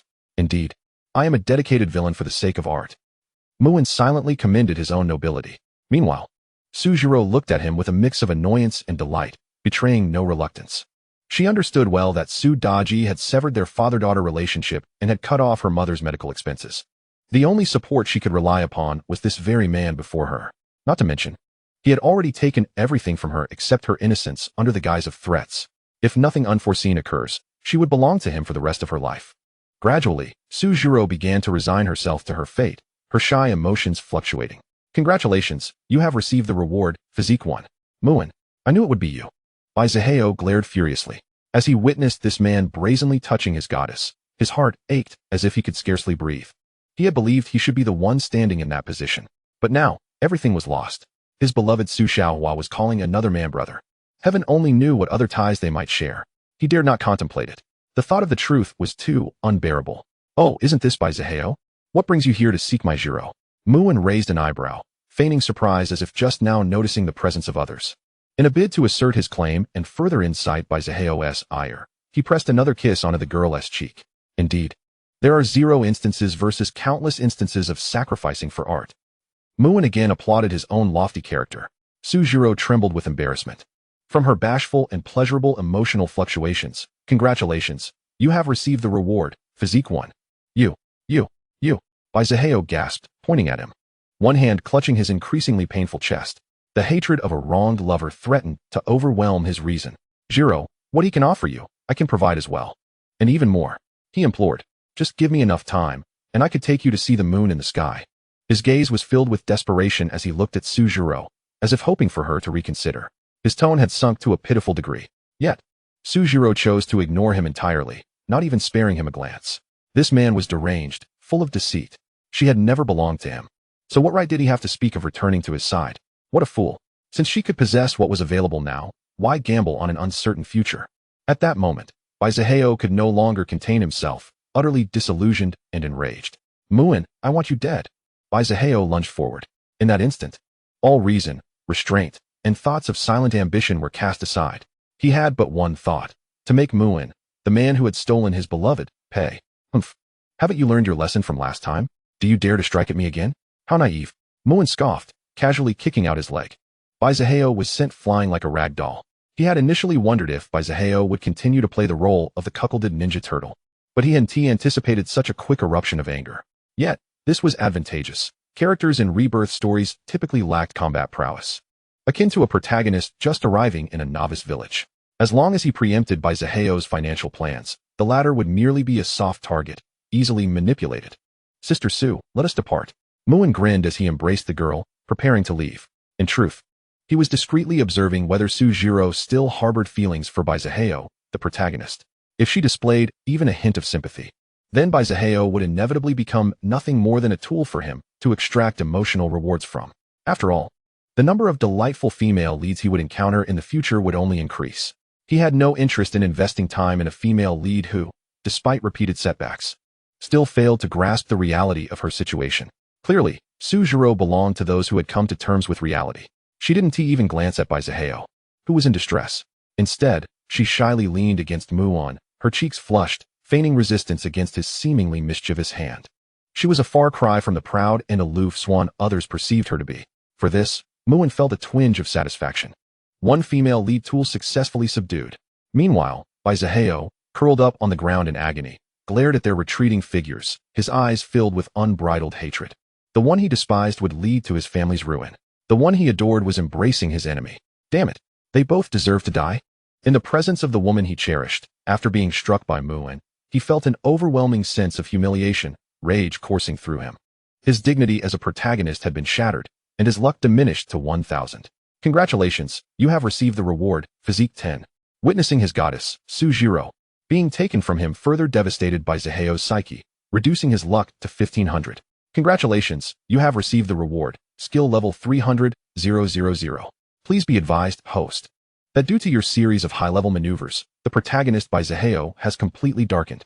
He may begin resorting to unscrupulous means, including smuggling and other illegal activities, to advance his ambitions for a commercial empire. Ultimately, He will seek to target you and your family. Chapter 52. Borrowing money. In light of Bai Ziheo's descent into darkness, Muin felt no particular concern. As for feeling a sense of crisis, that was absurd. The protagonist, still a penniless student, would face no significant hindrance even if he were to allow him to flourish unimpeded. The light of hope merely yearns to become someone capable of contending with him and his family, albeit just a little. Who knows how many years into the future that might be. Brother Muin, may I make a request? Sujiro hesitated for a moment, biting her delicate lip. Ultimately, she divulged the matter of her mother's treatment fees being abruptly severed by that cold-hearted individual. Muin, upon hearing this, was not particularly surprised. After all, compared to the sordid acts the other party had committed in the past, this hardly registered as significant. So, you wish for my assistance in resolving your mother's medical expenses? Muin mused, stroking his chin. Faced with such a fortuitous opportunity, he naturally contemplated how to extract further emotional rewards from the young girl. Indeed, this money can be regarded as a loan. I assure you I will repay it once I begin working. Sujiro nodded gently, her small hand tightly grasping, her heart fluttering with anxiety at the thought of his potential refusal. Of course, there's no issue. For me, problems that can be resolved with money are trivial matters. He added with a light chuckle. However, you need not repay this sum. Since I have taken your daughter away, I naturally have some filial obligations to fulfill. Muin chuckled softly, relishing the facade of being considerate, envisioning how deeply moved the girl would be by his words. He could almost foresee the emotional rewards erupting from her. As expected, Sujiro's cheeks flushed a deep crimson. The very notion of filial piety struck at her heart. She felt an overwhelming surge of gratitude and emotion towards Muin. The girl offered no rebuttal to his words, seemingly acquiescing, her bashfulness igniting a wave of emotional fluctuations, resulting in the reward of Proficiency 2000. From Sujiro's joyful emotional waves, he received Fortune 18. From her touched emotional waves, he was rewarded with Illusory Confusion Cognition Card 1. Illusory Confusion Cognition Card 1 allows the selection of multiple target objects, inducing a deviation in their perception, making them believe it to be completely true. For instance, if you wish for them to see someone, they will see that person. If you desire them to feel something, they will feel it. Muin's pupils constricted slightly at the thought of this reward card's potential uses. Perhaps it would lead to a grand spectacle. Returning to the matter at hand, Muin was certainly not one to offer assistance to Sujiro without conditions. Having spent money, he expected results in return. Little maid Su, since I have demonstrated such filial piety, should you not also fulfill your duties as a daughter? Muin lifted the girl's chin, his tone frivolous. Even though she had already bestowed upon him a considerable amount of gold, he was not content with merely that. There exists a saying, make full use of resources. He would not relent until he had extracted every last emotional reward from the girl. Young master, do you mean? Sujiro caught on quickly. Upon hearing him refer to her as little maid, she promptly adjusted her address. I have a fondness for those photos of yours. I recall one set featuring a twin-tail JK outfit. Therefore, when you return home today to work as a maid, you should know what to do, correct? A mischievous smile danced across Muin's face. Maintaining the girl's sense of embarrassment would elicit emotional fluctuations, ensuring that the rewards would continue to flow. I understand. Sujiro stammered, utterly flustered. She had not anticipated that he would bring up those photos today, and it seemed he had quite the interest in them. It was worth noting that in those costume photos, she had boldly experimented with various styles. With such enthusiasm from the young master, perhaps she could also dare to try even bolder styles. From Sujiro's daring emotional waves, he received 15 sets of Lolita skirts. From her bashful emotional waves, he garnered Proficiency 1500. Witnessing the emotional rewards sprouting from the girl like mushrooms after rain, Muin couldn't help but smile. Spending a little money to reap multiple rewards? It was truly a worthwhile investment. As he reveled in the exquisite softness of the girl's delicate hands, he mused, they felt delightfully plump and fragrant. If put to peculiar uses, it would surely be enjoyable. He found himself pondering seriously. Originally, Chu Yuming intended to focus on her studies as usual. However, Muin's incessant teasing had long since distracted her, leaving her flustered. Fearful of being discovered, she was too shy to even lift her head. Do not do that. What do you mean? Is it like this? Muin pressed further, playfully pinching the girl's sensitive waist. She instantly shivered, letting out a sound akin to a soft mew of a kitten. Had she not quickly covered her mouth, the surrounding crowd would undoubtedly have turned their attention towards them. Due to your insufferably roguish antics, Chu Yuming felt a mix of stimulation and embarrassment, resulting in emotional fluctuations of 13, yielding the reward of 5 million in currency. How about it? Is this what you wanted? He teased, relishing her pleading gaze, continuing to toy with her. Now, tormenting this perfect tool protagonist, had become his daily routine. If he were to refrain from teasing her one day, he might feel as though something vital was missing from his life. How about this? You reward me, and I shall temporarily cease my teasing. Muin proposed with a grin. Undoubtedly, he was intentionally making things difficult for her. How could he delightfully harvest emotional rewards if he did not? To Chu Yuming, this was clearly not a negotiation, but rather a coercive transaction. Yet, she felt utterly powerless to refuse. Remembering that she had seemingly rewarded him once before, the girl's cheeks flushed crimson. Gathering her courage once, twice, thrice, and then an infinite number of times, a crisp sound resonated momentarily. Chu Yuming's embarrassment drove her to bury her head deep in the sand. At this point, not only was she too shy to look up, but she could hardly comprehend the words spoken around her. Constantly tormented by this wicked individual, a mix of shame and anger surged within her, resulting in emotional fluctuations of 15, yielding the reward of Fortune 15. From Chu Yuming's bashful emotional waves, he received Misfortune Card 1. Muin was momentarily taken aback. He wiped his slightly damp cheek, clearly surprised that the girl had dared to launch such a bold attack in front of so many people. He had let down his guard completely. This is utterly unprofessional. Muin silently chastised himself for not having reacted swiftly enough to evade the situation. However, he couldn't help but appreciate the way a simple girl like Chu Yuming savored her food, taking her time to relish each bite. If one were to rush, the joy of the experience would be lost. It was unfortunate that Bai Zihao had seemingly vanished and missed class. Had he been present, he would have undoubtedly rewarded Muin handsomely for this spectacle. Utilizing Plot Fragment 1, Muin remained proactive, immediately deploying the recently acquired Plot Fragment. For him, strategizing in accordance with the narrative trajectory was of utmost importance, as it maximized potential benefits. You have used Plot Fragment 1, granting you insights into the main protagonist, Long Haoyan's storyline. Upon returning to the country, Long Haoyan secured the opportunity to become the head of security at Lin Zikin's company after assisting her in apprehending a thief. When he took up his position, he unexpectedly put on a show of bravado. Soon after, Lin Zikin's company, Kifuzubo Group, fell victim to a hacker attack. Had it not been for Long Haoyan's timely intervention, the company's confidential data might have been compromised. Following this incident, Lin Zikin's fondness for him increased significantly. The detailed plot progression is as follows. Please note, the female lead, Lin Zikin, has been tentatively designated as one of your fiancés by the Mu family. Chapter 53. You have pushed me too far. I have endured your provocations for too long. At noon, Muin drove his stunning, powerful sports car toward Kifuzubo Group. While he indeed harbored a desire to witness the unfolding drama, his primary motivation stemmed from the system's reminder. Note, upon interacting with the main protagonist, the host will unlock rewards related to the martial arts power system. The prospect of this martial arts power system was tantalizing. As the strength of future protagonists may escalate, passivity was not in his nature. Moreover, as someone who relished amusement, it was only fitting to seek out enjoyment. At Kifuzubo Group, downstairs, the security personnel were filled with envy upon seeing such an opulent sports car parked at the entrance. Goodness, is that not the legendary Son of the Wind, valued at over 10 million? I can't believe I am witnessing it today. The most expensive vehicle we've encountered is likely our president's business car, but in comparison to this, it feels like heaven and earth. I can hardly fathom the wealth of its owner. Perhaps they are the CEO of a major corporation. Stop being envious, regardless of how much others possess. It is beyond our means, earning merely 1,000 or 1,800 a month. In simpler terms, does this affect my monthly salary of 3,200? However, when Muin emerged from the car, all the security guards were left astounded. The owner was so young. Which affluent family did he hail from? Hey, someone help me park the car. And please ensure it is watched carefully to avoid any scratches. Here's a little tip. Don't think it's too little. Muin smiled nonchalantly, casually extracting a wad of cash. Winning hearts and minds was his forte. This act left the guards wide-eyed with disbelief. That bundle of cash must be worth at least 10,000. To offer such a generous tip for merely parking a car? In all their years of service, they had never encountered such a lavish display. Although this spontaneous splurge might evoke disdain among some, viewing it as vulgar, the witnesses held no such sentiments. In fact, they secretly wished for more of that ostentation. Rest assured, young Master Mu, we will handle this beautifully, a slender security guard said with a sycophantic grin. Oh, you know me? Muin raised an eyebrow, slightly taken aback. Logically, he should be making his first appearance here. Yes, my cousin is fortunate enough to attend the same school as young Master Mu.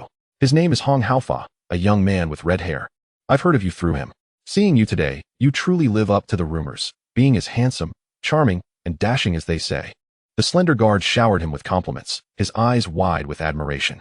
Strangely, Muin's mind conjured an image of a certain red-haired ruffian who had once bullied Chu Yuming and had received a thorough beating from him.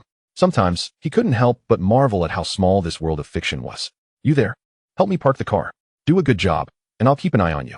Muin nodded approvingly, giving the guard a hearty pat on the shoulder, while slipping a few bills into his breast pocket. Yes, serving young Master Mu is my honor. The slender guard beamed, as if he had received the highest accolade. He stood tall, radiating pride, while the other guards looked on with envy. With just a few flattering words, Muin had bestowed upon him a sum equivalent to several months' wages. This left the slender guard feeling quite gratified. If any of you are free, please keep an eye on the car as well. I won't skimp on your tips. Muin was more than willing to invest in goodwill. When the Dragon King protagonist arrived, he would require these guards to provide a friendly performance. This was merely a preemptive salary for them. After all, he had no shortage of money. To him, it was but a number, and the distinction between spending more or less held no significance. Yes, serving young Master Mu is our honor. The other guards echoed, their voices resounding. One might think they were at a rally. By the way, let me casually ask, what would you do if someone were to cause trouble here? Of course, we would charge right in and take them down. The guards responded in unison, causing Muin's mouth to twitch slightly, feeling somewhat speechless. No wonder this world of novels allowed the protagonists to flaunt themselves. The logic of the guards was indeed peculiar. If they charged in recklessly, wouldn't that be offering their faces to be slapped by the protagonist? Wrong, wrong, wrong. You are gravely mistaken. This is a civilized society, and we are all civilized people. How could we resort to violence? Physical confrontation is always the last resort. Muin firmly corrected their misconceptions. However, should the other party dare to lay a hand on them, they must remember to call the police first. Then, check the surveillance footage. If there is no footage, surely you have phones. Activate the recording function and capture the troublemaker's face directly. This would facilitate future evidence for the police. As long as you are in the right, the misfortune will fall upon them. So, do you now understand how to proceed? After a profoundly enlightening education, the security personnel finally came to a realization. They had previously overlooked the significance of the video recording feature on mobile phones. Truly remarkable, Master Mu. Your level of insight and adeptness in handling troublesome situations is nothing short of extraordinary. Indeed, Master Mu is unparalleled. The lanky one, unable to restrain his flattery, beamed in agreement. With a faint smile gracing his lips, Muin stepped into the company, hoping that the Dragon King protagonist would appreciate the small gift he had presented. Meanwhile, Long Hao-yin was still in the taxi, en route to Lin Zicken's company. Clad in suspenders, beach shorts, and flip-flops, he wore a self-assuredly carefree grin. Young man, I must say, your attire is utterly inappropriate for a corporate environment. What do you know? This is called personality. The individuality of youth is something your generation will never comprehend. Long Hao-yin scoffed. The moment he unleashed his infamous smirk, it struck like a cataclysm. The driver, who had been on the verge of adding a comment, was rendered speechless. At that moment, Long Hao-yin was dressed exactly as he had been when he first disembarked from the plane, for in his heart, only that initial appearance could evoke the strongest memories of their time together in that woman's mind. Just wait, my lady. I shall soon conquer your heart. Long Hao-yin's confidence soared as he envisioned the Ice Queen's demeanor melting under his charm, allowing him to have his way with her. Before long, they arrived at their destination. Upon disembarking, Long Hao-yin swaggered towards the Kifuzu Jewelry Group, but he was promptly halted by a security guard. Sir, do you see that sign over there? Unauthorized personnel and dogs are not permitted to enter our establishment. Me? Unauthorized personnel? How absurd. Long Hao-yin pointed at himself, as if he had just heard the most ludicrous joke. I am the newly appointed head of security, personally designated by your president, Lin Zicken. I have come to take office today. Henceforth, you all will be under my command. Rest assured, as long as you follow my lead, I guarantee each of you will enjoy a life of luxury. With that, he held his head high, hands clasped behind his back, trying to project an air of superiority.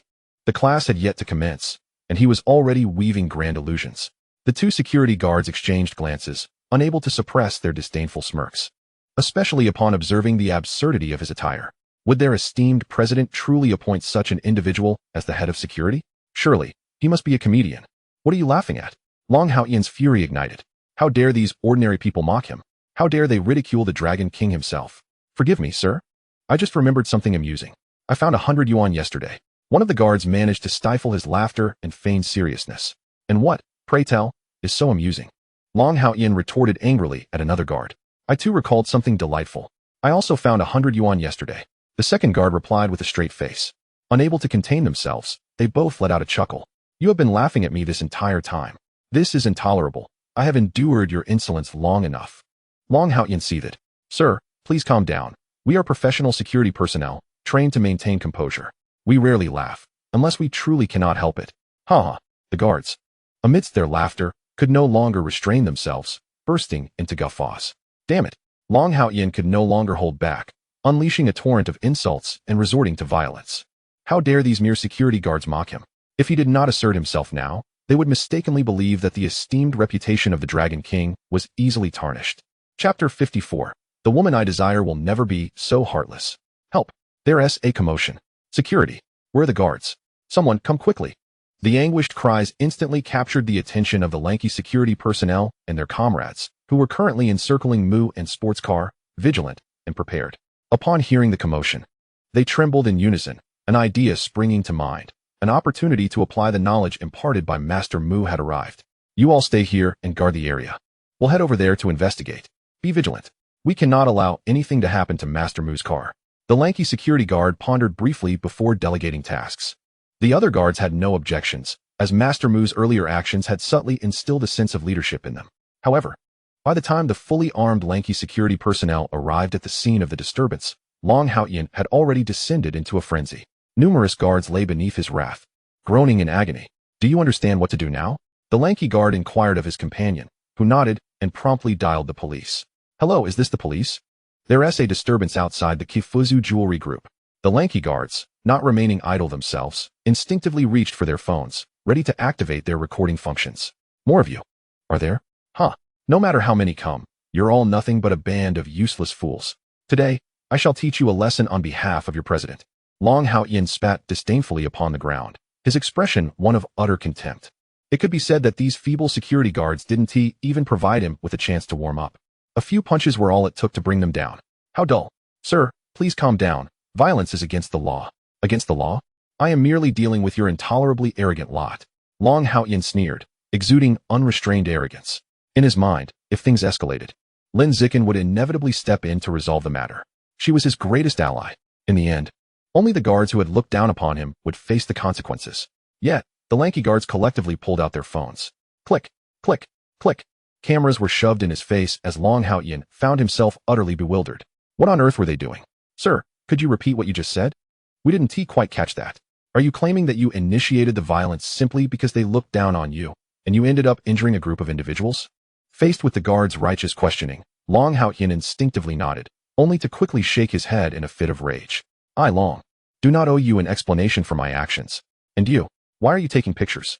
Did I give you permission? You're infringing on my right to privacy. Enraged, Long Haoyan grabbed the lanky guard by the collar, knocking the phone from his hands and crushing it underfoot. Yet, the lanky guard remained undaunted, responding with utmost seriousness to his companion. Have all the recordings been made? This individual is vandalizing private property and inciting trouble, even threatening violence. His offenses are compounding. Are they actually filming this? Does that mean every move he makes is being documented? Long Haoyan's fist is raised high, yet he is in a predicament where he cannot strike nor lower it. His heart is filled with frustration. Beep, beep. Who called the police just now? A few officers arrived promptly. Long Haoyan felt a sense of foreboding and grew anxious. Lin Zikin, who was supposed to appear as per the plan, was nowhere to be seen. If his adversaries do not arrive now, his situation becomes exceedingly awkward. After all, no one can directly vouch for his innocence. Officer, it's him. This person has inexplicably caused trouble and assaulted a group of our company's security. He even claims he is unafraid of the law. Here is the video we recorded on site. And we are also retrieving the surveillance footage from our company's entrance. The lanky security guard delivered a devastating blow to Long Haoyan's defense. No, it's not like that. I was invited here as the head of the security team by your company's president, Lin Zikin. She can testify for me. Long Haoyan furrowed his brow deeply, acutely aware that the situation was turning increasingly unfavorable for him. Had this been abroad, he would have swiftly dealt with these individuals without a second thought and vanished. But this is Long country. He dared not act so recklessly or confront the police backed by the state. And the president can vouch for you? Her invitation was for you to freely assault her employees. Enough. You will obediently accompany us. A certain officer smirked as he produced a silver bracelet. He had already glanced at the footage. Naturally, his tone towards a troublemaker would not be courteous. I truly know your president, Lin Zikin. Summon her, and she will corroborate my claims. As Lin Zicken's absence grew prolonged, Long Haoyan became truly anxious. As the illustrious Dragon King, how could he face the humiliation of being taken into custody shortly after his return? I know you are anxious, but do not rush. Let us go to the police station. Sit down, enjoy some tea, and discuss matters slowly. Take him away. The officers were not in the mood for pleasantries. Fastening the silver bracelet onto his wrist and escorting him away. The most crucial aspect was that Long Haoyan did not dare to resist. Thus, until he was apprehended, he remained bewildered as to why Lin Zicken had failed to appear. Could it be that she had an urgent matter preventing her from coming? Or perhaps those despicable individuals had failed to inform her. Indeed, it must be the latter. It is certainly the fault of those negligent fools. After all, the woman he has set his sights on could not possibly be so heartless. Long Haoyan felt as though he was on the brink of uncovering the truth. Yet unbeknownst to him, everything was orchestrated by Muin, due to a series of events stemming from your actions. The protagonist Long Haoyan did not await Lin Zicken's arrival and was instead taken into custody, feeling immense frustration and discomfort, believing he had lost face as the Dragon King. Protagonist Luck, 2000. Congratulations, you have earned the reward, Proficiency 2,000,000. Long Haoyan's first grand display of bravado was abruptly thwarted. Luck, 3000. Congratulations, you have earned the reward, Cultivation Years 200. Cultivation Years. You can utilize these years to enhance your martial prowess. Your physical constitution and overall bodily qualities have been converted into corresponding strength levels. Please check your status. A slight smirk graced Muin's lips. It could be said that he effortlessly accrued a substantial bounty of rewards this time. After all, President Lin, you would not wish for your meticulously planned gaming company to falter before even launching, would you? Muin reclined languidly in an armchair. Previously, he had been lying in wait and fortuitously encountered Lin Zicken descending the stairs. Had he not concocted an excuse to bring her upstairs for a discussion, she would likely be aiding Long Haoyan in his predicament right now. Meanwhile, Lin Zicken's brows were deeply furrowed. The gaze she directed at Muin was frigid, devoid of any extraneous emotion. She simply could not comprehend how this debauched scion was privy to her plans. This scheme was known solely to her. Not even her closest parents were aware.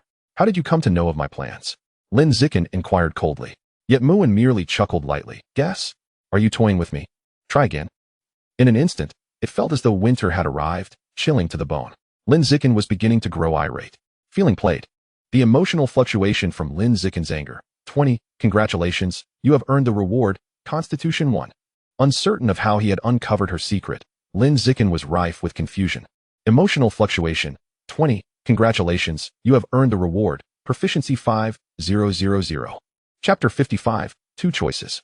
Emotional fluctuation from Lin Zicken's anger. 15. Congratulations. You have earned the reward, Unlucky Card 1. Emotional fluctuation from Lin Zicken's anger. 20. Congratulations, you have earned the reward, the original essence of a certain iceberg CEO 1. Through Muin's infuriating antics, emotional rewards continued to pour forth from her. However, how could something like original essence manifest? His gaze gradually lowered, and his expression turned peculiar. Lin Zicken felt a chill and instinctively drew her alluring legs closer together, which were elegantly clad in enticing black stockings. Her figure was perfect, long and captivating. Truly a sight to behold. If you are merely bored and seeking amusement at my expense, then I suggest you, young Master Mu, return whence you came. While I am indeed your fiancé, that status is merely titular. Furthermore, we both understand that this union was arranged by our families. There exists little genuine affection between us. Lin Zicken crossed her arms, her expression icy. She was baffled as to how Muin had obtained information regarding her plans to establish a new gaming company. Yet, she speculated that he might have stumbled upon it by mere chance while casually chatting. Moreover, even if he knew, so what? After all her meticulous preparations and research, would she abandon her aspirations due to a few words from him? I wholeheartedly agree with that sentiment. Muin chuckled lightly, nodding in agreement. Eye of Identification activate. Name, Lin Zicken. Age, 25. Identity, female protagonist. Luck, 12,000. Basic information, a commercial prodigy with a keen business acumen, adept at seizing fleeting opportunities. Possesses a profound obsession with her parents, hoping her family can safely extricate themselves from that wretched clan. After rising from nothing, she has successfully established a multi-million-dollar company in just a few short years, currently plotting to launch a new gaming company, as she has sensed that the future gaming market will flourish. This endeavor marks the beginning of her complete separation from her family and her emergence as a formidable rival. Since there are no feelings between us, does that imply I could simply come here today to call off our engagement? After all, Neither of us harbors affection for the other. A forcibly tied knot is not sweet. Muin stretched luxuriously. The narrative unfolds with an explosive declaration, where Lin Zikin is momentarily taken aback.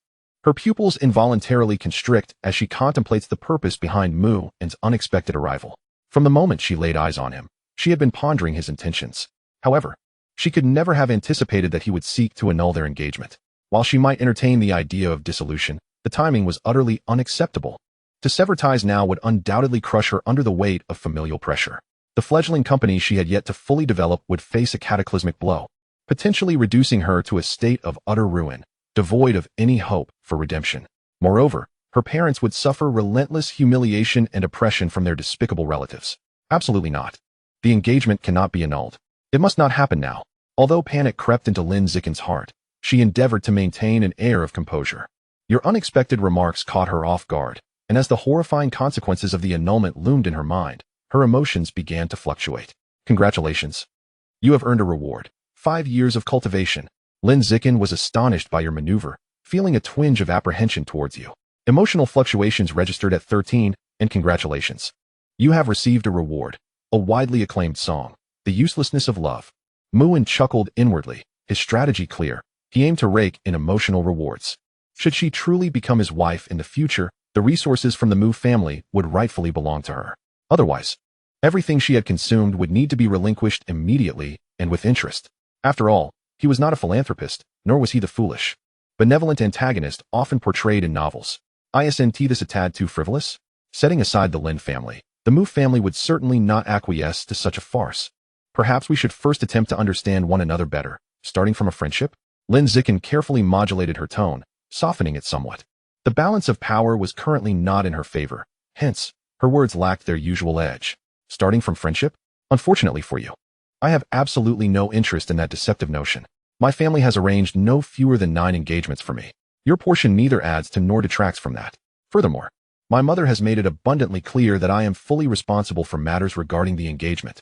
If I dislike it, I shall simply annul it. It's that straightforward. There is no need to waste our youth. I find that quite agreeable. I wonder what Miss Lin thinks. Muin replied with a grin, feigning a carefree demeanor. Impervious to any reproach, he could hardly believe that his words would leave her unperturbed. 9 engagements? The Mu family was evidently making a public display of support for this cad. Moreover, he even inquired about her opinion. In truth, she was essentially being placed on the hot seat, with no option to voice her thoughts. An impulse to strike that infuriatingly smug face surged within Lin Zikin. The audacity of his brazen demeanor was infuriating. Her frustration with your shamelessness overwhelmed her, wishing she could deliver a decisive blow to your insufferable visage. Emotional fluctuations peaked at 12, and congratulations, you have received a reward. A rare edition of electric toys used exclusively by the Iceberg CEO late at night. Upon receiving this reward, Muin's gaze towards Lin Zikin transformed into something peculiar. He had never imagined that beneath her icy exterior lay a penchant for such indulgences. So cough cough, might I request a live demonstration of how that toy is utilized? There is no ulterior motive. As a villain, he merely wishes to broaden his horizons. Lin Zikin felt an inexplicable chill run down her spine. What was with that strange glint in his eyes? Were it anyone else, a formidable woman like her would have long since stormed out with a frosty demeanor. Just say it directly. What do you truly desire from me? Lin Zikin closed her beautiful eyes, aiming to retreat strategically. Despite her current success as the young president of a multi-million-dollar company, and the superficial adoration she received within her family, the foundation of her status was largely due to the Mu family's engagement. Without it, her life would plummet from the heights of prosperity into the abyss of despair, reverting to a time filled with darkness and relentless bullying. At present, she loathed Muin for confronting her prematurely. Given a little more time, she could amass sufficient strength to stand against her family without relying on the Mu engagement as a shield. What do you wish from me? Muin's gaze gradually morphed into one of amusement. The initiative was firmly in his grasp. I can offer you 2 choices. What choices? Lin Zikin felt a flicker of hope ignite within her. The first, you must become my woman and demonstrate your resolve. Muin grinned, raising a finger, then slowly lifting a second. The second, you must transform into my essence, inside and out. The man beamed brightly. It must be said, he possessed a remarkable talent for putting others in a predicament. Lin Zikin gazed at him with a blank expression, though her chest heaved with indignation. Though he presented 2 options, they were effectively one and the same. Thus, this rogue was indeed toying with her. Fuming with rage, Lin Zikin felt an urge to rend you asunder. Emotional fluctuations surged at 15. Congratulations, you have earned a reward. A box of fruit-flavored Pop Rocks that explode with excitement. Lynn Zikin sensed the unfairness of fate, bitterly resentful, yet utterly powerless. Emotional fluctuations at 15. Congratulations, you have received a reward. Proficiency level 2000. Reflecting on her parents, Lynn Zikin begrudgingly resolved to comply, yet she vowed to one day dismantle the detestable Lynn family and ensure you paid dearly. From Lynn Zikin's hatred and fury. Emotional fluctuations reached 16. Congratulations, you have received a reward. Mental strength 1. Observing the plethora of emotional rewards erupting from her, along with the somewhat ludicrous reasons behind them, Muin couldn't help but smile unethically. Did she truly believe she could eliminate him? When the time came, the one facing annihilation would likely be her. Chapter 56, Cyber Attack. Time passed, though its length was uncertain. Secretary Xiao Tian anxiously rapped on the door of the president's office. This is not good. President Lin, we have encountered a cyber attack. Do you have a moment to address this? President Lin? Seeing no response, Xiao Tian's brow furrowed in confusion, and she knocked again. This time with greater force. Soon, a slightly hoarse voice from within called out, "Come in, speak." After receiving permission, Xiao Tian pushed the door open. Upon entering, she found the president wearing a serious expression at her desk, beside her a dashing young man exuding an air of nonchalance. As the president's secretary, she was well aware of his identity as the president's fiancé when she received him. If one could be cherished by the other, it would indeed be akin to soaring up the branches and transforming into a phoenix. Moreover, as if recalling something inappropriate for children, her expression suddenly flushed with a hint of unnatural redness. Ahem, is there something amiss? Lynn Zikin lifted a glass of water, awkwardly clearing her throat. Yet, the intense and nauseating fruity flavor lingered in her mouth, compelling her to endure the experience of what it truly means to savor something endlessly. And all of this was the fault of a certain scoundrel. She couldn't help but cast a fierce glare at him. The icy demeanor of Muan, unaffected by the magical frost attack, merely smiled and nodded at her, exuding the poise of a gentleman. In truth, he was not to blame. One could only say that that box of crazy explosive fruit-flavored Pop Rocks was overwhelmingly powerful. Crazy explosive fruit-flavored Pop Rocks, as long as you desire. You can allow the other to taste an array of fruit flavors, such as durian, mango, avocado, and other peculiar combinations. Simultaneously, the candy detonates in the mouth like a bomb, intensifying the sensations on the taste buds. It is undoubtedly a tormenting delight, an excellent tool for extracting emotional rewards. From Lynn Zikin's melancholic emotional fluctuations, congratulations, you have received the reward of Proficiency 2222. President Lin, your throat. It's just a slight cold. You needn't concern yourself with such trifles. Now, about what you mentioned earlier, please reiterate. Lynn Zikin hastily concocted an excuse. Once she entered work mode, an aura of icy detachment emanated from her, keeping others at bay. President Lin has a cold? She seemed quite healthy not long ago. Xiao Tian dared not pry further. Moreover, how peculiar. Why was there an inexplicable fruity scent in the air? She was puzzled, her expression reflecting her confusion. Yet she chose to focus on completing her work promptly. President Lin, our technical department has discovered that the company's firewall is under attack by unknown hackers. They are working diligently to defend against it, but the situation appears dire, and I wanted to inform you. Upon hearing this, Lynn Zikin's expression instantly turned grave, her brows furrowing deeply. Many of the documents in her company had been processed and uploaded. This meant that if the intruders breached their local network, sensitive commercial documents could very well be leaked. The most critical issue was that she was still unaware of the attackers' intentions. Could it be that rival companies in the raw stone industry were behind this? Yet, that seemed implausible. After all, she had the formidable Lin family backing her. Anyone wishing to target her company would need to consider the potential wrath of the Lin family. Seeing their president lost in thought, Xiao Tian dared not breathe a word, fearing she might disrupt Lynn Zikin's contemplation. Let us head over and take a look, Lynn Zikin decisively declared. Without delay, she stood up and hurried toward the technical department, with Muin leisurely trailing behind. After all, where there was commotion, there was intrigue to behold. Perhaps this was an opportune moment to garner emotional rewards from Lynn Zikin? Inside the technical department, chaos reigned. The attackers have breached 80% of our firewall. This is untenable. We cannot hold them back. Their technology is too advanced. What in the world is this virus? I've never encountered anything so outrageous. A programmer exclaimed. I just consulted my mentor overseas, and he could only exclaim, Heavenly crab. This cannot be resolved by mere mortal means. President Lin is here, everyone calm down. Xiao Tian raised her voice. The moment those words were uttered, the tumultuous office fell into a noticeable hush. Immediately report the current situation. Lynn Zikin's countenance was icy, her commanding presence radiating the essence of a powerful woman. Soon, a balding middle-aged man with a Mediterranean appearance nervously and expeditiously detailed the circumstances. However, with each piece of information Lynn Zicken received, her expression grew increasingly frigid. I implemented the latest international firewall technology and hired seasoned programmers from prestigious universities. I have allocated substantial funds to the technical department, and this is how you repay me? Her gaze swept across the entire office, yet no one dared to meet her eyes. The collective shame was palpable. This time, it wasn't that they were too weak, rather. The adversary was too strong. They had not yet discerned the origin or the motives of the intruders. Should we seek assistance from the foreign software company, Heroine, with whom we previously collaborated? The balding supervisor cautiously suggested. The pride that the technical department once held had completely evaporated. If there's a problem, why not seek help elsewhere? What purpose do I serve in employing you? Under Lynn Zicken's piercing gaze, the bald supervisor immediately lowered his head, silenced. You may also be aware that our company previously faced a similar issue, though not as severe. But even so, do you know how much they charged? $50,000. Just to resolve that problem, our company spent $50,000. That's a staggering $300,000. If it weren't for the desire to prevent a recurrence of such incidents, why would I have vigorously implemented new technologies? Lynn Zicken's frustration intensified, her teeth clenched. She recognized that she was merely venting her impotent fury. Ultimately, to avert greater losses, she would likely still choose to enlist the help of another company. Yet, she felt an overwhelming sense of unwillingness.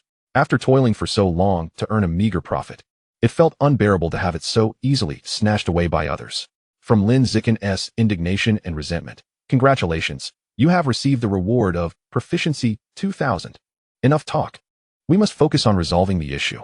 Muin yawned and casually seated himself at a nearby computer. He couldn't let such trivial matters interfere with his pursuit of emotional rewards. Of course, if utilized wisely. This minor issue could also aid him in extracting more rewards from Lynn Zicken. The middle-aged programmer, whose position had been usurped, initially appeared bewildered before erupting in anger. Who the hell are you? A seasoned programmer with 10 years of experience couldn't solve this. What makes you think you can? If you can resolve it, I'll eat this keyboard right here, right now? With a resounding thud. Thud, thud, thud. Muin's fingers flew across the keyboard, moving with such speed that they seemed to leave behind afterimages. He possessed extraordinary black technology skills. This minor inconvenience was no more challenging than 1 + 1 = 2. The middle-aged programmer standing beside him was utterly flabbergasted. To the untrained eye, it might appear as mere spectacle, but to those in the know, every line of code, every operation seemed comprehensible when dissected. Yet, when combined, he could only think, what the hell is this? What is the significance of my over a decade of experience as a programmer? Before long, Muin effortlessly concluded his work. It was quite simple, wasn't it? The virus had been thoroughly eradicated, and the company's computers swiftly returned to normalcy. The previously dilapidated firewall had even undergone a radical transformation and upgraded his hands. One could surmise that even the world's top hackers, should they unite in an attack, would find it exceedingly challenging to breach the initial barriers within a year or more. Meanwhile, a throng of astonished programmers stood behind him, their shock having rendered them nearly numb. This was no longer merely a matter of whether one was a master or not. This was the work of a veritable deity of hacking. If only you had mentioned you had brought such a genius back, Lin Zong, we wouldn't have worried about firewall security at all. With such a god among us, we could even consider resigning. The balding supervisor chuckled wryly. Beside him, a middle-aged programmer sank into contemplation. The problem that had vexed them for so long had been so effortlessly resolved by this individual. Did this not imply that he would have to fulfill his promise and devour an enormous keyboard? Chapter 57. Observe diligently, learn earnestly. In the president's office, Lynn Zicken had gazed at Muin several times, yet each time she hesitated to voice her thoughts. She still could not comprehend how he possessed such extraordinary hacking skills. This was a complete upheaval of her previous perception of him as a frivolous scion. President Lin, feel free to ask whatever you wish. No need to keep hesitating. Muin reclined languidly on the nearby sofa, rolling his eyes. In his hand, he perused a series of vibrantly positive selfies on his phone, occasionally clicking his tongue in astonishment, meticulously analyzing them in the guise of a professional antagonist before delivering a scathing critique. As for the source of these images, it was quite simple. They were the fruits of his own diligent efforts. The previous hack was far more intricate than it appeared on the surface. He had noticed that behind the obvious intruder lurked a second party. In other words, there were actually two factions involved in the recent incursion. The photographs at his disposal were from this second group. To be precise, it was merely a woman. Simultaneously, on an island in the Pacific, Bai Yao lay languidly in her esports chair, resembling a lifeless fish devoid of all vitality, thoroughly exhausted. Before her were numerous computer screens and an array of high-tech electronic devices. It was evident that she alone constituted the second wave of hackers involved in the prior intrusion. Additionally, she held a notable title in the hacking realm. She was known as the world's foremost super hacker by E. Her hacking prowess was so formidable that she could claim there was no place in the world she could not infiltrate. The defense systems of the Free Nation and other Western countries were as flimsy as paper to her, regardless of how they upgraded their systems. Whenever she desired to take a look around, she could do so as effortlessly as having a drink at home. The most astonishing part was that she could swagger in and out with impunity. To this day, no one had managed to catch even a glimpse of her trail. However, what they likely did not realize was that the hacker whom countless individuals revered as a deity was, in fact, a blonde-haired, blue-eyed girl with twin ponytails. Yet, even with her formidable hacking skills, she had recently been utterly outmatched by someone whose name she had never even heard of. It was a crushing defeat, with no opportunity for retaliation whatsoever. How could a mere small company have such a genius at its helm? It was something she could never believe, even if she were to die 1,000 times. And now she was being tasked with investigating Lin Zikin? In her view, Long Hao Ian would inevitably meet his demise at the hands of a woman. He had no idea what kind of existence he had provoked because of her.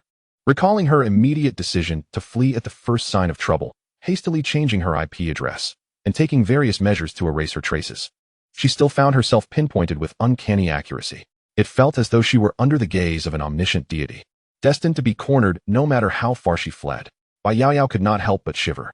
The most infuriating aspect was that this individual had not only taken complete control of all her computers, but was also audaciously looping her beautiful selfies on them. Despite her meticulous efforts to conceal these images, they had still been discovered. The individual had even threatened that if she dared to provoke him again, he would broadcast these images on every electronic screen worldwide, introducing her to strangers across the globe. If that were to happen, it would be an unprecedented humiliation.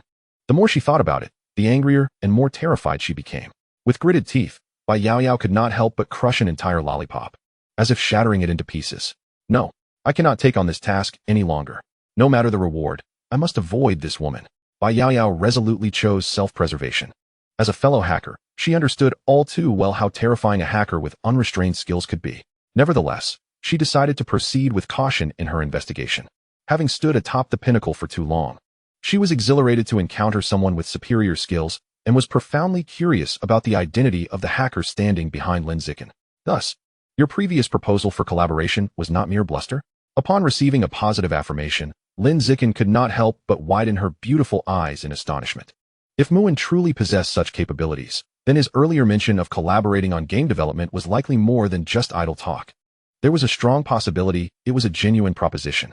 Due to the prowess he had displayed, Lin Zikin's perception of him began to shift dramatically, her astonishment registering a wave of emotional fluctuations, and congratulations were in order for her receiving the reward. 3 years of cultivation. From Lu Zikin's skeptical emotional fluctuations. Congratulations were in order for her receiving the reward. 3,000 proficiency. My dear fiancé, do you truly believe I have the leisure to amuse myself with you? To put it bluntly, you are merely one of my many fiancés. Do not assume that a touch of beauty grants you undue importance. I have plenty of stunning women around me, the kind I can easily entertain. After critiquing the plethora of photos, Muin tucked his phone away and casually crossed his legs, casting a glance at her imbued with an air of quiet derision. Lin Zikin. Lin Zikin felt a slight sting of condescension, a mix of indignation and humiliation registering as emotional fluctuations. And congratulations were in order for her receiving the reward. Unlucky card 1. Yet, Muin furrowed his brow slightly. Why had the recent rewards all been a string of unfortunate cards? He has already seen several images. Well, let us consider it a modest enhancement to the mundane daily lives of our two protagonists. The misfortune cards have been fully utilized. The effects are now in motion. On the other side, Lin Zikin possesses remarkable emotional control, quickly forcing herself to regain her composure. So, what exactly do you propose for our collaboration? I must clarify that if I find this partnership lacking in value, I shall withdraw without hesitation. However, she is well aware that given the formidable hacking skills of the other party, their expertise in game development is unlikely to be subpar. You need not worry about the development and value of the game. Simply manage the operations well, and you shall reap the rewards. As for the shares, it shall be a 70-30 split, with me taking the larger share. No negotiations accepted. Muin's expression remained calm and composed. The top-tier game library of the Parallel Blue Star he obtained previously contains a plethora of exceptional games.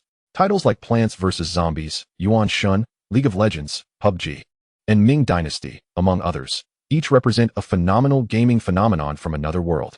He merely needs to implement them, perhaps with minor modifications. Yet, Lin Zikin does not share this perspective. In her view, the gaming sector in Longwa is still in its developmental phase, fraught with uncertainties. A single misstep could lead to disastrous consequences. And as for the share division of 70-30, with you taking the larger portion and I the smaller? Upon hearing such a division, Lin Zikin's blood pressure, which had just stabilized, began to rise again. Don't think you'll profit less. This is a concession made solely because you are my fiancé. Otherwise, you might not even get a single share. After all, 3% of 100 billion is markedly different from 3% of 1 million. Muin seemed to perceive her underlying thoughts and couldn't help but chuckle. But isn't this a bit absurd? If we were to establish a new game company, I would need to manage numerous aspects and expenditures. Your game may not necessarily meet market expectations, and it is impossible to guarantee profitability, let alone substantial profits. Though aware of her lack of bargaining power, Lin Zikin instinctively sought to negotiate for more, a tendency that could be considered a professional habit acquired since becoming president, engaging in high-level commercial discussions and bargaining. Muin smiled. Rather than mere words, it is better to witness it firsthand. He said nothing further, directly installing a Plants vs. Zombies game onto her computer via a USB drive. After briefly explaining the game rules, Lin Zikin quickly became engrossed. In a gaming world that has merely progressed to stealing vegetables from others, the game presented by Muin constituted a dimensional strike. Curse it. Why can't my zombies reach the brains in the opponent's house? These plants are simply too formidable. Is this a game meant for humans? My zombie army is being decimated too easily. No way. I refuse to believe that I, the illustrious business prodigy Lin Zikin, cannot conquer this level. Her competitive spirit was swiftly ignited, and with a significant emotional fluctuation, congratulations, you have received a reward of 5 million in currency. Lin Zikin was deeply captivated by the game, her excitement leading to an emotional fluctuation of 11. Congratulations, you have received a reward of entry-level skill. Game operation. Had it not been for Muin secretly employing a heartfelt words card, one might genuinely assume that Lin Zikin, playing the game expressionlessly, had no interest in it. It can only be said that regardless of the setting, classic games remain timeless. Watching her repeatedly perish at the same level, just on the verge of success, the stubborn Lin Zikin found herself caught in an infinite cycle of failure. Muin couldn't help but find the situation amusing. Is there truly such a foolish woman in the world? He mockingly exclaimed. You're truly terrible at this. If you think you can do better, then by all means, give it a try. Lin Zikin paused, lifted her head, and with a forced smile, retorted. Muin was unrelenting. In fact, he was pushed to the limit by her lack of skill, stepping forward to deliberately grasp her delicate hand and control the mouse. Young people should observe closely and learn. This is how you operate. Chapter 58, Solid. After a display of expert-level maneuvers, the level that had ensnared Lin Zikin multiple times was finally breezed through. You didn't pay tuition in vain. Muin tossed aside 2 packets of finished, crazy exploding fruit-flavored Pop Rocks. This treat indeed serves to torment individuals and extract emotional rewards. Yet, when paired appropriately, it can be quite delightful. He felt inclined to have more. Ahem. After consuming a packet of bizarre fruit-flavored Pop Rocks, Lin Zikin couldn't help but cough, casting a sideways glance at the man. This was her punishment for being a good sport. The emotional fluctuation of shame and indignation from Lin Zikin earned her a reward of 3 years of cultivation experience. The admiration from Lin Zikin's emotional fluctuation of 15 granted her another reward of 5 million in currency. This game should meet your expectations, right? Moreover, I can inform you in advance that I possess many more mature games, even those of a higher caliber. So, you find my offer of 3% shares unjust? Muin relished the expression on her delicate face at that moment. Perhaps such thoughts were a bit perverse, but who could resist the sight of a stunning beauty, clearly itching to strike, yet utterly at a loss against him? Just as Lin Zikin was about to say something, a commotion erupted outside. President Lin is working inside. You cannot disturb her. What work? I am the major shareholder of this company. She is merely an employee to me. Who is she putting on airs for? I must go in today. If you dare to stop me again, you needn't come to work tomorrow. Soon, the door swung open, and the outsiders entered. I'm sorry, President Lin, I couldn't prevent them. Secretary Xiaotian lowered her head, feeling somewhat guilty. However, what was that peculiar fruity scent lingering in the air? Does President Lin have such a fondness for it? Perhaps she should buy some for future occasions? What are you doing here? Noticing that her aunt and her son were present, Lin Zikin frowned slightly, her tone icy. Lin Zikin, how dare you speak to me like that? Truly disrespectful. Oh my. I was wondering what the reason was. Turns out you've hidden a toy boy in the company. Upon seeing Muan, her heavily made-up aunt, Hu Xiuhua, spoke with a sarcastic tone. Oh dear, Mom, stop with the nonsense. Don't forget our purpose for coming here. Hurry up and ask her for money. I'm eager to show off to my classmates at today's party. I've had my eye on that latest motorcycle for ages. Her son, Lin Tu, impatiently revealed their motive for visiting. All right, dear, I'll ask this shameless woman for money right away. Hu Xiuhua, excessively doting on her son, turned to Lin Zikin with a sharp tongue and a biting demeanor. Did you hear that? Hurry up and bring over a sum of at least 100,000. You may only be losing a bit of money, but can you afford to let your brother's once-in-a-lifetime coming-of-age ceremony be delayed? Lin Zikin's teeth were clenched tightly, her gaze piercing and her expression increasingly frigid and indifferent. No, company funds cannot be misappropriated. We can either wait for the year-end dividends or sell the stocks you hold to raise the money. The other party had already made unreasonable demands countless times. She had long since understood that they were nothing but ungrateful wolves raised by her family. They were no different from the scoundrels on the streets, only knowing how to leverage family and parents against her. Now, this company had been thoroughly ruined under their interference. This was one of the primary reasons she was so determined to establish her own company. Oh, you can't afford to give your brother a coming-of-age ceremony. Yet you have the funds to support a little pet? Slap. Muan coldly delivered a resounding slap. He believed in a principle. If you challenge him, you better be prepared for the consequences. Was one reprimand not enough? Did they want a second? Truly, they were overstepping their bounds. Hu Xiuhua touched her gradually swelling face, her expression one of disbelief, momentarily forgetting the pain she felt. You actually dared to hit me? Lin Zikin, aren't you going to control your little pet? Slap. Another loud slap echoed, finally achieving symmetry. Muan disdainfully grabbed a tissue to wipe the powder off his hands. He had no intention of meddling in family disputes, but who could blame him when the other side provoked him so brazenly? Hu Xiuhua looked at him with shock and terror, seemingly unable to believe she had been struck twice. The force of the slap had left her ears ringing. Her disheveled hair made her resemble a shrew cursing on the street. You dare hit my mother? You little brat, have you never faced death? Lin Tu glared, rolling up his sleeves. If you dare take a step closer, I'll take you down too. Go ahead and try. Muan raised an eyebrow and brandished his fist. The moment he spoke, Lin Tu immediately shrank back. Coward. Muan mocked. He had just used his discerning eye and noted that these two arrogant bullies had low fortunes. It was likely they were destined to be humiliated by the protagonist in the future.